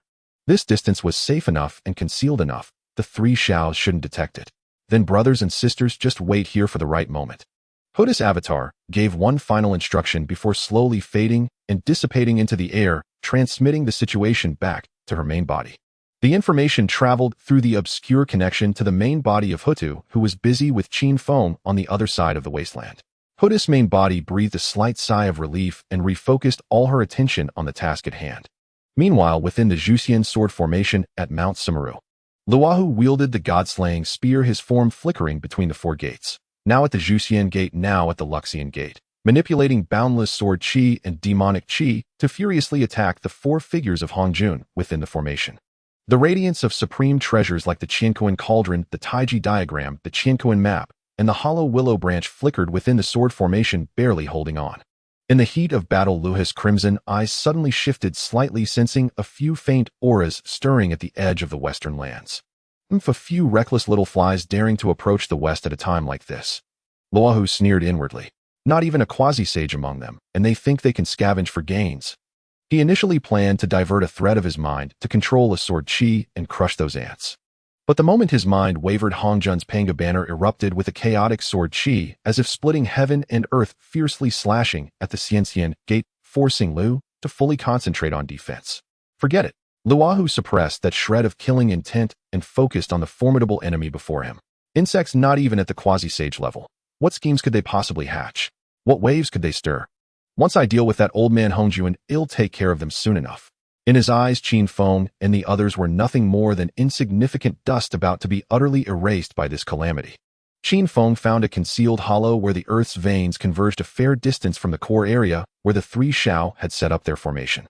It was close enough for mutual support, yet far enough to avoid energy interference during the formation's construction. Little Earth, guard this spot for me. Protect the surroundings and don't let those errant demonic energies disturb my mind. Qinfeng's expression was grave, his golden eyes radiating an unprecedented solemnity. Houtu stood by his side, her deep ocean-like blue eyes brimming with tender affection and indulgence. She nodded gently, her voice as soft as a spring breeze. Little golden dragon, go ahead and do what you must with confidence. As long as I am here, nothing within 100 li will be able to disturb you. Qinfeng took a deep breath and said no more. He slowly closed his eyes and sat cross-legged on the cracked, scorched earth. As he focused his mind, his previously steady aura suddenly began to churn violently. The next moment, a stunning scene unfolded. Qinfeng's originally condensed golden body began to ripple, as if countless pebbles had been cast into a tranquil lake. Immediately after, his cultivation aura began to plummet at a visible rate, falling all the way from the perfection of the heavenly immortal realm. Such an act of self-sacrifice would surely astound any onlooker. A faint whistling sound arose as one after another small, brilliant golden merit dragons emerged from Qinfeng's pores. These small golden dragons were not mere phantoms of condensed magical power, but the very essence of Qinfeng's merit source. What amused and bewildered Houtu the most was that as these little dragons swam out, each one clutched something in its claws. Some held a low-grade acquired spiritual treasure, emitting a faint spiritual light. Others carried a rare piece of gung metal, while others bore a sack of 5-colored divine sand on their backs. These were all the treasures Qin Feng had accumulated over the years, scrounged and swindled while mending earth veins across the primordial wilderness. He was like a diligent squirrel hoarding nuts for tens of thousands of years, only to empty his entire nest for this battle in the west. Go. All of you go and take your positions. Though his eyes were closed, the muscles in Qin Feng's face twitched slightly, his pained expression beyond words. He wailed inwardly, "Great Tao, Heavenly Lord, you must see clearly I've risked everything this time. If I don't earn enough merit this time, I'll really be crying at the foot of Mount Kunlun for you to see. Take pity on this poor dragon, give me a big one, you must give me a big one." Dozens of small golden dragons carrying spiritual treasures and materials transformed into streaks of golden light, and following the trajectories Qin Feng had rehearsed countless times, swam toward the earth vein nodes scattered across the wilderness. As these nails were driven into the earth one by one, the rudimentary form of the small Zhou star formation began to take shape slowly underground. Houtu watched Qin Feng, his face twitching as he cast his spell, and felt both amused and a pang of inexplicable heartache. She had never seen any being like this little golden dragon, so cowardly and miserly, yet capable of such resolute sacrifice at a critical moment. This contrast deepened her affection for Qin Feng. Just then Houtu's expression shifted slightly. Her clone left with the Wu clan had sent back a message. Brother D Jang had arrived at the predetermined location. Have my brothers already arrived? Houtu pondered inwardly. She looked down at Qin Feng, who was in the critical phase of setting up the formation, then raised her head to gaze at Mount Sumeru, blazing with demonic flames. The battle there had reached a fever pitch. Even from this distance, she could feel the void continuously collapsing and reforming. That aura of slaughter was enough to unsettle even her, a primordial, which with an innately powerful physique. Little golden dragon, I must also make some preparations. Houtu murmured softly. She did not leave directly, but instead formed hand seals at lightning speed. First, she enveloped the little golden dragon with the law of earth, simultaneously forming a protective array around him. She isolated him from the current situation. The power of the earth gathered at her fingertips, and a clone identical in appearance and aura to her true self rose slowly from the soil. This clone possessed the mystic, immortal later-stage cultivation that her true body had currently displayed, and was imbued with a rich earth origin more than capable of handling any unexpected incident. You will stay here and guard the little golden dragon, protect him from all harm. Houtu commanded her clone. The clone stood expressionlessly by Qin Feng's side, like an eternal stone statue. Houtu's true form then transformed into a streak of earthy yellow light, instantly vanishing into the depths of the earth, speeding toward the direction where the primordial witches had gathered. She had to take personal command, for only with the gathering of all 12 primordial witches could they unleash that ultimate technique, the 12 capitals of the heavenly gods and demons formation. Although Qin Feng had said they only needed to leech some merit, how could Houtu with her nature truly stand by and watch Qin Feng face danger alone? If the explosion of Mount Sumeru exceeded Qin Feng's estimates, she would lead her brothers in activating the Great Formation to shield this little golden dragon from that blow. A short while later, in a secluded mountain hollow at the other end of the western lands, 11 primordial witches, including D Jang, Zhurong, and Honghuang, were eagerly flexing their muscles. Even when deliberately shrunk, their massive frames still exuded a suffocating primal pressure. "Sister, you're finally here." Zhurong bellowed, the air around him warping from the divine fire burning on his body. "What the hell is going on over there at Mount Sumeru? The aura in that formation makes me want to go up and throw a few punches. It's too stifling." Honghuang also gave a cold snort, the water vapor at his feet forming a roaring giant python. "Indeed, it's terrifying. Even though we Wu clan don't cultivate the primordial spirit, that killing aura is enough to slice my skin open. The one setting up that formation is a ruthless fellow." Emperor Jiang gazed solemnly at Houtu. "Sister, is your friend truly reliable? A collision of that magnitude, if the aftershocks spread, this western land will be utterly annihilated." Houtu descended amidst the crowd, resuming her majestic and composed demeanor as a primordial witch. She fixed her gaze on Mount Sumeru and said in a deep voice, "Since my friend claims to have a solution, we shall trust him. Brothers, muster your spirits. Our task is not to fight to the death, but merely to protect this vein of earthly energy. Once the aftershocks intensify, we shall immediately form a formation to safeguard this land." Though the primordial witches were usually unruly and arrogant, they held unwavering faith in Houtu on matters of great importance. They set aside their frivolity and began tempering their bodies with the secret arts of the witch clan, channeling the laws of bloodline. Meanwhile, at the center of the formation laid by the 3 sisters of Sanxian Island, Yunxiao, Qiongxiao, and Bixiao were frantically busy. Second sister, third sister, accelerate. The spirit stones at the earthly position are depleted. Replenish them immediately. Sweat beaded on Yangxiu's forehead as the azure lotus of creation in her hand continuously emitted pure light to ward off the increasingly terrifying demonic energy. Xiao and Bixiao, their faces flushed, constantly retrieved various treasures from their storage artifacts. These were the celestial herbs and rare materials they had accumulated over countless epochs on Sanxian Island. Elder sister am nearly drained. Bixiao cried out in distress as she tossed spiritual herbs into the array's core. Focus. Yinxiao scolded, her eyes locked on Mount Sumeru.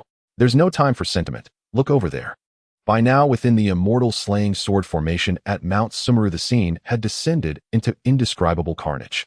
The once radiant cauldron of heaven and earth had dimmed, its surface covered in fine sword scars. The golden bridge of the Taiji diagram was entangled by boundless demonic aura groaning under the strain. The yin-yang mirror had even split open with a large crack, its spirit severely damaged. The Heavenly Lord of Qiankuan, the Heavenly Lord of Yin-yang, and Grandmaster Yangmei were all drenched in blood, their primordial spirits withered. They had underestimated the killing power of the immortal slaying sword formation and the madness of Luohao's heart. Taoist Hongjun, we can't hold on. Heavenly Lord of Qiankuan screamed in agony as a slaughter immortal sword Qi shredded his left arm, turning it into a mist of blood. This sword formation is a tetrad. Luoho stands at its core. We cannot break it. Taoist Hongjun appeared equally disheveled, his pristine white robe torn to shreds. A resolute light flickered in his profound eyes as he swung the Panga banner, continuously shattering the incoming sword Qi. Fellow Taoist, matters have come to this. We must stake everything on a single throw. Hongjun's voice echoed in the minds of the three. Luoho seeks to attain the Tao through slaughter. If he succeeds, the primordial world will face eternal doom. I possess a secret art that can temporarily divide my power, but I require you three to pay any price to restrain Luoho himself and prevent him from disrupting my assault on the gate. Heavenly Lord of Yin-yang and Heavenly Lord of Qianjun exchanged glances, each seeing the other's resolve to face death. They knew that without a desperate fight, none would leave Mount Sumeru alive. Very well. Taoist Hongjun, proceed as you will. Even if we sacrifice these mortal shells, we shall hold that fiend back. The three roared in unison, igniting their primordial blood essence.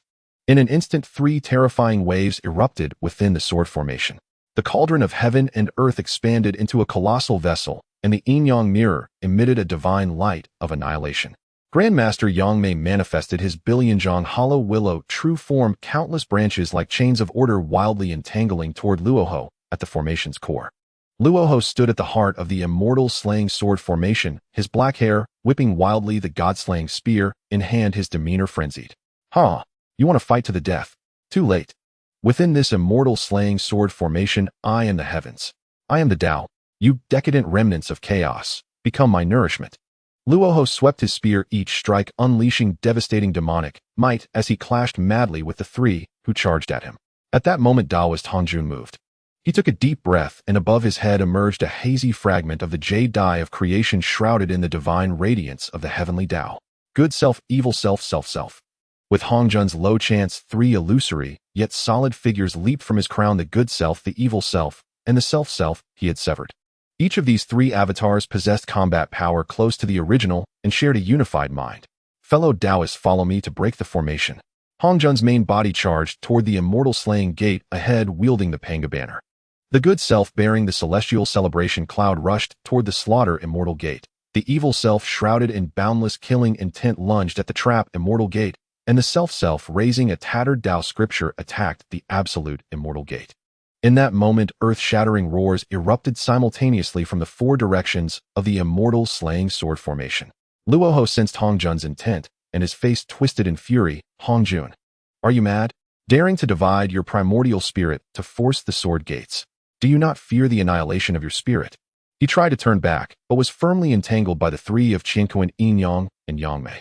The three fought with suicidal abandon, ignoring their own wounds entirely. Even as the god-slaying spear pierced their chests, they clung desperately to Luoho. "Get off! All of you, get off me!" Luoho roared in frenzy, the god-slaying spear transforming into thousands of afterimages, mercilessly reaping the life force of the three. Far from the heart of the carnage at Mount Sumeru, a earthen yellow streak of light carried Qin Feng's diminutive golden dragon form, landing steadily within the core formation area of the three Xia sisters. The moment Qin Feng landed, he saw Yunxiao, Chongxiao, and Bixiao seated in a triangular formation. Above them floated the 24-grade creation green lotus, its cascading creation light illuminating the surrounding 100 zhang like a celestial realm. It stood in stark contrast to the wailing demonic domain outside. Yunxiao, how are your preparations? Qin Feng asked urgently. Yunxiao slowly opened her eyes, a trace of weariness in her cool gaze, but more than that, a firm resolve after completing the formation. She nodded slightly at Qin Feng, her voice soft, yet carrying a reassuring strength. Don't worry, little golden dragon. The core of the Heaven-Earth-Man triad formation is fully formed. It only awaits your star-dough formation to draw upon the Earth's veins for complete unity. Chongxiao and Bixiao also opened their eyes, joy lighting up their faces at Qin Feng's return. Little golden dragon, you're finally back. Bixiao patted her chest, pointing with lingering fear toward Mount Sumeru. The commotion over there grows louder. That surge of killing intent earlier would have damaged our minds without this lotus platform's protection. Qin Feng gazed at the blazing demonic flames in the west, his sense of urgency intensifying. He knew well that the deadly struggle between Hongjun and Lu had reached its final critical moment, and Lu's self-destruction could happen at any time. Good. Then let us begin. Qin Feng let out a low roar, his golden dragon whiskers whipping in the wind. He turned to Yunxiao, his expression grave. Yunxiao, it's up to you now. Yunxiao took a deep breath and nodded solemnly. Exchanging glances with Chongxiao and Bixiao, the three sisters moved in unison, executing the final intricate hand seals. Heaven-Earth-Man, unite as one. Rise. With their synchronized cry, the entire desolate plain began to tremble violently. In that instant, the hundreds of merit golden dragons Qin Feng had dispatched to various earth vein nodes seemed to heed a sacred call. In those remote barren nodes, they raised their heads and roared, their crisp voices piercing the thick demonic mist. Then their bodies grew translucent and dissipated like smoke in the wind. Yet they did not vanish. Instead, they transformed into streams of pure Tao merit pouring along the parched earth veins into the star-dough formations. Deep within the earth, countless stars seemed to ignite simultaneously. If one could look down from thousands of zhang above, they would behold a breathtaking celestial tapestry. With the three Xia sisters' core as the center, golden starlight flickered to life across tens of thousands of li of land. These rays of starlight followed the earth vein's course, turning into brilliant golden threads that swiftly spread to adjacent formation nodes. One small formation connected to two formed a line. In a short span, hundreds of star-dough formations linked by golden merit threads wove a vast and intricate geometric network. Finally, this immense golden network converged like rivers returning to the sea, all onto Yunxiao, Chongxiao, and Bixiao. Boom! A dazzling golden beam shot up from the sisters' center, then rapidly expanded outward. A massive golden hemispherical shield, like an inverted bowl, stably covered the most crucial earth vein convergence point in this western region. From above, the shield's surface shimmered with countless star shadows. Golden merit light mingled with the earthen yellow of the land, forming an impregnable defense. The surrounding arrogant demonic qi upon contact with the golden shield melted away like snow under a blazing sun, vanishing without a trace. Within 10,000 li, the sky miraculously cleared in this dark western world. Yunxiao closed her eyes, her divine sense merging with the entire formation as its overseer. As the formation fully activated, her usually calm heart stirred with tumultuous waves. She truly grasped the formation's terrifying nature. This formation possessed not a shred of offensive power. It converted all energy, all laws, all merit into pure extreme defense. But that was not what shocked Yunxiao most. What made her scalp tingle was the formation's underlying logic. This is essentially a hostage formation. Yunxiao marveled inwardly, gaining a new appreciation for Qin Feng's mastery of the way of survival. The formation used the star-dough network to tightly lock the western earth veins together. Any attempt to destroy the formation would first face the collective resistance of the entire western earth veins, not the formation's counterattack. What was even more cunning was Qin Feng's infusion of vast quantities of Tao merit. Attacking the formation meant not only damaging the primordial earth veins, but also recklessly depleting merit protected by the heavenly Tao.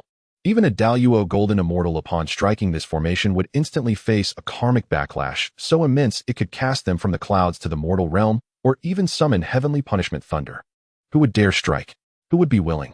Chongxiao and Bixiao also felt the formation's unshakable stability, their earlier fear of the Mount Sumeru battle completely dissipated. Wow, little golden dragon, your formation is incredible. Bixiao leaped excitedly, pointing at the repelled demonic qi outside. All that filthy black stuff is blocked. If we stay in here, are we completely safe? Chongxiao also leaned in admiration shining in her eyes. I knew it, little golden dragon. Timid as you usually are, you never falter when it counts. This formation gives such a sense of security. Faced with the two girls' praise, Qin Feng did not flash his usual smug expression. He stood at the edge of the 24-grade creation green lotus, his small dragon face etched with unprecedented seriousness, even a resolute gravity. Not enough. Far from enough, Qin Feng murmured. He looked toward Mount Sumeru, where the killing intent had thickened to a critical point. He could sense that Hongjun had pushed his 3 corpses to the limit, while Lu, in despair, had begun madly draining the life from the entire western region. 3 Xiao, the defense from now on depends entirely on you 3 sisters. Qin Feng turned to Yun Xiao and the others, his eyes carrying a solemn resolve, as if facing an impending doom. Yun Xiao's heart tightened. She keenly sensed something amiss. Little golden dragon, what are you going to do? Qin Feng did not reply. Instead, he directly sat cross-legged at the center of the lotus platform. The next moment, the aura around him, which had already stabilized, suddenly began to fluctuate violently once more. His body started to tremble slightly as beams of golden light, thicker and purer than before, burst forth from every single scale on his dragon form, like a raging flood breaking through a dam. As the golden radiance drained away, Qin Feng's originally solid and divine golden body began to dim and even shrink somewhat. Even more terrifying was the plummeting of his cultivation base. Starting from the latest stage, Celestial Immortal Realm, it rapidly dropped mid-stage, Celestial Immortal Early Stage, Celestial Immortal Peak, Earth Immortal Latest Stage, Earth Immortal. Within just a few breaths, Qin Feng forcibly stripped away all the core merit he had accumulated over the years from his body. This time he had truly drained himself dry. Great Tao, O great Tao! Heavenly Tao, O heavenly Tao! Qin Feng screamed, inwardly a cry so pitiful it would move anyone who heard it to tears. Please take a good look. I've nearly sacrificed my life here. If this succeeds, and the merit you grant me doesn't allow me to ascend directly to Golden Immortal, I'll have no choice but to rely on Xiaotu's charity next time. He'll be so poor he'll have to beg. As Qin Feng made this almost self-mutilating offering, the entire Grand Array received an unprecedented surge of immense energy. The originally pale golden hemispherical shield erupted with a dazzling, blinding golden light in that instant. The brilliance was so intense that it directly pierced through the thick demonic clouds in the west, like a sun fallen to the mortal world, sweeping away all demonic qi within a radius of 100,000 li. The patterns of the Grand Array became clearly visible, each line flowing with the profound rhythm of the great Tao. It was not until his cultivation had fallen to the latest stage, Earth Immortal, and a faint sense of dizziness threatened to overwhelm him, that he barely managed to halt the loss of his merit. Panting heavily, Qin Feng collapsed onto the lotus platform. He now felt like a completely squeezed dry orange, utterly devoid of any strength throughout his body. This last bit of cultivation. I have to keep it to survive, Qin Feng thought weakly. If this array ultimately fails to hold, I'll at least have the strength to activate the teleportation array and escape. As the final golden merit dragon merged into the Grand Array, the entire formation emitted a deep and powerful roar, entering a state of complete activation. The golden radiance not only enveloped the surface, but also followed the earth veins, penetrating thousands of zhang deep into the ground, tightly protecting the land for 10,000 li within the light of merit. Xiao and Bi Xiao were stunned by the scene. They watched as Qin Feng's once majestic little golden dragon form now appeared shrunken, his aura as weak as that of a newly transformed minor demon. Wah! Little golden dragon, what's wrong with you? Bi Xiao burst into tears, ignoring Yunxiao's attempts to stop her, and rushed directly to the edge of the lotus platform. Don't die. Did you sacrifice yourself to save us? Boo-hoo, you fool. We don't want the merit anymore. Come back. Yunxiao's eyes also reddened as she choked out, little golden dragon. You've pushed yourself too hard. If anything happens to you, what will we do? Although Yun Xiao did not cry, the hands gripping her hand seals were trembling violently. Looking at Qin Feng's weakened state, an unprecedented wave of sorrow and shock surged within her heart. She had never imagined that this little one, who was usually the most avaricious and fearful of death, would go to such lengths at this critical moment to protect the earth veins in the west and to earn merit for them. Just as the 3 sisters were overcome with grief, the 24-grade creation green lotus suddenly bloomed with a soft creation radiance like a warm cocoon enveloping Qin Feng's weakened body. What are you crying for? I'm not dead, yet Qin Feng's lively voice came from deep within the lotus. Stop with your self-indulgent sentimentality. I've only temporarily lost a bit of cultivation. It's not like my primordial spirit has perished. This is a tactical retreat. Get it? Qin Feng rolled his eyes inside the lotus, though his body was still weak. If I didn't lower my cultivation when Mount Sumeru explodes, the surge of Luo Jai's perception would be too strong. I'm afraid Luo Ho might target me before he dies. Now that I've dropped to Earth Immortal, my presence is minimal. With the concealment of the creation green lotus, even if he self-destructs, he won't discover me. Qin Feng's voice was faint but coherent, filled with a rationality that made one want to punch him. You three stop crying and focus on guarding the array. I'm hiding inside this lotus. Unless this primordial treasure shatters, nothing can harm me. Guard the grand array well. Once the shockwave passes, we'll be rich. Do you hear me?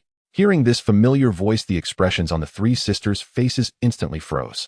Bixiao, with two crystal teardrops still hanging, stared blankly at the slowly closing lotus. She blinked, then blinked again, and suddenly burst into laughter, followed by stamping her foot angrily. Wiping away her tears, Bixiao broke into a smile. You made me waste all my tears. Big sister, look at him.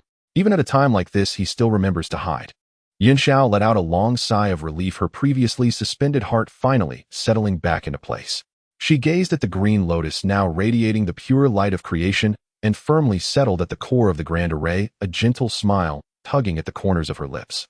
All right, little golden dragon. Since you've done your part, leave the rest to us sisters. Yinxiao turned her gaze toward the west, where Mount Sumeru had already begun to collapse violently. Her eyes no longer held fear, only an unprecedented resolve. Meanwhile, Houtu's avatar silently walked to the side of the creation green lotus. On the wastelands of the western lands, the golden barrier of merit hummed softly under the immense pressure of the surging demonic chi. At the core of the barrier, the 24th grade creation azure lotus floated serenely, radiating a warm, jade-like light of creation. Several days had passed since Qin Feng had been drained dry. Although his cultivation had plummeted to the late earth immortal stage, this was merely an exhaustion of energy, not a wound to the foundation of his soul. Nourished by the rich spiritual energy within the creation azure lotus, he had already regained some of his vitality. At this moment, Qin Feng slightly stretched his stiff dragon body, and from the narrow gap between the tightly closed lotus petals stealthily poked out a small, brilliant golden dragon head. His golden slit-like pupils swiveled around as he warily observed the situation outside. Humph, it seems the formation is still stable. Qin Feng grumbled to himself as he casually reached into his personal space and pulled out a spirit fruit exuding an enticing aroma. The fruit was entirely crystalline, and due to its abundant water-attributed essence, several sparkling dewdrops clung to its surface. Without any ceremony, Qin Feng opened his mouth and took a large bite with a crisp crunch. The sweet, clear juice exploded in his mouth, invigorating his somewhat wilted aura. I've done all I can. The rest is up to the heavens. As he chewed on the fruit, Qin Feng muttered to himself, if this formation ultimately fails to hold, how long will it take my earth immortal cultivation to fly back to the EC? Great Lord, oh great Lord, please bestow a little more merit soon, and have pity on this poor dragon. While eating, he hadn't forgotten the Houtu clone standing guard beside him. He lifted several fruits with his claws and offered them through the air to the Houtu clone. Little two, have some too. These fruits replenish spiritual energy quickly. Qin Feng said, his words slightly muffled. Although the Houtu clone was merely a projection, it possessed intelligence. A tender smile flickered in her blue eyes as she gently accepted the fruits and continued her vigil. Above, the three sisters of the Sanxiao, who were presiding over the three talents formation of heaven, earth, and man, were not having such a leisurely time. Yunxiao, Qiongxiao, and Bixiao were now channeling their magical power at full capacity. Their spiritual platforms had to remain clear at all times to respond to any subtle fluctuations from the earth veins. Bixiao caught the scent of the fruit wafting up from below, and her lively large eyes couldn't help but glance downward. When she saw Qin Feng leisurely eating a spirit fruit, even craning his neck to look around, her delicate face immediately filled with grievance. Elder sister, look at that little golden dragon. Bixiao sniffled and complained in a low voice. We're up here toiling to set up the formation while he's hiding in the lotus enjoying all the good stuff. I'm starving and my mouth is watering. Qiongxiao also stealthily swallowed her saliva, staring longingly at the bright red spirit fruit in Qin Feng's mouth. But she knew this was a critical moment that allowed no distraction. She could only forcibly turn her head away, pretending not to see. Listening to her younger sister's complaints, Yunxiao felt a bit helpless, but was above all more relieved. She glared sternly at Bixiao and scolded in a low voice, focus on guarding the formation. That little golden dragon just lost cultivation to reinforce the grand array. Is it wrong for him to eat a few fruits to recover? If anything goes wrong with the formation, none of you will get to eat any fruit back at Sanxian Island. Bixiao shrank her neck and dared not argue, but her eyes kept drifting towards Qin Feng. Inwardly, she vowed that once this was over, she would make the little golden dragon hand over all his supplies. In this brief moment of tranquility, the balance in the direction of Mount Sumeru was finally shattered completely. A terrifying roar powerful enough to tear the entire primordial sky asunder erupted. At the summit of Mount Sumeru, the once invincible immortal slaying sword formation was now on the brink of a highly unstable collapse. Inside the formation, the killing aura had reached a peak of chaos. Black demonic chi and multicolored immortal light clashed violently, and the void had already shattered into countless dark fragments. Luoho, wielding the god-slaying spear, had a face so twisted with rage it resembled a demon from the deepest hell. He was drenched in blood, his on-sedget black hair tangled by the rampaging energies. But in his scarlet eyes the killing intent was exceptionally thick. Die. All of you die. Luoho roared maniacally, his spear stirring up Tinthasanshang waves of demonic light. Each strike heavily crashed against the Qianquan cauldron and the Yin-Yang mirror. The state of Qianquan Taoist and Yin-Yang Taoist was now miserable beyond description. They had not only been severely wounded by the immortal slaying sword Qi, with demonic energy constantly devouring their vitality at the wound sites, but they had also borne the full brunt of Luoho's numerous relentless attacks. Taoist, I cannot hold on any longer. Qianquan Taoist let out a bitter laugh, half of his body already dissolving into nothingness, the Qianquan cauldron in his hand dimmed to the luster of mundane iron. Yin-Yang Taoist was in a similar state. His Yin-Yang mirror had shattered completely, leaving only a fragment clutched tightly in his hand.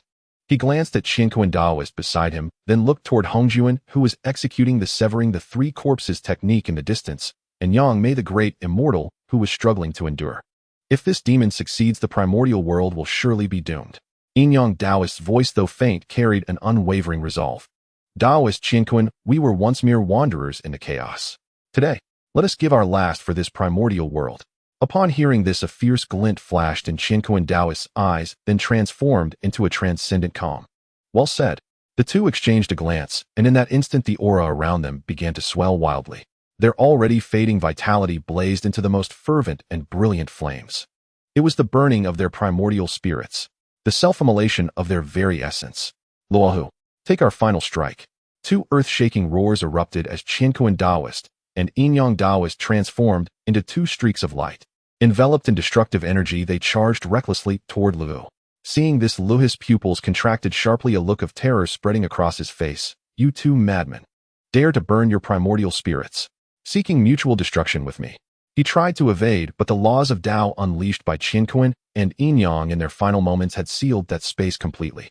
With no escape, Luo could only roar and raise the god-slaying spear, channeling all his demonic power into it, attempting to withstand the sacrificial strike of these two. Boom! At the center of Mount Sumeru, a light erupted 1,000,000 times more blinding than the sun. How immense was the power of Qianquan and Yin-Yang's self-detonation! It was the final explosion of two beings who had nearly touched the threshold of sainthood, traded for their very lives. Luohu let out a piercing scream.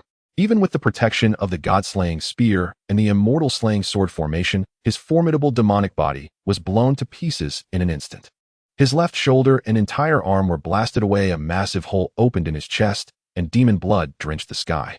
With the fall of the two and Luo's severe injury, the once perfect and flawless immortal slaying sword formation finally developed a fatal crack. Now, Honghuang Taoist, who had been waiting for the opportune moment, saw his divine light surge. His three avatars, the good corpse, evil corpse, and self-corpse, unleashed their full power simultaneously in that instant. Hongzhun's main body wildly shook, the Panga banner summoning primordial chaotic sword energies from the void that struck fiercely into that crack. Array rise. Sword come. Hongzhun bellowed as the fragment of the creation jade disc radiated boundless divine light of the heavenly Tao, forcibly disrupting the operational logic of the immortal slaying sword formation. The four swords, immortal slaying, fiend slaying, trap slaying, and absolute slaying, which originally guarded the four directions, now emitted unwilling tremors, having lost Luo's precise control. Seizing this unseen-a-lifetime opportunity, Hongzhun used the Panga banner to stabilize the void, then waved his hand. Boundless mana transformed into four sky-covering giant hands, forcibly pulling the four deadly swords from the array's core. Buffed. With the formation broken, Luo suffered a severe backlash of mana, spouting another mouthful of blood. He watched helplessly as Hongzhun swept the four divine swords along with the immortal slaying formation diagram into his sleeve. Hongzhun, you despicable wretch. Luohu knelt on one knee in the void, his aura withered to its extreme, yet the madness in his eyes only intensified. With the immortal slaying sword formation shattered, Hongzhun hesitated no longer. Leading the equally wounded Yang Mei the Great Immortal and his three avatars, he instantly encircled Luohu at the center. Luohu, your fate is sealed. Hongjun stared at him coldly, his tone carrying the detached authority of one who controlled the entire situation. At this moment, Luhu had truly fallen into utter despair. Though Qianquan and Yin Yang had perished, they had crippled half his life. Yang Mei the Great Immortal, though gravely wounded, still possessed formidable restraining power, and Hongjuan, the most calculating Taoist, still retained considerable combat strength. Luohu looked at the encircling figures and suddenly let out a low manic laugh. Ha ha ha. Good, very good. Hongjuan, you've won this round. I admit in terms of scheming I am indeed no match for your sly old fox. Luhu slowly rose to his feet, though his body swayed precariously. The majesty of the demon ancestor still sent chills down one's spine. But don't think you've truly won. You want to be the ruler of this primordial world. You want heaven and earth to operate according to your will. Dream on. Luhu's gaze turned fiercely sinister, a resolve so absolute that even Hongjuan, who was confident of victory, felt a jolt of terror. The Tao rises a foot, the demon rises 10. Since I cannot have this world, I will make this world my burial shroud. No? What is he planning? Yang Mei the Great Immortal cried out in alarm, his spatial laws surging wildly in an attempt to imprison Luhu. Hongjun also sensed something amiss and swung the Panga banner again, trying to stop Luhu. But it was already too late. As the demon ancestor Rahu not only mastered the law of slaughter, but also over the years infiltrated every inch of the western lands with his demonic qi. In my name I offer my body. Veins of the west explode. Rahu uttered the final cry of his life. As his voice faded in that instant, time itself seemed to stand still across the entire western realm. Within the creation, green lotus Qin Feng's eyes nearly bulged out. He sensed deep within the earth the vast energy he had once sealed with his formations suddenly begin to struggle and swell like a maddened beast. Damn it, Rahu, you lunatic. You actually dare to explode it. Qin Feng shouted in terror. The next moment, from the direction of Mount Sumeru, a light of annihilation erupted, illuminating the entire primordial world. Ra's formidable primordial spirit, along with the very foundation of Mount Sumeru, shattered completely in that instant. Moreover, he triggered nearly all the earth veins of the west, turning them into fuel for this explosion. An indescribable shockwave centered on Mount Sumeru radiated outward in a ring, spreading madly in all directions.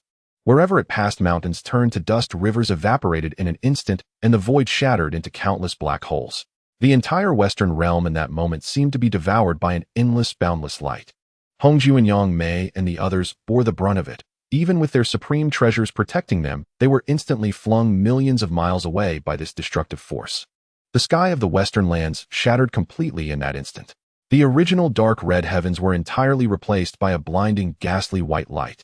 It was the light of annihilation born from the demon ancestor Ra's self-detonation of his primordial spirit and the detonation of millions of miles of earth veins in the west.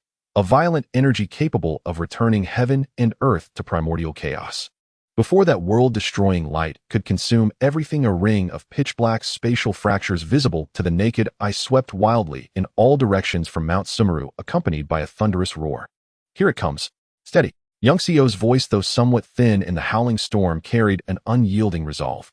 Her usually cool face was now flushed red, and her hands moved through hand seals so quickly they became a blur. Xiong Xiao and Bi Xiao also wore grim expressions. The three sisters stood in a triangular formation, pouring their spiritual power, without reservation, into the array's core. The first wave of explosive force slammed Hedon into the golden barrier of the Heaven-Earth and Man-Star Grand Formation. In that instant, the entire golden dome, spanning tens of thousands of miles, trembled violently, emitting a teeth-grinding screech, as if it would shatter like fragile glass in the next second. The once-stable golden threads snapped continuously under the violent assault, only to be painstakingly reformed under the pull of the power of merit. Although this place was tens of millions of miles from the core battlefield, at Mount Sumeru the detonation of the earth veins was a chain reaction. The wave emanating from the depths of the earth, seeking to pulverize all matter, was still powerful enough to drive one to despair. Such formidable power. Xiong Xiao gritted her teeth, a trickle of blood seeping from the corner of her mouth. She felt hundreds of millions of impacts tearing at her primordial spirit every second. Without the formation to share the burden she feared, she would have been instantly reduced to a mist of blood. Bi Xiao had forgotten her earlier desire for a spirit fruit. Straining to maintain her spiritual power barrier, she shouted, "Big sister. The pressure is too great. The earth veins are rebelling. They are being drawn towards self-destruction. Our formation can't hold them much longer." Indeed, as Bi Xiao said, the formation's defensive perimeter was being steadily compressed.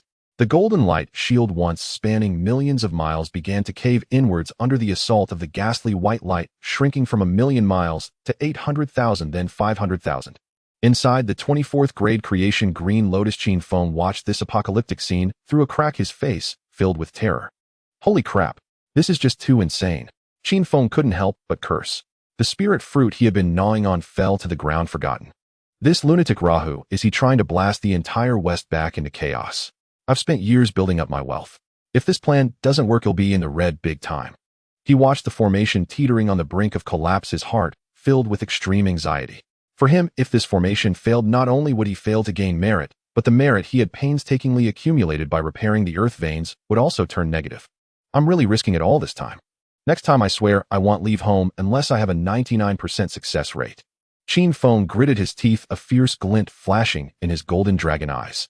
He looked at his cultivation base, which had already fallen to the late Earth Immortal stage, and then at the 24th grade creation green lotus floating above his head, emitting a faint life-giving light. Damn it, you can't make an omelet without breaking eggs. Today I'll peel off even my own scales. Qin Feng let out a low dragon's roar.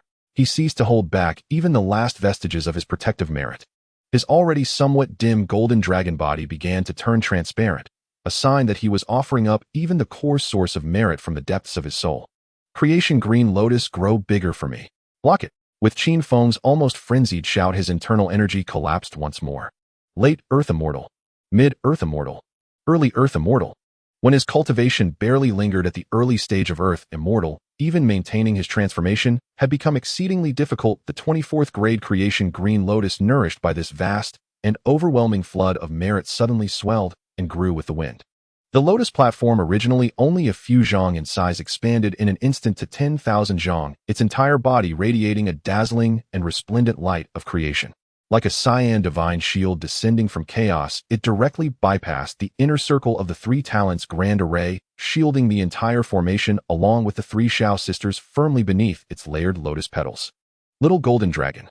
Yun Xiao exclaimed, sensing through her divine sense that Qin Feng's aura had weakened to its extreme in an instant.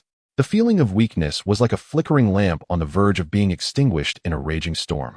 At this moment, Qin Feng lay like a pile of mud deep within the lotus heart.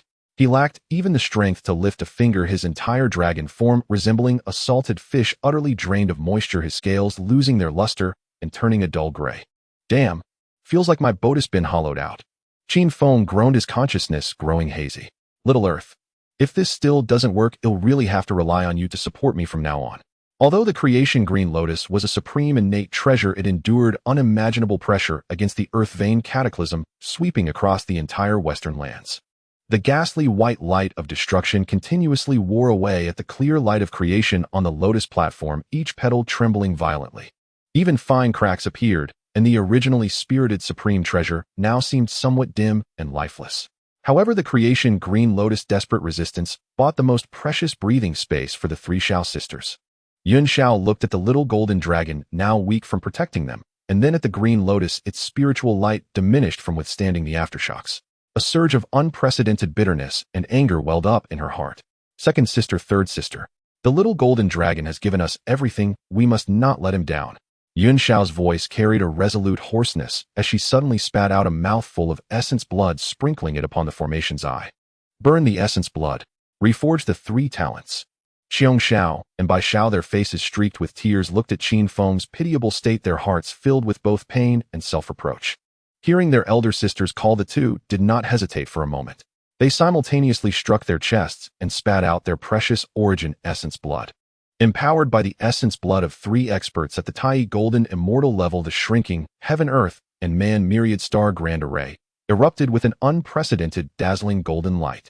The golden light shield expanded once more, reconnecting the suppressed formation nodes as endless creation energy surged wildly within the Grand Array. Buzz! The Grand Array emitted a deafening resonance, finally stabilizing itself amidst the cataclysmic explosion's aftershocks. At another crucial node in the western lands, the scene was entirely different. As the ghastly white light swept in, Houtu's true form let out a majestic, delicate cry, "Brothers now!" 12 capital gods fiend formation rise. D Jang, Zhu Rong, Gong Gong, and the other 11 ancestral witches roared in unison, their colossal true forms unleashing towering blood energy, perfectly harmonizing with Houtu's power. Between heaven and earth, an ancient, heavy, and terrifying pressure that defied all laws descended. As boundless blood energy and earthly power converged, a towering giant's phantom slowly coalesced on the wasteland. The giant held a phantom axe, its features indistinct, yet its aura of splitting heaven and earth momentarily halted the rampaging explosive force. Split. The 12 ancestral witches shouted in unison as the Pangu phantom swung its great axe in a sweeping horizontal strike, cleaving a massive rift through the onrushing explosive energy. The Pangu phantom stepped forward like an eternal, unyielding mountain, shielding the vital earth vein node behind them. Standing at the core of the formation, Houtu's true form kept her gaze piercing through the layers of demonic mist and intense light, gazing far into the direction of Qinfeng. When she sensed Qinfeng's aura as faint as a candle flame, her heart clenched, a pang of anguish nearly suffocating her. Little golden dragon, you must hold on. Houtu prayed silently in her heart. If Qinfeng truly couldn't hold on, she would rather abandon this earth vein and forcibly tear through space with her brothers to save him. Fortunately, though faint, the golden river of stars flickered with persistent tenacity. The explosion's aftershocks lasted a full 7 days and 7 nights. When the ghastly white light of destruction finally dissipated and the raging storm subsided, what lay before them was a scene akin to a hellish inferno. The entire western lands, once barren, yet still possessing undulating mountains and rivers, had now been utterly transformed into a flat, scorched dead zone. All vegetation, all living beings, and all spiritual energy had been reduced to nothingness in the great explosion. The earth had split into countless bottomless chasms from which thick black smoke continuously billowed, filling the air with a suffocating stench of sulfur and death. Not a single blade of grass grew, desolation reigned supreme.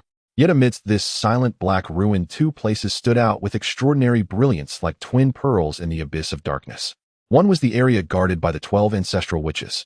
Although nearly half of its earth veins had been destroyed, a portion of vitality remained with traces of earthy yellow spiritual essence still lingering on the charred ground. The other was the Array region guarded by Qinfeng and the 3 Xiao sisters. It resembled a blessed cave heaven forcibly cleaved from the primordial world.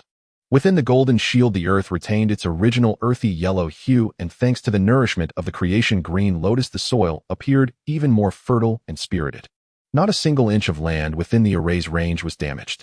Bathed in the explosion's aftershocks and absorbing immense merit and creation energy, this land faintly emanated a sacred aura. The 24th grade creation green lotus had now shrunk back to its original size, floating silently at the Array's center. Qinfeng had fallen into a deep sleep, his tiny dragon form curled up in the lotus heart, his breathing weak yet steady. Houtu's clone remained by his side, gazing at this little golden dragon who had nearly rendered himself scrapped to protect the earth veins. Her eyes brimmed with complex emotions, both tenderness and adoration. The 3 sisters Yun, Xiao, Qiong, Xiao, and Bai Xiao also collapsed to the ground, their faces pale as paper. The aftermath of burning their essence blood left them barely able to move a finger. In this deathly silence, the western sky, which had been shattered, suddenly underwent a transformation. Muffled thunderclaps echoed beyond the 9 heavens, yet they carried no destructive intent, but rather an inexplicable majesty and sanctity. The sky, once shrouded in gloom and demonic energy, was now covered by multicolored, auspicious clouds that materialized out of thin air. It was the heavenly Tao responding to the immense merit of saving the western earth veins. Although most of the western earth veins had been destroyed by Luo Ho, thanks to the desperate defense of Qinfeng, the 3 Xiao, and Houtu, the core ancestral veins were preserved, leaving a glimmer of hope for the western region's future revival. For the entire primordial world, this was a true act of salvation. The void trembled as streams of profound yellow merit energy descended from the auspicious clouds, transforming into thick golden pillars that enveloped the crowd on the wasteland. 3 of the thickest merit golden pillars fell straight onto the heads of Yun, Xiao, Qiong, Xiao, and Bai Xiao. Their act of burning their essence blood and desperately guarding the formation had earned the greatest recognition from the heavenly Tao. Bathed in the profound yellow merit, Yun Xiao's face, once pale as paper, quickly regained its rosy hue and even took on a sacred lustrous glow. Her depleted magical power was not only instantly replenished, but under the infusion of merit began to undergo a qualitative transformation. Not far away, a relatively thinner but still considerable stream of merit slowly merged into Houtu's avatar. After all, she had not only protected Qinfeng, but also used her true body to activate the all-heaven grand formation to guard another earth vein. This karmic connection naturally accounted for a share attributed to her avatar. Meanwhile, at another distant node, the 12 ancestral witches also welcomed their own feast of merit. Although they did not cultivate their primordial spirits, the influx of boundless merit made their already formidable physical bodies even more flawless and perfect. The seeds of law within them sprouted and grew wildly. Yet amidst this joyous atmosphere, one little creature seemed out of place. Qin Feng was lying in the heart of the 24th grade creation green lotus. His tiny dragon head peeked out from between the lotus petals, his golden eyes staring blankly at the sky. He watched the three Xiao receiving their pay, saw Houtu's avatar getting her bonus, and could even sense the distant ancestral witches feasting on meat. Yet after waiting for a long time, not a single strand of merit fell upon his head. "Hey, big bro, what about me?" Qin Feng let out a mournful wail in his heart, a sound that would move even the most hardened soul to tears. "I drained all my merit. My cultivation dropped all the way to early Earth Immortal. I was the main force. I was the mastermind. Great heavenly Tao, have you forgotten me? Is your HR system bugged?" Yun Xiao Qiong Xiao and Bai Xiao also sensed something amiss. Although they were digesting the merit, their gazes remained anxiously fixed on Qin Feng. "Little golden dragon. Why isn't he getting any merit?" Bai Xiao was so worried that she ignored her own breakthrough and was about to rush over. Yun Xiao furrowed her brow, filled with confusion. Logically, the one who initiated this entire affair should receive the most generous merit. Why was there no movement at all? Houtu's avatar also grew restless. Her blue eyes stared intently at the sky, and a faint aura of the earth law swirled around her, as if she were ready to demand justice for Qin Feng should the heavenly Tao dare to default. Just as everyone was gripped by worry and indignation, the multicolored auspicious clouds, which had begun to dissipate, suddenly came to a halt in midair, as if suppressed by an even higher authority. Then time itself seemed to freeze across the entire primordial world. Boom! An indescribable roar, one that pierced the very soul, exploded in everyone's minds. At the deepest part of the western sky, the layered void parted like a curtain. An enormous eye swirling with boundless chaotic energy and the rhythm of supreme laws slowly emerged from the rift. That eye was as deep as an abyss, its pupil reflecting the birth, death, and evolution of countless realms. The moment it appeared, the majestic aura of the heavenly Tao trembled like a subject before its sovereign, retreating into the corners. The Eye of the Great Tao. The name flashed through the minds of Yun Xiao and the others, plunging them into unprecedented shock. They wanted to complain. Wasn't this disparity a bit too great?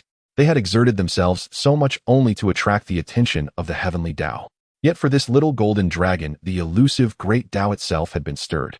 The indifferent and vast gaze of the Eye of the Great Tao slowly focused on the tiny golden dragon curled up in the creation green lotus. In the next moment, lotuses bloomed in the void, and purple qi surged for 30,000 li. A mass of merit auspicious clouds several times larger than those of the three Xiao sisters combined, and radiating a noble purple gold hue, burst forth from the Eye of the Great Tao. This was the merit of the Great Tao, several times rarer than the merit of the heavenly Tao. "Whoa, Great Tao, my lord. It has to be you.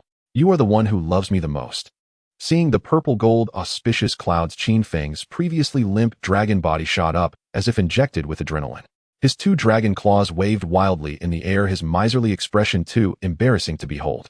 The purple gold merit fell like a magnificent rainstorm, completely engulfing the entire dragon.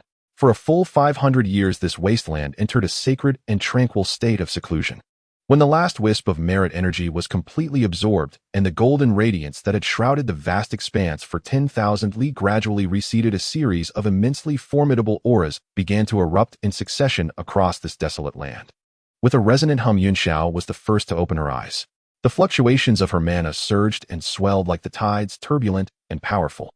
Propelled by the boundless merit, she not only healed the injuries from burning her essence blood, but also directly crossed the threshold known as the Luo. Moreover, her breakthrough was unstoppable, and she stabilized directly at the midstage of the Luo Golden Immortal. Immediately after, Qiong Xiao and Bi Xiao also let out crisp, melodious cries. The two sisters manifested the three flowers gathering at the summit and the five energies converging at the origin. Though not as profound as Yunxiao's, they had firmly stepped into the initial stage of the Luo Golden Immortal. For beings like them, born from the transformation of innate spiritual roots, reaching the Luo Golden Immortal meant truly mastering their own destiny, transcending the three realms, and escaping the five elements. "Wow, I broke through. I really broke through to the Luo." Big Xiao's clear laughter echoed across the wilderness. "Little golden dragon, did you see that? I'm a great power now." As for Houtu's avatar, under the baptism of merit, her cultivation soared from the original latest stage mystic immortal all the way to the early stage golden immortal. Though it seemed less dramatic than the Three Xiao's advancement for an avatar, this was an enhancement that defied all common sense. Far away on another side, Houtu's main body suddenly opened her tightly shut eyes, two divine beams of light piercing directly through the void. With a thunderous roar, an aura far more terrifying than that of the Three Xiaos erupted within the Pango Hall. Aided by the merit, Houtu's main body's cultivation skyrocketed like a rocket, directly leaping from the original early stage, Deluo Golden Immortal, crossing the Deluo threshold and then surging onward. Mid-stage, Deluo Golden Immortal. Late stage. It was not until it reached the final thin membrane called perfection that the frenzied pace of advancement slowly began to subside. Feeling the earth-shattering power within her, and the once blurry laws of the earth in her sea of consciousness now becoming crystal clear, Houtu's heart was filled with gratitude toward that little one. Little golden dragon. I owe you too much this time. Houtu murmured softly, a gentle, intoxicating smile curling at the corners of her lips. Meanwhile, at the center of the wilderness, everyone's gaze was fixed upon the creation green lotus. The golden light of merit had dissipated, and Qin Feng's figure reappeared. He was now sprawling lazily on the lotus petals, his dragon body a full circle thicker than before. His originally brilliant golden scales now shimmered under the sunlight with a dreamlike purple-gold luster. Each dragon scale resembled a most exquisite work of art, with faint traces of merit patterns visible within. Under the astonished gazes of the crowd, his cultivation had firmly settled at an inconceivable height, golden immortal perfection. Qin Feng was leisurely pulling a spiritual fruit from his space, a rare delicacy he had previously been reluctant to eat. He crunched on it noisily, savoring the manna that now filled his being to the brim, utterly content. Ah, how lonely it is to be invincible. Using his dragon claw to pick his teeth, he sighed with an air of profound wisdom. Think of it. I, a golden immortal perfection merit golden dragon, am now a figure of some repute in this primordial world, am I not? From now on, let's see who dares to bully me casually. Xiong Xiao and Bi Xiao had barely recovered from the joy of their breakthrough when they turned and saw Qin Feng striking a smug pose of the loneliness of a master. They were instantly incensed. Hey, you little rascal, your cultivation has grown, but so has your attitude, huh? Bi Xiao gritted her teeth. Though she was now a Deluo golden immortal, in her eyes Qin Feng would always be that little golden dragon she could tease at will. With a flicker of her form, she directly traversed space, darting toward the creation green lotus like a streak of light. Aya. Little golden dragon, let me get a look at those purple gold scales. Do they feel even better to the touch? As she shouted, she reached out to grab Qin Feng's dragon horns. Qin Feng was startled and tried to dodge, but his golden immortal perfection cultivation was like slow motion before Bi Xiao, who was already a Deluo golden immortal. Don't touch me. Don't you know the rule of keeping distance between men and women? Qin Feng struggled and shouted. I'm a big shot now. A big shot, understand. Do you know how precious these scales of mine are? If even one falls off, it's pure Dao merit. You're desecrating a deity. Xiong Xiao also flew over with a laugh, joining Bi Xiao in pressing Qin Feng down onto the lotus platform. A great power. Come, let big sister see just how special this great power of yours is. She extended her slender fingers and tickled his soft belly. Hey, don't tickle there. It itches. Haha, stop it. Yun Xiao, little earth, save me. These two hooligans are trying to murder a dragon. Yun Xiao stood to the side watching her two younger sisters frolic, with Qin Feng, a long-lost genuine smile, gracing her face. She did not step in to stop them, but quietly savored this hard-won moment of peace and joy. Above the 9 layers of clouds, the 24th grade creation green lotus transformed into a massive green lotus vessel, carrying Qin Feng, the 3 Xiao sisters, and Houtu's avatar, as it swiftly sped toward the 3 immortal islands of the Eastern Sea. At the front of the lotus vessel, Qin Feng's tiny golden dragon body lay sprawled on the softest petals. His purple gold scales shimmered brilliantly under the sunlight, each one exuding the profound aura of Dao merit. At that moment, Qin Feng's golden dragon eyes narrowed into slits, his mouth stretched wide, and he occasionally let out a series of strange, gleeful chuckles. The laughter carried an unmistakable arrogance and triumph. The reason for Qin Feng's elation to the point of near delirium was partly due to his cultivation reaching the perfection of the golden immortal realm. Yet what excited him more was his perception of an immense causal thread in the unseen. At the very moment the Daosai bestowed its merit, Qin Feng clearly sensed an immeasurable weight of karma. It silently settled upon him, stretching through the void to bind tightly with Honghuang deep within Mount Sumeru. This was the great karmic debt that Honghuang owed him. Qin Feng's mind raced as he calculated. In the battle of Dao and Demon at Mount Sumeru, Luo Ho had been cornered, and in a final act of desperation detonated the entire western land vein. As Luo Hao's primary adversary, Honghuang bore an undeniable responsibility for the catastrophe that devastated the West. However, Qin Feng, along with the three Shao sisters and Houtu, had risked everything to protect the most crucial nodes of the western land veins, preserving the seeds of recovery for the West. What did this mean? It meant that Qin Feng had single-handedly pulled Hongjun back from the brink. Thus, Hongjun incurred a vast karmic debt for saving the western land veins. This karma was distributed among the three Shao sisters, Houtu and Qin Feng. As for the 12 ancestral sorcerers, although they also protected one vein, their efforts were not particularly effective.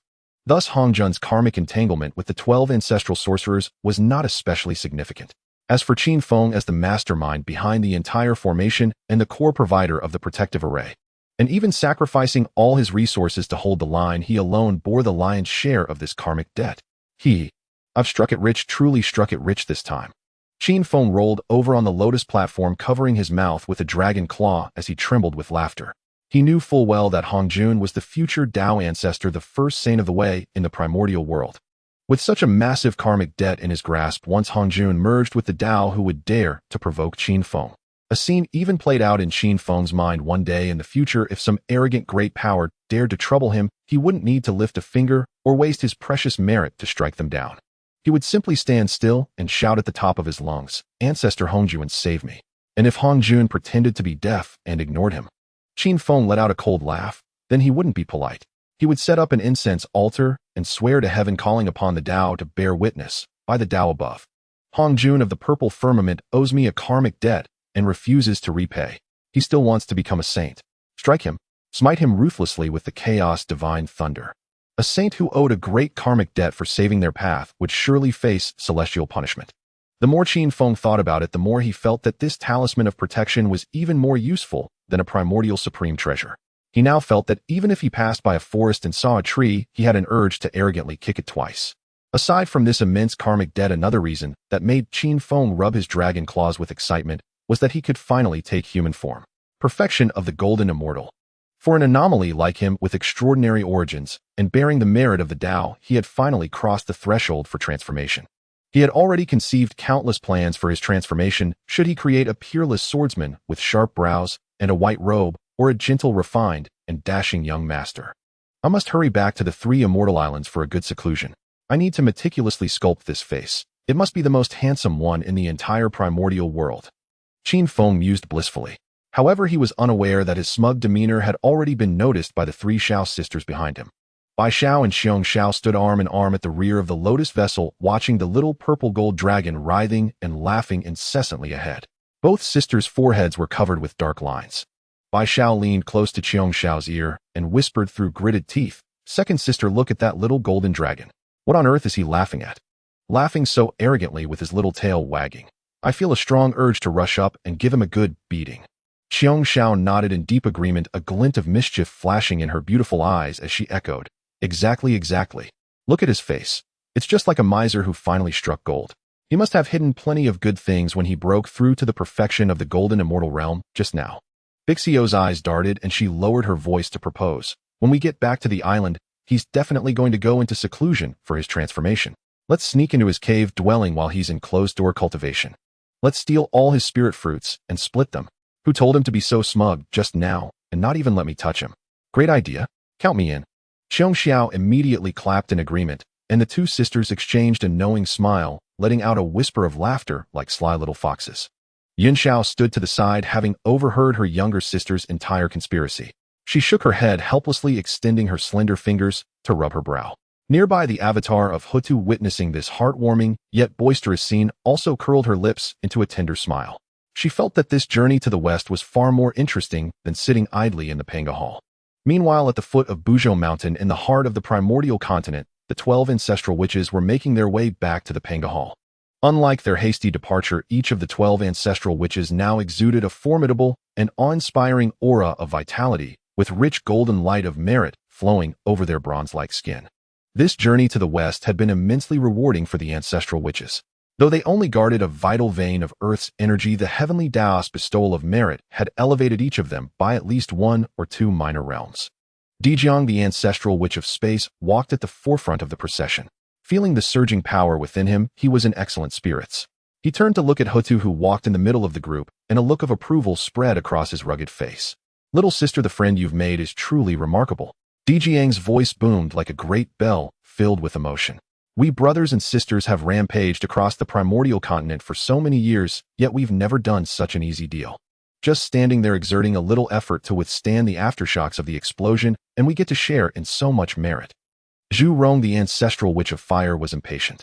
His body ablaze with crimson flames, he strode over and chimed in loudly, "Big brother is right. Little sister, your friend, is practically a star of fortune. When are we going to invite him to the Panga Hall? He'll personally roast some meat to properly thank him." Yes, we must thank him properly. Gong Gong, the ancestral witch of water, rarely agreed, with Zhu Rong nodding repeatedly in approval. The other ancestral witches also voiced their agreement, expressing a desire to meet this mysterious friend who could orchestrate such a grand scheme. However, Houtu, walking among them, felt a sudden jolt in her heart upon hearing her brother's words. The image of Qin Feng's small, adorable, and radiantly golden form flashed through her mind. Then she looked at her brothers around her, each one towering tens of thousands of feet, with bulging muscles and voices that boomed like thunder in their coarseness. Houtu's brow immediately furrowed. "Are you kidding me?" Houtu muttered inwardly, a surge of possessiveness and protective instinct welling up inside her. "That little golden dragon is my hard-found exclusive pet. He's so delicate and fragile. What if one of these rough brutes accidentally squashes him with a single slap? Besides, the little golden dragon is mine. Why should I share him with them?" Thinking this, Houtu immediately put on a stern face and shook her head seriously. "I appreciate your kind intentions, brothers. But my friend is a recluse who prefers tranquility. He is a great hermit who cultivates in seclusion and absolutely dislikes contact with too many strangers. The Panga Hall is too heavy with baleful energy. He certainly wouldn't want to come." D Jang and the others, though a bit disappointed, had to let it go. After all, many of the great powers in the primordial continent had their own eccentricities. Seeing that her brothers had dropped the matter, Houtu's eyes twinkled. She seized the opportunity to change the subject. "By the way, big brother, I owe my great gains this time entirely to the guidance of my friend. I must go and thank him in person. You all go back to the Panga Hall first." Without waiting for a response from D Jang and the others, Houtu's form flickered and vanished, transforming into a streak of earthy yellow light as she eagerly sped toward the eastern sea. Her mind was now completely occupied with the thought of seeing the little golden dragon who had already broken through to the perfection of the golden immortal realm. Watching Houtu's hastily retreating figure, the ancestral witches left behind exchanged bewildered glances.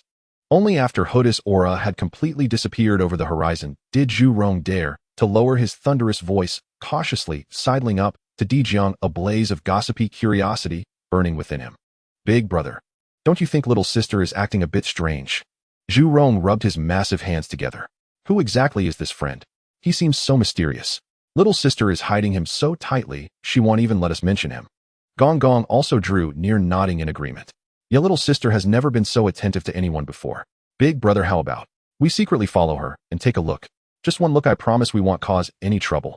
As Gong Gong's words fell, the eyes of the other primordial witch ancestors also lit up, clearly filled with curiosity about this friend who could make Houtu so protective. D Jang crossed his arms, casting a condescending glance at his troublemaking younger brothers before letting out a cold laugh. "You said it yourselves, right? You were just afraid that little sister might be led astray by this friend of hers, isn't that so?" D Jang spoke slowly. Yes. We're just afraid she'll get taken advantage of." Zhu Rong and Gong Gong thumped their chests with resounding conviction. D Jang curled his lip and poured cold water without mercy. "Fine, if you're not afraid of being beaten by little sister, then go ahead and follow her. I'm not going anyway." The moment these words were spoken, the once eager witch ancestors fell silent like ducks whose necks had been suddenly squeezed. The flames on Zhu Rong's face dimmed a few shades and Gong Gong scratched his head in embarrassment. They had just realized a brutal truth. Houtu's current cultivation was terrifying. In this grand feast of merit distribution, Houtu had contributed immensely and thus received the most merit among the witch ancestors. Her cultivation had now solidly reached the late stage of the great Luo Golden Immortal. She was even just a hair's breadth away from the peak of the great Luo Golden Immortal. Among the 12 witch ancestors, only their eldest brother D Jang, who commanded the laws of space and possessed the deepest cultivation, could still hold the upper hand over Houtu. No other witch ancestor could match Houtu in single combat now. If they dared to secretly follow her and got caught, losing was certain and a sound thrashing would be unavoidable. Even if they could win, she was their own little sister, who could bring themselves to strike ruthlessly. If discovered, they would not only get beaten, but also have to endure Houtu scolding them for centuries. What would they be going for? Just to court trouble? With that thought, Zhu Rong let out a dry chuckle. Ahem.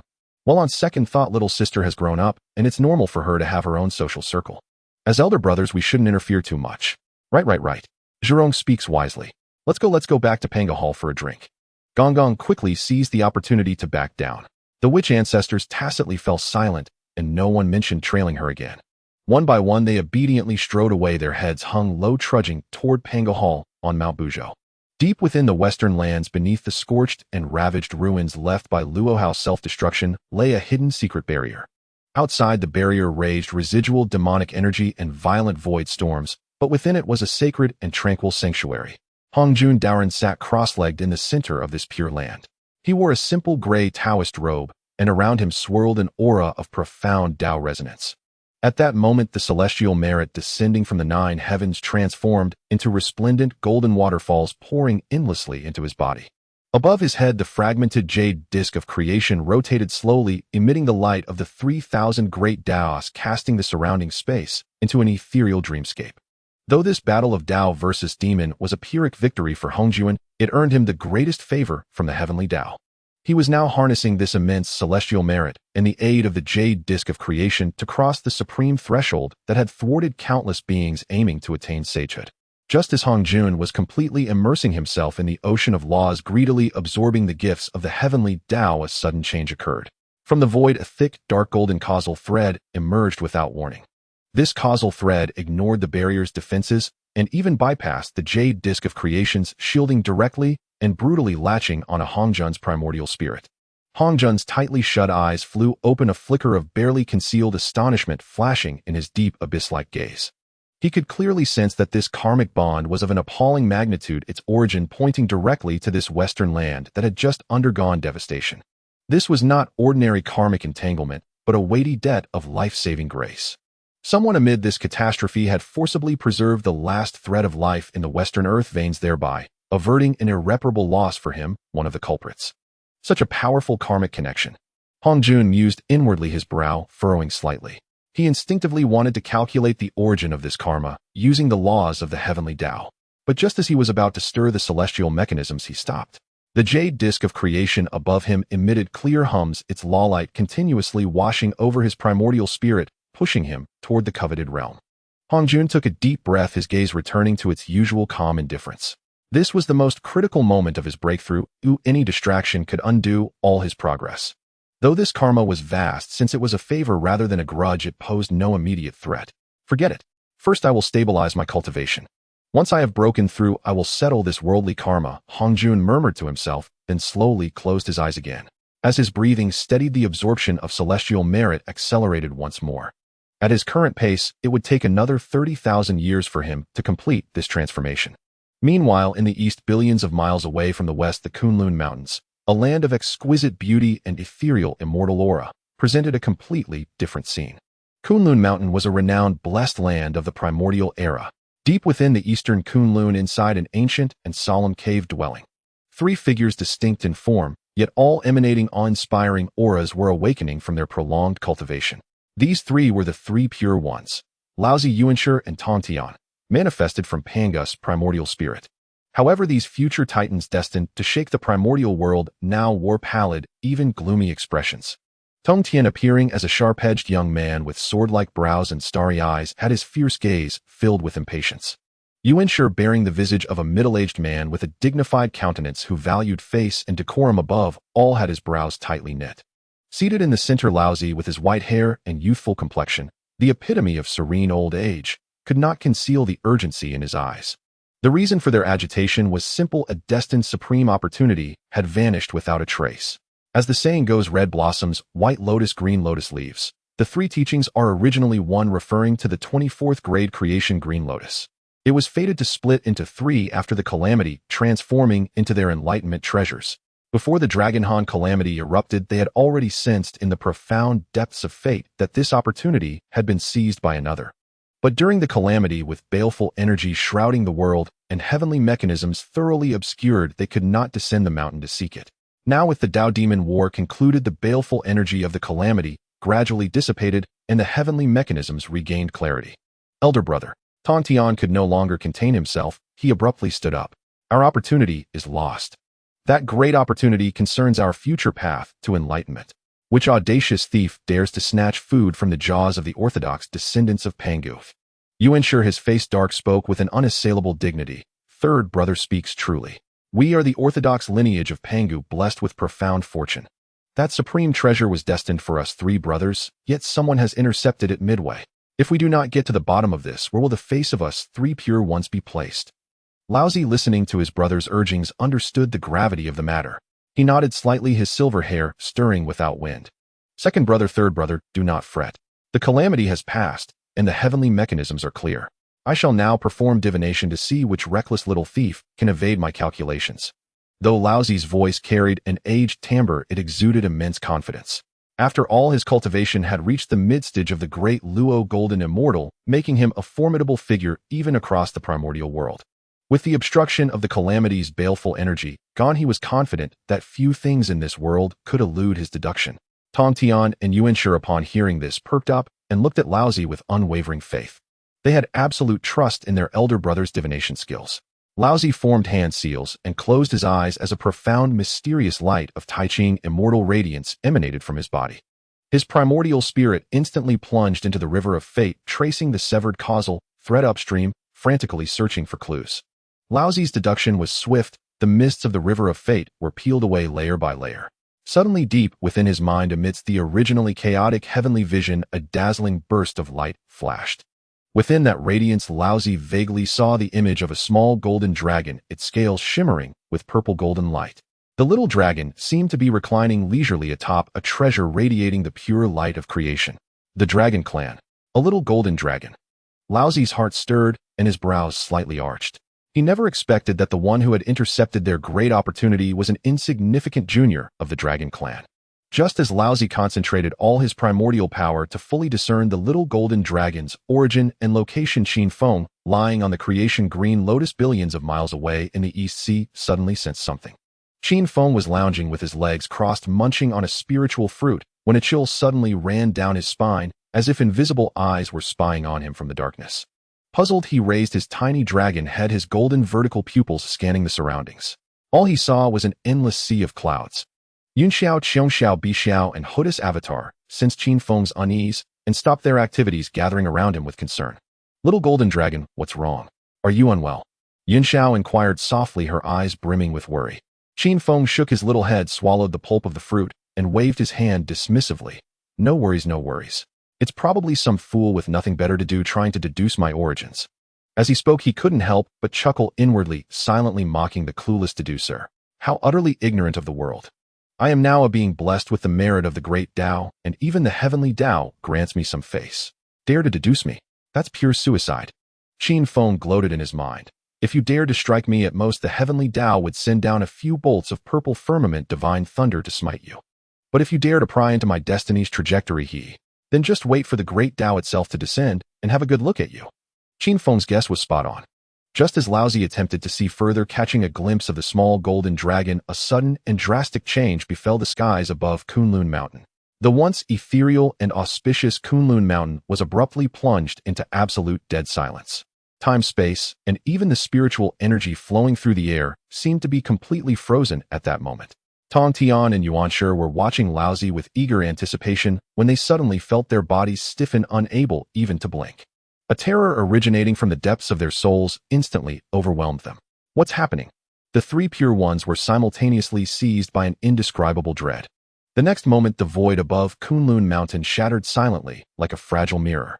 A colossal, indifferent eye brimming with endless chaotic laws and supreme authority slowly emerged from the fractured void.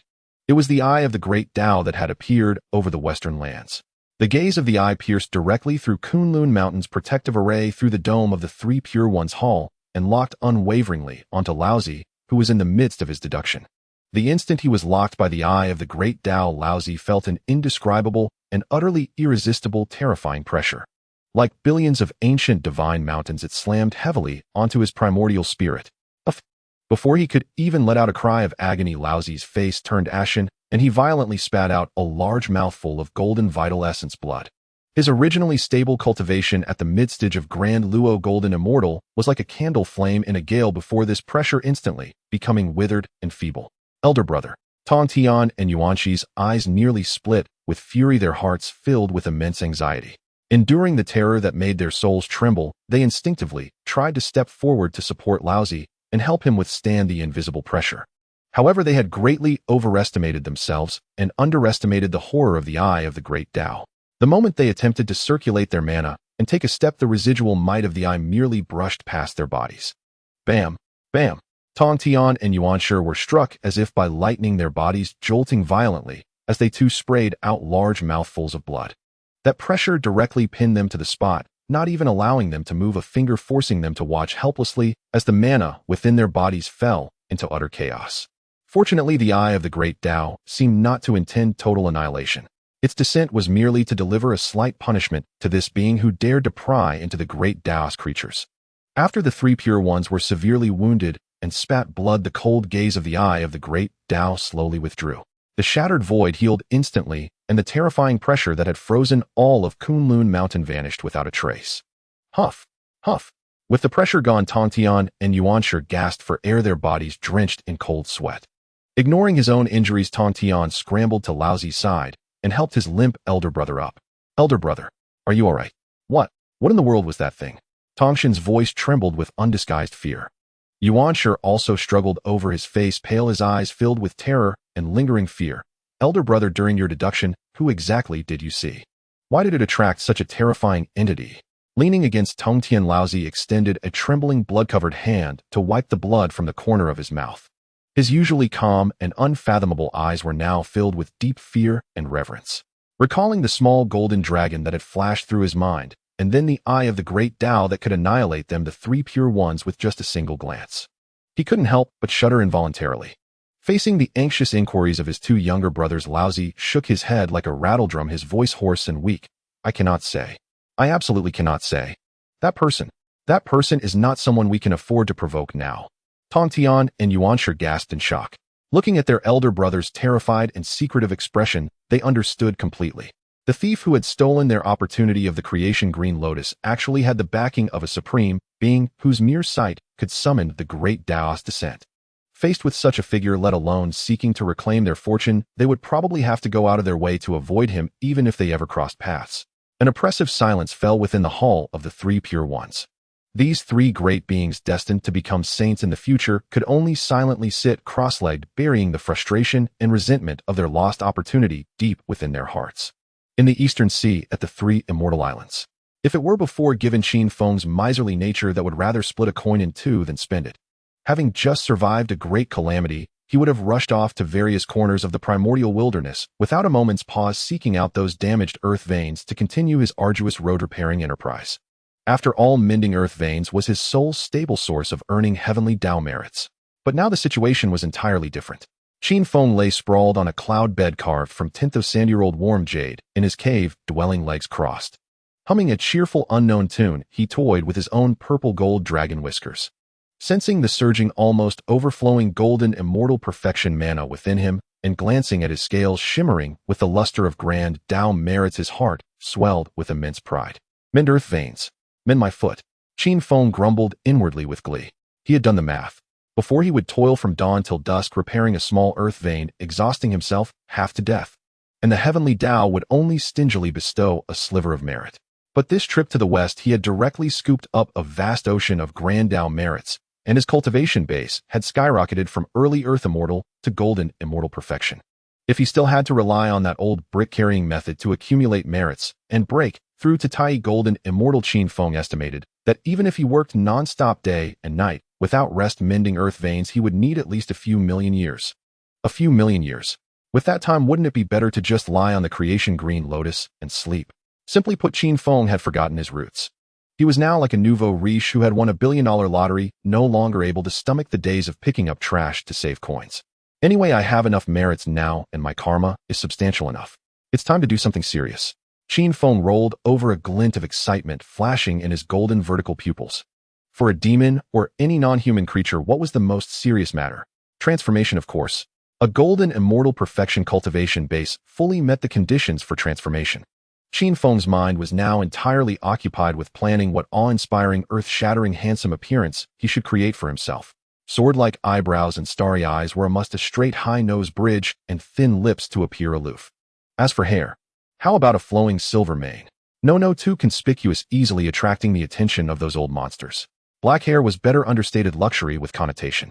His physique had to be slender and upright with 8-pack abs being the standard. Qin Feng continuously sketched various images in his mind, sometimes finding one not domineering enough, sometimes another not elegant enough. For this transformation, he had racked his brains even more earnest than when he had planned the Great Western Formation. Outside the cave dwelling, the three sisters of the Sanshao were gathered in a nearby pavilion, sipping immortal tea and whispering amongst themselves. Big sister, what do you think the little golden dragon is up to in there? He's been in for days without a sound. Bi Xiao propped her cheek on her hand, staring listlessly at the tightly shut stone door of the cave. Yun Xiao smiled, gently raised her teacup, took a light sip, and said softly, now that his cultivation base has reached golden immortal perfection, he is naturally preparing for transformation. Transformation is a major event for any creature to reshape their Dao body, and it naturally requires some time.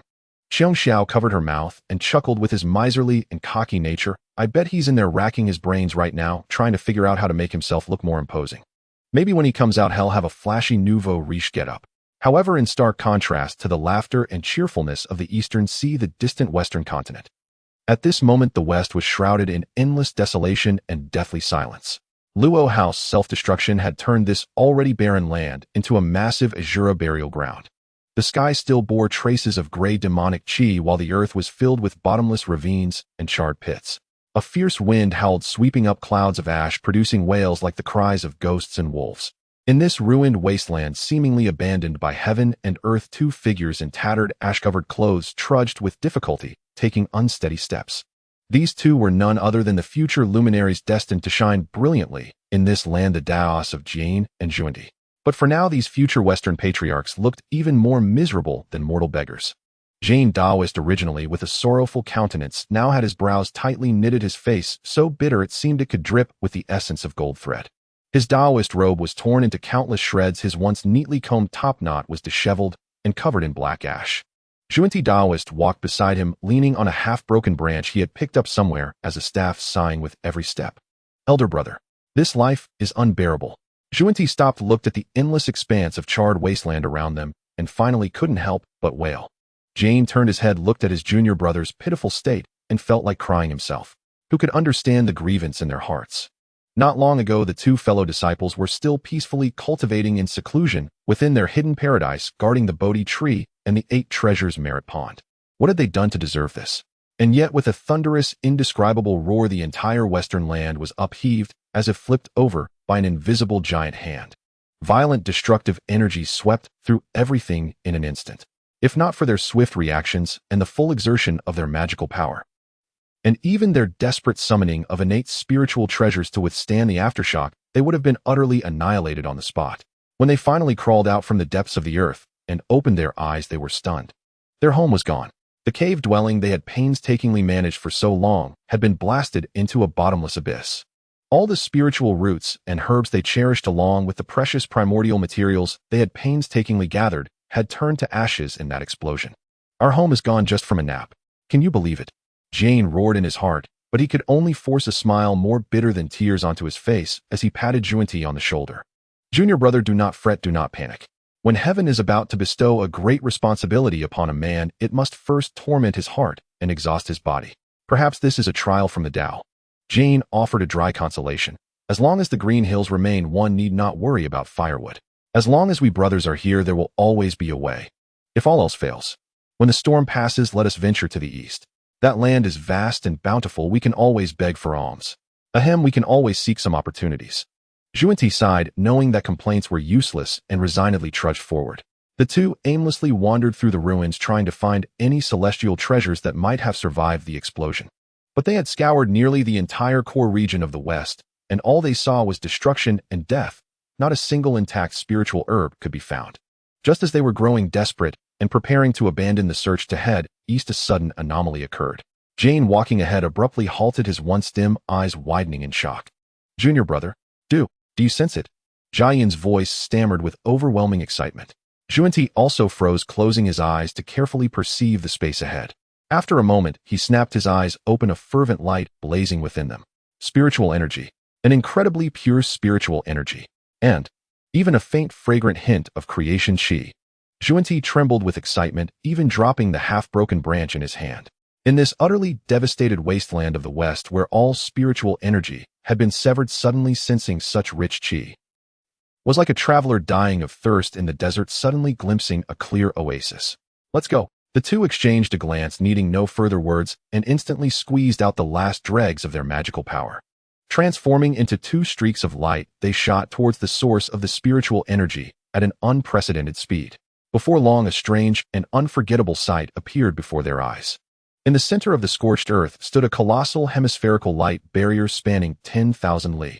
The barrier shimmered with a resplendent golden hue, its surface inscribed with profound flowing array runes.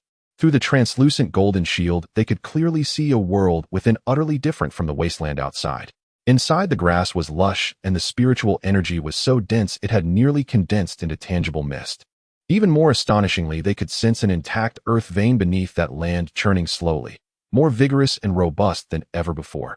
A paradise. A true paradise. Jang wept tears of joy as he fell to his knees, pressing his palms together and bowing repeatedly towards the light barrier. Zhuanti too was incoherent with excitement. Senior brother, there is still hope for our West. With this earth vein here, the West has a chance to revive. The two had traversed nearly the entire West and knew all too well the terrifying power of that explosion. They had barely survived by exerting every ounce of their strength, yet this earth vein had remained completely intact under such a catastrophic strike. It was nothing short of a miracle. Junior brother looked closely. Jang stood up, pointing a trembling finger at the interior of the barrier.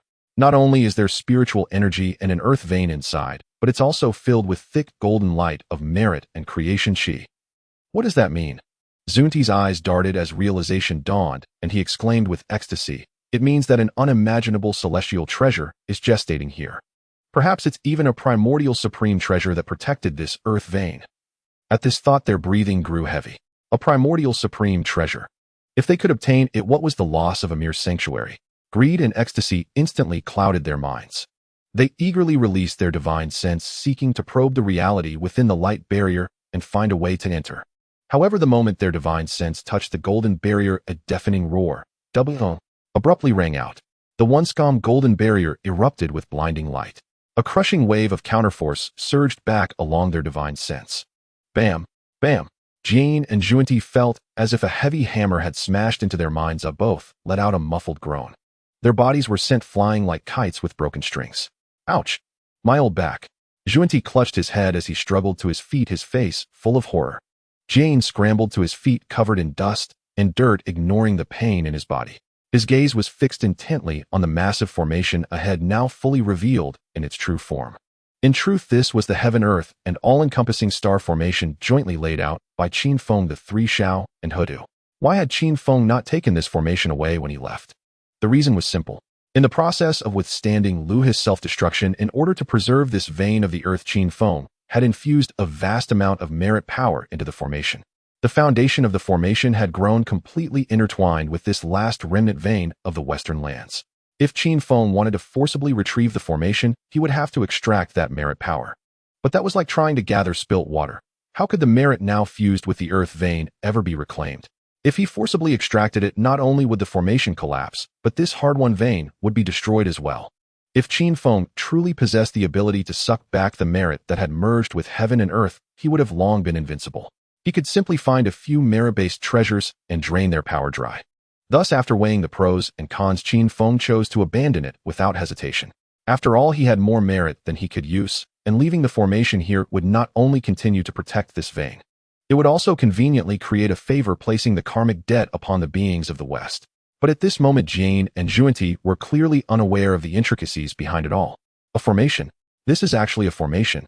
Jia Yin's eyes widened as he saw the dense golden light of merit flowing over the formation, and he drew in a sharp breath. A merit formation. Using merit within a formation for defense. Zhuanti was also utterly incredulous. Was there such a luxurious method of setting up formations? We can't even obtain a single strand of merit, yet the one who set this formation used merit like common bricks. Jang swallowed hard, his eyes blazing with fanatical light, and he spoke in a tone almost like a dream. Brother, the primordial world is vast and full of wonders. This is definitely a naturally born primordial merit formation. It must be that heaven pities the West and has specially left this supreme fortune for us brothers. Jang grew more excited as he spoke, as if the earth vein and treasures within the formation were already his. He even began to fantasize about the glorious scene of establishing a sect here and taking in countless disciples. Just as Jane was lost in ecstasy, unable to contain himself, and even burst into loud laughter, a single sentence from Junyi struck him like a bucket of ice water, shattering his illusion instantly. Big brother.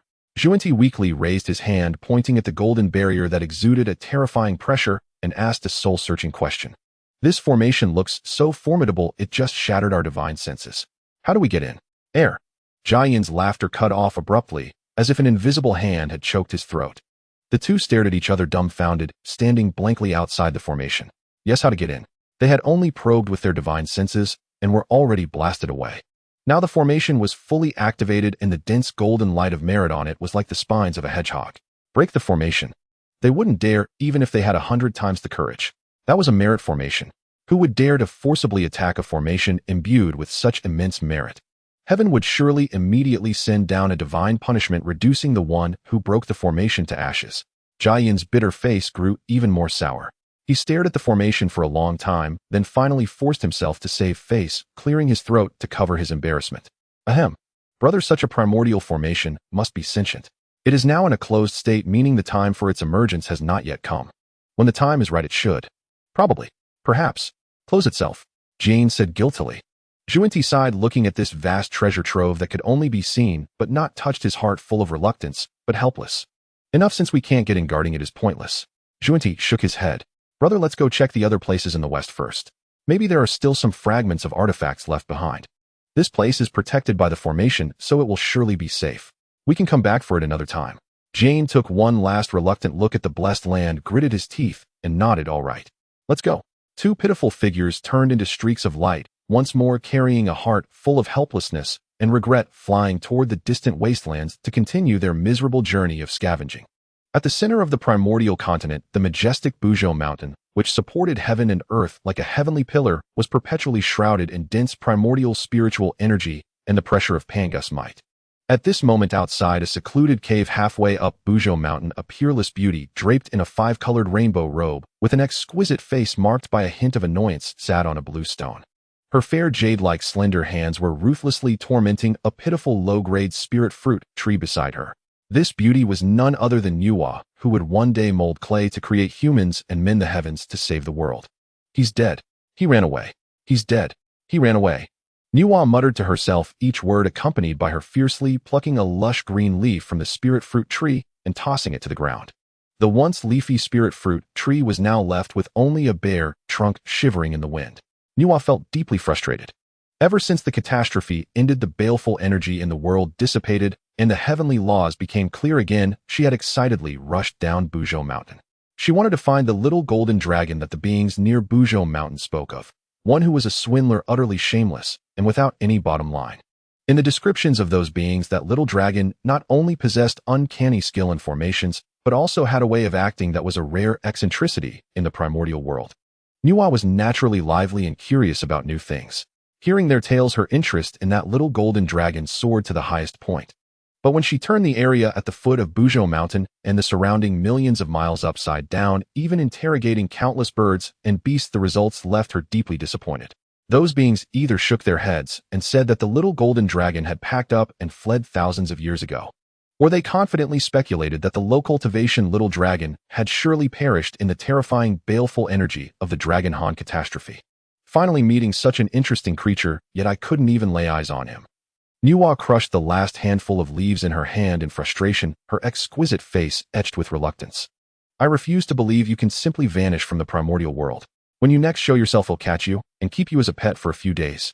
Qin Feng, far away on the Three Immortals Island in the Eastern Sea, remained utterly unaware of Nuwa's vexation. Time flowed like an arrow, years fleeting like a shuttle. For the mighty beings of the primordial world, 500 years were but a brief nap or the span of a few cups of tea. At that moment, the Three Immortals Island was immersed in a peculiar atmosphere of serene tranquility mingled with boisterous cheer. Within an exquisite pavilion at the island's center, Yunxiao sat opposite a stunning woman clad in a pale yellow palace robe, whose demeanor was gentle yet imbued with an overwhelming sense of profundity. Before them lay a tea set crafted from primordial jade, its fragrant steam curling upward, refreshing the soul. This woman in yellow was none other than Houtu herself.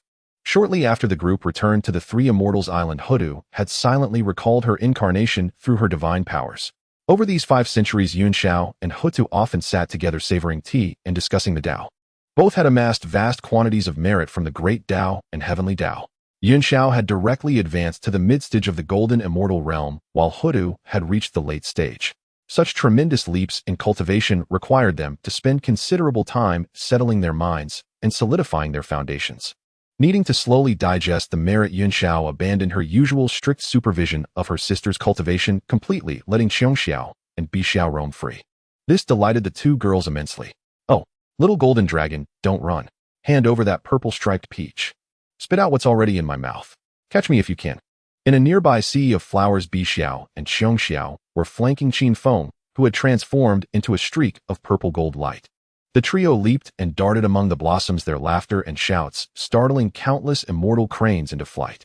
Over these 500 years, aside from frolicking with the 2 girls, Feng had devoted all his energy to his grand project, designing his transformation template. After 5 centuries of relentless deliberation, revision, and comparison, Feng finally settled on a perfect plan that made him grin even under his covers. His brows must slant sharply into his temples, exuding a rebellious sharpness. His eye sockets must be deep, his pupils as mysterious as the boundless void, his nose bridge lofty, like a mountain ridge, his lips thin, cold and ruthless when unsmiling, devilishly charming when smirking. As for attire, he chose the purest white Taoist robe, flowing and immaculate. Finally, he would hang an ancient longsword at his waist. Feng scrutinized this image from every angle in his mind, growing more pleased with each look. Perfect. In the most handsome man in the primordial world. This is it. Determined, Feng immediately took leave of Houtu and Xiao, who were still sipping tea. He slipped into his personal cave, dwelling, activated layers of protective formations, and began a century-long seclusion for his transformation. Transformation was the process by which demons and non-human beings reshaped their Tao bodies to align with the heavenly Tao. Feng's surging golden immortal peak mana and vast merit from the great Tao converged into a massive purple-gold cocoon of light, tightly encasing his dragon form. Over time, the dragon body within the cocoon began a slow metamorphosis. Following the template of that cold sword immortal, in Feng's mind it gradually reshaped bones, meridians, and flesh. Everything proceeded methodically. Feng's consciousness was immersed in the wondrous sensation of rebirth, utterly oblivious to any external anomalies. Yet at the most critical moment of his transformation, just as he was about to solidify, the space within the cave dwelling suddenly rippled without warning. No pressure, no sound. A massive cold eye emerged silently from the void. The eye of the great Tao, this supreme entity which once bestowed boundless merit on the western ruins and suppressed the 3 pure ones till they spat blood on Kunlun Mountain, now hovered like a voyeur in midair within the cave, gazing at the forming Feng inside the cocoon. The eye's gaze pierced the purple-gold cocoon, clearly perceiving the peerless sword immortal appearance Feng had designed for himself. An unexpected scene unfolded. The eye of the great Tao, representing the highest laws of heaven and earth, supposed to be beyond joy or sorrow. Upon seeing that pretentious, cold, and devilishly charming image of a white-robed sword immortal, a deeply human flicker of disdain appeared in the depths of its pupil. Yes, disdain. As if it were saying, "You a little mud eel who survives by hiding, scheming, and setting traps, dare to pose as an aloof, peerless sword immortal. Does this image match even 9/10 of your soul?" With that wave of disdainful emotion from the eye of the great Tao, an intangible, irresistible force of supreme law silently infused the cocoon. The slender bones growing according to Feng's will were suddenly squeezed by an invisible hand, forced to compress back. That originally angular, cold, and charming face was also kneaded by this force, becoming rounder. Inside the cocoon, Feng felt an uncontrollable numbness in his body, but he assumed it was a normal part of transformation. Still, he eagerly anticipated the stunning scene upon his emergence. The eye of the great Tao, observing the altered form within the cocoon, seemed to flash a hint of satisfaction in its cold pupil. Then the void closed, and the eye vanished as silently as it had come, as if it had never appeared. A century passed in the blink of an eye. On this day, auspicious clouds gathered above the Three Immortals Island, and ethereal celestial music drifted through the air. The gate of Feng's cave dwelling burst open, and a pure, clear aura of golden immortal peak surged skyward. Xiao, Bixiao, and Houtu, these 4 great cultivators, had ceased their discussions and play decades ago, waiting outside the cave. They were all filled with anticipation for Feng's transformation, eager to see what form this remarkable little golden dragon would take. Yet as the cave gate opened, what greeted them was not a graceful immortal gentleman, but a shrill, horrified scream, as if he had seen a ghost. No. Why is this? Where are my long legs? Where are my 8-pack abs? What in the world is this thing? From within the cave came Qin Feng's frantic, almost tearful wail. The 4 women were startled by the scream, their hearts sinking with dread. Had the transformation gone awry, leading to a qi deviation? Casting aside all formalities, they transformed into 4 streaks of light and forcibly breached the remaining formations within the cave dwelling, charging inside. Little golden dragon. What's wrong? Bai Xiao shouted anxiously, rushing to the front. Yet when they laid eyes on the figure standing in the center of the cave, the 4 peerless celestial maidens of the primordial era froze in place, utterly stunned. An eerie silence descended upon the entire cave dwelling. There on the white jade bed at the center stood a child in human form. To be precise, it was a 12 or 13-year-old boy, exquisitely carved like a jade figurine. It had to be admitted that every element Qin Feng had envisioned in his mind was now embodied in this child. Sword-like brows. Yes, but set upon a chubby, baby-faced visage, they bore none of the sharp, aloof edge. Instead, they resembled a kitten trying its best to look fierce. Deep space eyes. Yes, those orbs were indeed profound and luminous, yet because the sockets were shallow and the eyes exceptionally large, they appeared dewy and clear, radiating a naive foolishness and innocence. A white Taoist robe. Yes, but since his frame had been forcibly compressed to the proportions of a 12-year-old, the robe, meant to flow gracefully, hung loosely on him like a child wearing adult clothes, dragging on the ground. As for the long sword at his waist, the blade remained the same, but dangling from the boy's side, its tip nearly touched his instep, rendering the sight utterly absurd. This. What is this? Qiong Xiao's eyes widened as she pointed a finger at the boy, the corners of her mouth twitching uncontrollably. Qin Feng at that moment stared at his own fair, tender little hands, devoid of any calluses, teetering on the brink of collapse. Just as the light cocoon shattered, he had cast a water mirror technique in eager anticipation. But the reflection that appeared was not a cold, aloof sword immortal. It was a soft, milky little brat. He attempted to channel his mana to alter this form, only to discover in horror that this shell seemed to be utterly locked by some supreme law. He could not change a single thing. What filled him with the deepest despair was the realization through internal observation that this Bodhi's growth mechanism had been tampered with. He could not grow older like ordinary beings over time. His form was inextricably bound to his cultivation level. In other words, as a golden immortal at the pinnacle, he could only appear as a 12 or 13-year-old. If he wished to grow into a true tall adult man, he would at least need to elevate his cultivation to the great Luo golden immortal. No, why is this happening? Qin Feng howled at the heavens on the verge of tears. Which despicable black-hearted bastard dared to alter my transformation code? My peerless visage. Watching Qin Feng's furious yet utterly unthreatening display, thanks to his childish face, the 4 women at the cave entrance could no longer hold back. Buffed, Yun Xiao and Houtu, usually composed, couldn't help but turn away, their shoulders shaking with suppressed laughter. As for Qiong Xiao and Bai Xiao, they completely let loose. Oh, I am dying of laughter. Bai Xiao clutched her stomach, tears streaming from her eyes. Qiong Xiao pounced like a hungry tiger, transforming into a streak of light that landed on the jade bed, scooping the bewildered Qin Feng into her arms. Wow, little golden dragon, this transformation of yours is an absolute success. You're just too adorable. Qiong Xiao exclaimed, reaching out with both hands to mercilessly pinch his chubby cheeks, pulling them outward. MFF. Let me go? Who's adorable? I'm handsome. Cool and handsome. Don't you get it, you crazy woman? Qin Feng mumbled incoherently, flailing his short arms in a desperate attempt to break free. But Bai Xiao also pounced, sealing off his escape. Right, you're the most handsome, she giggled, reaching out with her mischievous hands to ruffle his neatly combed black hair. Then she slid her hands down his arms and finally pinched his soft, utterly oblivious waist. Oh, this skin is so smooth, even softer than mine after bathing in celestial dew. And this waist is so supple. The texture is incredible. Bai Xiao exclaimed in admiration, her gaze fixed on him, as if he were the most delightful plush toy in the world. Harassment. Help. Yun Xiao to do something about these 2 hooligans. Qin Feng, being groped from all sides by the 2 girls, felt his first stand on end, overwhelmed with shame and fury. He, a mighty golden immortal at the peak, was being toyed with like a doll. If word of this got out, how could he ever hold his head high in the primordial era? All of you get off me. Qin Feng finally erupted. He abruptly channeled the surging mana within him, forcefully shoving Qiong Xiao and Bai Xiao aside. Then, with a flash of purple light, he instantly abandoned the humiliating child form and reverted to his original shape, a tiny foot-long purple-gold dragon. Without a moment's hesitation, Qin Feng, now back in his dragon form, activated the core defensive array of the cave dwelling. A gentle force materialized out of nowhere, sweeping the unprepared Xiong Xiao Bai Xiao, and even Yun Xiao, and Houtu, who were watching from the doorway, all out of the cave in one fell swoop. Boom! The heavy stone door slammed shut, sealing off all laughter. "Leave me alone. I want to be quiet. Don't bother me." Qin Feng's enraged roar echoed from within. Outside the cave, the four women thus ejected looked at each other in bewilderment. Yun Xiao shook her head, helplessly casting a reproachful glance at her two younger sisters, who were still rubbing their hands with lingering delight. "You two really went too far. You know how much he values his pride, yet you teased him like that. Now you've gone and angered him." Xiong Xiao and Bai Xiao showed no sign of remorse. They exchanged a glance and broke into a silly hee laugh.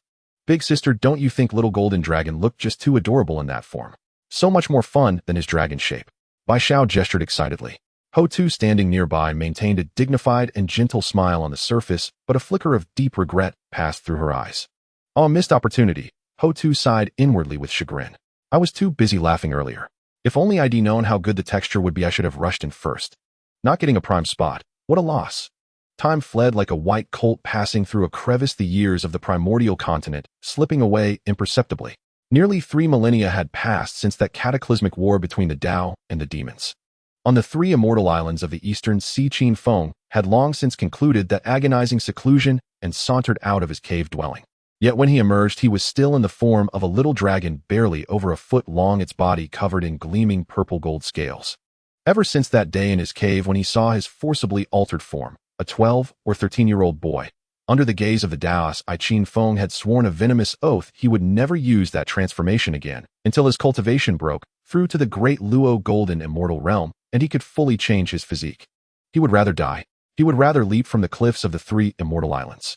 He would absolutely never use that human form again. What a joke of the primordial ages.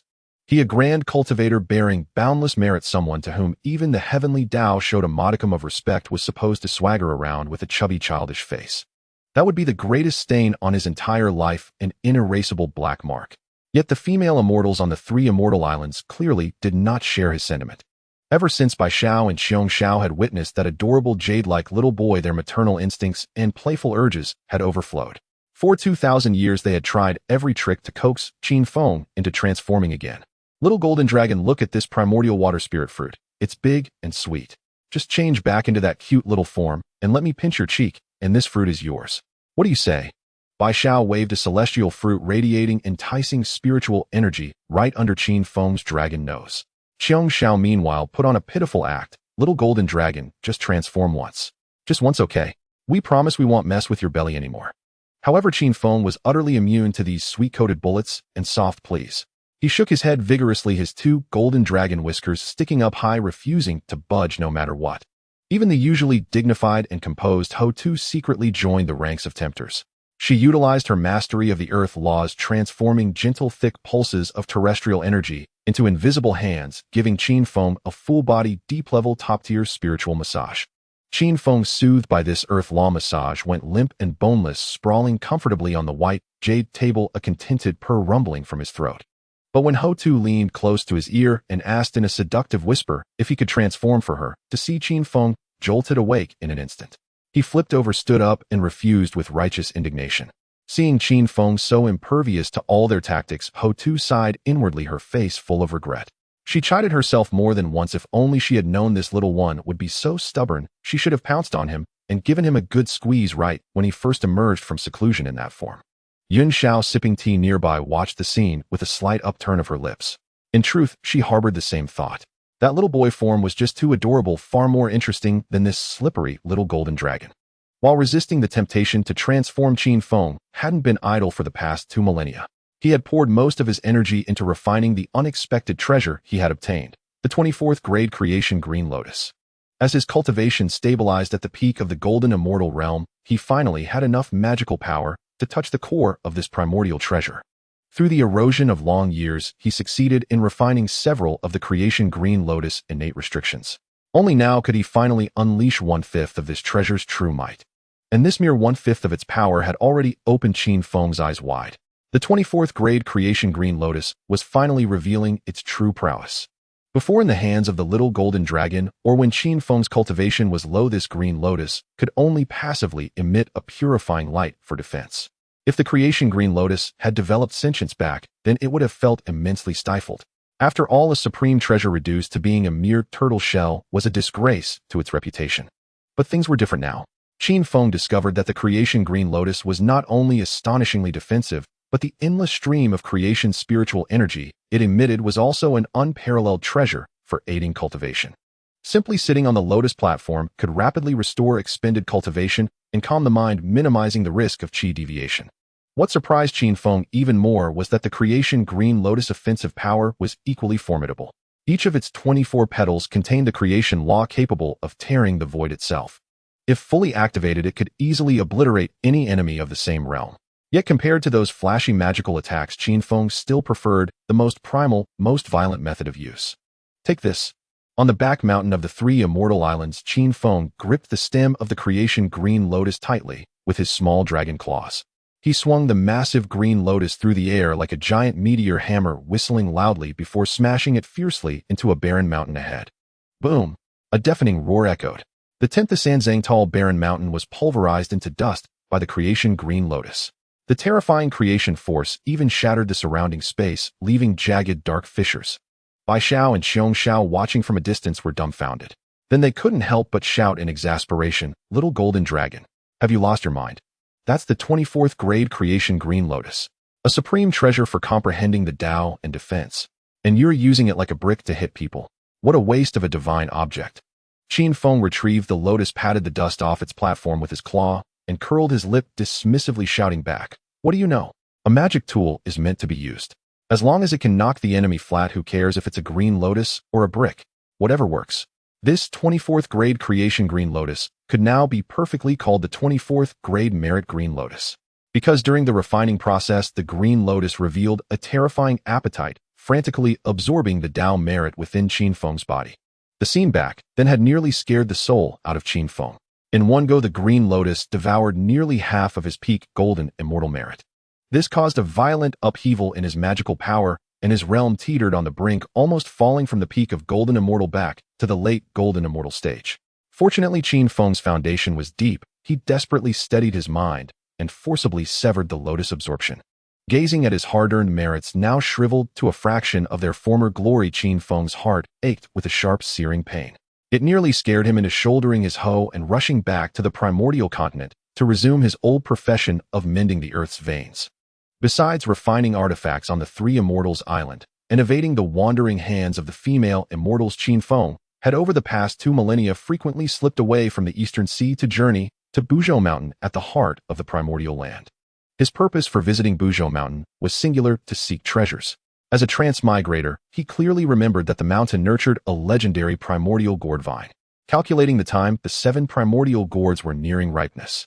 Qin Feng's plan was flawless. Before the 3 pure ones, or Nuwa, could discover it, he would hasten to the vine and lay down several peerless grand formations. He would claim that territory for himself, preventing others from seizing the opportunity. However, ideals were grand, but reality was brutally stark. Buzhou Mountain was simply too vast, boundless to the extreme. Moreover, the mountain was saturated with the dense pressure of Pangus, might severely restricting his spiritual sense. Like a headless fly, Qin Feng wandered Buzhou Mountain several times, but saw not a trace of the gourd vine, not even a single gourd tendril. What baffled him even more was that after roaming this mountain for so long, he had never once crossed paths with Fuxi or Nuwa. What the hell? Is my luck really this rotten? Qin Feng lay sprawled atop a massive boulder, panting with exhaustion. Staring up at the gray, overcast sky, he couldn't help but complain bitterly in his heart. It's definitely that old schemer, the heavenly Tao, pulling the strings. It's afraid it'll scoop up all the treasures, so it's deliberately clouding the heavenly secrets, preventing me from finding the gourd vine. And it's stopping me from meeting Nuwa and the others. Yes, that's it. It's absolutely not my bad luck. If the heavenly Tao high above the 9 heavens knew of this, it would surely feel wronged and cry out for justice. The heavenly Tao truly had not interfered. The real reason was a case of the most perfect missed encounter in primordial history. Every time Qin Feng eagerly climbed Buzhou Mountain in search of the gourd vine, Nuwa, who dwelled on the mountainside, would sense some obscure destined opportunity and furiously rush down the mountain to find that swindling and deceitful little golden dragon. Qin Feng, amidst the mountaintop mists, searched for the gourd until he doubted his very dragon existence, while Nuwa on the plains at the mountain's foot searched for Qin Feng in a raging fury. The two were like parallel lines that would never intersect, missing each other perfectly time and time again. Meanwhile, on the other side of the primordial land within the Panga Temple at the foot of Buzhou Mountain, the 12 ancestral witches were also experiencing a rather peculiar time. After the Great Tribulation ended, the baleful energy between heaven and earth dissipated, and the primordial land entered a rare period of peace. The earth's veins were not heavily damaged, requiring no large-scale repairs from the Wu tribe. This, however, proved to be a problem. The Wu tribe was inherently warlike, with the blood of Pangus battle lust flowing in their veins. Now, with leisure time on their hands, the 12 ancestral witches and the great witches beneath them were all bursting with restless energy. To expend this surplus energy, the ancestral witches would frequently engage in fierce sparring matches on the plaza before the Panga Temple. One day Zhurong would burn Gonggong's beard, and the next Gonggong would flood Zhurong's house, plunging the entire Wu tribe into chaos and giving them all a headache. While the other ancestral witches fretted over how to appease their restless kin below, Houtu brought back a wondrous thing from the Three Immortals Island. It was a card game known as Fight the Landlord. The primordial world was inherently tedious, with nothing but cultivation and slaughter, devoid of any form of entertainment. And this game, Fight the Landlord, had simple rules, was easy to learn, yet brimmed with the joy of strategy and deception. When Houtu tossed several decks of playing cards made from primordial beast hide onto the stone table in the Panga Temple and explained the rules, the 12 ancestral witches were utterly captivated. 3 threes with a pair of 4s. Haha, I win. Zhurong, you're a terrible landlord. D Jang, the spatial ancestral, which slapped his last few cards onto the table, his laughter booming like thunder. Zhurong, wreathed in flames, bellowed in rage, smashing the stone table to pieces with his enormous palm. Bullshit. If this idiot Gonggong hadn't bombed my straight just now, I would have won long ago. I'm done. Let's start over. Who are you calling an idiot? It's your own lousy skill. Gonggong roared back, refusing to be outdone. A group of towering, muscle-bound ancient primordial gods, tens of thousands of feet tall, were now, like common gamblers in a marketplace, clutching small pieces of beast-hide cards, arguing red-faced over a few points. This trend rapidly spread to the Wu tribe settlements below. The great witches stopped fighting, instead sitting daily around campfires, shouting at the top of their lungs, "Can't beat that, or ill take it." The entire Wu tribe was enveloped in a strange harmony and fervor. Watching this scene, Houtu felt a deep admiration for Qin Feng. She couldn't help but sigh. How does that little golden dragon's mind work? This Fight the Landlord is truly magical, managing to tame the warlike Wu tribe so completely. However, Qin Feng, the inventor of this game, was currently living a life of misery on the Three Immortals Island. When Qin Feng first created Fight the Landlord, his intentions were pure. He merely wanted to provide some amusement for Bixiao and Xiongxiao to divert their attention so they wouldn't pester him daily to show them his youthful form. But he never anticipated that he would be hoisted by his own petard. Yunxiao and Houtu, who preferred tranquility, were not interested in this raucous game. They continued to sit daily in the pavilion, sipping tea and discussing the Tao, enjoying the peaceful passage of time. Consequently, Bixiao and Xiongxiao found themselves in an awkward three-player game missing fourth situation. Unable to find anyone else, they had to drag Qin Feng out of his cave dwelling every day, forcing him to make up the numbers. Pair of 3s. No deal. Straight. Cover it. On the lawn of Three Immortals Island, Qin Feng lay prostrate in despair, clutching a few jade cards with his dragon claws. His eyes had lost their luster, as if he had become a soulless card-playing machine. He never imagined that he, a mighty golden immortal at the perfection stage, would be reduced to playing cards with a young girl every day. While the masses in the eastern lands were busy with their own affairs or indulging in entertainment in the distant, desolate western lands, the two Taoists, Jin and Juni, finally saw a glimmer of hope in their lives. After 2,000 to 3,000 years of tireless searching, they had scoured every inch of the scorched western lands. Finally, in a remote corner, they discovered the vein of earth that the 12 ancestral witches had sheltered to gain merit. Although the scale and spiritual energy concentration of this vein were far inferior to the core vein that Qin Feng had personally protected with his formation to Jane and Junti, who had lost everything, it was like a lifeline in a snowstorm. What delighted and relieved them most was that this vein was not surrounded by that terrifying innate merit grand formation. They could come and go freely, using it as their new Taoist sanctuary. Elder brother, heaven has not forsaken our western lands. Junti stood before the faint yet vibrant vein, tears of joy streaming down his face. Jane also pressed his palms together, and his eternally bitter face finally showed a hint of relieved smile. How good, how good. Though it is crude, at least we have a place to settle. As for the supreme cave paradise where Qin Feng had set up his grand formation, that formation still stood as firm as a rock. Every time Jane and Zhuanti passed by, they could only stare longingly at the rich aura of creation inside, drooling with envy, yet still not daring to cross the line. The river of time continued to flow, and finally a full 3,000 years had passed since Liu destroyed the Western Veins, and the Dao Demon War ended. On this day, the once peaceful primordial world suddenly underwent a drastic change. Without any warning, 30,000 li of purple qi surged across the heavens, vast and majestic, blotting out the sun. Crystalline flowers of spiritual energy drifted down from the sky, while dazzling golden lotuses of merit blossomed from the earth. A supreme, terrifying pressure beyond the comprehension of all primordial beings descended like an avalanche, instantly sweeping across the entire primordial continent, the four seas, and the 8 wastelands. Under this pressure, countless birds and beasts prostrated themselves on the ground, trembling in fear. Then a grand, majestic voice, as if containing the principles of 3,000 great Daos, resounded in the minds of every primordial being. I am Honghuang. Today I have attained the Tao and become a saint, the first primordial Honghuang saint in the primordial world. I shall lecture on the great Tao at the Ziao Palace above the 33rd heaven. In 3,000 years, all who are destined may come to listen. The voice was not loud, yet it clearly reached everyone's ears like a thunderclap that stirred a huge commotion across the primordial world. On the Three Immortals Island in the Eastern Sea, Qin Feng was holding 2 cards about to play a bomb when he heard the voice. He trembled, and the jade cards in his hand fell to the ground with a clatter. Honghuang has become a saint. The lectures are about to begin. A brilliant light burst from Qin Feng's eyes. He knew that the true great era of the primordial world was finally about to unfold.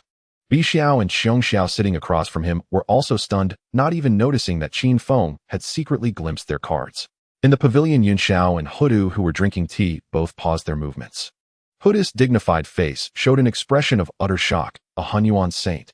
What kind of realm is that, to cause such a celestial phenomenon? In the Western lands, Jane and Zhuanti, who had just settled down, were forced to their knees by the pressure. Yet their eyes held no fear, only ecstasy and hope. A saint has appeared in the primordial world, and he will lecture on the great Tao. Jane trembled with excitement. Junior brother, this is our opportunity. This is the opportunity for the Western lands to flourish. On Mount Buzhou, Fuxi, who was in seclusion in a hidden cave, suddenly opened his eyes. The Bagua runes in his profound gaze swirled wildly as he tried to deduce the heavenly secrets of the saint, only to find an endless, unfathomable void. Halfway up the mountain, Yuhua, who had once again failed to find anyone and was about to vent her frustration by plucking leaves, also stopped. She gazed at the purple qi in the sky, and a deep longing appeared on her exquisite face. Ziao Palace. Lectures. I must go and see. Deep within Mount Kunlun, the 3 pure ones who were recovering from their injuries felt the pressure that surpassed all else. Their previously languid auras suddenly jolted. Laozi rose abruptly, his silver hair flying, and an unprecedented light blazed in his eyes. The great Tao of saints. This is the realm we, the true descendants of Pangu, should pursue. Second brother, third brother, prepare quickly. We shall set off for the 33rd heaven immediately. Tong Tian and Yuanshi were also flushed with excitement, nodding repeatedly. Inside the Pangu Palace at the foot of Mount Buzhou. Boom. The moment the saints' pressure descended, the playing cards in the hands of the 12 ancestral witches were shattered into dust. Who dares to disturb my bomb at such a time? Zhurong roared in fury, flames soaring around him.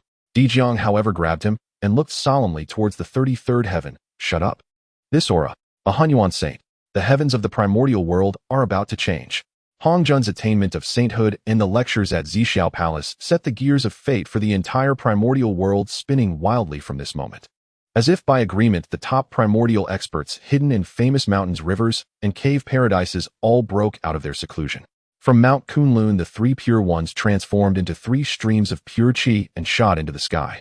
Halfway up Mount Buzhou, Yuhua and Fuxi emerged together, their figures like startled swans soaring towards the horizon. From the sun star, Dijuan and Dongwang Tai, riding the blazing solar true fire, transformed into 2 massive 3-legged golden crows and let out a piercing cry that split the clouds, charging straight into the chaos. In the western lands, Zhuanti and Jane, their faces full of determination, stepped on golden lotuses and ascended into the sky. And there was the old good man of the primordial world, Honghuang, the old ancestor, the earth immortal ancestor, Zenyuanzi, the demon master Kunpeng of the northern sea. Streaks of light radiating the terrifying pressure of Daluo golden immortals rose from all corners of the primordial world like 100 rivers flowing into the sea, all flying towards the chaos beyond the 33rd heaven.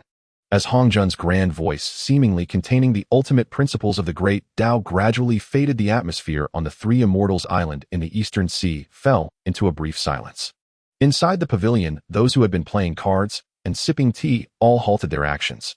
Yunxiao, Qiongxiao, Bixiao, and the dignified Houtu, these four peerless celestial maidens of the primordial era, turned their heads almost simultaneously. Their gazes aligned squarely on the purple-golden little dragon sprawled atop the stone table. Ever since experiencing the earth-shattering battle between Tao and Demon at Mount Sumeru and witnessing Qin Feng's feat of preserving the western vein of the earth using the merit array, the backbone of this small group on the Three Immortals Island had unconsciously shifted to Qin Feng. Though he often seemed frivolous, always stingy, and overly concerned with face in matters of great principle, he could always provide an unparalleled sense of security. Feeling the probing and reliant gazes of the four women, Qin Feng leisurely used his dragon claw to stroke his whiskers. A calculating gleam flickered in his golden vertical pupils. The sermon at Ziao Palace. This is the paramount event since the creation of the primordial era. Qin Feng calculated inwardly. He was well aware of the immense value of the 6 cattail mats within Ziao Palace. Those were not merely seats, they were the very foundation for achieving sagehood in the future. Although he himself as an anomaly walked the path of attaining enlightenment through merit and had no need to vie for those mats, the women by his side did. With my current background and influence, taking Sanxiao and Little Two to Ziao Palace to join the excitement, and maybe securing 1 or 2 good seats for them shouldn't be a problem, right? The more Qin Feng thought about it, the more feasible it seemed. He was now a colossal magnate bearing the merit of the great Tao, someone even the heavenly Tao would circumvent. Moreover, that old man Hongjun owed him a tremendous karma for preserving the western vein of the earth. With this connection, Qin Feng could practically strut sideways across the primordial era. No kidding. With the merit of the great Tao upon me and the Tao ancestor in my debt, the only thing left is to fly straight to the 33rd heaven and shout, "I don't eat beef," right in Hongjun's face. Qin Feng laughed wildly, in his heart a nouveau riche's sense of inflation threatening to overflow into the heavens. Having made up his mind, Qin Feng cleared his throat, stood on his hind legs, and adopted a profound, commanding posture as if guiding the nation. He addressed the 3 Shaos. Go. Of course we must go. With such a colossal opportunity, how could we not join the fun and live up to the name of our Three Immortals Island? However, Qin Feng's tone shifted, his gaze turning serious. The realm beyond the 33rd heaven is the chaotic void. The chaotic astral winds there are extraordinarily formidable. Your current cultivation levels are decent, but while there's still time, you should return to your caves to go into seclusion. Increase your power and stabilize your realms. Cultivate again. Upon hearing this, Bixiao and Qiongxiao instantly deflated like punctured balloons, their faces falling. They had only just managed to escape their elder sister Yunxiao's curse-like supervision by using the excuse of stabilizing their cultivation, enjoying thousands of years of carefree godly days playing cards and lazing around. Now their good days were over, and they had to return to the monotony of seclusion. What? Do you have objections? Yunxiao's gentle yet stern voice sounded beside them. Her beautiful eyes narrowed slightly, instantly radiating the authority of the elder sister. Bixiao and Qiongxiao shrank their necks in fright, not daring to utter a single complaint. They scurried away like 2 frightened little rabbits. In a flash, they dashed into their own caves, obediently activating their seclusion arrays. Watching her 2 younger sisters leave, Yunxiao shook her head helplessly. Then she turned to Qin Feng and offered a gentle water-like smile. "I entrust the safety of the Three Immortals Island to your care," Yunxiao said softly, then turned and returned to her own cave, preparing to fully stabilize her mid-stage golden immortal of the great Luo cultivation. The pavilion was now left with only Qin Feng and Houtu. Seeing that the 3 Shaos had gone into seclusion, Houtu also stood up, smoothed her pale yellow palace gown, and prepared to return to her dwelling to comprehend the laws of the earth. After all, the threshold to the latest stage golden immortal of the great Luo was not easily crossed. Hey, Little Two, wait. Qin Feng called out, immediately pouncing forward and grabbing onto Houtu's skirt. Houtu stopped, looking down at the little purple golden dragon clinging to her skirt. A flicker of confusion passed through her eyes. What is it? I need to go into seclusion to stabilize my cultivation too. Qin Feng released his claws, crawled up her skirt all the way to her shoulder, leaned close to her ear, and lowered his voice. You don't need to go into seclusion. When the time comes, I'll directly use the 24th grade creation Azure Lotus to protect you and take you there. For now, let's go out for a stroll and continue mending the earth veins. Indeed, Qin Feng, this avaricious dragon, had ultimately decided to return to his old trade. He couldn't really be blamed for this. The blame lay solely with that insatiable 24th grade creation Azure Lotus. During the refining process, that wretched lotus had greedily absorbed nearly half of the golden merit light from within his body. Now, whenever Qin Feng looked inward at his dantian and saw the merit auspicious cloud that had shrunk by more than half, his heart was filled with an intense sense of insecurity. In this perilous primordial era, without sufficient merit to protect him, he always felt the heavenly Tao might stab him in the back at any moment. If I don't recover this merit, I won't even be able to close my eyes to sleep. Qin Feng roared in bitter anguish within his heart. Upon hearing Qin Feng's proposal, Houtu paused for a moment, then a radiant smile blossomed across her dignified face. All right. Houtu readily agreed.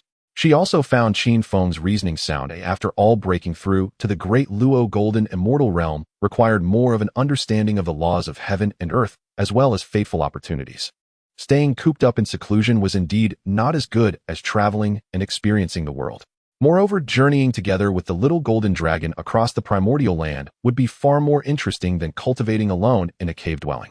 Before setting out, Houtu used her divine abilities to send a message from her avatar at the Panga Temple at Mount Buzhou. She informed her 11 rugged elder siblings that she would be traveling beyond the 33 heavens to the Ziao Palace to listen to the Tao. Inside the Panga Temple, after Houtu's avatar had conveyed her true self's words, the 12 ancestral witches, each towering thousands of feet tall, with bulging muscles, stared at each other in mutual bewilderment. Little sister wants to go listen to that old man Hongjun's sermon. Zhurong, the most hot-tempered of them, scratched his hair that blazed with flames, his face full of confusion. Gonggong was equally perplexed. Our Wu clan doesn't cultivate the primordial spirit, only the physical body. That's the legacy left by Father Pangu. That Hongjun's talk of the great Tao of the primordial spirit is like playing music to a cow for us. Why bother listening? D Jang, seated at the head, furrowed his brows deeply and said in a deep voice, "We truly have no need to go. With all that free time to go beyond the 33 heavens and catch the wind, we'd be better off staying in the tribe for a few rounds of landlord, or finding some damaged earth veins in the primordial land to repair and build up the tribe's foundation." The other ancestral witches nodded in agreement. In their view, attending sermons at the Ziao Palace was nothing but a waste of time. Yet despite their complaints, a wave of indescribable bitterness and grievance surged in the hearts of the ancestral witches. "Big brother, do you think little sister has almost forgotten us elder siblings?" Xiang Liang muttered in a muffled voice, his rugged face actually showing an expression akin to a neglected wife. At these words, the entire Panga Temple was plunged into a gloomy, sorrowful atmosphere. Indeed, how many millennia had it been since little sister last traveled outside? Now she even used an avatar to pass on her messages, and her true self only deigned to return to the Panga Temple to see them once every few million or even tens of millions of years. Sigh, a daughter grown is a daughter lost. D Jang let out a long sigh, the sound echoing through the hall filled with the helplessness and heartache of a father. At that moment, Houtu, whom the 12 ancestral witches longed for, was following Qin Feng. Across the primordial land, they had embarked on a wondrous journey that could only be described as a bandit's rampage. Under the glorious banner of repairing earth veins and benefiting the primordial land, Qin Feng led Houtu in a plundering spree, stripping everything bare as they passed. This time, out of the mountains, Qin Feng completely abandoned his former cautious and timid style of lying low, transforming directly into the #1 villainous dragon of the primordial land. In a deep mountain valley shrouded in dense spiritual energy, a great white tiger demon, whose cultivation had reached the early stage of Tai Golden Immortal, was joyfully guarding a primordial spiritual root, the purple jade vermilion fruit, which was about to ripen. He had waited bitterly for 30,000 years for this spiritual root. Just as the fruit was about to mature and he was ready to pick it, the sky suddenly darkened. Looking up, he saw a little purple golden dragon barely over a foot long, lounging arrogantly atop a 24-petal green lotus that radiated terrifying, purifying light, gazing down at him from above. Behind the little dragon stood a yellow-robed female immortal, exuding the terrifying pressure of a latest-stage great Luo golden immortal. "This purple jade vermilion fruit is fated to be mine. You may leave now." Qin Feng, with his 2 front claws crossed over his chest, spoke in an extremely arrogant tone. The white tiger demon trembled with rage. As a dignified Tai Golden Immortal who ruled over 1,000,000 miles, how could he tolerate such an insult? "How dare you? This spiritual root is unclaimed. I have guarded it for 30,000 years. On what grounds should I give it to you?" The white tiger demon let out a earth-shaking roar, demonic aura surging skyward as he prepared to attack. Far from being angered, Qin Feng was amused by this. "Unclaimed? That's even better." Qin Feng sneered. "I asked you for it, and you refused to give it to me. Since it's unclaimed, I'll just take it myself." Before his words had even faded, Qin Feng couldn't even be bothered to cast a spell. He simply wrapped his dragon claws around the massive 24-petal primordial green lotus. As if swinging a giant brick, he brought it down heavily onto the white tiger demon's head. With a roar, the creation green lotus tore through the void with terrifying might, instantly crossing the distance of space. The white tiger great demon was so terrified his soul nearly fled. He tried to dodge, only to find that the surrounding space had been completely sealed by that green lotus. He had no choice but to steel himself and summon his natal treasure to block the attack. With a crisp crack, the white tiger's inferior grade innate treasure shattered like paper before the creation green lotus, breaking into pieces in an instant. Then with a dull thud, the creation green lotus slammed solidly onto the white tiger great demon's forehead. The mighty white tiger at the early golden immortal stage didn't even have time to let out a scream. Struck directly by this brick, he saw stars foamed at the mouth and his massive body crashed to the ground, instantly knocked unconscious. Qin Feng nimbly jumped down from the green lotus and unceremoniously uprooted the purple jade vermilion fruit, stuffing it into his storage space. Before leaving, he also casually stripped the white tiger great demon of a few materials that seemed somewhat valuable. Utterly pathetic. Qin Feng patted his paws, his face full of disdain. Houtu stood by, watching his practiced looting technique, and couldn't help but twitch the corner of her mouth. Though she felt this behavior was somewhat improper, seeing Qin Feng's smug demeanor amused her, so she let him do as he pleased. In the primordial continent at present, those who had reached the Daluo golden immortal realm were essentially the top-tier great powers on the list for the Ziao Palace lectures, and they had mostly set out for the depths of chaos towards Ziao Palace. Meanwhile, the cultivators active outside were at most at the Tai golden immortal stage. Qin Feng himself was at the peak of the golden immortal realm, coupled with his unfathomable skill and formations. And with that innate supreme treasure, the creation green lotus, which could be used as a brick, he was essentially invincible among Tai golden immortals. Moreover, he never fought with honor, specializing in sneak attacks and ambushes from behind. In the past, when his cultivation was lower, Qin Feng would patiently reason with slightly stronger opponents, and if that failed, he would immediately flee. But now things were different. Are you kidding me? I've worked so hard to raise my cultivation to this level and accumulated all this heavenly merit. Was it just to keep reasoning with you? When my cultivation was low, I reasoned and ran. Now that it's high, if I still reason and run, then what was the point of all my effort? Qin Feng justified his thuggish behavior with a clear conscience. As for those Tai golden immortals who had been robbed, they were utterly frustrated. Fight? How could they fight? Not to mention that little golden dragon wielded an innate supreme treasure as a brick. Even if they could break through the defense of the creation green lotus, they wouldn't dare to kill Qin Feng. That little golden dragon was covered head to toe in dazzling heavenly merit. If an earth immortal with some merit were harmed, the attacker would only suffer some karmic backlash and bad luck for a few centuries. But a peak golden immortal wrapped in a vast ocean of heavenly merit. Can you imagine what that means? Those Tai golden immortals, unless they had water in their brains, would never dare to harbor murderous intent toward Qin Feng. Are you kidding?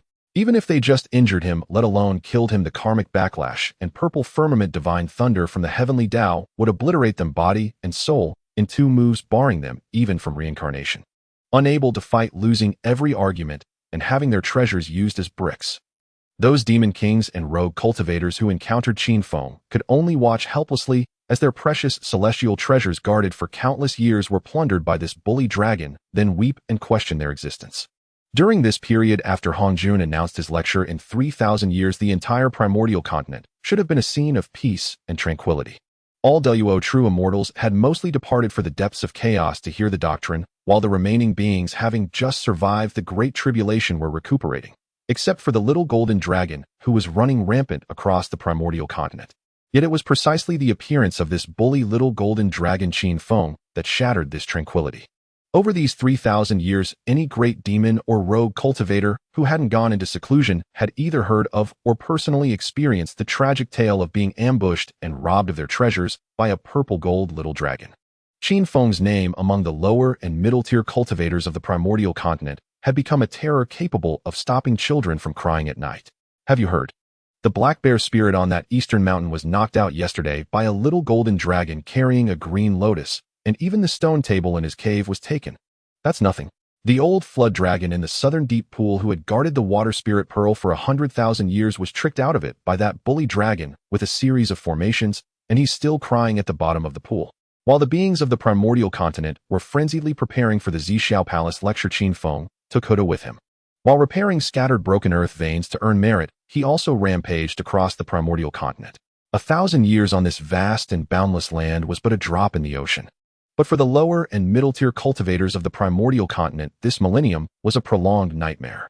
After over 2,000 years of ruthless skinning, no earning merit, Qin Feng finally managed to fully replenish the merit that had been devoured by the 24-grade creation green lotus. Not only replenished, but the cloud of merit within him had even grown thicker than before. However, if one were to calculate carefully, the merit Qin Feng earned from painstakingly repairing earth veins over these years actually accounted for only a tiny fraction of his total gains. His real bulk of gains came from his appalling rampage across the primordial continent.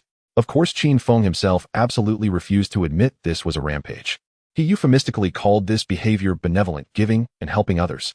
Every time he discovered demon kings or rogue cultivators guarding celestial treasures in desolate mountains, deep pools, or ancient caves, he would swagger up to them and ask with an overly concerned tone, "Esteemed Taoist friend, I see that this piece of scrap metal in your hands is rusted, and that crooked fruit doesn't look so good either. Do you still want this junk? If not, I can help you recycle and dispose of it." Those demon kings and rogue cultivators, unable to stomach such an insult, would often fly into a rage, summon their treasures, and charge at Qin Feng to fight to the death. And then there was no then. Qin Feng would unhesitatingly swing the 24-pin creation azure lotus, radiating a formidable aura of primordial clarity, and bring it down squarely upon the opponent's forehead with a solid thud.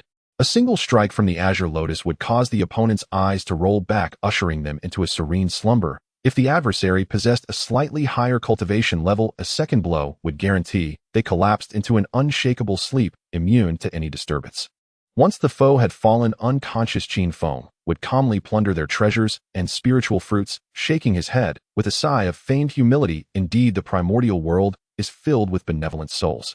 Everyone is so generous in offering me their treasures. I am truly unworthy of such kindness.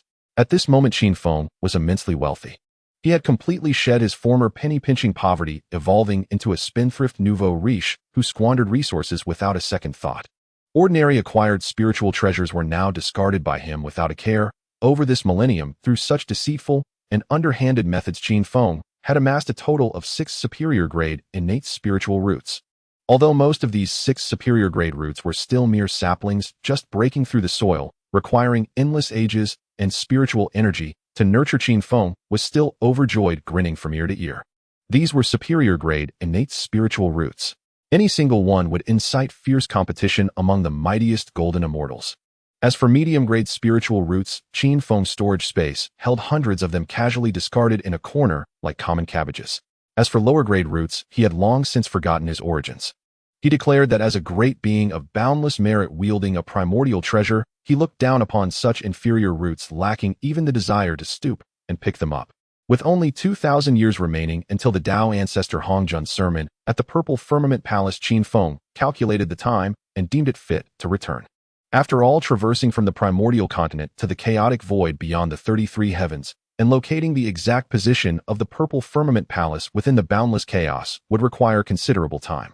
The reason he had not set out immediately was twofold. First, the speed of the 24-pin creation azure lotus was beyond doubt. Even if he departed a millennium later than everyone else, he would still arrive simultaneously, as the others would inevitably have to wait. Second, he wished to bestow his care upon the beings of the primordial world, allowing them to experience its true goodness and beauty. Thus, Qin Feng, with a contented heart accompanied by Houtu, embarked on the journey back to the 3 immortal islands of the Eastern Sea. Across the vast firmament, a colossal 24-pin azure lotus was hurtling through the skies at tremendous speed. Wherever the azure lotus passed, it left a long green trail across the primordial heavens, its dense primordial clarity shining like a meteor, dazzling and bright. Yet for the living beings on the earth below, this green trail was a harbinger of doom. Run! The great demon king is coming. Heavens! It's that rogue dragon carrying the lotus. Everyone hide your treasures in your caves. Don't let him see them. My century-old red fruit. Dig it up and take it away. In an instant, the lands beneath the lotus path were thrown into chaos and panic. Beasts and rogue cultivators transformed into streaks of light, fleeing as if from an unspeakable terror. They wished their parents had given them extra legs, fleeing at the fastest speed of their lives to escape the green trail's coverage, desperate to put 100,000 miles between themselves and it. Qin Feng leaned over the edge of the creation azure lotus, poking out half his head, observing the creatures below scattering like startled birds. Rubbing his dragon whiskers with a claw, he muttered in bewilderment, "Am I really that fearsome? I have always reasoned with others and delighted in charity. Why do they flee so hastily? Could it be they are rushing home to collect their laundry? Upon hearing this shameless remark, Houtu, seated behind the lotus, could not suppress a snicker. Qin Feng turned around, casting a puzzled glance at her. Houtu quickly covered her mouth with her sleeve, stifling her laughter, and offered an excuse. Nothing, I was just thinking about seeing Sister Yunxiao and the others soon, and it made me happy. Really? Qin Feng eyed her suspiciously, sensing a hint of mockery in her laugh. Forget it, I won't bother with you. Qin Feng turned back, focusing on piloting the 24-pin creation azure lotus, while his sly golden vertical pupils continuously scanned the earth below. He sought to spot any overlooked treasures or poorly hidden artifacts. After all, the journey home was not to be wasted. Every little bit counted. Houtu, seated behind, silently ridiculed his avaricious demeanor. Do you really think you're not fearsome? Do you have any idea of your own reputation? Over this millennium, you've practically swept through the primordial world with me as your companion. At present, the supreme beings of the primordial continent, those who had reached the golden immortal realm, were all in seclusion. They had already departed for the chaos in preparation for the purple firmament palace. The remaining Tai golden immortals were no match for Qin Feng. Even if a few veteran Tai golden immortals with profound cultivation and powerful artifacts could exchange blows with him, they dared not strike with lethal force. The blinding golden light of Dao merit was an invincible shield. Any who dared harm a single hair on Qin Feng's head would be taught a harsh lesson by the heavenly Dao. As for cultivators at the golden immortal stage, their plight was even more dire. With his peak golden immortal cultivation, enigmatic formations, and primordial treasures, Qin Feng cut through them like a knife through butter. He could single-handedly take on dozens of cultivators of the same realm with ease. During this period, the primordial continent had truly become the domain of this little golden dragon. Qin Feng's notorious reputation had even reached the Panga Hall at the foot of Buzhou Mountain. The 12 ancestral witches idly playing cards in their tribe were astonished by the news. They specifically sought out Houtu's avatar in the hall, brimming with gossip, and inquired, Sister, we've heard of a little golden dragon roaming the primordial world, ambushing and robbing everyone in sight. His methods sound eerily familiar. Could it be the little golden dragon you once asked us to protect? His infamy has even reached our ears. In the current circles of low and mid-tier cultivators in the primordial world, if you mention Dao ancestor Honghuang, more than half would not recognize him. After all, although Hongzhen's saintly presence had once overwhelmed the world, he had only appeared once, and the lofty matters of the purple firmament palace sermons were far too distant. For the lowly earth immortals and celestial immortals, such things were irrelevant, and over time, they faded from memory. But if you mentioned the little golden dragon, it was a name that thundered in every ear known to all. When the robbed cultivators gathered to lament their misfortunes, speaking of Qin Feng, they would weep bitter tears. That little golden dragon is truly bizarre. He never plays by the rules. The first thing he asks is if you want some trash. If you dare utter a single no, that cyan lotus of his will smack you right in the face. He robs everyone he sees. Exactly. You can't beat him and you can't escape. One strike of the cyan lotus and you slip into a peaceful slumber. If you refuse to yield and try to resist, 2 strikes will knock you out, completely numbing even your primordial spirit. These rumors have reached such a point that now, upon hearing the name of the little golden dragon, cultivators in the primordial wilderness either tremble in fear and flee in panic, or gnash their teeth in rage and beat their chests in frustration. But for all their hatred, they truly have no way to deal with Qin Feng. That golden light of the great Daos merit was no bluff. It was indeed a universal amulet of immunity across the primordial wilderness. The heavenly Dao protected him. Who dared to touch him? Moreover, every time Qin Feng went to seize something, he found an impeccable excuse. He specifically targeted unclaimed treasures growing in the wild that had yet to be refined. In the primordial wilderness, a world where the strong preyed on the weak, unclaimed treasures were naturally for the capable to obtain. Qin Feng insisted they were trash and that he was helping to recycle them. Though shameless, no one could truly fault him on moral grounds. Just as Houtu was reminiscing about these experiences, the 24th grade creation green lotus had already crossed the vast eastern sea and slowly descended upon the center of the Three Immortals Island. As Qin Feng's aura reappeared on the Three Immortals Island, Yunxiao, who was in seclusion deep within her cave, sensed it immediately. She ceased her cultivation, opened the cave door, and stepped out. Yet faster than Yunxiao were 2 other figures who had long been unable to contain themselves. Little Golden Dragon, you're finally back. Little Golden Dragon, let me see if you've gotten any plumper. With 2 crisp, cheerful cries, Bixiao and Xiongxiao transformed into streaks of light. Like cannonballs shot from a barrel, they hurtled straight toward Qin Feng, who had just leaped off the green lotus. Over the past millennium, though they had been forced into seclusion by Yunxiao, their hearts had never stopped longing for the little golden dragon. Now that they had finally managed to see him return, how could they hold back any longer? They reached out their hands to pinch and knead his small, scaly body, trying to recapture the sensation of his former chibi form.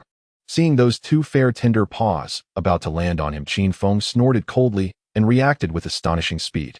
Back off, back off. Qin Feng stood firmly on the ground with his hind legs, thrusting his front claws forward with precision. He pressed them squarely against the delicate faces of Bi Xiao and Xiong Xiao, halting their forward momentum. Are you kidding me? I am now a great figure shaking the primordial wilderness. Do you think you can just touch me whenever you want? Mind your manners, will you? Qin Feng pulled a long dragon face and scolded them with a straight face, his tsundere demeanor making one want to rush up and ravage him mercilessly.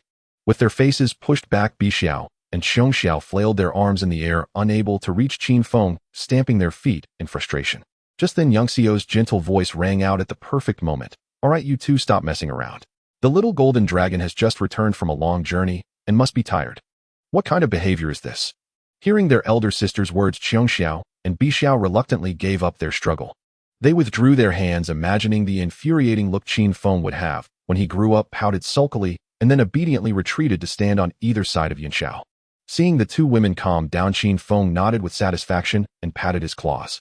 He cleared his throat, strutted like a nouveau riche who had just inspected his territory, and walked up to the three Xiao. Ahem, I've made quite a haul this time. Let me show you something. With that, Qin Feng waved his small claw in the air. Clatter, accompanied by a crisp metallic clatter and dazzling treasure, light a pile of golden shining artifacts radiating various powerful auras, poured out of his storage space like a small mountain, crashing heavily onto the white jade ground of the square. In an instant, the entire central square of the Three Immortals Island was illuminated by the dense treasure light.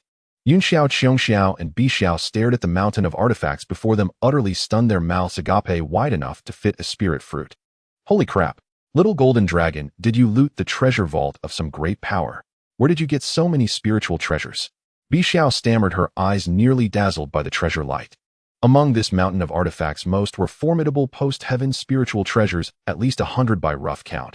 Even more astonishing were the dozens of lower-grade pre-heaven spiritual treasures emitting strands of pre-heaven undying light, and at the very top of the mountain 7 radiant mid-grade pre-heaven spiritual treasures were displayed. Qin Feng planted his hands on his hips, his dragon tail raised high, and said with a face full of pride, "Take a look. These are the fruits of my 1,000 years of traveling far and wide, enduring wind and dew. Every single one of these artifacts was obtained through my hard work." Standing behind Qin Feng, Houtu couldn't help but roll her eyes and silently added in her heart, "Yeah, hard work by ambushing others and stealing their treasures, right?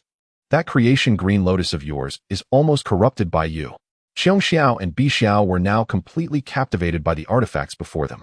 They crouched in front of the artifact mountain, touching this one and looking at that one, then looked up at Qin Feng with tearful eyes and asked pitifully, "Little golden dragon, are you giving all these artifacts away? Are you really giving them all to us?" Qin Feng was about to wave his hand generously and say he was giving them all these worthless trinkets when suddenly a change occurred. Buzz! The 24th grade creation green lotus, which had been floating in midair, suddenly began to vibrate violently. Like a jealous wife or an eager underling trying to show off in front of its boss, it transformed into a beam of cyan light and shot between Qin Feng and the three Xiao. The massive lotus platform spun rapidly in midair, radiating a brilliant pure light of creation that overpowered the glow of the artifact mountain. Though the creation green lotus could not yet speak, its bobbing and swaying posture clearly asserted its dominance over the three Xiao sisters, as if it were saying with its tsundere air, "Are you kidding me? With me a pre-heaven ultimate treasure here, why would he need those worthless trinkets? I alone am enough." As it followed Qin Feng across the primordial wilderness, ambushing and smashing people's heads. The creation green lotus not only failed to accumulate any malevolent aura, but instead, by absorbing a great deal of merit, had its nascent intelligence become more complete and active. It had now fully embraced its identity as the #1 brick of the primordial wilderness and harbored a fierce possessiveness toward its master Qin Feng. Facing Qin Feng's ostentatious display of wealth akin to that of a nouveau riche, Yun Xiao, Xiong Xiao, and Bi Xiao gradually regained their composure after the initial shock. As top-tier female immortals at the golden immortal realm, their vision was naturally discerning. Although the number of treasures Qin Feng produced was vast, only those few mid-grade, innate spirit treasures could truly catch their eye. After all, in the current primordial world, the grade of a treasure often determined the outcome of a battle. Despite their profound cultivation, the three Xiaos rarely engaged in conflicts on the primordial continent, having long dwelled on an overseas immortal island. Thus, they possessed not a single high-grade innate spirit treasure, and even mid-grade ones were exceedingly scarce. Since little golden dragon is so generous, we elder sisters shall not stand on ceremony. Yunxiao smiled softly. With a gentle wave of her jade hand, the three most dazzling mid-grade, innate spirit treasures atop the treasure mountain transformed into three streams of light and fell into her grasp. These three treasures were respectively a longsword radiating a watery halo, a precious mirror inscribed with innate runes, and a ribbon as ethereal as mist. Seeing their elder sister take action, Xiongxiao and Bixiao naturally refused to lag behind. With cheerful cries, they each selected two mid-grade innate spirit treasures from the pile, ones of formidable power and exceptionally beautiful appearance. As for the remaining low-grade innate spirit treasures and the hundreds of supreme-grade postnatal spirit treasures, the three Xiao sisters did not spare them a single glance. Keep the rest for yourself, little golden dragon. We have already reached the golden immortal realm. Those lower-grade treasures are of little use to us. Holding on to them would only be a burden, Yunxiao said softly. Hearing this, Qin Feng was overjoyed. He had been somewhat reluctant to part with all these treasures. Now that the three Xiaos had only taken 7 mid-grade innate spirit treasures, the lion's share remained with him. This deal was an absolute steal. All right, since you think little of them. As he spoke, Qin Feng waved his dragon claws and swept all the remaining treasures on the square into his storage space in one go. Back in his cave dwelling, he dumped them all onto his white jade bed. In an instant, the spacious jade bed was covered with a thick layer of treasures, shimmering with myriad lights. Content Qin Feng transformed into a small dragon about a foot long, rolling around amidst the pile of treasures and letting out a satisfied purr. This feeling is oddly reminiscent of the Western mythology dragons that hoard shiny treasures and sleep on gold coins. Qin Feng mused inwardly, but he quickly dismissed the thought. Whether Eastern or Western dragon, being filthy rich was the only thing that mattered, and he would say it only once. Sleeping on treasures was even more delightful than Houtu's great earth law massage. After rolling around a few times, he sauntered out of his cave and headed to the orchard behind the Three Immortals Island. Seeing the already somewhat crowded spirit roots in the orchard, Qin Feng waved his hand grandly. Drawing upon his surging Dharma power at the peak of Golden Immortal, he forcibly expanded the orchard's area several times. Then he meticulously planted all the high-grade spirit root seedlings, mid-grade spirit roots, and countless rare spirit fruit seeds he had gathered over the past 2,800 years by ambushing across the primordial continent.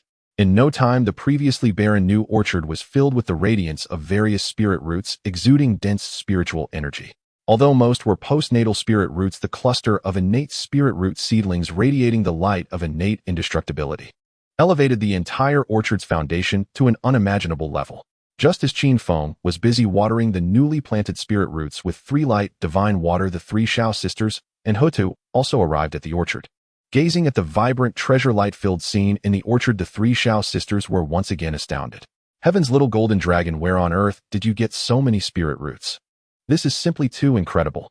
Bixio's eyes widened as she looked at a newly planted purple jade vermilion fruit seedling, its leaves unfurling, and couldn't help but exclaim. Qin Feng wiped non-existent sweat from his forehead with a dragon claw. Feigning an air of nonchalance, he waved his hand and said, "Oh, what's all the fuss about? These are all things that people insisted on giving me during my travels in the primordial wilderness simply because they found me adorable. Their enthusiasm was so hard to refuse that I had no choice but to accept. They're just trivial little trinkets, hardly worth mentioning." Upon hearing Qin Feng's shameless remarks, the 3 Xiao sisters exchanged glances, their eyes unexpectedly filled with both emotion and concern.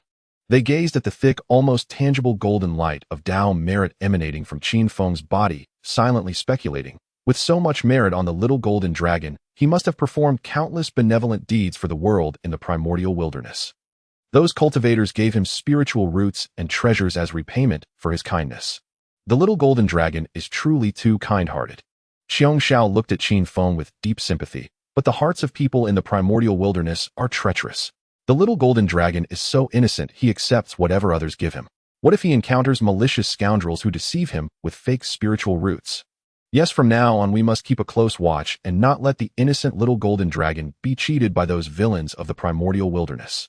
Yun Xiao nodded in firm agreement. Upon hearing this heartfelt discussion among the 3 Xiao sisters, Houtu, standing to the side, felt utterly disconcerted. She bit her lip fiercely, her shoulders trembling uncontrollably, and her dignified, exquisite face flushed bright red. Innocent? Cheated? Houtu roared inwardly with wild fury. Do you have any misunderstanding of these words? He's simply the #1 bully of the primordial wilderness.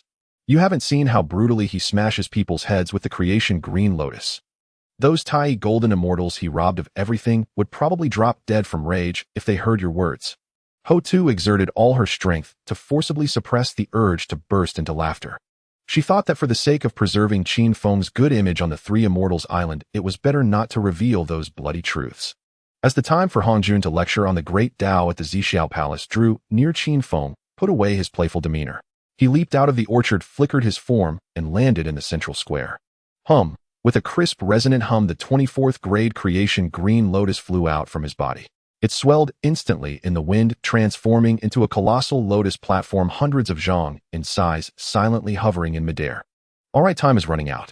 Everyone come on up quickly. Qin Feng sat cross-legged at the very center of the lotus platform, beckoning to the three Shao sisters, and Houtu urging them. Beyond the 33 heavens lies the deep chaos, and the chaotic void has no direction. We need to set off early. If we arrive late, and others snatch the good seats in the Ziao Palace, we'll be at a great loss. Hearing this, Yun Xiao Qiong Xiao by Xiao and Houtu dared not delay. They transformed into streaks of light and flew onto the vast green lotus platform. Hold tight, we're off. Qin Feng roared, pouring his entire perfected golden immortal mana into the creation green lotus without reserve. Boom. The 24th grade creation green lotus erupted with a dazzling brilliance, instantly transforming into a cyan rainbow that pierced through heaven and earth. It tore directly through the clouds above the eastern sea and sped toward the chaotic void above the 9 heavens. As the altitude soared, the astral winds grew increasingly fierce. When the green lotus broke through the celestial membrane of the primordial wilderness and truly entered that gray, misty, chaotic void, terrifying chaotic astral winds like countless sharp blades surged violently from all directions. These chaotic astral winds possessed unmatched power. Even a Deluo golden immortal without a powerful protective treasure would have their flesh and bones dissolved and their primordial spirits scattered if they lingered too long. Yet before the 24th grade creation green lotus, these chaotic astral winds were nothing more than a gentle breeze brushing against the face. The azure light of creation emanating from the lotus formed an absolutely defensive barrier. The chaotic astral winds capable of tearing the void itself crashed against the barrier, yet could not stir even a single ripple before being silently dissolved by the power of creation. Those seated within the azure lotus felt not even the slightest jolt. Out of curiosity, Yunxiao attempted to probe the lotus barrier with her Daluo magical power. To her astonishment, she discovered that even with her mid-stage Daluo golden immortal cultivation, it was extremely difficult to breach.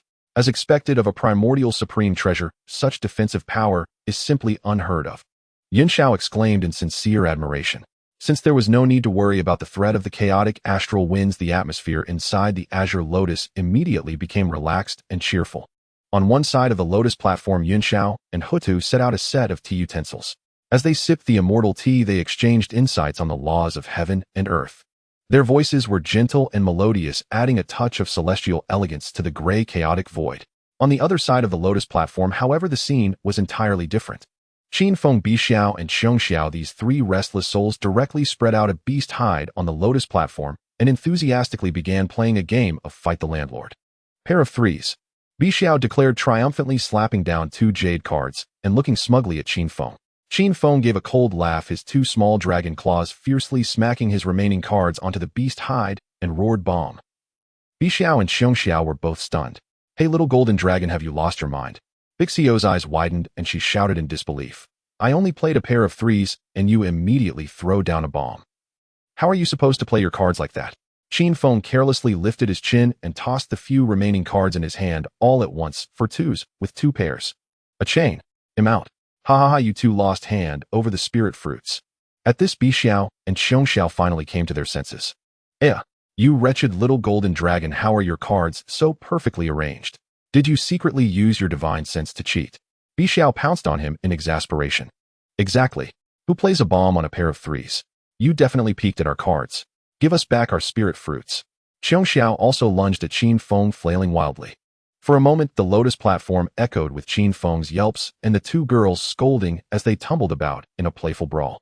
Meanwhile, deep within the chaotic void inside the ancient and majestic Ziao Palace, Tao ancestor Honghuang, seated upon the jade disk of creation, slowly opened his eyes, which contained the infinite laws of heaven. For the past 3,000 years he had been in seclusion within the Ziao Palace, thoroughly consolidating his cultivation at the Honghuang Deyuo Golden Immortal Realm. Now his aura was even more profound and unfathomable. It was as if he were this very heaven and earth, and this heaven and earth were him. The reason Hongjun awakened ahead of schedule was that just now he had keenly sensed a powerful fluctuation from the karmic thread closely tied to him. It was the immense karmic debt he owed to that mysterious little golden dragon in the western lands all those years ago. He is coming, Hongjun mused silently. The mysterious being who could lay down a supreme grand formation to preserve the western earth veins had always piqued Hongjun's curiosity.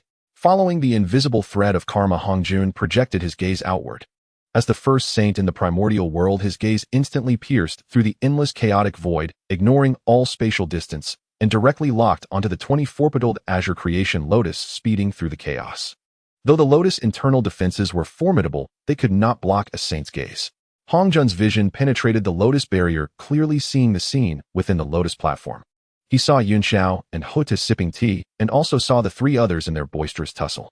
When he witnessed Qin Feng using a bomb to beat a pair of threes, and then throwing out a chain to finish. And the comical scene of him being pinned down and rubbed into the ground by Bixiao and Xiongxiao, even the exalted saint's mouth involuntarily twitched. Is this the mysterious great being to whom I owe such a vast karmic debt? Hongjun wondered in his heart. He focused his attention on Qin Feng, attempting to see through the origins of this little golden dragon. A dragon clan member? No. Hongjun frowned slightly, discovering that although Qin Feng was in the form of a dragon, his body contained none of the mottled karma of the Four Seas dragon clan, who instead, it was terrifyingly pure. So much great Tao merit. Could it be that he is a spirit formed from merit itself? A bold conjecture flashed through Hongjun's mind. To verify his guess, Hongjun silently activated his saintly supreme magical power, attempting to delve deeper into Qin Feng's primal origins. However, the moment Hongjun's power touched Qin Feng's origin, boom. Within the Ziao Palace, the previously calm space suddenly twisted violently. Without any warning, a colossal, indifferent eyeball radiating supreme authority materialized beside Hongjun. The eye of the great Tao. That eyeball floated silently in midair less than 3 feet from Hongjun. Its cold pupil stared intently at this first being of the primordial world to attain sainthood. Although the eye of the great Tao emitted no sound, Hongjun could clearly sense a powerful surge of emotion from that icy gaze. It was a feeling of protectiveness, as if questioning what a newly ascended saint dares to covet my child. Stared down at such close range by the eye of the great Tao, even the mighty Hongjun felt his mind tremble violently. The once seamless primordial chaos energy within him momentarily faltered and stagnated. Greatly alarmed, Hongjun hastily withdrew his probing gaze from Qin Feng and formed hand seals with all his might to stabilize the surging energy within.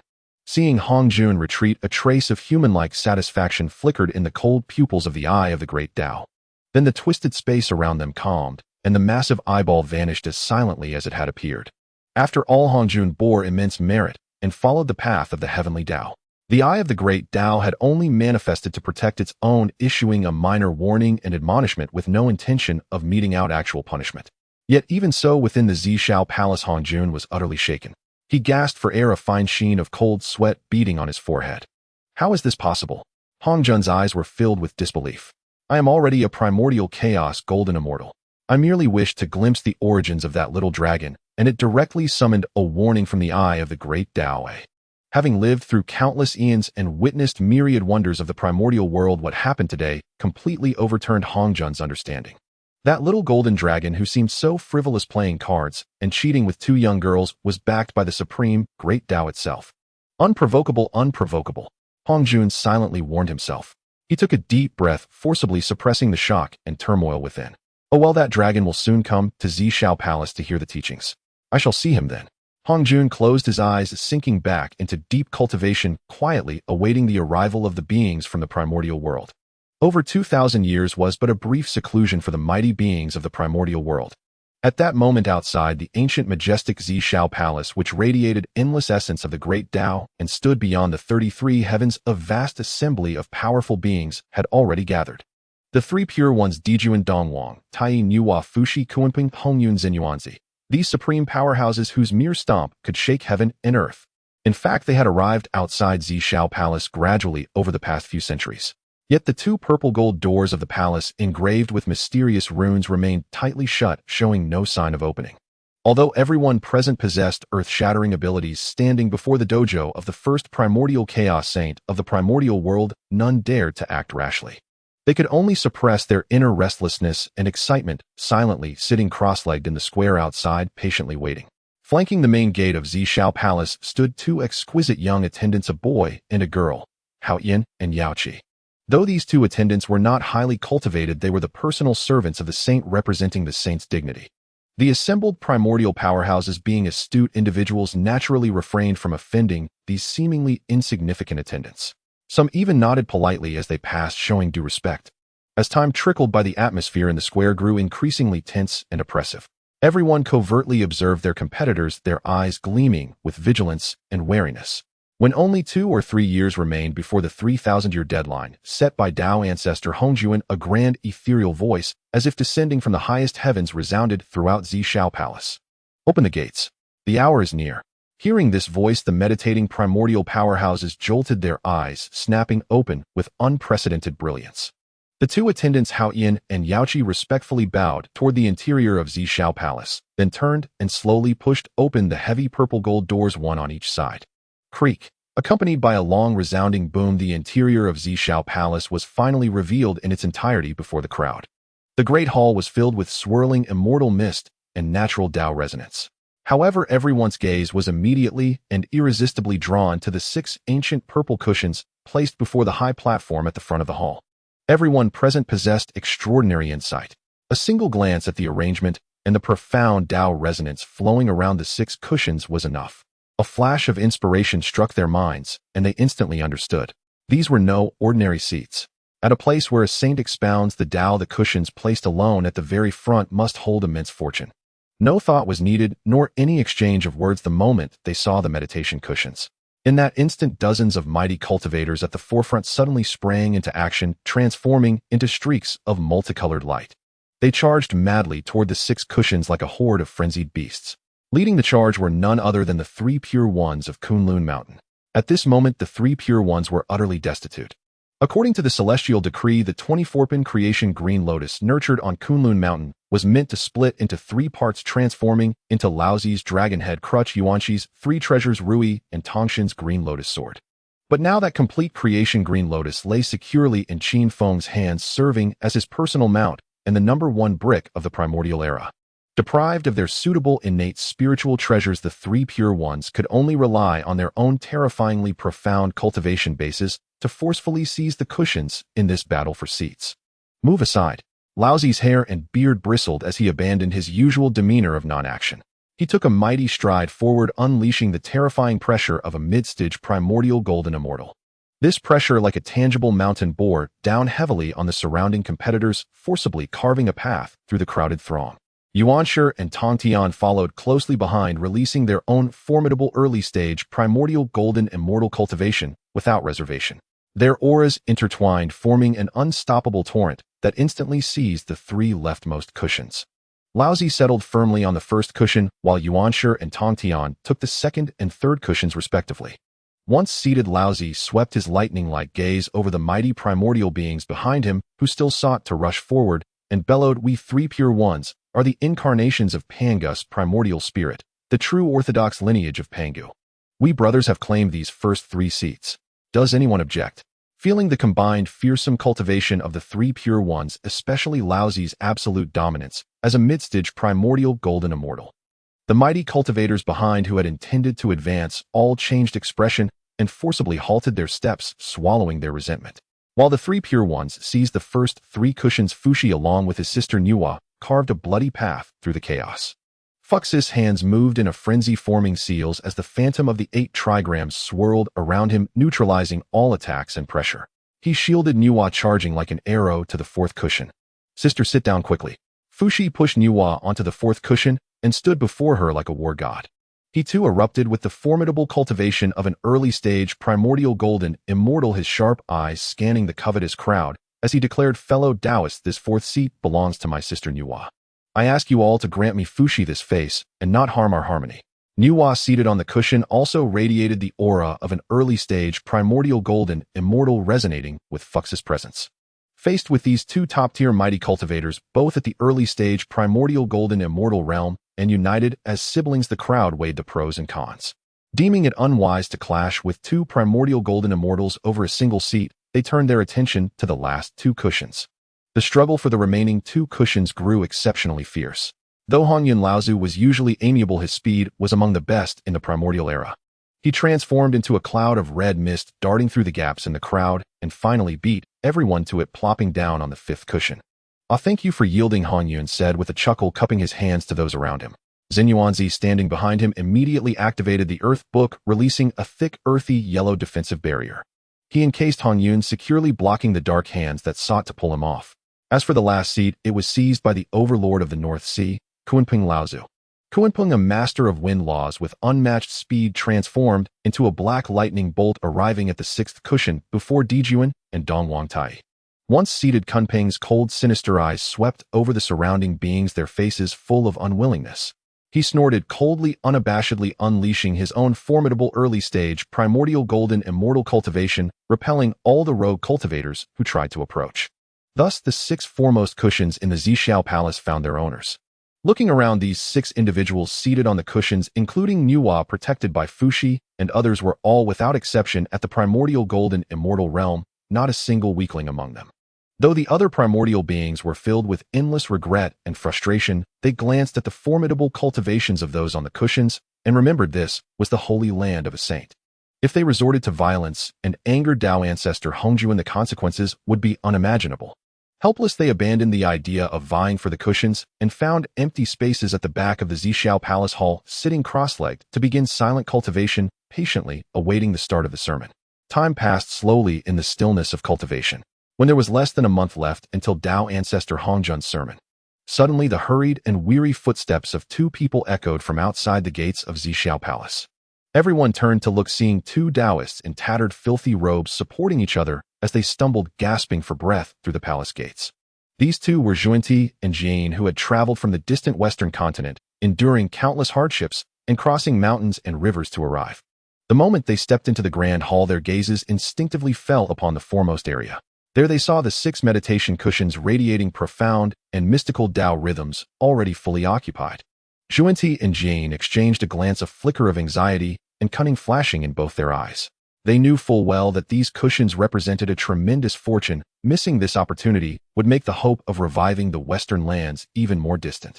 A sudden idea struck Zhuanti as his eyes darted around. He threw himself onto the ground, pounding his fists against the hard floor of the Ziao Palace. Tears streamed down his face like beads from a broken string, and before all the great beings of the primordial world, he wailed without any regard for his dignity.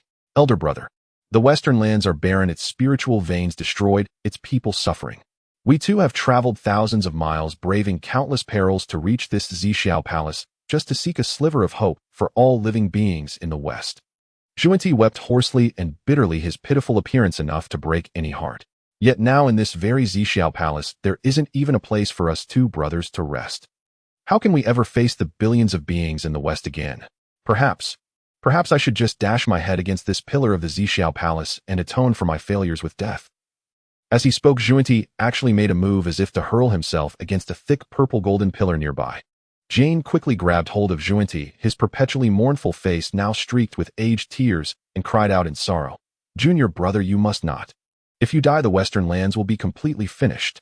Watching these two stage this melodramatic scene of first crying, then making a scene, and finally threatening suicide in the sacred abode of a saint, most of the great beings seated in the back rows watched coldly, some even showing contempt. However, Honghuang, seated on the fifth cushion, felt his kind-hearted nature stirring once again. Seeing Zhuanti's miserable state, a pang of sympathy struck him. He sighed softly and prepared to rise to his feet. Zinyuanzi, standing behind him, sensed trouble immediately. He quickly reached out to tug at Honghuang's sleeve and whispered urgently, "Honghuang, do not do this. This cushion is a supreme fortune. How can you give it away so easily? What does their western poverty have to do with you?" But Honghuang had already made up his mind. He gently brushed aside Zinyuanzi's hand and stood up, addressing Jane. "Esteemed Taoist, do not grieve. I offer you this seat of mine." Jia Yin's wailing expression froze instantly, and a wild joy ignited in his eyes. Without even a word of polite refusal, he moved with a speed utterly at odds with his sorrowful demeanor. With a whoosh, he darted to the fifth cushion and firmly sat down. "Many thanks for your noble gesture, Taoist Honghuang. The western lands shall never forget your great kindness." Seated on the cushion, Jane pressed his palms together and spoke with a face full of gratitude. Zenyuanzi stomped his foot in frustration but could do nothing except glare at Honghuang with a look of disappointment. Jane had settled down, but Zhuanti still had no spot for himself despite his recent scheming. Standing aside, his gaze once again swept like a venomous snake over the remaining 5 cushions. The first 3 belonged to the 3 pure ones. These 3 were not only profound in cultivation, but also stood united, making them untouchable. The 4th cushion was Nuwas, backed by the watchful Fushi. If a fight broke out, his side would not have the advantage. She too was untouchable. After weighing his options, Zunti's gaze finally locked onto Kunpeng, seated on the 6th cushion. Though Kunpeng was also a Daluo golden immortal, he stood alone, without allies. Moreover, as a demon from the northern sea, Kunpeng's status was already considered lowly in the eyes of those who prided themselves as the true descendants of Pangu and innate divinities. Having made his decision, Zhuanti suddenly straightened his back and pointed a finger at Kunpeng, shouting with righteous indignation, "You, a mere creature of fur and feathers, born in dampness and hatched from an egg. How dare you sit on such a noble cushion? Get down from there at once and yield your place." Jane, seated nearby, immediately chimed in, "My junior brother speaks the truth. Such fortune should be reserved for the virtuous. You, a beast, must step down immediately." Kunpeng, by nature cold and proud, could not bear such a public humiliation. "You 2 shameless wretches, how dare you insult me?" Kunpeng flew into a rage, his eyes turning bloodshot. He rose abruptly, his demonic aura, that of an early-stage Daluo golden immortal, erupting like a volcanic explosion. His hands transformed into sharp claws, ready to fight Zhuanti and Jane to the death.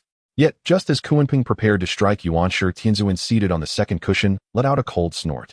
The primordial celestial venerable, who placed great emphasis on lineage and origin, had always harbored a deep-seated prejudice against the demon race. He cast a glance at Kunpeng, his eyes filled with undisguised disgust, and said coldly, "These 2 Taoist friends from the West speak truly.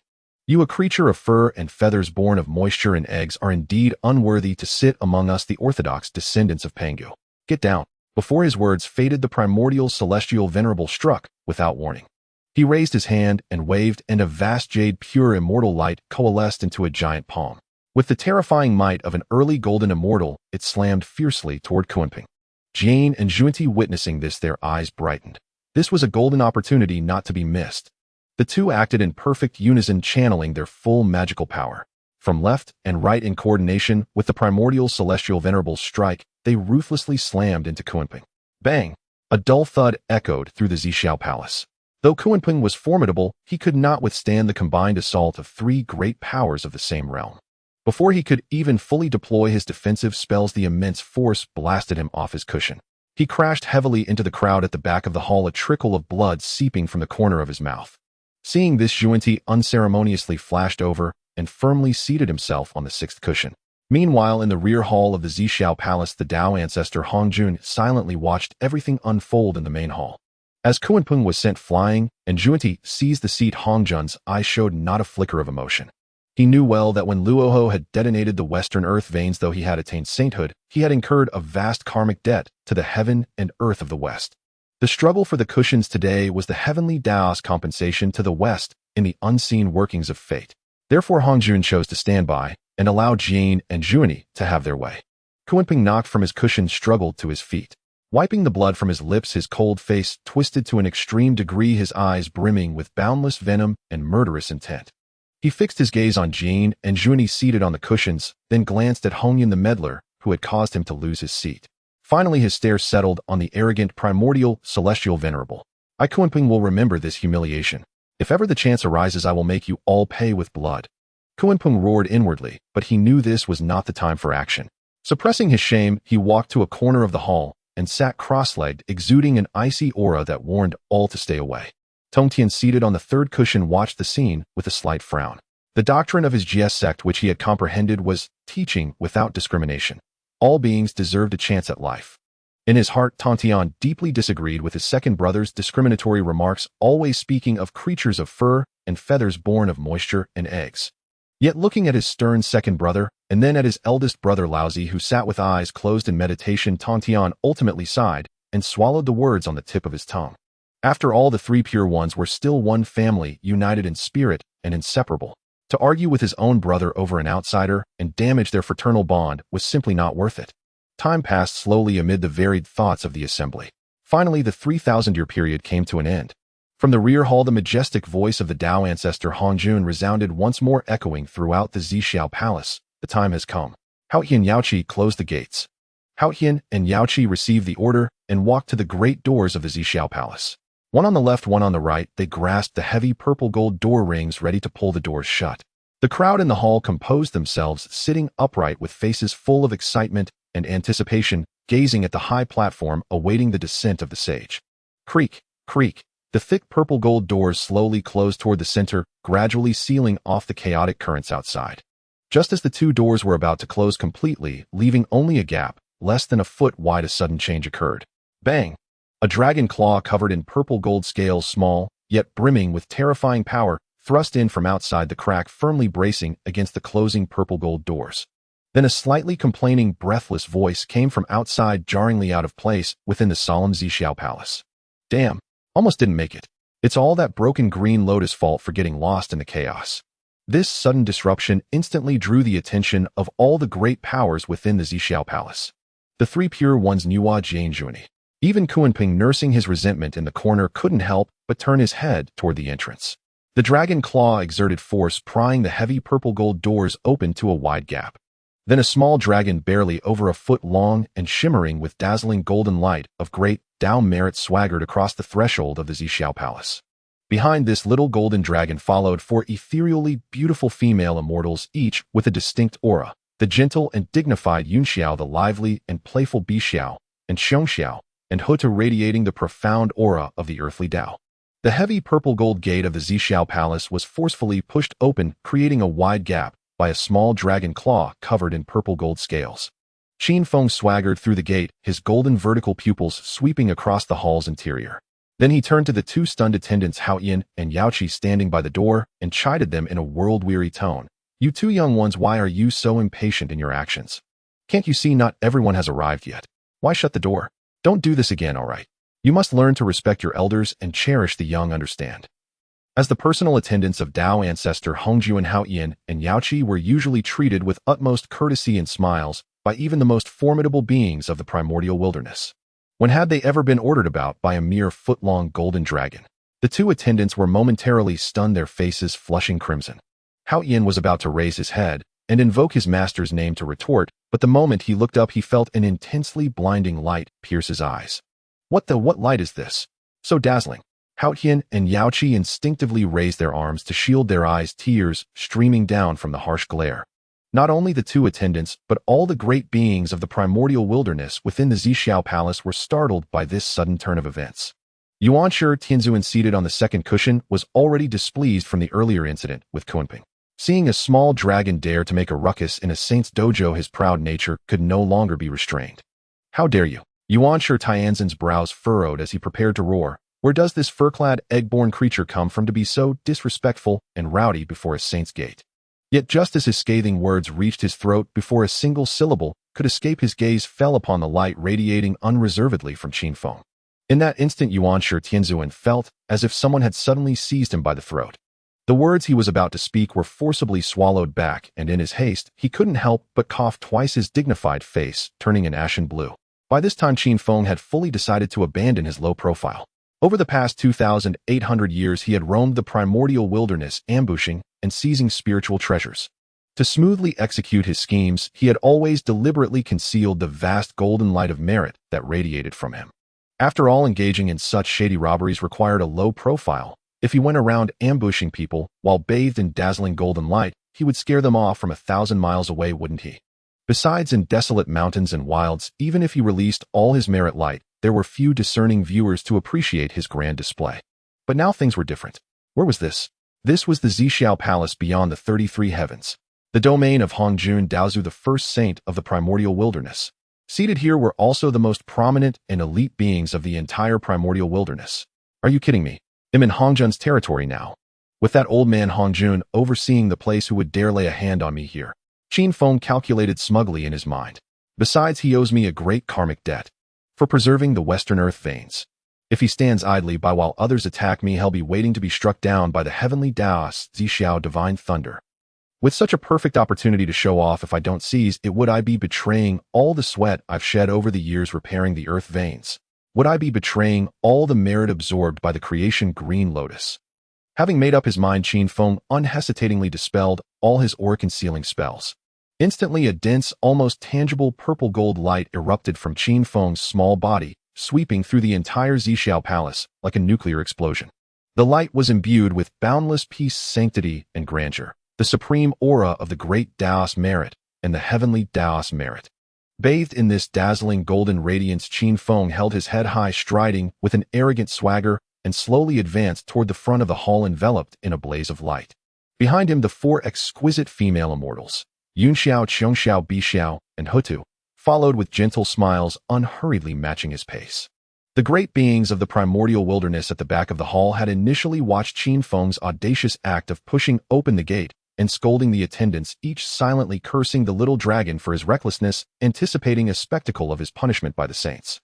Yet when Qin Feng fully unveiled his golden light of merit, everyone was so stunned that they gasped in awe. What is this thing? Am I seeing things? Boom. So much merit. This golden light is nearly solid.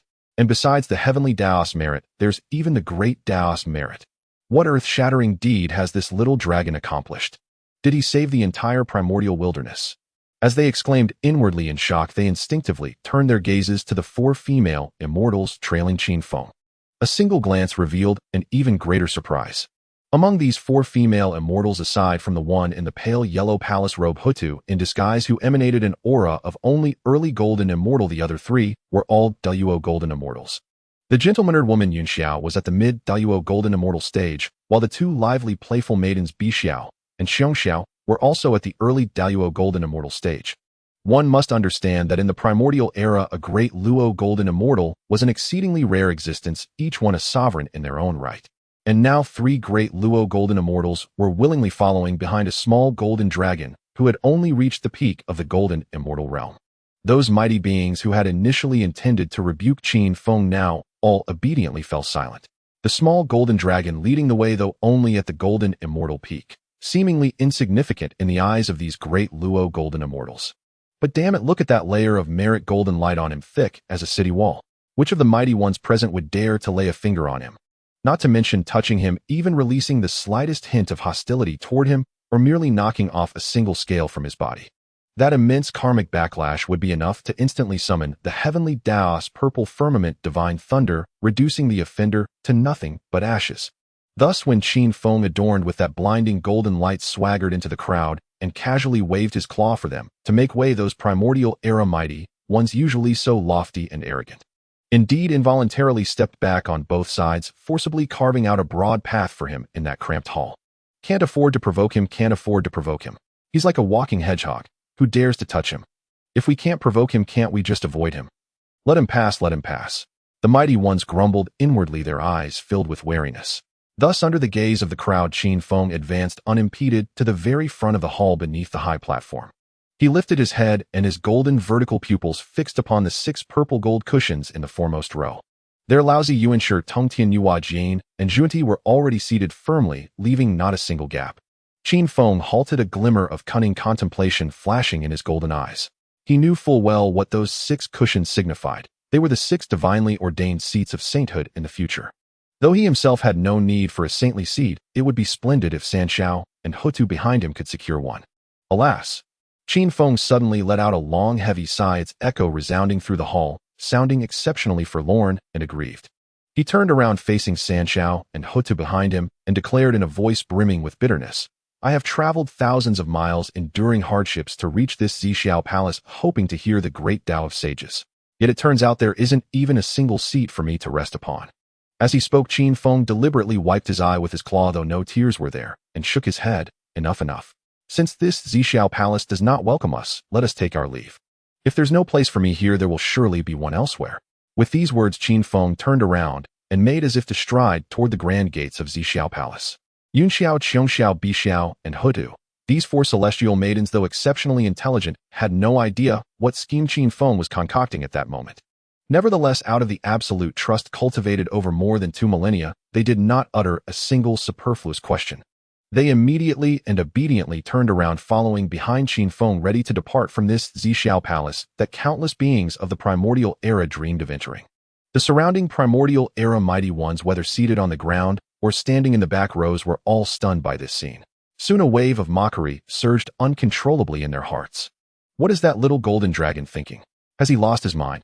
Does he really believe that by putting on this act and uttering a few pitiful words Sage Hongjun will take pity and conjure a seat out of thin air for him? Dream on. Exactly. This is a sacred ground for sages with strict rules. How can he throw a childish tantrum here? If he wants to leave, then go quickly and stop being an eyesore. Everyone inwardly ridiculed Qin Feng's naivety and arrogance, but due to the merit golden light radiating from his body, not a single person dared to voice those mocking words aloud. Nuwa, seated on the fourth cushion, however, had no mind to mock Qin Feng at this moment. Her beautiful eyes were fixed intently on Qin Feng's retreating figure. She then glanced at the blinding golden light on him, so familiar it was unmistakable, and a powerful sense of absurdity surged within her heart. Could this be that mysterious little golden dragon from beneath Buzhou Mountain back then? Nuwa exclaimed inwardly. With so much merit golden light under heaven, I can think of no other but him. Excellent. I have finally found you. At the same time, deep within the enigmatic rear hall of Ziao Palace, Dao ancestor Hongjuan, seated upon the 36th grade creation jade die, was now overwhelmed with speechlessness and a profound headache, his face dark with exasperation. The moment Qin Feng uttered those words, "Not even a seat, might as well leave," Hongjuan immediately sensed a majestic, irresistible will descending upon the skies above Ziao Palace. It was the gaze of the heavenly Dao. The cold mechanical will of the heavenly Dao seemed to issue a stern warning to Hongjuan. Damn it! Even the exalted primordial saint couldn't help but curse inwardly. Hongjuan felt nothing but utter frustration. Did he owe Qin Feng a karmic debt? Yes, and a monumental one at that. Back then, if Qin Feng hadn't set up the grand formation to preserve a sliver of hope for the Western spiritual veins, Hongjuan, even if he could have vanquished Rahu, would never have attained sainthood so smoothly. Not only that, besides Qin Feng, he also owed debts to Yunxiao, Bixiao, Qiongxiao, and Houtu, who followed Qin Feng. Back when the formation was set in the West, these four female immortals had all contributed immensely. Although the combined karmic merits of the other four didn't even amount to half of Qin Feng's alone, that debt was still very real and absolutely not to be underestimated. And now, you owe such a huge debt, and they travel thousands of miles to be your guest and listen to your teachings, yet you can't even offer them a seat. What's the matter? Did you get cocky the moment you became a saint, thinking you could defy karma and deceive heaven and earth? Hongjuan could clearly sense that this was precisely the message the heavenly Dao was conveying to him.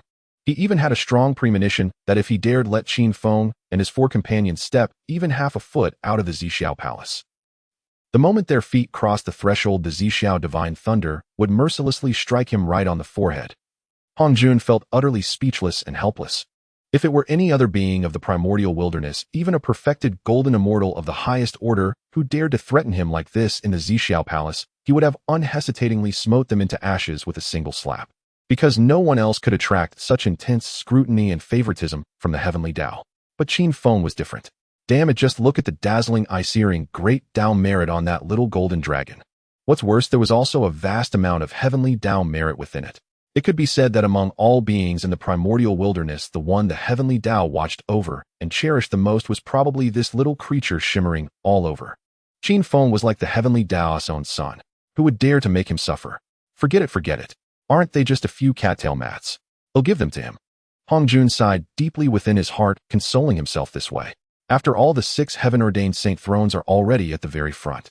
Adding a few more ordinary mats won't affect the grand trends of the primordial wilderness. Having reconciled himself to this, Hongjuan shook his head helplessly, then extended his slender jade-like fingers and waved them lightly towards the front of the great hall through the void. With a soft hum of spatial fluctuation, 5 brand new cattail mats materialized out of thin air next to the 6 purple gold mats in the very front row, right beside the 3 pure ones and Nuwa. Although these 5 mats did not contain the profound aura of the saintly Dao like the first 6, they still emanated a rich primordial spiritual energy, clearly no ordinary items. Witnessing this scene, the primordial great beings who had been secretly mocking Qin Feng were all struck dumb, frozen in place, as if hit by lightning. The entire hall of the Ziao Palace fell into dead silence. Everyone's eyes were wide open, utterly dumbfounded. No way. How is this possible? He just casually complained, and the saint actually added seats for him. Is this Ziao Palace his family's property? This is just too absurd. Does that mean all you have to do is play the victim to get a seat? If we all start whining about our grievances now, will the saint add some mats for us too?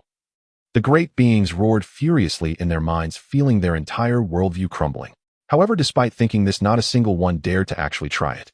After all, none of them had Qin Feng's blinding golden light of merit to protect them.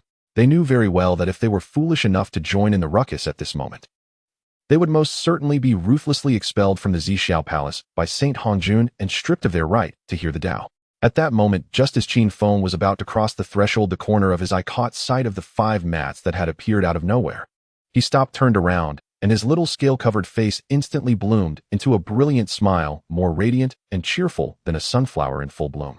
Haha, I knew old man Hongjun was a man of class. Qin Feng rejoiced inwardly. Without any hesitation, he turned around, waved his little claw, and led Yunxiao, Qiongxiao, Bixiao, and Houtu swaggering back to sit comfortably on the 5 newly added mats. Qin Feng sat in the very middle with the 3 firmaments and Houtu flanking him on either side. The 5 of them instantly became the most eye-catching presence in the Ziao Palace, second only to the 6 on the front mats. Meanwhile, seated on the 6 purple gold mats in the front row, Lao Ziyuanshi, Tongtian Yuajin, and Junti were all utterly bewildered.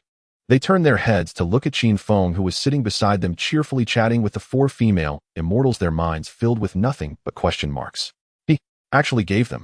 Yuanshi Tianzhen's lips twitched slightly.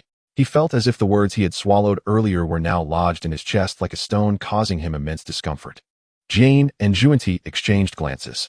They had just performed a dramatic, tear-jerking act of desperation and had barely managed to snatch a single seat from Hongyun and Kunping. But this little golden dragon, he just casually muttered that he was leaving, and the saint eagerly offered him 5 seats. Comparing one person to another is simply infuriating.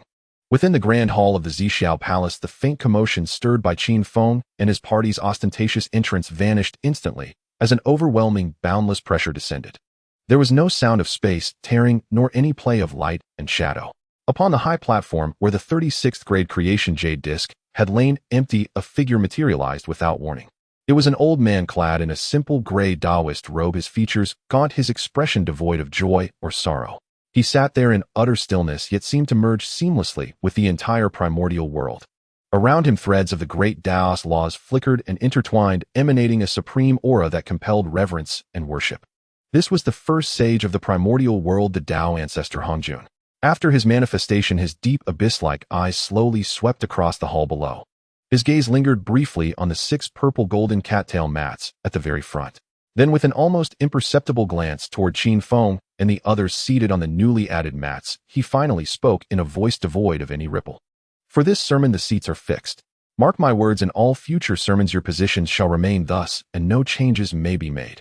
To the assembled crowd, Hongjun's seemingly indifferent words struck like a thunderclap from a clear sky. The 6 seated on the foremost purple golden mats, Lao Ziyuanshi, Tongtian Yuajin, and Junti, exchanged glances, their eyes blazing with undisguised ecstasy and brilliance. These were beings of profound fortune and keen perception, and they instantly grasped the hidden meaning behind the Tao ancestor's words. Since the sage's golden decree had fixed these seats and decreed their permanence, it meant these mats were far more than mere cushions for listening to the sermon. These mats must carry a supreme destiny tied to the very fabric of heaven and earth. At this thought, the 6 on the mats immediately sat upright, their breaths becoming cautious, afraid of even a hint of negligence. In stark contrast, Qin Feng, Yunxiao, Qiongxiao, Bixiao, and Houtu, though also seated on mats, reacted entirely differently. Qin Feng, utterly bored, toyed with one of his own dragon whiskers, mentally calculating when the sermon would end so he could return to his grand endeavor of collecting scrap. As for the great powers seated at the back of the hall who had failed to secure a mat for various reasons, they were now racked with such regret that their very intestines seemed to turn green. Their faces were etched with chagrin, silently cursing themselves for not having fought harder or been more shameless earlier. Alas, the sage's decree had been proclaimed, the die was cast. No matter how deep their resentment, they could only swallow it down obediently. The Tao ancestor Hongjun paid no heed to the varied thoughts of those below. He turned his head slightly and instructed the 2 child attendants standing by the gate. Houtu Yaoqi, the hour has come. Close the gates of the Ziao Palace. As you command, master. Houtu and Yaoqi replied in unison. This time no one dared to raise any objection. With a heavy, drawn-out rumble, the purple golden gates of the Ziao Palace slowly swung shut. The moment the gates closed completely, the Ziao Palace seemed to become a world unto itself, utterly sealed off from the raging chaos outside. A tranquil, harmonious, and profoundly Tao-filled atmosphere permeated the hall. All clamor and restlessness were washed away in an instant. The Tao ancestor Honghuang gently closed his eyes, parted his lips, and the grand ethereal sound of the great Tao capable of piercing the soul began to reverberate throughout the Ziao palace. There is a thing formed in chaos born before heaven and earth. Silent and void it stands alone and does not change its cycles without pause and may be regarded as the mother of heaven and earth. I do not know its name, so I style it Tao. As Honghuang spoke, the Ziao palace was filled with countless inconceivable celestial phenomena. Golden celestial flowers drifted down from the dome above, each imbued with pure spiritual energy. On the white jade floor of the hall, fragrant golden lotuses sprang forth from the void. The laws of the great Tao materialized into solid golden runes swirling and dancing around the assembly. Honghuang did not begin with esoteric profundities, but started by clarifying the most fundamental cultivation system. All living beings who tread the path of cultivation must undergo numerous transformations. The realms are as follows: Earth, immortal, celestial, immortal, true, immortal, mystic, immortal, golden, immortal, Tai, golden, immortal, and finally Daluo, golden, immortal. At this point, the great powers in the Ziao palace pricked up their ears, not daring to breathe. The vast majority of those present were currently stuck at the Daluo, golden, immortal realm. In their previous understanding, Daluo, golden, immortal had already transcended the three realms and escaped the five elements. It was the apex of cultivation, the ultimate combat power of the primordial world. They expected the Tao ancestor Honghuang to next expound in detail on how to become a sage. However, his following words completely overturned everyone's understanding. Hongzhun's emotionless voice continued to echo within the hall. Above Daluo there exists the Honghuang, golden, immortal. This realm may also be called quasi-sage. Buzz. As these words were uttered, it was as if a thunderclap exploded in the minds of all the great powers in the Ziao palace. Quasi-sage. There is another realm above Daluo. D Jang, Dongwang, Tai, Xinyuanzi, and the others looked at each other, their eyes filled with disbelief and barely contained excitement. Before the crowd could even recover from the shock of quasi-sage, Honghuang dropped an even more earth-shattering revelation. Above quasi-sage lies the ultimate pinnacle of cultivation. This realm is known as the Honghuang Daluo, golden, immortal, also called the sage. Honghuang slowly opened his eyes, his profound gaze seeming to pierce through the eons of the heavens, his voice carrying a hint of grandeur and authority. What is a saint? Only by attaining the Tao of Honghuang and entrusting one's primordial spirit to the heavenly Tao can one achieve the status of a saint. A saint endures myriad calamities without wear and is tainted by karma without defilement. With the blessings of the heavenly Tao coexisting with it, as long as the heavenly Tao remains undestroyed, the saint shall be immortal and indestructible. Immortal and indestructible. These four words, like four heavy hammers, struck deep into the hearts of every primordial mighty being present. In an instant, the eyes of everyone within the Ziao palace lit up, erupting with an unprecedented fervent radiance. Whether it was the proud three pure ones, the sinister Kunpeng, or the compassionate Honghuang, their breaths all became exceedingly rapid at that moment. For these mighty beings who had endured countless battles and witnessed the fickleness of life and death in the primordial world, what could be more alluring than the phrase immortal and indestructible? The supreme Tao they had sought and dreamed of truly existed, and it was right before their eyes. As long as one could become a saint, they could entrust their primordial spirit to the heavenly Tao, forever looking down upon all beings in the primordial world, never again fearing the risk of perishing. This fatal allure plunged everyone into a deep yearning. However, just as all were eagerly anticipating the Tao ancestor Honghuang to continue explaining the specific methods of breaking through to quasi-sage and achieving sainthood, Honghuang abruptly changed the subject. During this sermon, Honghuang did not directly impart the ways of quasi-sage and sage, but instead retreated back to the realm of Daluo, golden, immortal. He began to elaborate in detail on how a Daluo, golden, immortal could comprehend the laws of heaven and earth and organize their own Tao fruit. Although no direct method of becoming a saint was taught, the mighty beings present were not disappointed. They understood clearly that one must eat bite by bite and walk step by step. Since they had not yet fully grasped the laws of Daluo, golden, immortal, forcing themselves to listen to the Tao of saints would not only be useless, but might also lead them into demonic possession. Thus the mighty beings in the Ziao palace collectively composed their minds, closed their eyes, and immersed themselves greedily in the moral laws proclaimed by the Tao ancestor Honghuang. At times they knitted their brows in deep thought, at other times they revealed faint smiles, as if suddenly enlightened. Within the entire hall, only Hongzhun's ethereal voice of preaching echoed, and everyone listened with rapt intoxication, as if even the passage of time was forgotten. However, amidst this group of intoxicated top scholars, there was an anomaly whose demeanor had completely deviated. Qin Feng sat on the newly added cushion, his two front paws propping up his chin, his eyelids drooping, as if laden with lead weights constantly falling down. What scripture is this old man chanting? Yin-yang and 5 elements, creation and destruction. I can't understand a word. Qin Feng wailed painfully in his heart. Qin Feng had not wanted to come in the first place, but he thought about helping the 3 Xiaos snatch 2 cushions. He never expected that the 24th grade creation green lotus could get lost out anyway. He didn't admit to being directionally challenged himself. For the other mighty beings in the Ziao palace, the Dao Hongjun preached was a priceless treasure, a ladder to the highest realm. But for Qin Feng, it was nothing short of a brutal spiritual torment. You see, ever since the little golden dragon transmigrated to the primordial world and took form, he had never seriously cultivated any martial art. His cultivation system was simple and crude. Others needed to meditate, breathe, comprehend laws, and endure lightning tribulations to break through realms. But what about Qin Feng? He only needed to continuously repair earth veins to earn merit.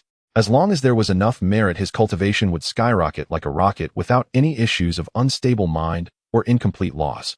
As for combat methods, they were even simpler. There was a saying, no matter how high your martial arts, you fear a kitchen knife. The truth Qin Feng believed in was brute force makes things fly. Against cultivators of the same realm, relying on his indestructible merit golden body, he could take on 10 alone without breaking a sweat. When faced with those flashy spells and divine abilities, he simply couldn't be bothered to decipher them. He would just swing the 24th grade creation green lotus and smash it straight at the opponent's forehead. One smash of the green lotus, and if you didn't die, it meant you were a tough man with a sturdy physique. If you still weren't convinced, he'd add 2 more smashes, sending you straight into a peaceful slumber. So when Hongjun up there was going on about quasi-sage bottlenecks and slaying the 3 corpses, Qin Feng was completely baffled. Bottleneck? What's that? Can you eat it? Qin Feng let out a huge yawn, his heart full of disdain. As long as I have enough merit, I can bulldoze my way through not just quasi-sage, but even saints. In Qin Feng's value system, if enough merit was given, he would even dare to charge straight onto the high platform. Give the Dao ancestor Hongjun a big slap, then sit arrogantly on the creation jade disc and say, old man, your lecture is too boring. Get down, let me take over. Of course, this rebellious thought he only dared to entertain in his mind, since Hongjun was now a genuine saint. If it came to a real fight, his prideful merit golden body would probably not withstand a single pinch of the saint's finger. In the entire Ziao palace, there was actually another person somewhat similar to Qin Feng, Houtu, who sat beside him. As one of the 12 ancestral witches incarnated from Pangus essence blood, Houtu, like her brothers, was born to cultivate only the physical body, not the primordial spirit. The immortal cultivation methods about entrusting the primordial spirit and comprehending laws that the Dao ancestor Hongjun preached were of little use to the Wu tribe. However, Houtu was after all the gentlest and most perceptive among the ancestral witches. Although she could not fully adopt Hongjun's cultivation system, she was naturally in control of the laws of the earth. While listening to Hongjun's sermon, she could cross-reference those profound immortal laws with her own earth laws, drawing insights by analogy. Thus, although Houtu found it somewhat challenging to listen, she could still extract beneficial nourishment from it and listen with great interest. This was a torment for Qin Feng. He glanced left to see the 3 sisters, Yun Xiao, Qiong Xiao, and Bi Xiao, sitting with closed eyes and concentrated minds, their bodies enveloped in celestial aura as they entered a profound state of enlightenment. Glancing right, he saw Houtu with her delicate brows slightly furrowed, deeply immersed in deducing the laws of the earth. Throughout the entire Ziao palace, he was the only one who felt like an elementary school student forcibly dragged into an advanced mathematics lecture, so bored he could sprout mushrooms. I can't take it anymore. I really can't hold on. Qin Feng felt his upper and lower eyelids had completely fused together. In his mind, Hongjun's sermon had turned into a meaningless droning buzz. As the saying goes, the sound of a math teacher lecturing at the podium is the world's best lullaby. For Qin Feng, at this moment, Patriarch Hongjun's discourse, brimming with the great Tao of heaven and earth, was the most lethal hypnotic melody. Unable to endure this torment any longer, Qin Feng abandoned all restraint and waved his small claw. A soft beam of azure light flashed as the 24-pin creation azure lotus emerged from within his body. It transformed into a delicate lotus platform several feet in size, hovering steadily above his cushion. Qin Feng seized the opportunity to lie down. His entire small dragon body sprawled across the petals of the creation azure lotus. He adjusted to the most comfortable position, tucked his head between his front paws, and even wiggled his rear with contentment. Indeed, sleeping within the Ziao palace, a place brimming with dense celestial laws and spiritual energy, so thick it nearly condensed into raindrops, was an utterly delightful experience. The clear light emitted by the creation azure lotus not only shielded him from external disturbances, but also continuously nourished his physical body. Accompanied by Hongzhun's rhythmic tones of the great Dao, Qin Feng soon slipped into a deep slumber. Who? Snore. Who? Snore. Before long, a faint yet distinctly audible sound of snoring began to echo through the silent Ziao palace. Qin Feng slept so blissfully that a single drop of crystal-clear dragon saliva dripped from the corner of his mouth onto the petals of the creation azure lotus. Indeed, since his transmigration into the primordial era, Qin Feng had never slept so comfortably and without a single guard. However, his slumber triggered a minor earthquake within the Ziao palace. As the saying goes among a group of diligent students who listen intently and scribble notes, that one slacker openly napping on the desk is undoubtedly the most eye-catching figure in the entire class, impossible to ignore. At this moment, Qin Feng was that most eye-catching figure in the Ziao palace. Although Patriarch Hongzhun's sermon was profoundly mysterious and firmly held everyone's attention, the continuous rhythmic snoring inevitably disturbed the great cultivators seated near Qin Feng, pulling them from their states of enlightenment. Yuanshi Tianzuan frowned and opened his eyes following the sound. When he saw Qin Feng sprawled carelessly on the creation azure lotus fast asleep, he was utterly stunned. This is utterly disgraceful. To sleep openly during a saint's sermon. This is nothing short of blasphemy against the saint and the great Tao. Yuanshi Tianzuan roared inwardly, but restrained by the glaring golden light of merit emanating from Qin Feng, he dared not make a sound. Jane and Junti were also dumbfounded. They had traveled thousands of miles, sacrificing all dignity for a seat, just to hear the saint's sermon. And now this little golden dragon, who had secured his seat through connections, was actually sleeping here. It was a sheer waste of a heavenly opportunity. Not only the surrounding great cultivators, but even Patriarch Hongzhuan, seated on the high platform, paused almost imperceptibly in his sermon. Hongzhun's profound gaze pierced through layers of laws, falling upon the little golden dragon, who was sleeping soundly, and even turned over. The corner of this supreme saint's mouth twitched involuntarily. Could it be that my sermon is truly that boring? For the first time, a flicker of self-doubt arose in Hongzhun's mind. He, a saint, had prepared this sermon for so long only to have his audience fall asleep. If word of this got out, where would his dignity be? Yet recalling the terrifying heavenly Tao merit and great Tao merit upon Qin Feng, Hongzhun could only sigh helplessly in his heart, forcibly avert his gaze, pretend not to see, and continue his sermon with a stiff upper lip. The three Xiao sisters and Houtu seated beside Qin Feng were also awakened by his snoring. Opening their eyes, they saw his utterly undignified sleeping posture. A flicker of surprise crossed the faces of the four stunning female immortals. After all, this was the Ziao palace, the most sacred place in all the primordial era. Yet this surprise lasted only a moment. Yinxiao shook her head, helplessly reaching out her jade-like hand to gently wipe the drool from the corner of Qin Feng's mouth. Bixiao and Xiongxiang covered their mouths, barely suppressing their laughter. Houtu's eyes were filled with affection. They exchanged glances and immediately understood. Why be surprised? Wasn't this the little golden dragon they knew? Within the violet firmament palace, the sound of the great Tao resonated like the tolling of ancient bells, an unending cascade. As the 3,000-year sermon delved deeper, every word uttered by Patriarch Hongzhun transformed into tangible golden runes that swirled and danced in midair before merging into the brows of all present. Each syllable materialized as a solid golden rune spiraling through the air before dissolving into the foreheads of the assembled listeners. The entire hall was enveloped in an impenetrable aura of Tao resonance.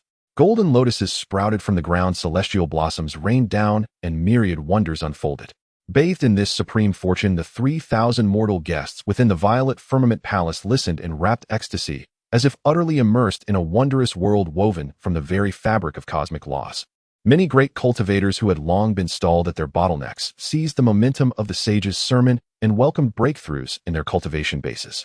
Seated in the foremost row, the three pure ones of Kunlun, originally incarnations of Pangus, primordial spirit, possessed unparalleled enlightenment across the primordial wilderness. After listening to the great Tao for 3,000 years, the aura surrounding them began to undergo earth-shattering transformations. Laozi was wreathed in a profound aura of Taiji yin-yang energy. His breath seemed perfectly synchronized with the pulses of heaven and earth as the Tao principle of effortless action flowed through him to its utmost extent. With a crisp resonance within his body, Laozi's cultivation base effortlessly crossed the threshold, rising directly from the midstage of the great Luo Golden Immortal to the supreme late stage of the same realm. Beside him, Yuanshi Tianzuan and Tongtian Jiaozhu also reaped abundant rewards.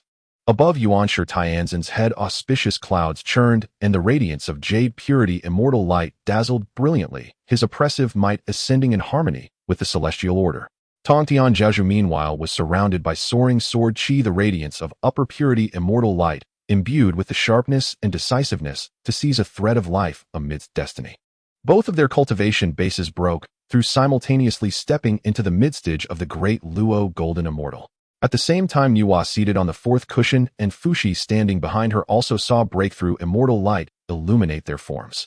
Fux's innate 8 trigram phantom rapidly deduced within his mind, while Nuwa's law of creation became more seamlessly flawless.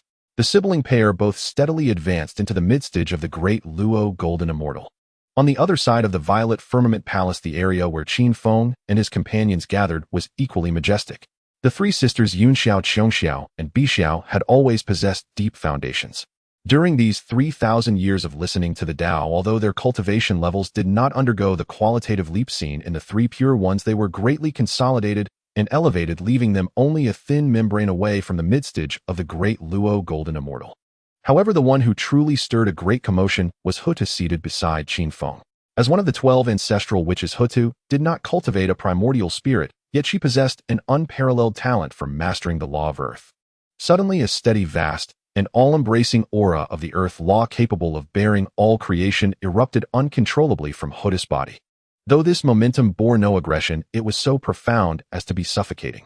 Houtu's cultivation base shattered its shackles in that instant, directly stepping into the pinnacle of the great Luo golden immortal. This sudden and formidable aura immediately caught the attention of Yunxiao, who sat beside her.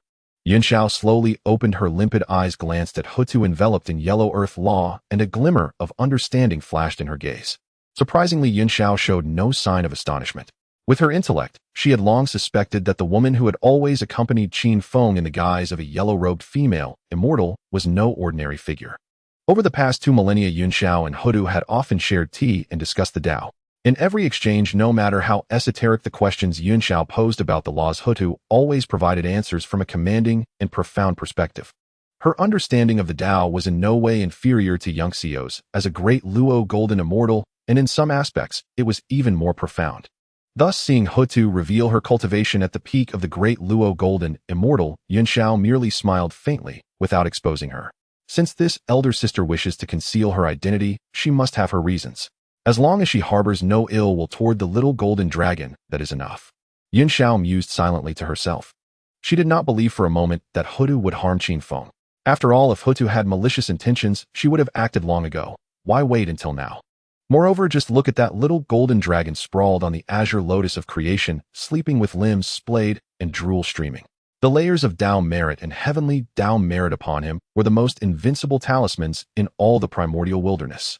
Across heaven and earth, even a peak, great Luo golden immortal would not dare to touch him. One touch, and they would be struck by the violet firmament divine thunder. Yunxiao withdrew her gaze and closed her eyes again to stabilize her own cultivation. At that moment, Patriarch Honghuang, seated upon the high platform, also directed his gaze toward Houtu. His brow furrowed slightly, and a trace of barely perceptible surprise flickered in his profound eyes. He had never imagined that Houtu, who should have been in the Panga Hall of Buzhou Mountain plotting the grand schemes of the primordial wilderness alongside the other 11 ancestral witches, would instead have been following the little golden dragon Qin Feng all along, and had unknowingly broken through to the peak of the great Luo golden immortal. This completely deviates from the heavenly Taoist destined course. Honghuang silently deduced, feeling an inexplicable headache. A sage acts on behalf of heaven, and the greatest fear is the emergence of variables in the celestial mechanism. Houtu, as the key figure in the future evolution of the 6 paths of reincarnation, had every action tied to immense karma. Now that her trajectory had shifted so drastically, it troubled Honghuang, who had only recently attained sagehood. But compared to Houtu, what vexed and frustrated Honghuang even more was that little golden dragon Qin Feng still snoring on the azure lotus of creation. Though the celestial mechanisms of Houtu had shifted, Honghuang, with his sage cultivation, could still faintly deduce and glimpse the threads of the future. But as for Qin Feng, Honghuang dared not even cast a second glance at this little ancestor's origins and destiny. He had not forgotten that just before the sermon began, his mere curiosity had led him to try and peer deeper into Qin Feng's primal essence, only to receive a fierce glare from the eye of the great Tao. The warning in that gaze still sent chills down Honghuang's spine. Honghuang knew full well that if he truly dared to forcibly deduce Qin Feng's fate, or make any move against him, the consequence would be far more severe than mere azure sky divine thunder. It would likely be the chaotic divine thunder capable of destroying even a sage, crashing down directly upon him. That would be no mere punishment from the heavenly Tao, but utter and complete annihilation. Furthermore, Hongjun still owed Qin Feng a monumental karmic debt. Although he had also incurred debts to the western continent Jin and Junti when he attained enlightenment at Mount Sumeru, those were owed to the entire western realm. But Qin Feng's act of setting up a grand formation to preserve the western earth veins was a concrete and immense favor to Hongjun, half a life-saving grace. This was a purely personal debt, to Qin Feng alone, one he could never evade. I'll let it be. Let the variable be a variable. The heavenly Tao is inconstant. The great Tao has 50, and heaven's evolution uses 49. The one that escapes is the key. Perhaps this little golden dragon is that escaped one. Hongjun sighed deeply in his heart, deciding to stop troubling himself. He collected his thoughts, refocusing his attention on the sermon. The grand and ethereal sounds of the great Tao continued to echo within the Ziao Palace. Time flowed like a river, and 3,000 years passed in the blink of an eye for the mighty beings of the primordial world lost in their epiphanies. Finally, the period of the sermon came to an end. The laws of the great Tao within Ziao Palace began to slowly dissipate. The golden lotuses that had sprung from the earth dissolved into motes of spiritual light, merging with the void, and the golden flowers falling from the sky gradually ceased. After 3,000 years of listening to the Tao, everyone in Ziao Palace was immensely enriched. Tongtian Yuanshi, Fuxi Nuwa, Dijuan Dongwang Tai, and many others had through this opportunity advanced their cultivation to the late stage of the great Luo Golden Immortal. When each person opened their eyes, their gazes shimmered with excitement and the light of enlightenment. As the last words of the Taoist proverbs fell, Tao ancestor Hongjun slowly opened his eyes. His calm, unruffled gaze swept across the hall below, and his majestic voice resonated in everyone's ears. This sermon ends here. In 3,000 years, the Ziao Palace will open again. At that time, I will expound on the path of the quasi-sage, the method to sever the three corpses, and the way to attain sagehood. After you return, meditate deeply on what you have learned today. Do not squander this opportunity. Upon hearing the words path of the quasi-sage and way to attain sagehood, the assembled mighty beings all shuddered, their eyes blazing once more with fervent light. We thank the Tao ancestor for his compassion. We shall diligently cultivate and live up to your high expectations. Within Ziao Palace, the 3,000 guests of the mortal world rose in unison.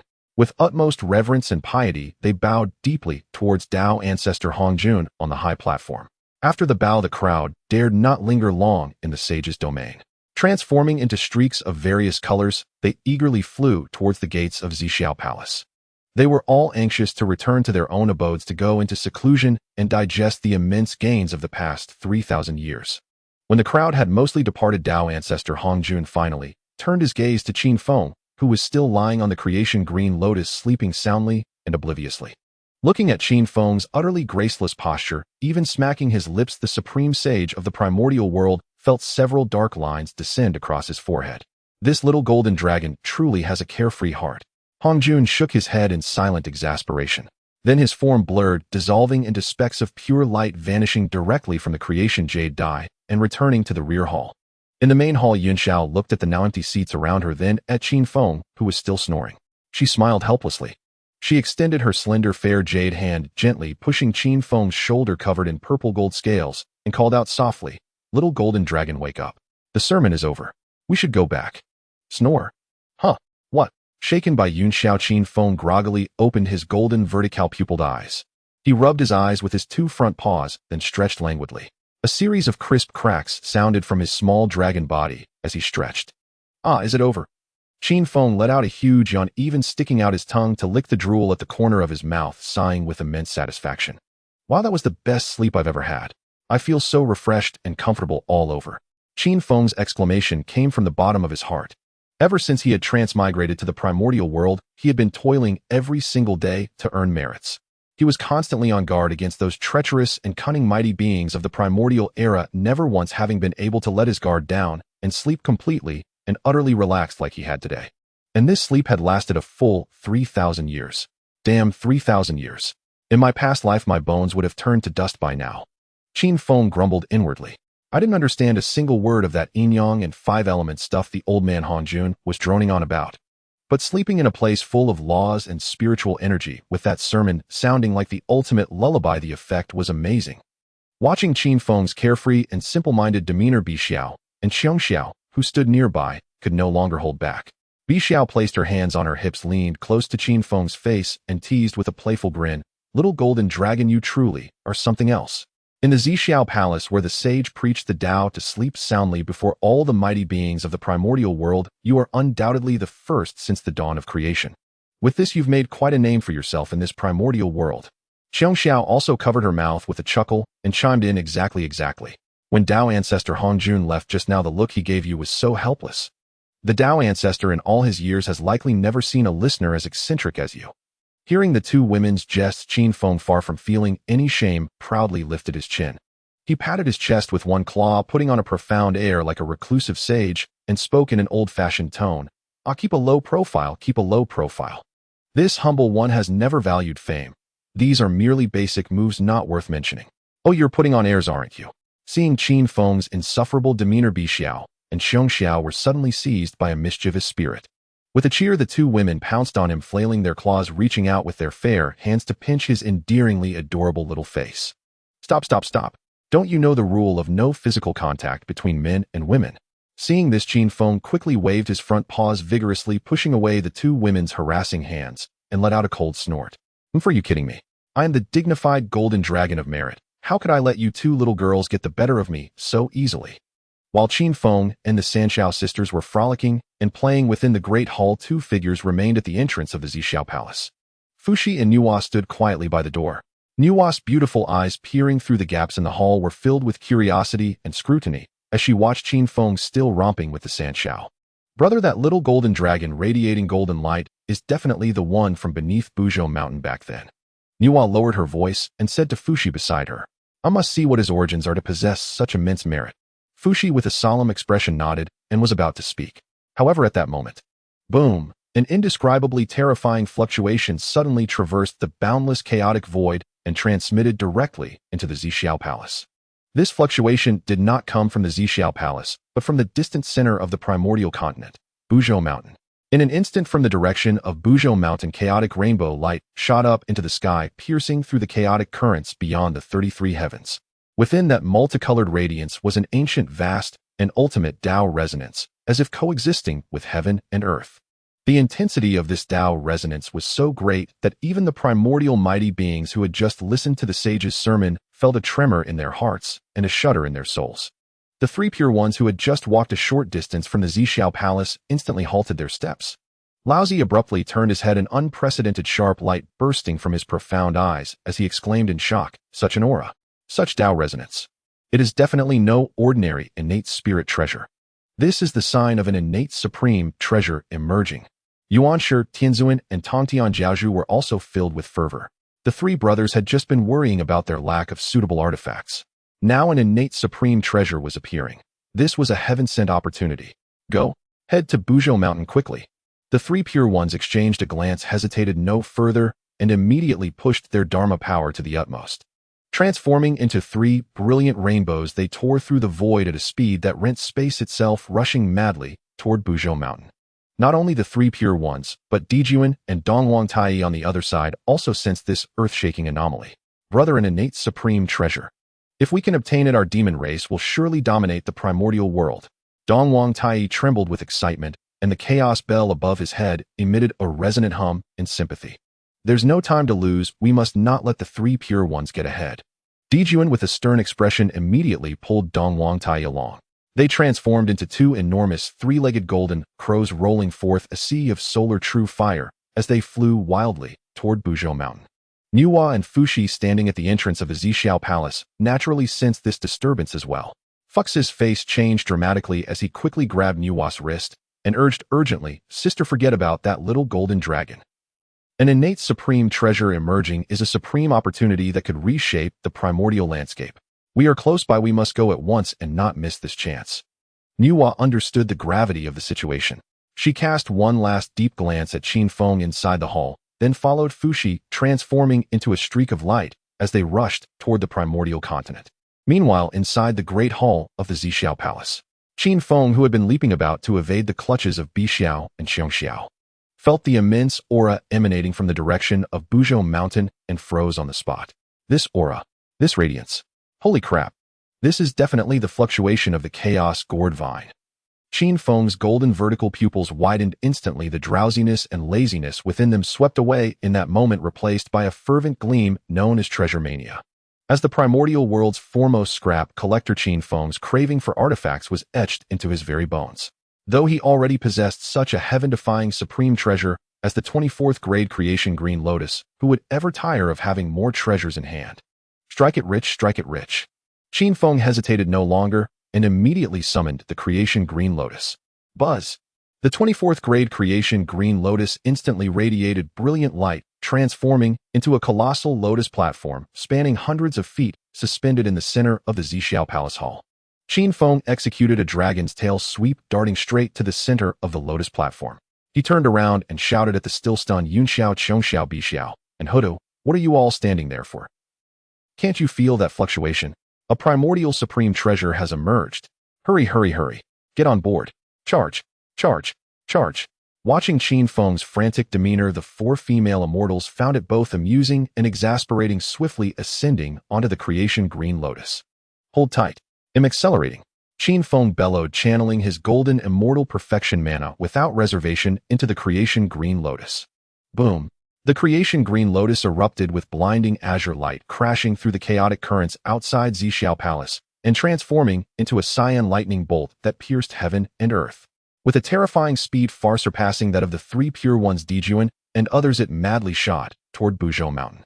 Primordial supreme treasure, don't rush, wait for this lord to come and grace you.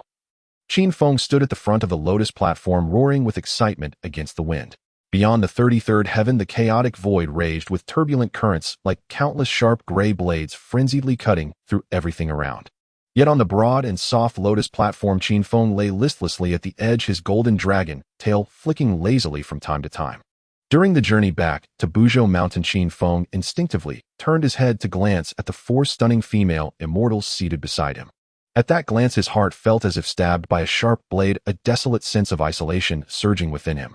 Seated on the left, Yunxiao radiated ethereal immortal aura, her profound Tao rhythm now fully stabilized. She had clearly broken through to the late stage of the great Luo golden immortal. Beside Yunxiao, Chongxiao and Bixiao, though usually lively and active, now emanated exceptionally sharp auras, both having firmly stepped into the midstage of the great Luo golden immortal. Qin Feng swallowed hard, shifting his gaze with difficulty to Houtu on his right. At that sight, he nearly spat out a mouthful of blood.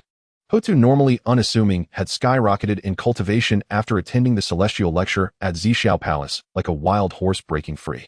Before coming to Ziao Palace, Qin Feng clearly remembered Houtu's displayed cultivation was merely golden immortal perfection on par with himself. But now, Houtu was surrounded by the profound earth laws, her aura unmistakably that of a Tai golden immortal. Heavens! Earth! Is there no justice?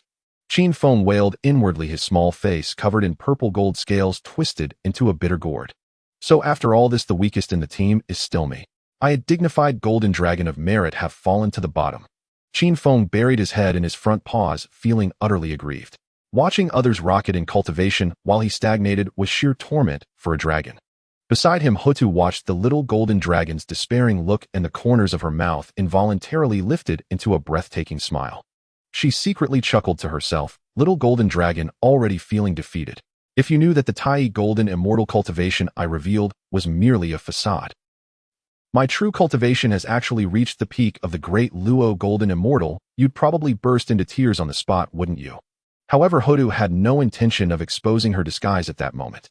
She simply reached out a finger and gently tapped Qin Feng's dragonhorn head as a gesture of comfort. At that time, Qin Feng was still immersed in the sorrow of being the weakest. He lifted his head, glanced at the 24th grade creation green lotus speeding beneath him, and couldn't help but let out a long sigh.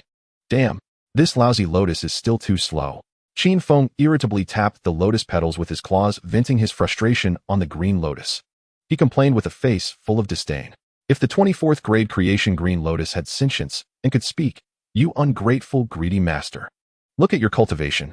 Golden immortal perfection, and this lotus platform can carry 5 of you through chaotic gale winds at speeds comparable to a great Luo golden immortal's peak, yet you still complain it's slow. What more do you want from me? But the Green Lotus could not speak silently, bearing its master's unjust accusations while continuing to race desperately through the chaos.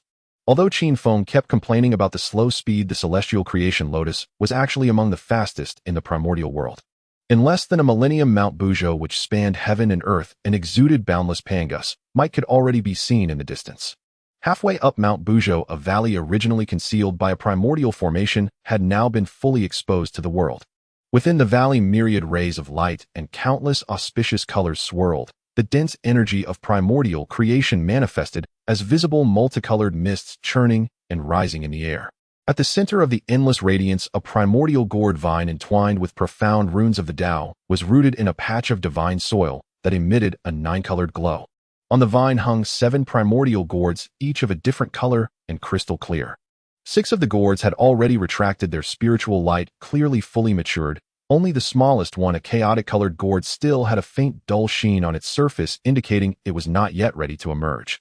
When Qin Feng descended above the valley on the celestial creation lotus, he found that a multitude of immortals and mighty beings had already gathered there. The 3 pure ones, D Jang, Dongwang, Tai, Fuxing, Yuhua, Hongyinjin, Yuanzi, and even Jane and Juni were already waiting there. The great powers of the primordial world stood around the valley, each exuding the terrifying pressure of a golden immortal.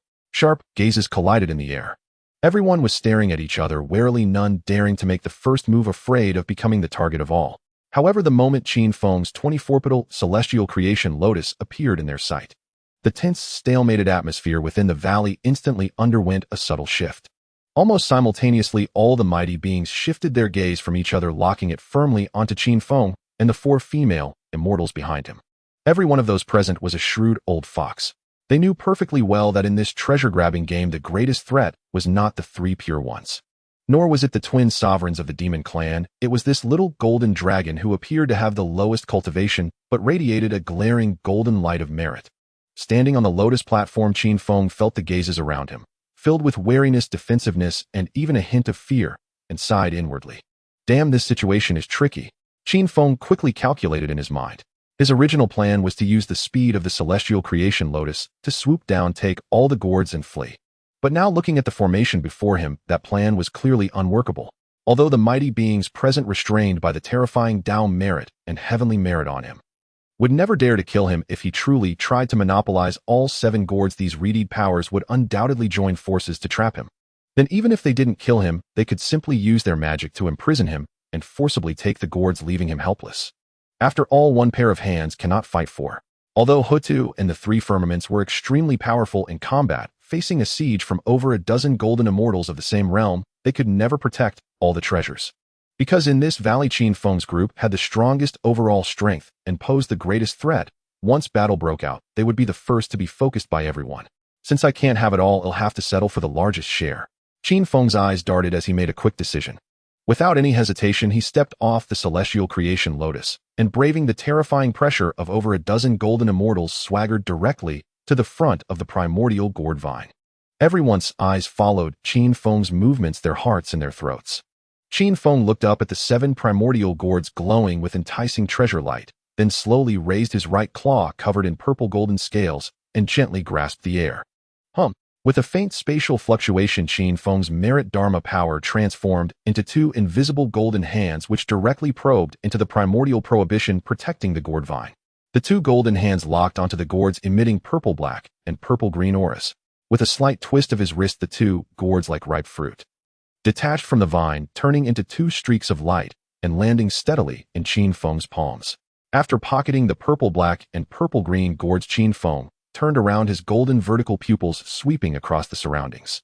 Looking at the mighty beings whose eyes had already begun to redden, he declared in an undeniable tone, "Fellow Taoists, I, Qin Feng, will take these 2 from the primordial gourd vine's fortune. The rest you can divide among yourselves by your own abilities. Any objections?"